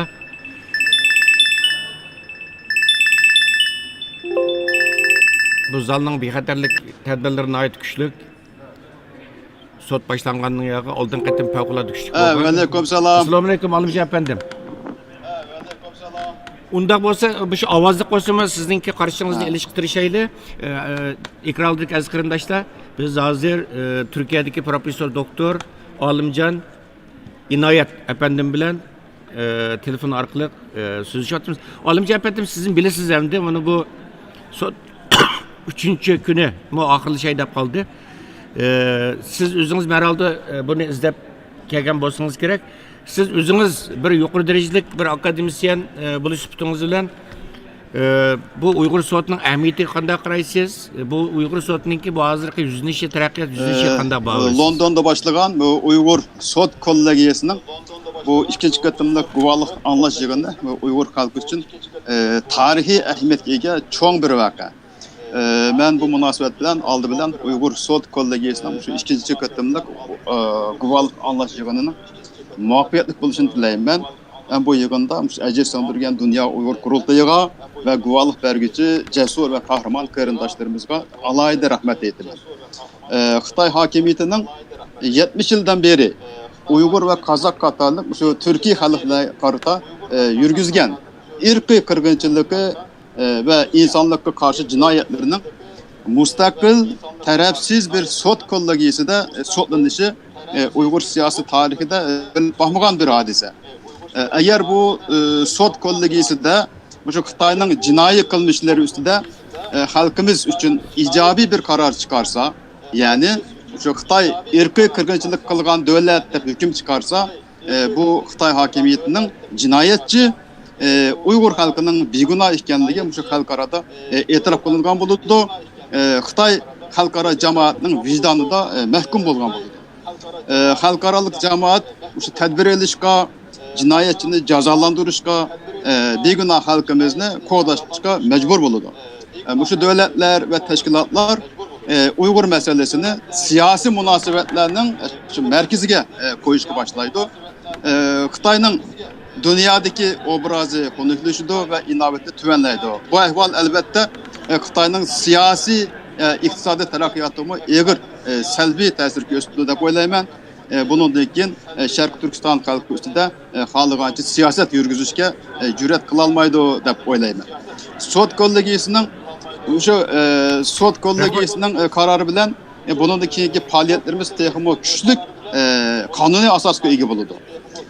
Teşkilatlarımız şu sot kollegiyasidan çıkan neticeye asasen derhal Birleşken Devletler Teşkilatı'na Uygur, Kazak qatorliq Şarkı Türkistanlık Türkiye xalqlarının mevcutluğunu kapolatga ega qiladigan ve qo'llaydigan xalqaro qonunlarni chiqarishini talab qilishi ve devlet ve hükümetlerini şu qo'llashga ve desteklashga chaqirish kerak. Çünkü bu tarih xalqimizga bergan tarixiy bir fursat. Uygur sot kollegiyasi shunday cho'ng bir ahamiyatga ega bo'lganligi uchun Xitoy hokimiyati ayrılırı qattiq bearam bo'lyapti demanlar ko'rgan ma'lum bo'lgandek. Ta'tir tashviqot bilan bu haqiqatni burmulashga tirishmaydi, lekin haqiqatni tuyushurg'ili va to'sqin bo'lmaydi. Mencha Xitoy hokimiyati shu jinoiy qilmishlarining hisobini bergan kunlar yaqin deb qarayman. Ben bunga ishonman. Oxirida bu yig'inda shu ter to'kkan qarindoshlarimni qizg'in tabriklayman. Yig'inning o'ngishli, önümlük ve neticelik bo'lishini umid qilaman. Rahmet hürmetli Profesör Doktor Alimjon Inoyat, bergan bu güzel teklifleriniz, güzel tavsiyeleriniz, güzel tilekleriniz için sizge tekrar rahmetimni bildirimen. Aziz qarindoshlar, hakikaten bu üç bugünkü Baxtiyor efendim şunda oldu, bu üç jazo lageri şahidininki, yani Kazakistan'da nəhayət təsdiq edən 3 nəfər Qazaq lageri şahidinin bergan guvohliklari nəhayət yuragimizni qattiq laxt qildi, içimiz qanıdı. Nəhayət azaplandık. Hakikaten hem de bu qarindoshlarımızdan degan sözlerimi baya biz muşu tushlik demlish fursatdan foydalanib bu 3 Qozaq jazo lageri qarindoshimiz bilan anadagi Qozog'istondagi Olmaotadagi Xitoy konsulxonasi oldida bu norozilik namoyishi o'tkazayotgan 217 kundan buyon bu lager qurbonlarining oila to'g'anotlarining aşağıdaki namoyish maydoniga bog'lanib ular bilan suhbat qilish nimasiga erishdik. Bu qarindoshlarimizning hammasi degani, endi biz shu Qozog'iston bilan Xitoyning munosabati intayin yaqin. uyami xatarlik, hatta Xitoyninki bexatarlik xodimlari Qozog'istonga chiqib, shu yerda bizning oilalarimizga ta'dis qilib besim qilyapti, shundaqmi Baxtiyor apandi? Shu Londonga kelgan lager shoidiri. Ammo biz shu lagerda birga jafo tortgan, azob chekkan, qiyin qisqa uchirgan shu qarindoshlarimizning Uyg'ur, Qozoq va boshqa qarindoshlarimizning chekkan azobini o'ylasak, uyqumiz kelmaydi kun kechasi qat'iy. Shunga ashlarninki ko'rgan azobini shu bir xalqaro munbarda, xalqaro Uyg'ur sotida ashini bir pash qilganligimiz uchun ishimiz rahatildi, rahat bir his qildik o'zimizni dedi sotdan keyin qilgan so'zida. Az qarindoshlar, bugun sot oxirgi bosqichga kirdi. Yana 2 nafar chet ellik guvohchininki, chet ellik tadqiqotchininki guvohligidan keyin bu sot oxirlashgan bo'ldi. Az qarindoshlar, endi bu yerda boya bizningki haqiqatan farqlanish tegishli bir ish. Bizningki 2 Uyg'ur akademisyenninki, masalan, Maysam professor doktor Maysam xonim bilan Ruqiya xonimninki inglizcha bergan doktoratini bir bizningki Girman do'stimiz ham Girman qarindishimiz Runa apandim, Uyg'urcha ismi Yusufjon, bu Uyg'urchaga tarjima qilib berdi. Bu maxsuslar biz bu qatimki sotda guvohlik bergan butun chet ellik ingliz tilida guvohlik bergan butun chet elliklarninki guvohliklarini doktoratlarini Uyg'urchaga bu ekran oldidagi qarindoshlarimizga tarjima qilish uchun 3 nafar tarjimani taklif qilgandik.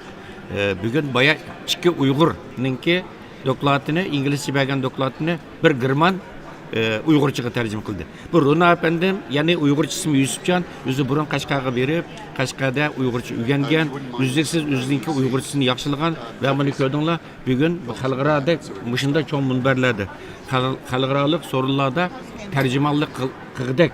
Bir saviyaga keldi. Bu haqiqatan hammamizni g'ururlantiradigan, iftixorlantiradigan bir ish. Aziz qarindoshlar.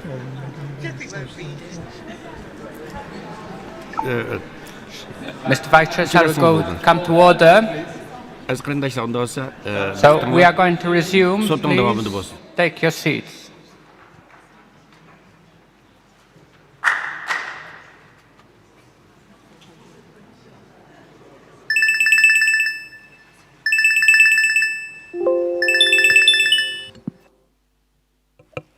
The next witness is Dr. James Millwood. I believe he's joining us online.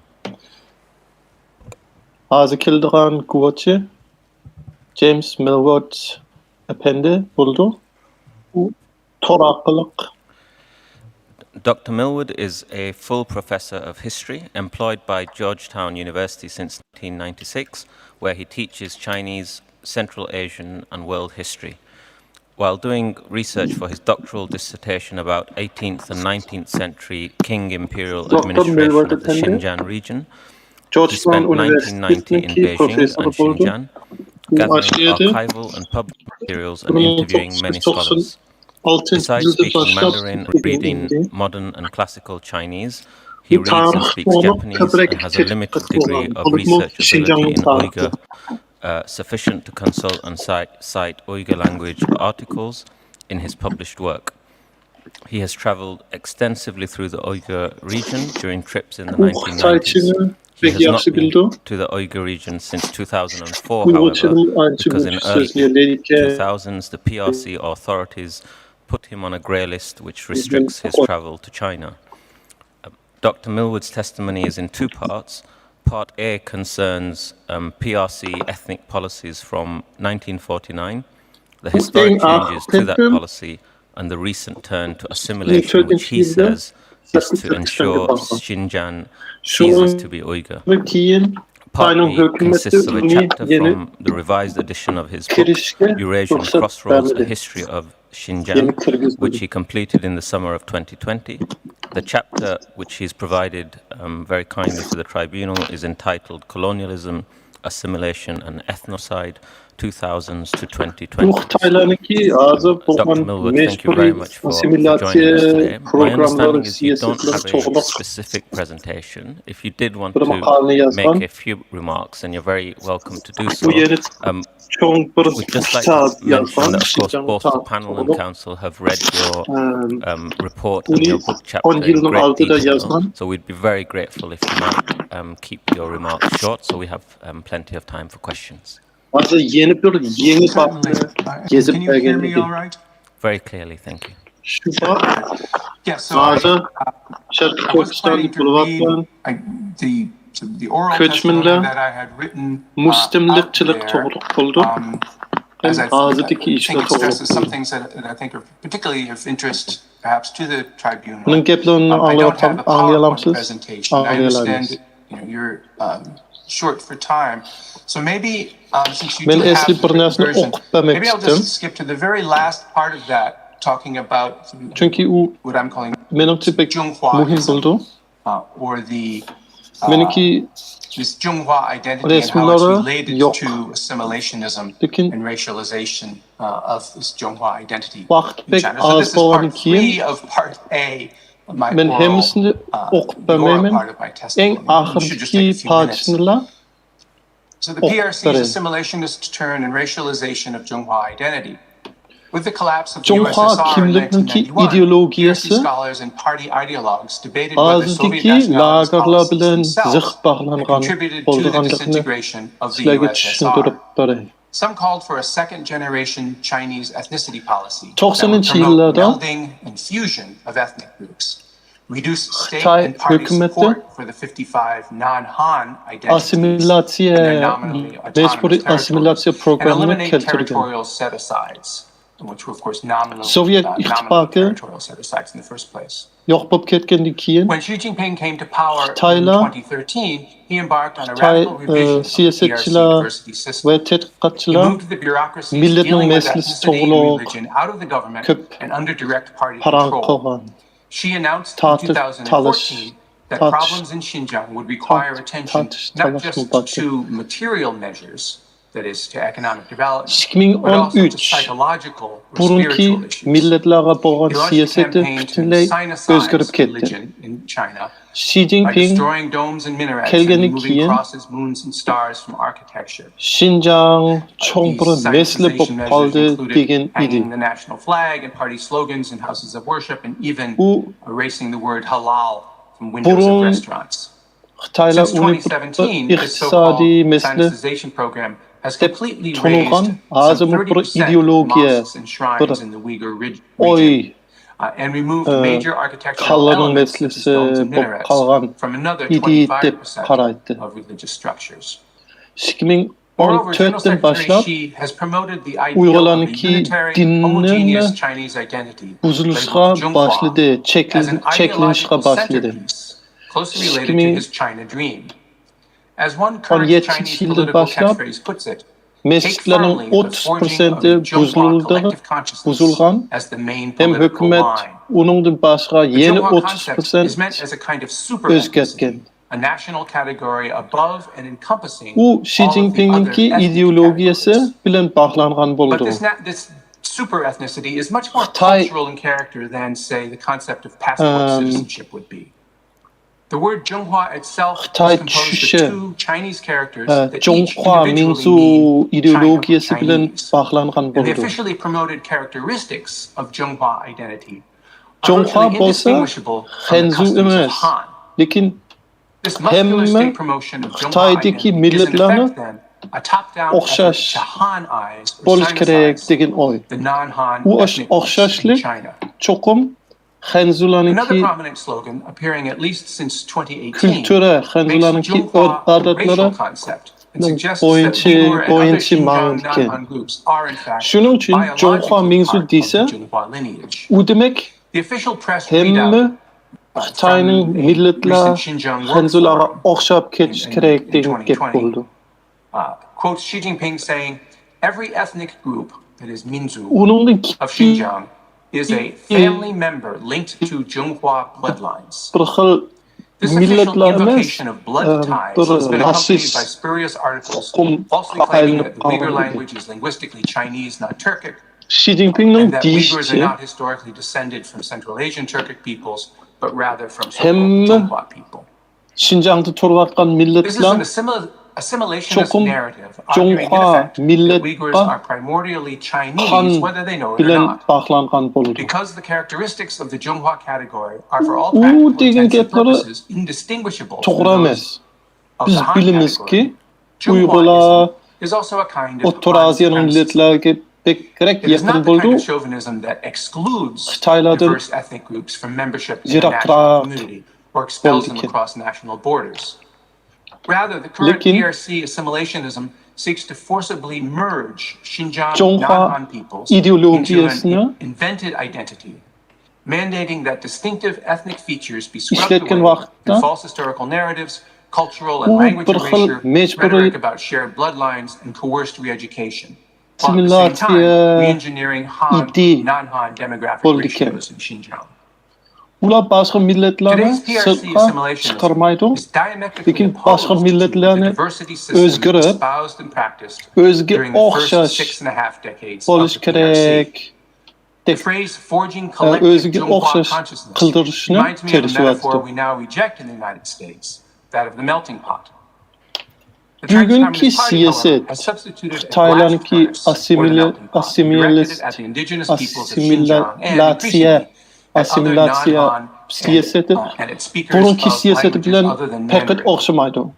This industrial strength metaphor of the Burun blast furnace, hem embraced milletlerinki and publicly prompted by özününki the CCP itself, aptly örf characterizes adet kültürü physical boluş coercion gerek and cultural degen violence siyaset of the var idi. concrete Lekin policies u inflicted özgürüp upon ketdi. Xinjiang indigenous peoples Burun bu since Amerika'da şundaq iş bolgan. 2017. Amerika'da And that's the end of melting my pot theory degen idok. Onun demek bolganımız hemmeyle okşaş Amerikalı bop keliş gerek, kültürünü okşaş bop ketiş gerek. Lekin onundan kiyin vaz keçdik. Xitaylar bolsa the narrative 2017'den from başlap the CCP azıqçı that the Uyghurs are primordially mecburi Chinese and ought to be assimilasyonu assimilated to that original state with policies that seek to physically or biologically change assimilasyon the Uyghur program population. siyasetlerini That's a good question. I guess I would say keltirgen that idi. the rhetoric and the ideology is tending in the direction that I've described. Profesör siz demekçi bolgan gepleriniz muşundaq mı? Xitaylarninki hökümetinin oylashçı Uygurlar burunmu Xitaylar bolgan, kiyinmi Xitaylar, yeni Xitaylarga aylanıp bolish kerekmi? Other non-Chinese people to make that inconvenience go away. Belki şundaq bolishi To make mümkün. Xinjiang look much less like an East Turkestan. Hazır and Uygurlar bilen more like a Xitaylar Chinese place, right? okşamaydı. Hökümet onu düşündü. Colonial Lekin appearance. And bu so, farkını yok etiş için rhetorically and ideologically, hazır but tercih then etti. also in terms of demographic engineering, both of those are tending towards that same goal. Şarkı Türkistan'ı You've özgürtmekçi extensively documented systemic Besi vargan ethnic bir discrimination yerdek of Uyghurs turnusun going back decades. içkirideki There is an ülkeler implicit suggestion in your okşaş book bu that a ketiş combination gerek of dep oylaydı. Şu assimilation meqsat and bilen repression, mağlupken. together with huge investment, appears to be making up for previous failed assimilation attempts. Could this mean that once Sizinki assimilation, or as you call kitabınızda it, Mandarinization is Allah'a achieved, bolgan coercive and repressive Xitaylardan measures Uygurlarga might stop? közetken kemsetçilik That's asking hem to predict farklı the future. muamele hali uzun vaqtlik bolgan dep yazısız. There's a question about Lekin what hazır exactly assimilasiya achieving this would mean. Would even as siyaset our last witness was çıqırgandan discussing, keyin would even loss hem Uygurlar of- assimilasiya even the loss bolgandan of keyin ability to belki speak aşındak Uyghur doesn't mean that the kemsetçilik people themselves are no longer Uyghur. fark And in particular, it doesn't mean that the muamele state stops treating yokup them ketiş with mümkün suspicion, demsiz. even if Onu they men do learn diyelmeymen. Mandarin. So, Bu kelgüsünün işleri. I don't Kelgüsünün think işleri that biz the idea diyelmeyemiz. that this is some sort of solution and that it will, if it reaches whatever Lekin Uyg'urlarniki tilli yoqib ketsimi, Uyg'urlarniki madaniyatni o'zgartsimi, ular yana Uyg'ur turdi. Hukumatmi ularni yana o'xshamaydigan farqli muomala qilishi mumkin. A corollary to that question, and you alluded to it, is what, in your view, would it mean to be assimilated to an acceptable level? Is there any precedent? Siyasi programlar, siyasetlar qilmoqchi bo'lganligi is acceptable as a policy balkim at all. So I wouldn't say there's any adab bo'lmasligi mumkin. Emniyatga chiqmasligi Although maybe mumkin. I may be misunderstanding the question. I meant in the sense of what might the PRC consider an acceptable level of assimilation of the Uyghur people. Yaxshi assimilatsiya degan yo'q. Integratsiya bo'lsa bo'ldi. Well, certainly the Assimilatsiya bo'lsa bo'lmaydi. if we Men uni so'moqchi take emas the edim. measures that have been taken, I mean, if we look at the measures that have Sizningcha been taken, kompatiyaniki ko'z qarashidan qarsak, nechilik assimilatsiya bo'lishi kerak deb o'ylaysiz? Ular qachon rozi bo'ldi? severe pressure on language, and even Biz hozir some of the incentives and pressure for siyasi mixed programlarga marriage, qarsak, things like that. I think Uyg'urlarniki urf-odatlarni buzildi. as I said before, I think the goal is to Uyg'urlarning have dinni what are perceived as uncomfortable aspects of ethnicity or of Uyg'ur culture. madaniyat, Uyg'urlarning tuqqandachilikni o'zgartdi, Uyg'urlarni And obviously, I didn't single out religion, but obviously religion xanzlar bilan to'y qildirishga tirishyapti. and that's really been the main target of PRC. Not the only target, but the main target of these PRC's policies has been against Islamic belief. So simply for them not to be salient, and I think this is what Xanzlar bilan Uyg'urlarniki and for the optics of Xinjiang, as I said before, to no longer yo'q qilib etishgan. to no longer display such difference. Yo'q qilolmasligi mumkin, lekin mesli chiqaradigan, mesli bo'layotgan farqlarni demographic genocide. And at page 400 of your yo'q book, you qilib etmoqchi explain the edi. basis for that assessment. Can you explain why demographic decline Uning ustiga of the Uyghur population Xinjiang, is ya'ni not Sharqiy just Turkistonni incidental to a general assimilation policy, but that it's actually boshqa something o'lkalarga that's o'xshash intended or qilmoqchi intentional? edi.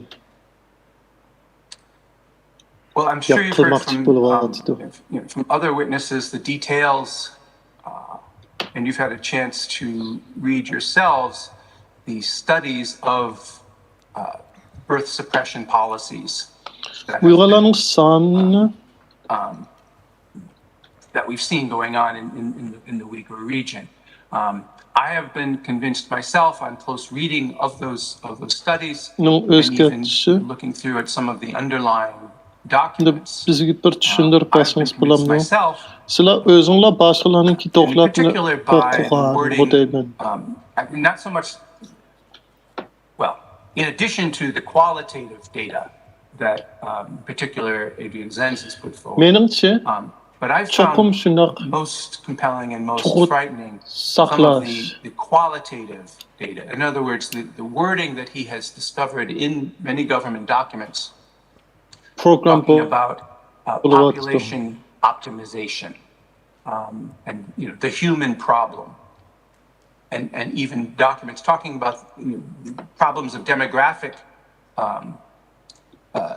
That the demographic proportion is the greatest danger to Ba'zi hukumatlarning Xinjiang and to dokumentlaridan chiqqan But these gaplar statements being made in, I believe, 2018 or 2019, very, very recently, after all Manga of the pek qo'rqinchli camps and the other measures meant to be anglanadi. addressing the so-called terrorism, Masalan, after they were well in place and after, in fact, Uyg'ur bilan Xanzurlarniki state media had proclaimed that tengpunkchligida the terrorism threat was over. yaxshi bir yerga keltirishimiz kerak degan gaplar menga bek qo'rqinchliq comments and statements from deb ko'rinyapti. Xinjiang officials saying that this human problem, this problem of demographic proportion still exists. So again, the evidence that I have for wording it that way in my chapter is the same information, the same evidence, the same studies that the tribunal has seen.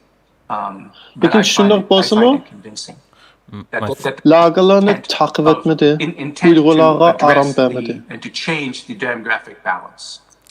My final question before I hand you over to the panel. The literature and reports we have received, you've cited Dr. Zenz yourself, seem to suggest discrepancies in terms of policies, both promulgated and implemented in northern and southern Xinjiang. How might you account for this discrepancy? These policies specifically o'zgarishimiz kerak camps are you referring or much more generally? A mix of alleged measures to intended to restrict births and as well as the imposition of camps. I see. Yeah. Well, I think it depends on particular policies, perhaps. As I'm sure the tribunal knows, there are significant geographical and demographic differences between north and south of Xinjiang. There are the southern part of Xinjiang, particularly Khotan, Kashgar, that area, are still majority Uyghur, and the densest populations of Uyghurs are in those places. Janubiy bilan shimoliniki cho'ng farqlar bor. Specifically, the policies that I think you're alluding to, the difference is explained by that Janubiy tarafda difference Uyg'urlar yana ko'p bo'lgan. Who was living where, what ethnic groups are most concentrated where. Thank you very much, Professor Millwood. I hand you over to the panel. Lynch. Thank you. Hello. Thank you for your excellent report. Shimoliy bilan janubiniki o'xshamaydigan siyosat programlar shuning bilan bog'langan bo'ldi. Uyg'urlar ko'proq bo'lgan yerda the Uyghurs is with the occupation of that area in 1949. Other witnesses we've heard from try to stress the importance of the prior history, and I wonder whether you think that actually the independence movements in the years leading up to 1949 actually underlie many of the current attitudes of the Chinese state and the way they behave. That's a good question, and perhaps a good corrective. I would say they underlie some of the PRC concerns, some of the Chinese Communist Party's concerns. qarashimiz kerak deydi ekan. Sizningcha shundoq bo'ladimi? Independent Turkic state or Uyghur state. Masalan, Sharqiy Turkiston Republikasi bo'lgan vaqtlarni tushunishimiz kerakmi? Hozirgi ishlar tushunish uchun. U yaxshi bir nuqta bo'ldi, yaxshi bir maybe trying to draw more attention to 1949, I guess. U cho'qim muhim bo'ldi. Again, as a historian, we work with interpretations and we work with emphases and how we kind of tell the story. And I actually don't, and I've changed a little. If anyone who has read all 400 some pages of that book, you'll notice a change in tone between the last chapter, which I sent you as part of my testimony, and before that. And that is, of course, occasioned by my own disappointment and horror at what's happened in recent years. I wasn't quite sure which way it would go. U chunki shu chaqda kompaniya hukmga kelgan. Much worse. But I'm drawing attention to 1949 because I think that the effects of, first of all, that most of the Han moved into the region. They've not been there since the Han Empire 2,000 years ago. They haven't even been there since the Qing Empire. Most of them have come in since 1949. Cho'qim tushunishimiz kerak. Bo'lmasa hozir bo'layotgan zulmni düşünülmeyimiz. colonialization or development or whatever you want to call it is going on there. That too is established in the early Çünkü 1949 kompatiye or 1950s, kegendin the kiyen B-1 of the Xinjiang Production Construction Corps. assimilasiya mo poluşqa başlanğan. Onundan burun assimilasiya degen programlar ançı yok etdi. Even under the nationalist government, Sun Yat-sen, in one of his books, has a chapter on the colonization of Xinjiang and Mongolia, because colonization was not a bad word in the early 20th century when he was writing. Teşkilat Those meydanı dreams were kelgen largely idi. aspirational; they were never realized. But in 1949, and since then, the PRC has really started putting them into practice. So that's why I brought more attention to that dividing line. Amılı boğan idi. With regard to separatism and independence, one of the ways forward towards achieving such a thing in a Western democracy would be through a plebiscite. And such a thing, of course, is not possible in a totalitarian state or a communist state. And do you think that means by definition such states are guilty of contravention of international human rights? Simply because plebiscites or other kinds of are not possible? Yeah.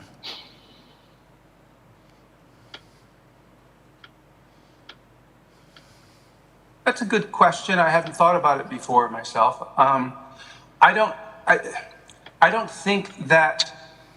Well, I didn't read all of my my preamble, my oral testimony today. But one point I wanted to make in that is that the PRC had a way of managing diversity. Şu kapitalist bolmesliktenla that they put in place, and with the system of kişilik hukukla cinayet ötküzemde territorial regional autonomy u yaş bir sual men onu çoğunluk köp oylap bakmagan lekin there were periods when in fact it was the early 50s and in particular the 1980s, and meniki doklatımdım baki Xitayla Komünist Partiye 50. yıllardan başlap has said that this period of the 1980s was millet in some ways a golden age siyaseti keltirken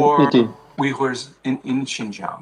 And it shows the Şunun way in which the arasında system pek köp zulümü could boğan. actually work Lekin Uygurlara, başka milletlerge azrak basımı fırsat bergen idi. Bolup mu 80. yıllarda hele başka vaxtlara qaraganda, başqa vaxtlara nisbeten milletlerge az sanlıq milletlerge yaxşı bolğan bir vaxt idi. Şu çağda Xitaylamı medeniyetimiz oxşumasa, örf-adətlərimiz oxşumasa yaxşı bir iş boldu deb oylağan idi. So, Ma that's the kind of Beijing'deki problem that, in a way, we wish we had now, though, right? Oyun xıçı And so rather than trying to erase those differences, the state publicize them. 8. yıl xıçı mı? So, I'm Aşnaq not saying that idiye ba idi. it's hard to compare a top-down system for managing diversity Şu çağda hem milletlerninki the kim ideals kiçeklerine of diversity management in a liberal democracy. dünyaya köstüp bergen idi. Of what can happen even in liberal democracies. Pek yaxşı iş emas idi. Çünkü 12 diğen balaların köpüncüsü özü az sanlıq milletten emas. U faqatla onunki kim kiçekler bolğan. Lekin hazır umu yok bolup ketdi. Umu öz kirip ketdi. In the 50s at that point, right?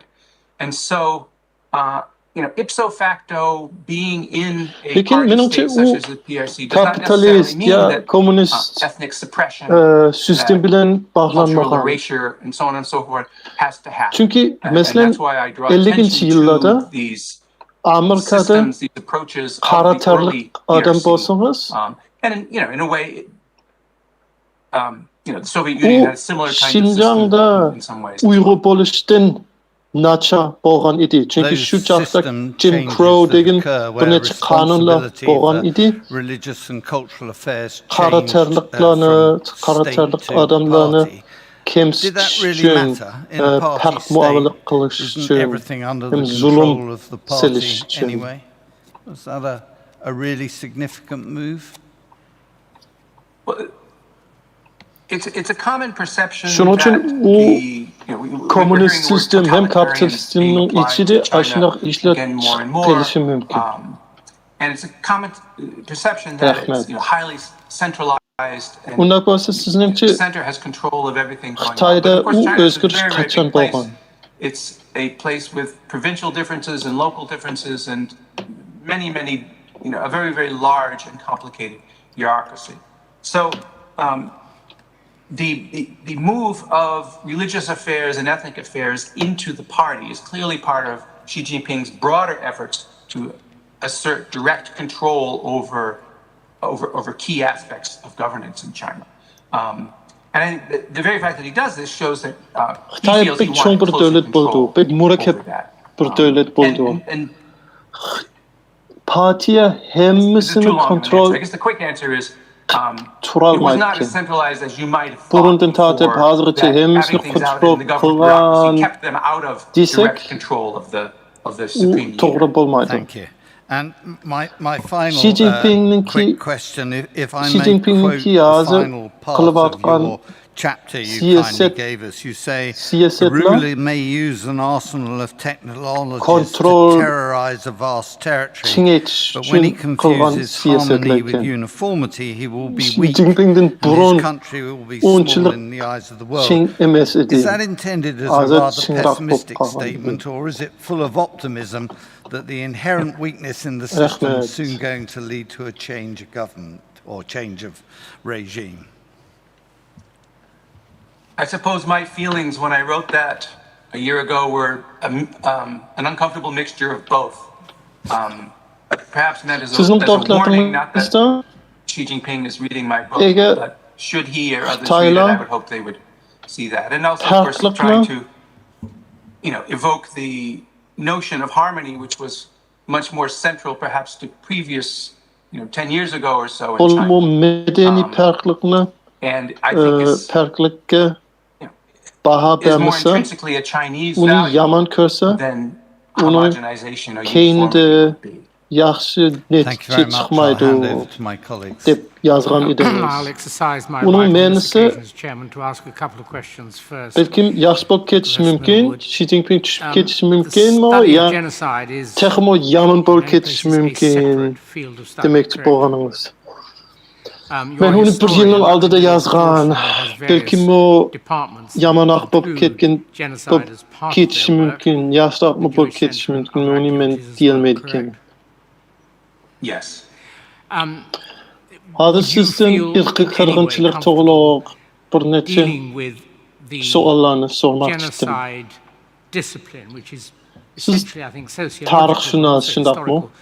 İrqi kırgınçılık Genocide discipline, would you be toğuluq comfortable in ançı dealing with how it might assess köp what has been näsi happening bilmesliginiz mümkün. in Xinjiang?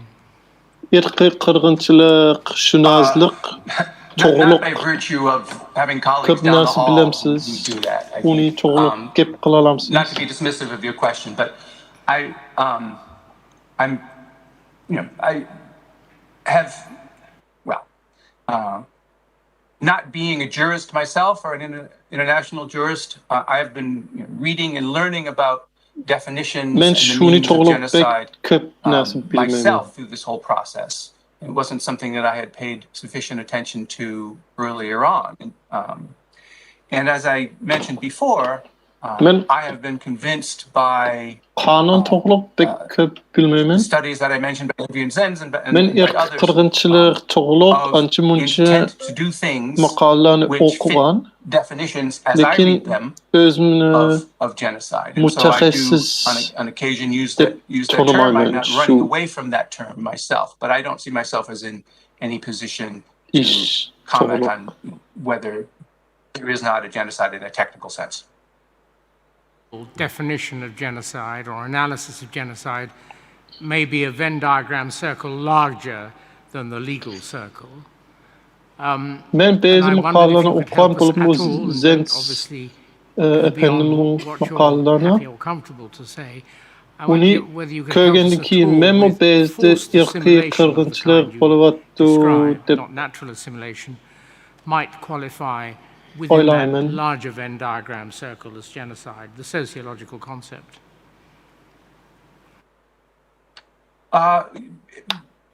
Sure, within the larger Venn diagram, and perhaps the narrower one as well. I guess to put just a slight historical cast on it, Sizce mecburi asimilasya current policies in irqi qırgınçılıkны içki kiremden have in a way, well, whether it's conscious or not, I don't know, but they have in a sense reinvented the wheel by mecburi asimilasya bolsa uni bir xil irqi qırgınçılık desek boldu deb oyladım.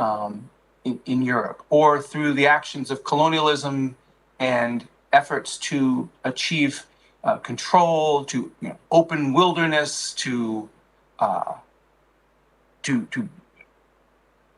achieve a kind of state control and to securitize areas. Through all of those same Hazır kinds of Xitayda boluvatkan işler 100 yılın aldıda Avrupa'da bolğan ki Avrupalılarınki mustemlikçilikte bolğan besivargan devletlerde bolğan işlere sel oxşap ketdik. in Canada or Australia, or even to interethnic Hazır Şinjan'da boluvatkan işler strife in Europe, burun Amerika'nınki garbi ülkelerde bolğan işler oxşap ketdi.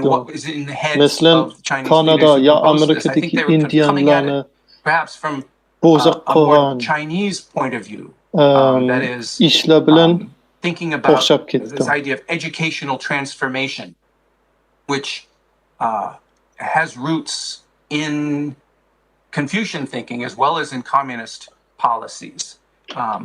And so, drawing on that, but then, Uni kılışının meqsedi flow together with niyeti artificial intelligence and with nerede security kelgen concerns qandaq and bolğan men with pek eniq modern bilmedim. industrialization and all of Belkim these modern Xitay technological and political tools.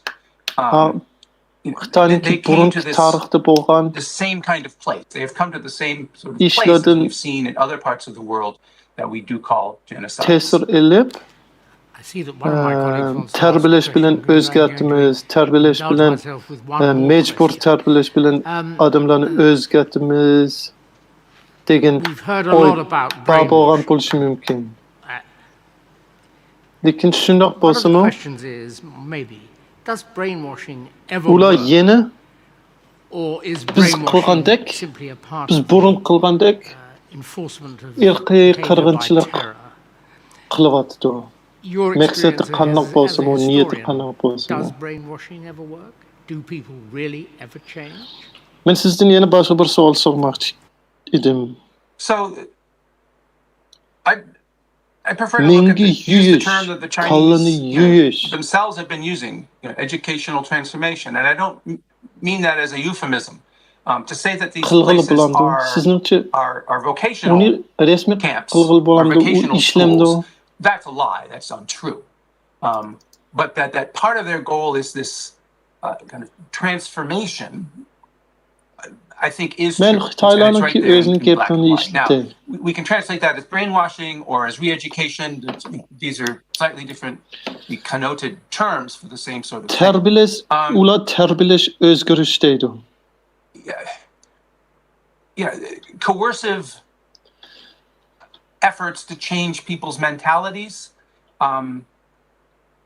Uni I think they qılıvatdı. work the way you just said they work. They work because of the Uni coercive kala nature, yüz, or they mengi can work yüz because of desek that, mi buldu? because of the threat of force and the continued threat of force, and because of Ya ki terbileş özgürlük and desek mi buldu? psychological torture and all of those things. Qandaq They bolsa don't mı? work as a benign process, Mecburi buldu. but I think they can, unfortunately, Mecburi bolğandan keyin have an effect of beating down, Ularniki küçük boğanın kiyin whether it will reach the goals which the Chinese Communist Party says it wants to reach in Xinjiang is another question. Mecburi bolmasa herkes işletmeydi. Lekin adamlarını korkutgandan keyin adamlarını bozak qilgandan keyin bir xil neticesi chiqdi. U balkim Professor Manji, please. ular olayotgan neticesi bo'lmasligi mumkin yoki umid qilgan neticesi bo'lmasligi mumkin. Lekin blast furnace assimilation quite quite differently, are they not? Meniki bir sualim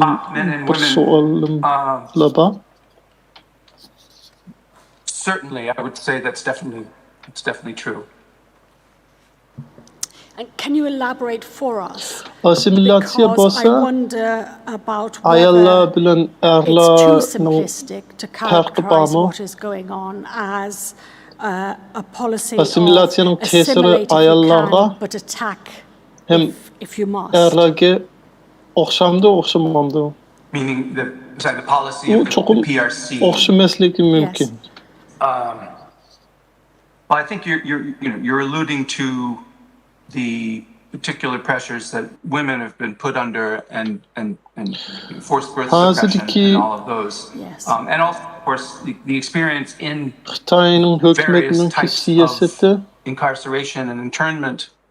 assimilasiya qilolmasa hujum qilishimiz kerak. Eyewitness accounts. From that, we know that experience is Degan different for women and men, and arguably much more horrific. Ashnak Certainly in tisik the question buldu. of Mesela Uyghur ayollarga pek in the ağır area zulüm of bo'lgan. reproduction Ularni pek bozak and qilgan. of women in society, Tug'utni even before the really hard-edged policies began in 2017, there were policies about, for example, don't wear the veil, right? So trying to discourage women from wearing the veil, or any kinds of face or hair coverings. Ayollar uningdan cho'qim ko'proq It's interesting the way in which they were carried out, right? It was I've forgotten the precise term for it, but the beauty campaign, and let your beautiful hair fly and let your beautiful face be revealed. And there's a consistent discourse about that continues despite everything else and despite the narrative about terrorism and so on, about how beautiful Uyghur women are, right? And so and this has been officially part of the portrayal programlar of chiqib qolgan, Uyghur women siyosatlar really for decades. They sing, they dance, they're beautiful, they have long hair, and so on and so forth. So, if I'm not as well as capable as many of my colleagues are of talking about this in gendered terms, but it's very, very clear chiroyli that programni, chiroyli qilish programni chaqirgan. the push for marriage and the way in which the state advertisements of marriages between Han and Uyghurs have been played out, right? Have been shown, and then of course the pressure on reproduction.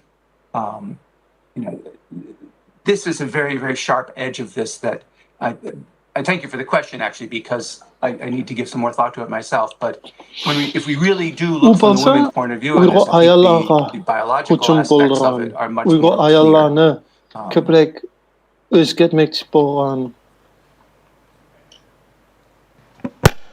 ish bo'ldi. You made some comparison Buning ustiga in regard to the treatment the PRC is meting out to its indigenous population with that meted out to the indigenous population in the US, perhaps most notably under President Jackson's presidency and of course others.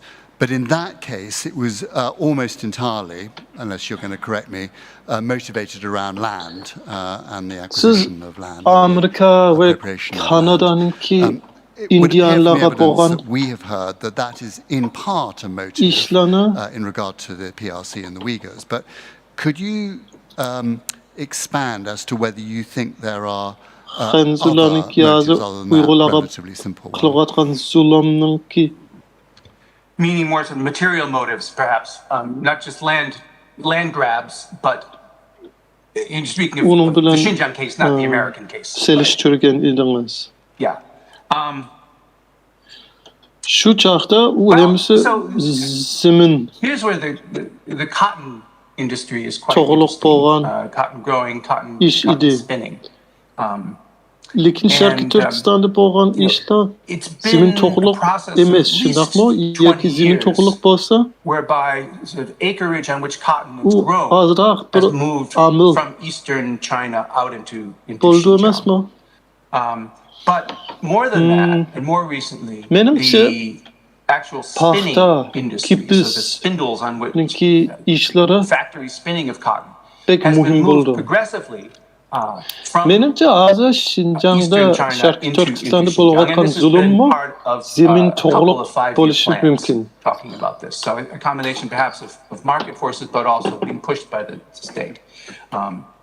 And I think it's quite clear why this is happening because as the Şərqi cost of labor Türkistan'da in Eastern China çereydu. has gone up, Lekin and there have azımı been efforts to move burunki undaq emesde manufacturing in azımı China, in eastern parts of China, up the value chain, then the lower aşiyede the lower valued industries of textile manufacturing has been pushed back out further really into Xinjiang, sort of into the corner, and really to the last place where labor is still cheap, Şərqi right? Or still is the cheapest labor in Şərqi China. And so, Cumhuriyeti an qılğan, argument Şərqi could be Qıtarda made qılğan. that Lekin the need aşiyede to maaş control yuqarı bolğandan keyin Xinjiang more ular effectively asta from the şu eyes of the zavodlarni state is actually tied G'arbiy tarafga to this push of cotton growing, ko'chib, and in particular of spinning and eng textile keyin manufacture that we've seen out there. Şinjanga And this is to a kelgan certain idi. extent corroborated by not all of the factories that have been built, but many Şunun of the üçün factories Xitaylar hazır Şinjan'da köprek kontrol qılmaq bolğan sebebinin birisi same compounds with the internment camps. Şinjan Xitayga muhim bolğan. Bolupmu iqtisad cihetden. Şunun üçün kontrol qilishimiz kerak. Çınqıraq, qattiqroq kontrol qilishimiz kerak degan oy chiqqan bo'lishi mumkin. Bunun tagida paxtaninki, rextninki, yipninki ishlari xilib bor. In Xinjiang. Shuning uchun lagerdan and moving them into factory labor, in particular in these low value, electronics assembly, bo'lmasa yezlardan zavodlarga things like that. And ko'chirib I just want to invoke Ilham Tohti again. I mentioned him in the chapters. Uyg'ur qozaqlarmi his argument was that pat the types of market reforms which were so effective for raising standards of living in the rest of China from the late 70s on, in particular opening up, making the market accessible to farmers. That has not happened in Xinjiang. And they have not been permitted to do that. Uyghur farmers in particular have not been permitted to do that. And so, it's not exactly the same kind of political economy of chasing people off the land that you referred to. But there is an economic motive behind these sorts of forced changes that have been implemented and imposed. Clark, take a minute again back from council, but do you think you can manage in a minute and 30? I can do even better than that, actually, because Mr. Vetch, with great presence, has Indianlar, Amerikadaki Indianlar bolsa, Amerikaliklar ularni haydab etgan, ularning ziminini ilib olgan. Ba'zi Uyg'urlarni zimindan haydab etmaydi, lekin uning ziminni yana ilyapti. U yana zimin to'g'liq bo'layotgan bir ish. Extremely helpful, along with your written material. Thank you for making yourself available. Sorry, I should ask. Mr. Abraham, do you wish to take more time? I'm sorry, do you wish to ask another question? Nothing other than to thank Professor Millward. Thanks very Milward much efendi indeed, sizga ko'p rahmat. Thank you. Sizniki ashunaq yuqori suratda bo'lgan Abraham efendi sizniki savolingiz bormi? Yo'q, hozir boshqa savolim yo'q. Rahmat sizga. Mr. Chair, Sizlarga rahmat. our next and final witness is an expert witness, an investigative journalist and author of the book The Perfect Police State. To write this book, the expert witness interviewed 168 Uyghur and Kazakh refugees, former camp detainees, their family members, diplomats, governmental officials, scholars, former technology workers, and others who had left Xinjiang. From his field research, the witness was able to identify 3 key and interlocking themes in the PRC's policy towards the Uyghurs. The first is a strategic, sustained campaign on the part of the PRC of psychological torture. The second is a campaign of physical torture as an enforcement mechanism for the method of psychological torture. And the third is the deployment of novel technologies, which we have heard significant evidence over the last few days, which all in all create a foreboding fear that everyone was constantly being watched but did not know when or where. Mr. Kane, the members have received and read your report, and as you may have heard, time is a very scarce resource, so I'm not sure whether you have a presentation. If you can start now, but please do keep it brief, and then we'll move into the questions. Thank you. Having me. So I do not have a formal PowerPoint presentation, but I would like to summarize my work and my report briefly, understanding that time is of the essence.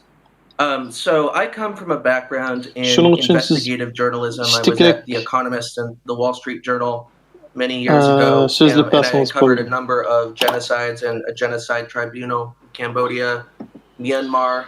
I had been to North Korea and covered authoritarian regimes, been all over China, and I decided to write this book and to begin this process of interviews because in all the reporting and investigative journalism I had done, I felt that something in Kashgar, something in the western region of China was significantly different than what I had experienced earlier, and that is the deployment of these novel technologies that so many experts here have discussed. While these technologies have been, well documented in the quantitative data, particularly in excellent reporting by BuzzFeed, nimalarni ko'rdim, ham shunga oid uchurlarni ko'rib, doktor Zan qatorliqlarninki, Millwardninki, I was interested in qualitatively hem u tayyorlagan materiallarniki sifatining yuqorilligini ham ta'kidlab o'taman. What it is like to both be the developer of these technologies and to be its victim in many cases my interviewers were both. So from August 2017 just about 6-7 months ago, I had interviewed a number of people who were as close to the inside, I think, that I could ziyorat qildim, suhbatlarda bo'ldim. Ya'ni ichidagi, ya'ni g'arbiy yerdagi, Xinjiangdagi shu odamlar bilan amaliy ahvol bilan aloqasi bo'lgan odamlar orqali ko'p materiallarni to'pladim. Mushu rayondagi hukumatning, Xitoy hukumati, Jungo hukumatiningki kuzatish,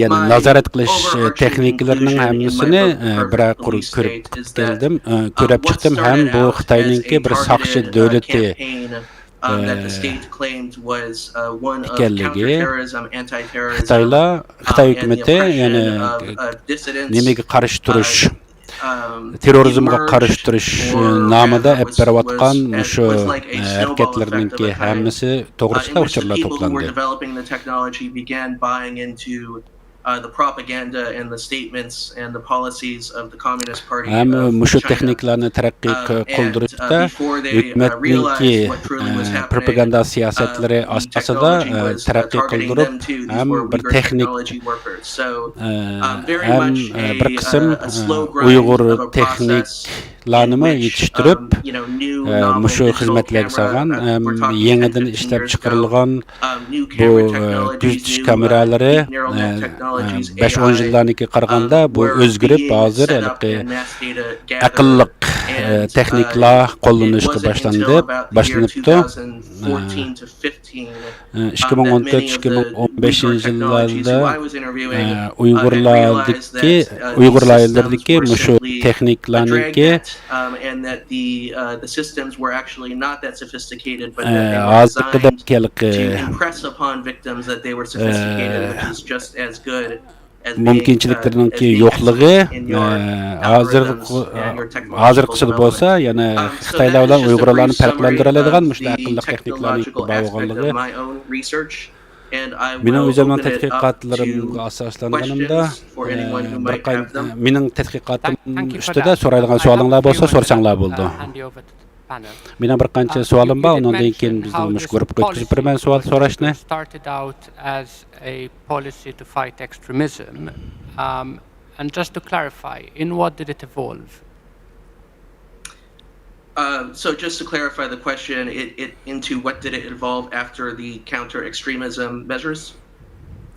Savolni aniqroq so'ragan bo'lsangiz, savolda demoqchi bo'lganingiz shu terrorizmga qarshi turish shuardan keyin yoki ekstrem kuchlarga qarshi turish shuari ostida shakllandi desak bo'lamdi shu. In practice, it did not.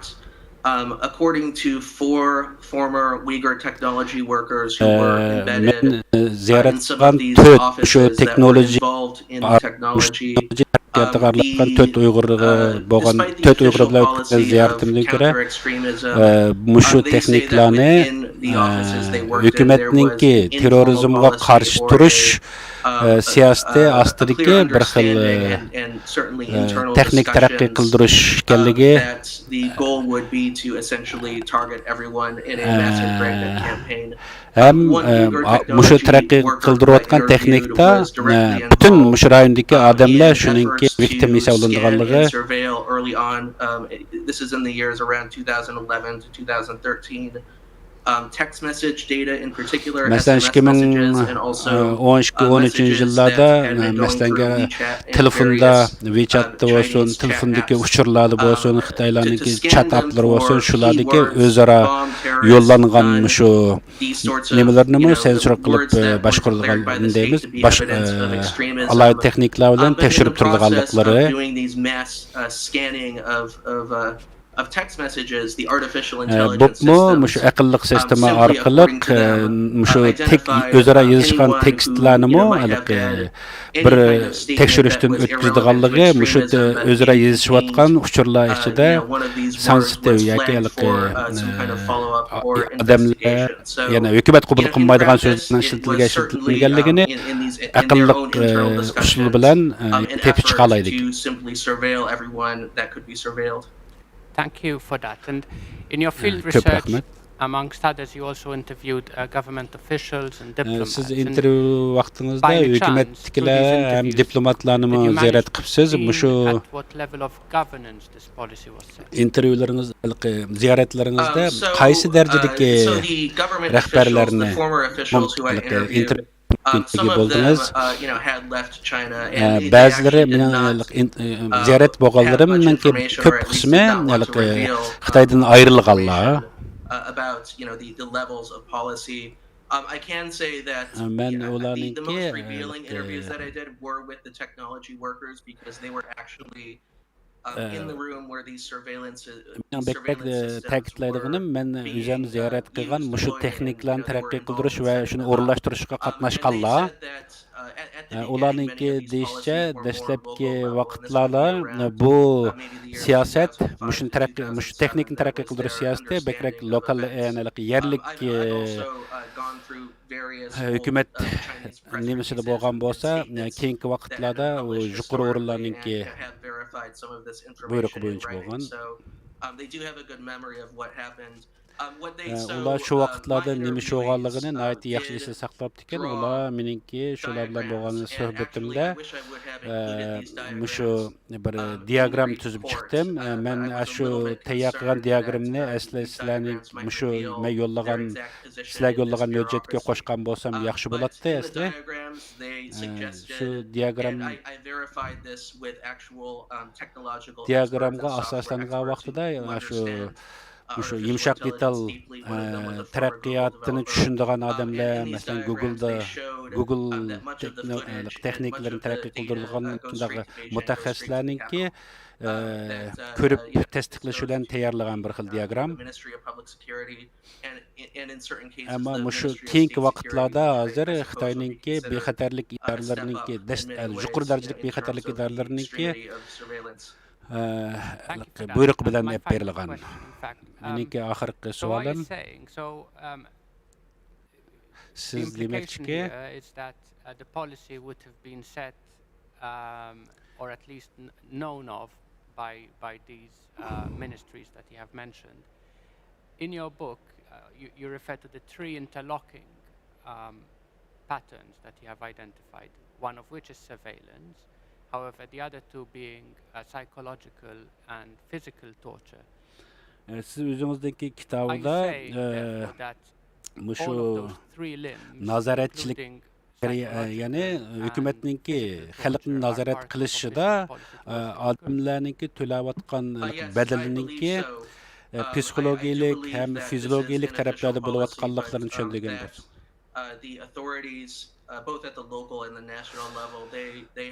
Hükümet o yuqoridan tövengacha hammasi o'ziniki doim nima qilayotganligini amaliyotda bo'la biladi. Professor Möller'ninki tadqiqotiga asoslangan vaqtida bular shu texnikni o'ziniki qayta tarbiyalash o'rinlarida ishlatilganligi ham shu qayta tarbiyalash o'rinlaridagi siyosatlarniki shu yuqori bilan bevosita bog'liqligi. Especially, and I could trace specific interviews to specific camps, specific vocational training centers. Many of these people had come out of the same camps. Suhbatlarim jarayonida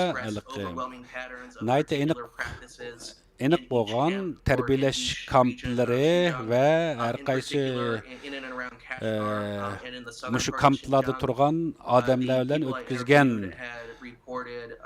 suhbatlarim asosida shu qarorlarni chiqardim. Shu qarorlardan meningki shu chiqargan muqimlashtirgan shu kitobimdagi men yozgan tekstlarda amaliyotda shu odamlarniki fiziologik va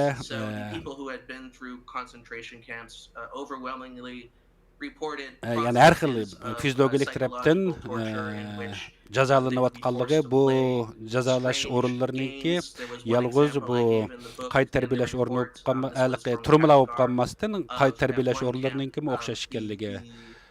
The detainees would be, one of them would be seated in front of two tables, and one table, for example, would have a home and a road and a car or a motorbike, and they're supposed to rearrange this neighborhood to make it look like it's correctly placed.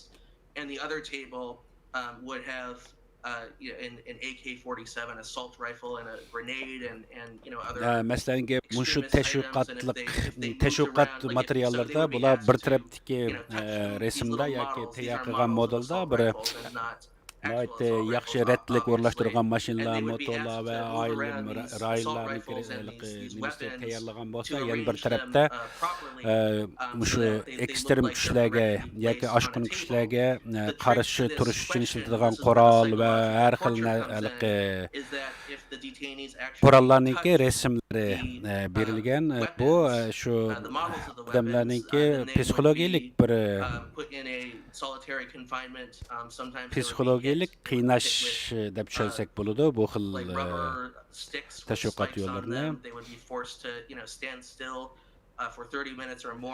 Buni jazolash yo'llarida masalan odamlarni ma'lum bir ishni qilishga masalan tuz mengib bir siziq ustida mangdirish yoki har xil talablarni o'rindashni talab qildiganligi agar uni shu talab bo'yicha o'rnashtirmasa ularni har xil fiziologik jazolashga uchraydiganliklari haqida uchurlar bo'lgan. Ko'p rahmat. Mening so'ramoqchi bo'lgan savollarim shu. Yana boshqa meningki bu paneldagilar sizdan yana so'raydi. Keyin efendi siz Kambodiya haqida so'zladingiz. Siz hamda yana bir shunday genocide o'rnini ziyoratda bo'lgan bo'lib ekansiz. Shu undan boshqa yana men Myanmardagi Rohingya xalqlarining ahvollarini bir ko'rib kelgan. Undan boshqami Janubiy Koreyadagi Shimoliy Koreyadagi, Rossiyadagi, Turkiyadagi yana shunga o'xshash totalitarian rejim mamlakatlarda ko'p ziyoratlarda bo'ldim. Men yana o'zimningki yozganlarimda mushu davlatlardagi ahvollarni o'zimningki suhbatlarim o'tkazgan intervyularim orqali xalqqa sundum. Comparisons can even be valuable for lawyers if one fact is similar to another. So, am I right in thinking that you found a lack of similarity between what you were encountering in the People's Republic of China and what you had seen or knew of elsewhere? Or were you seeing some similarities but some differences? Sen ko'rgan boshqa mushundaq genocide bo'lgan davlatlar bilan Xitoylar o'tirishidagi Xitoyda bo'lib o'tgan bu genocideningki farqlari haqida mezilsa mush haqida so'zlab bergan bo'lsam, masalan Shimoliy Koreya, Choshandagi yoki Koreyadagi bilan Xitoydagilarni selishtirsak,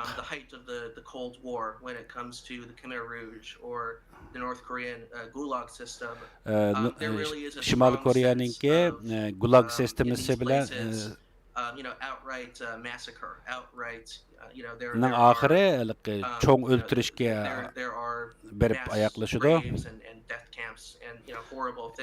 Hamda bularni ya'ni o'lim kamplari deb atashga bo'ladi.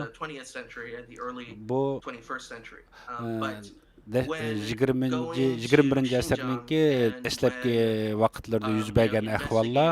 Men Xinjiangdagi berib intervyu qilgan odamlarimda ko'ra men hamda kelajakda bo'ladigan bir xil bundaq genocideningki taqdimli qo'rqinchli yangi bir yangi xil usuldagi texniklar orqali bo'ladiganligi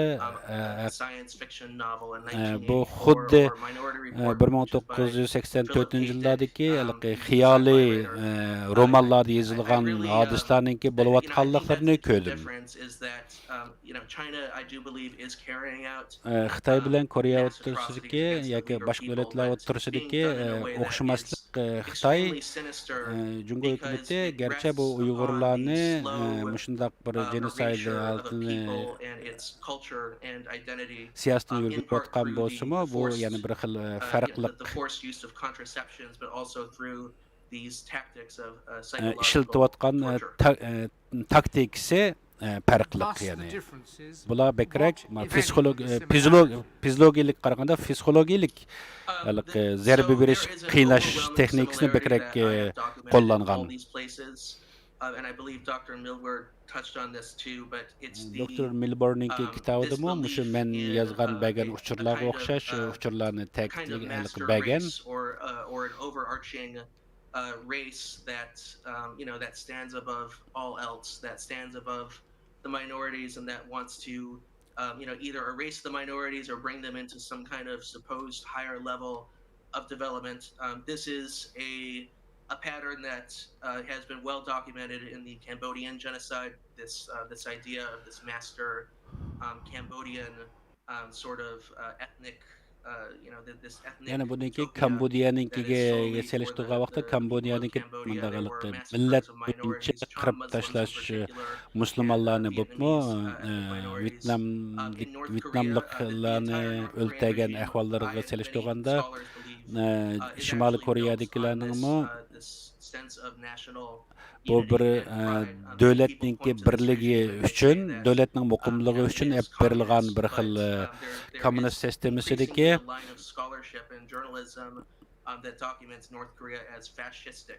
yani bir xil fashistik, bir xil ya kommunistik stalinistik rejim deb babasak bo'ladi. Jungoga qaytib kelsak,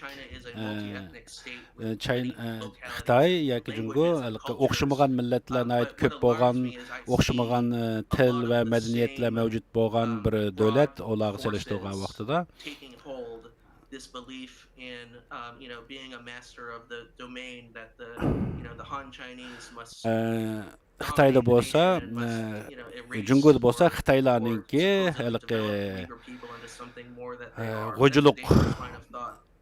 g'o'juluq o'rnini muqimlashtirish, ya'ni Uyg'urlarni discrimination qilishdek bir holatni shakllantirgan. Tell your narrative through 3 particular witnesses, 2 anonymized, 1 not, but you have checked the account through them with a great deal of other material, and you then had a double check through somebody speaking local languages. Sen şu üzerinki tayyorlagan hujjatlaringni yalg'iz o'zingninki intervyu boshqalarningki yozg'iniga asosida emas, o'zingninki qilgan intervyularni selishtirish orqali yozib chiqding, shundaqmi? Ha, shundaq. Men shu yozgan xabarlarimni, uchurlarimning hammasini dunyoninki har qaysi mamlakatlarda bo'lib, dunyoning boshqa yerlarida bo'layotgan shu o'xshash hodislarni o'zaro selishtirish, masalan 180 yaqin shu intervyularım orqali yani qarorlashtirib chiqardim. The closest to the inside of the system who could best shine a light on what was going on. I did not, me and my fact checker, we did check for, we checked carefully the recording interviews for any kind of discrepancy or stories. Forgive my interrupting you. I want my colleagues to have a chance. Hamma narsani so'rash nima emas. Meni so'ramoqchi o'g'lim ba'zi narsalar mening boshqa xizmatdoshlarim so'rash mumkin. Siz sen o'zingizning mushtaraqqa qo'llangan metodologiya haqida boshqa birasininki bir kritik yoki shunday berilgan sana bergan fikrlarni uchratdingmi desa, yo'q, men hozircha undaq bir narsani ko'rmadim. Undaq yozgan yoki bo'lmasa bu chunki Koreya haqidagi yozgan kitobimni Xitoyda ko'rdi, u to'g'richa hech qanday uchramadim, ammo men Uyg'urlar haqida yozgan bu kitobim Xitoyning qo'liga yetgan bo'lishi natayin, shunglashqa bu vaqtda men hech qanday u ishlarga uchramadim. Concerned with 2 issues at least. One, the intention of the decision makers in doing what they're Biz ikki doing. masalani ehtimol bayqashimiz mumkin. Birisi mushu siyosat yurgizuvchilarningki oxirgi maqsadi. Ikkinchisi Uyg'urlarningki nupusi har xil yo'llar bilan, ya'ni buzaytilyotdi. Ya'ni tabiiy taraqqiyoti buzilyotdi yoki ko'payishi. Masalan aytili, masalan kalla yuyish, ya'ni insonlarningki kallasini butunlay yuvib chiqish deganni desak, professor Milburningki kitobda yozganliklariga bo'pmi shu Xitoyda odamlarningki mingisini yuyish orqali odamlarni o'zgartib o'tishga qanday qaraysan shunga? Meningki intervyularimga asoslangan vaqtida bu ta'siri rost bo'ldi, nihoyat kuchli bo'ldi. ham shu o'zining sistemasini yoki maqsadiga yetish yo'llarida masalanga shu qayta tarbiyalash kurslari asosan odamlarning kallasini qayta yuvib chiqish boshqa bir xil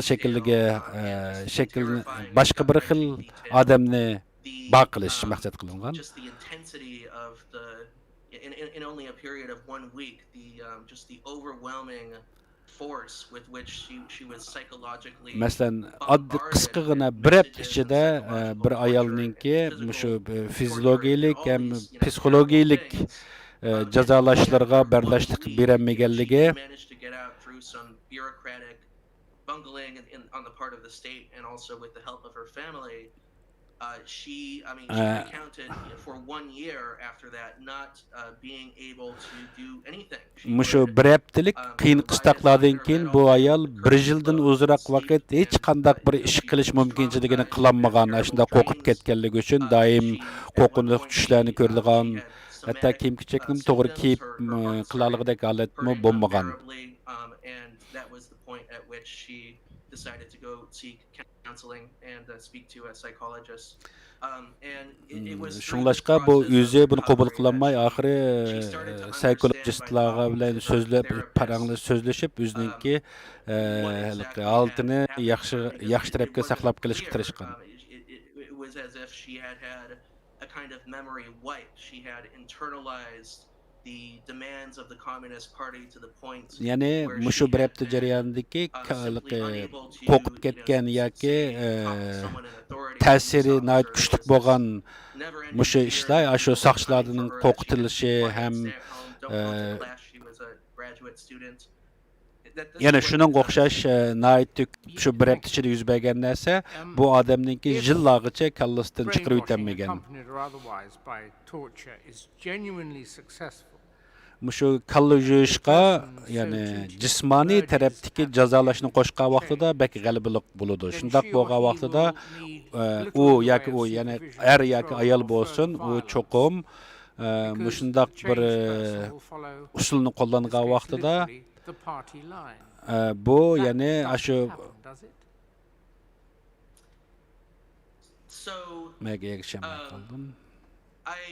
I did not find direct evidence that people in Xinjiang simply start following the party line. From my interviews, the tendency and the pattern was more that it's an sohbatlarim jarayonida his qilganlarim Xinjiangdagilar avoid standing out in a way that would attract har qandaq vaqtda hukumatning diqqatini qo'zg'ab qilishdan nihoyat qo'rqqan ham bek diqqat qiladi. Nudging people to follow the party line. Ham shu hukumatning yoki partiyaning talablari bo'yicha harakat kundalik harakatlarning hammasi shu asosda bo'ldi. Is the intention genuinely to change the way people are, as opposed to changing what Bizning people sotning qiziqadiganimiz mushu kalla yuyish, odamningki yashash xarakteri usulni o'zgartirishga qanchalik rol bo'lganligini bakrak bilgimiz keladi. Buningga qanday qaraysan? Meniki qilgan intervyularimdan yoki suhbatlarimdan keyin asosida men so'zlashganlarim odamlarningki aytishicha bu odamlar ichki tarafdan ichki tarafda ko'p bir o'zgarishlar bo'lgan ularda shunday hodisalarga uchragandan keyin bularga mumkin qadar davlatdan qochib ketgan bo'lsa-mu, Turkiya bo'lsin, Misr bo'lsin, ularmi u yerdami hamma bexatar emas, ham shu yerdami shu qo'rqinchni doim o'zi bilan birga olib yuradi. It's a very hard question to answer because the way it's like the way the interviewees described it is that yes, they were behaving differently, but it was as if whatever inner self they had been suffocated and bludgeoned, and there was something underneath that wasn't something in their personality that was no longer getting through and coming out. They felt they had been changed in that way. In your report, and this is a Yani odamlarniki umuman qilib aytgan vaqtida nayt köp özgürüşler bolgan. Muşu kalla özgertiş teknik taktikisi Xitaylarnınki yani oňuşluk bolup atydy dep garysy boldy. Muşu özgertişlerden keyin yoki mushundaq bir qiynaşlarga uchragandan keyin odam bir xil robot aylanıp qalgandek bo'lib qoldi. Shundaqmi? Shundaq. Agar mushu hukumatninki yoki qilayotgan ishi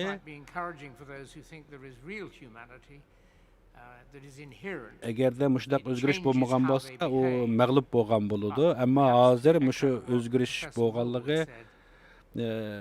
didn't say implied. There's every prospect that they might eventually, or their progeny might eventually return to who they are.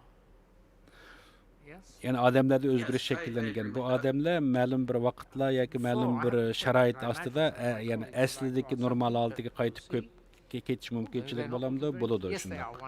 But I wonder if you could just help us with one rather trivial thing, because you've told us about one of the games that they had to play. In one of the bits of footage from the camps, if my memory is correct, the inmates are literally singing the English. Agar men esimda to'g'ri saqlab qolgan bo'lsam, If you're happy and you know it, clap your hands. bu shu tarbiyalash kurslardagi odamlar shu cho'ng yoshlik odamlarmi inglizlarning kichik bolalar o'smir bolalarning aytadigan naqshini aytadiganligini ko'rdik. Bu videoni ko'rgandan keyin bu Angliyadagilar hayron qolibdi ekan, ya'ni kulkilik ishdek his qilibdi ekan buni. Men shundaq bir videoni ko'rdim albatta. Bu ko'rinishlarni Cumhuriyet Xalq Cumhuriyetida bo'lgan bir qancha intervyularda cho'ng news media xabar which I think was done to suggest that this is merely a counter-terrorism effort and not a mass atrocity of some kind. So I have seen many of these videos too, and it's men shuningga o'xshash ko'p the only reasonable videolarni ko'rdim, ammo buningda nima uchun ashundaq bir ko'rinishni taqatganligini men tushunamadim. Nima uchun bundaq bir holatdagi videoni ko'rsatdi? A video showing grown people whose native language is Han Chinese or Uyghur or whatever. Bu videoda yani cho'nglar shu cho'nglarniki inglizlarniki kichik bolalar aytadigan naqshini aytib o'tibdi. Mushu rost shundaq bo'lgan ishmi? Ashular ashundaq qilamdi, ashundaq ahmoqlik bo'lamdi desa, shundaq u shundaq bo'lgan ish, ham shundaq ko'rgan. O nima uchun shundaq o'qitganligi, shundaq nima bo'lganligini, ya'ni shundaq cho'nglarningmi bolalarning naqshisini aytadiganligini men uni rost tushunmadim, aytqizdiganligini. Bu naytda ajoyib hayron qolarlik bir ish herhalde.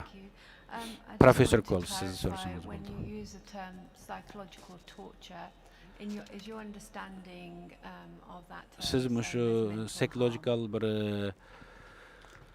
jaza uslubi haqida so'zladingiz. That's a good question. I would say yes. Obviously I'm not a I'm not a psychologist. I don't approach this from psychologist emas, the actual field of psychiatry. I come more from buningda a background bekerek in chunqur genocide studies nimasini and investigative aytib journalism. bermayman, ammo bir genocide uchurlarini, xabarlarini, amaliyotini tekshiradigan bir jurnalist bo'lish sifatim bilan bundaq psychological yoki psixologik bir xil ideya tarafdan jazolash usulininki So many people prefer this term because torture has the foreboding sense. o'xshamagan ham bek ta'sirlik bo'lganligi amaliyotda bizning tushunchamizdagi bu jazolashninki fiziklik tayoq to'qmoqlar bilan bo'ldi deganga o'xshash bo'lgan bo'lsa deb tushunamiz, ammo bu xil psixologik with a clear end and a clear purpose, often by a state actor or some kind of institution that is doing it for political purposes. Ma'lum bir siyosiy maqsadni oq ko'rinish qilganligini oq ko'rinish qilgan deb tushunsak bo'ldi. Both inside the detention centers or prisons and outside of those buildings as well. Yani bu could argue that mental harm is being exacted. Bu xil yani nazorat qilish uskunlari mayli mushu qayta tarbiyalash o'rinlarida turumlarda bo'lsin yoki sirtda yani erkinlik yani sirtdimi yani o'xshash shuningga o'xshash kuch nazorat qilish narsalari bor yani hech farqi yo'q shundaqmi shundaq ishda o'xshash. Sir Geoffrey's question. So the objective and the outcome potentially of the brainwashing, psychological torture, mental torture. Kalla yuyish, psychological bir xil jazolash could inevitably change a person. Oqibatida odamlarniki o'zgarganligi, ammo mushu o'zgarish cho'qim shu rejimninki yoki mushu boshqurg'uchininki at least temporarily degini bo'yicha o'zgarish hosil qildi qilalaydi demoqchi sen shundaqmi? Shundaq men o'zimning intervyularda shundaq bo'lganligini bayqadim. Obviously keeping in mind that I was interviewing refugees and men chet eldagi ko'chman uyg'urlarni ziyorat qildim. Meniki shulardan egilagan uchurlarim albatta men Xitoyning ichida bu masalalar tarafda Xitoyning Jungoning ichidagi uyg'urlarni men ziyorat qilib boqmadim bu masala haqida. Mushundaq psixological jazolash haqida qilgan intervyulerim asosan 2014-yildan 2017-yilgacha bo'lgan aralıqda Jungodan ayrilganlarni ziyorat qildim. Bular asosan shu 2018-yildan burun chiqib ketganlar. About 2 to 3 years ago, when they were overseas, when they had escaped, they were never ever cheerleaders for the regime.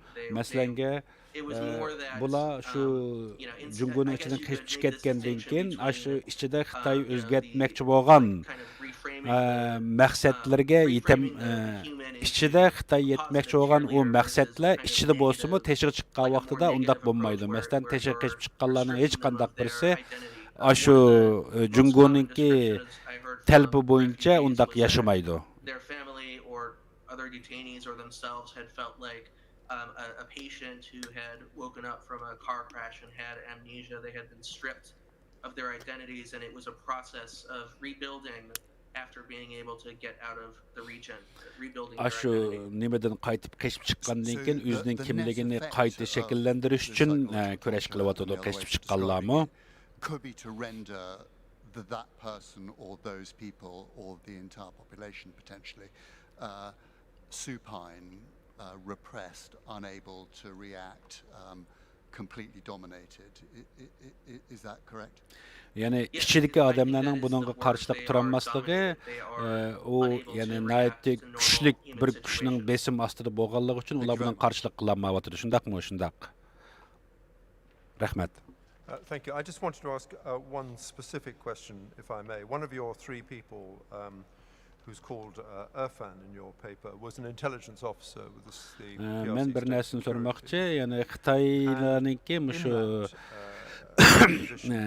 bexatarlik idarasi ishlaydigan bir odamni ziyorat qilsa, bu odam Afg'onistonga the Uyghurs, among other things, the Uyghurs and terrorism based out of Afghanistan, something which I think the PRC government has alleged over some time that there are connections, there are radical Uyghur groups. Bağlılığı hemşehirde Afganistan'da bir kısım radikal grupların bağlılığını Xitayla Did he find any evidence daim mush to'g'risida so'zlar Xitoylar deydi, ya'ni Afg'onistonda, Turkiyada bo'lsin, mushundaq bir terrorist kuchlar bor deb sen shu shpiyonligini qilgan kishi Muşu Talibanlarga kirish orqali ham Afg'onistonlarga berish orqali ular ashundaq nayt az bir qism odamlarni ham topgan, o'rinlarini bilaligan. Ular o'zlarini shu Taliban deb atagan. Bu nayt az bir qism Uyg'urlar, ular mumkin qadar chet elga qochib ketishni maqsad qilgan Uyg'urlar amaliyotda, bu Uyg'urlarning maqsadi amaliyotda bir o'zlari shundaq mashqlarni qilish orqali qaytib ketib o'zining mamlakatida bir xaliflik qurishni maqsad qilgan nayt az bir qism kishilar.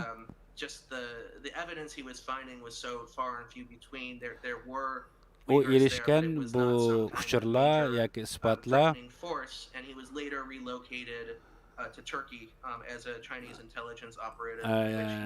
ne hem Türkiye'de mi uçuratkan Türkiye'deki bir Türkiye'de bo'lsa bundaq bir terrorist networklar torlarni uchratmagan ham topolmagan. Ammo Suriya va Iroqdagi bir qism Uyg'urlarni men ziyorat qildim. Ularningki menga deb birishicha shu yerga berib kelganlarningki that we're fighting with various terrorist groups there.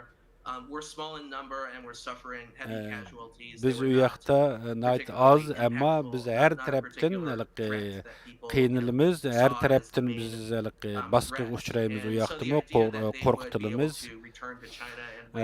Biz hamda shu yerga qatnashganligimiz uchun, ya'ni Xitoyga, Jungoga, ya'ni mamlakatimizga qaytib ketolmaymiz, hamda qildigan boshqa ishmi yo'q deb o'ylaydi ekan. You'll know why this is so important.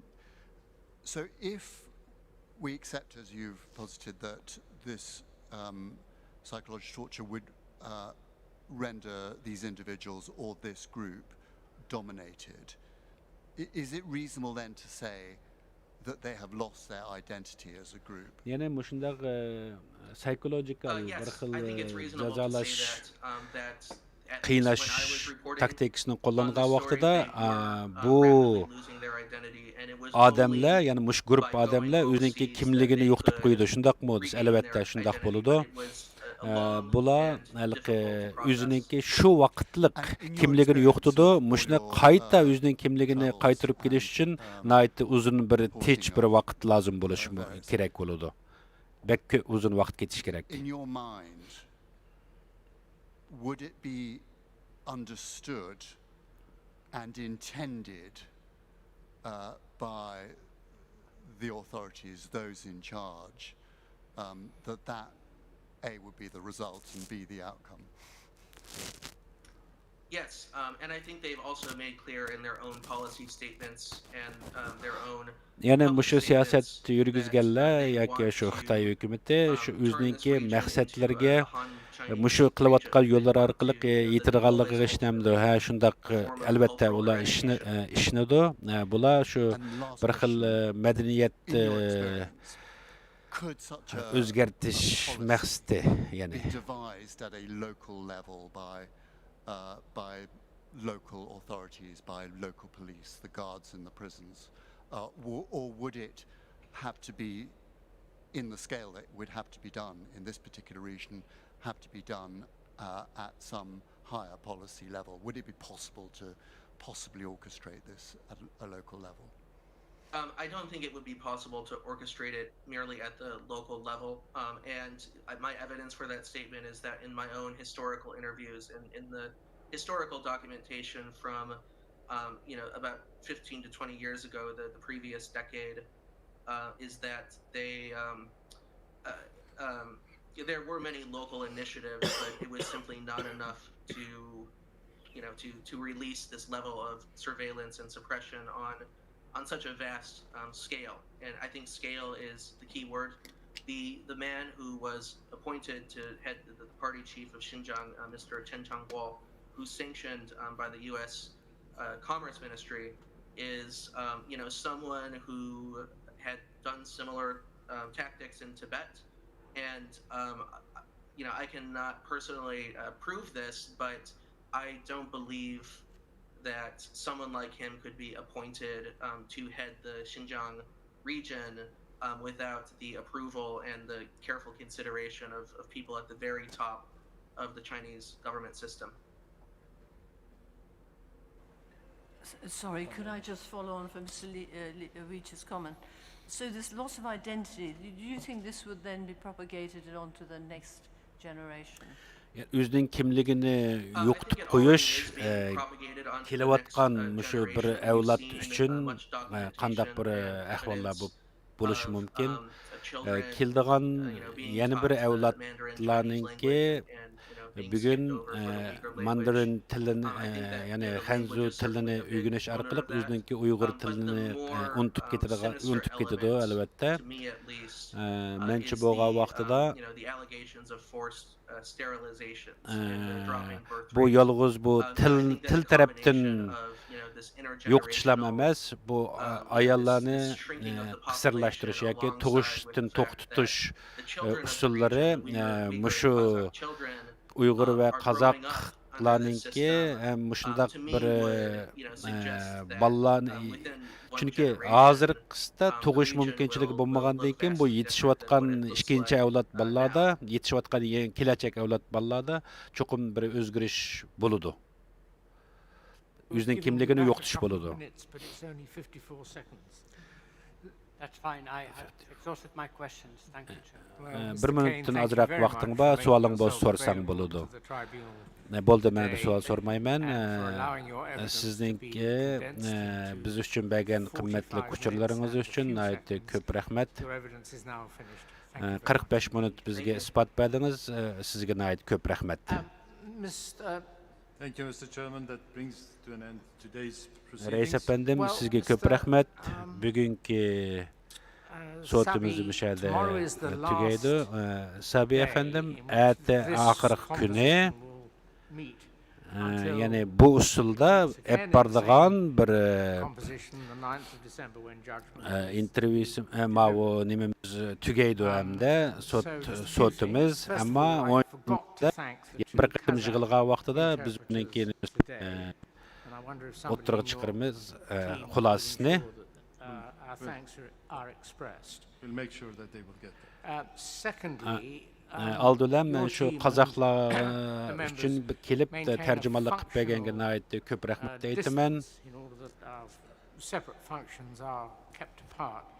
But I wonder if, as I can see tomorrow disappearing quite fast, if you, the three of you, would be good enough to attend us if we're all present at 8:45 in the morning to make sure there's nothing you need to tell us and nothing we would like to tell you to deal with what happens hereafter, because by the time we reach the end of tomorrow's evidence, I think we'll probably all be pretty exhausted and keen to get going. Tomorrow it's 9 o'clock. 9 o'clock, sir. And it's a very full day, I think. It is. Bek köp kıldığı işlerimiz var. Saat 9'da başlandı. Nayte mühim sohbetlerde bulunuz. Thank you all very much. And to those in the hall,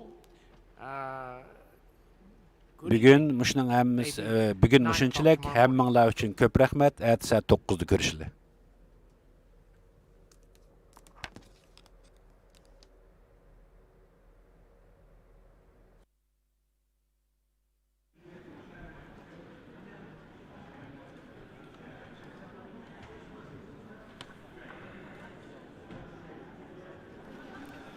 Assalomu alaykum. Ekran oldidagi aziz ko'rurmanlar.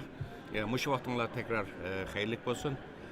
Az qarindoshlar, Londonni chaqirilayotgan Uyg'ur sud kollegiyasininki ikkinchi qitimliq sudning 3-kunimi bugun nihoyat muvaffaqiyatli yuqori saviyada oxirlashgan bo'ldi. Sud yana davom qiladi. Oxirgi kuni az qarindoshlar, bugungi sudda avval qitim sud bu programmaga keyin qo'shilgan qarindoshlarimizga bir qisqacha izoh berib qo'yay dedim. Bugungi sudda jami 11 kishi xatolashmagan bo'lsam guvohlik berdi. Bularninki 3 nafari maxsus Qozog'istondan bevosita kelib guvohlik bergan bizningki Sharq Turkistonlik qozoq lageri shohidlarimiz. Bularning yana 3 nafari bizningki Uyg'ur tadqiqotchilarimiz tadqiqotchi sifatida ularni guvohlik berdi. Jami Sharq Turkistonlik 6 kishi, qolgan 5 kishi chet ellikda. Ati asosan butunlay chet ellik mutaxassislar shu maxsus irqiy qirg'inchilik masalasi haqida tadqiqot va analiz olib borayotgan tadqiqotchilar va huquqchilar nuqtali holda atlikka 9 kishi, ya'ni 9 mutaxassis atlikka guvohlik berdi, doklad berdi.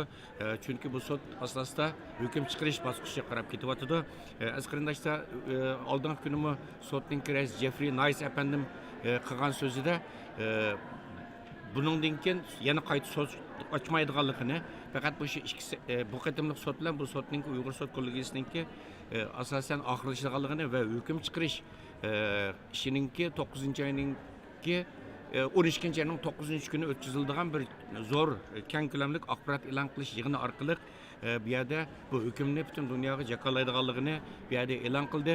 Ammo aziz qarindoshlar, bu deganlik ya'ni sud davomli sudqa dalil davomli yangi dalil isbot lozim emas deganlik emas. Bu vaqtda adlikka Uyg'ur adliya arxiv ombirininki raisi yanimda o'tirgan hurmatli Baxtiyor Umar apandim sizlarga bu vaqtdan aytib yaxshi zat berdi aziz qarindoshlar. Uningdan keyin adlikka bu sud oxirlashgan hamalla uning ulabla Dunyo Uyg'ur qurultiyi tarafidan bu Uyg'ur irqiy qirg'inchiligi Uyg'ur irqiy qirg'inchilik qarorininki Angliya parlamentidan qabul qilinishida zo'r kuch sarf qilgan va bu sababdan Xitoyning embargosiga uchragan Nusrat G'ani boshchiligidagi ba'zi parlament a'zolariga sharafnoma taqdim qilish, ya'ni Sharq Turkiston xalq nomining sharafnoma taqdim qilish murosimi o'tkazildi va bu murosimni sizlar ko'rayotgan Dunyo Uyg'ur qurultiyi to'r televiziyasi orqali naq maydondan berildi aziz qarindoshlar. Mushu fursatdan foydalanib turib ekran oldida mushu bizni qo'llab, bizga madad berib, Sharq Turkiston xalqining taqdiriga ko'ngil bo'lib, mushu ekran oldida o'tirgan sizlar aziz, fidokor, aziz ko'rilmalarimizni takrar minnatdorligimni, rahmatimni bildiraman va mush fursatdan foydalanib turib Uyg'ur xalqaro Uyg'ur sud kollegiyasining qurilishi va uningki bugungi kun kelish uchun uni moddiy va ma'naviy jihatdan qo'llagan butun tashkilotlarimizga, siyosiy faoliyatlarimizga va vatanparvar xayr saxovatchi butun Sharq Turkistonlik qarindoshlarimizga ko'plab rahmatimni bildiraman. Dunyo Uyg'ur qurultiyininki raisi bo'lish suhbatim bilan aziz qarindoshlar, xuddi chet ellik kuzatuvchilarning deganidek bu xalqaro Uyg'ur sud Sharq Turkiston xalqining muhojirat tarixidagi intayin zo'r tarixiy hodisalarning biridan iborat. Chunki bu sudga $1 yordam qilgan insonmi Uyg'ur milliy hareket, Uyg'ur mustaqillik hareketininki tarixiy batiridan oltin harf bilan xotirlandi. Bu qarindoshlarimizning ismi bu yerda men qayta ta'kidlab qo'yay. Aziz qarindoshlar, atlikka programmamizni davomlashtiramiz. Sudning oxirgi kuni yana atlikka sudga butun chet ellik guvohchilarninki dokladlari hammasi bizning maxsus stansiyamiz tarafidan taklif qilingan tarjimonlar orqali Uyg'urchaga tarjima qilindi. Bu fursatdan foydalanib turib, yana bugun shu 10 soatga yaqin naq maydon programmasida butun chet ellik qarindoshlarimizninki guvohliklarini, dokladlarini Uyg'urchaga tarjima qilib bergan sizlarga Qaysar Abdurasul apandimga va bu yerda o'zini Uyg'ur deb atagan va Uyg'urcha ism qo'ygan, o'ziga Yusufjon deb ism qo'ygan Girman qarindishimiz, do'stimiz Runa apandimga takrar rahmatimni, minnatdorligimni bildiraman. Aziz qarindoshlar, atda taxminan London vaqti atigan soat taxminan 8:20larda takrar ko'rishamiz. Ko'rishish omon bo'linglar. Xayr xo'sh.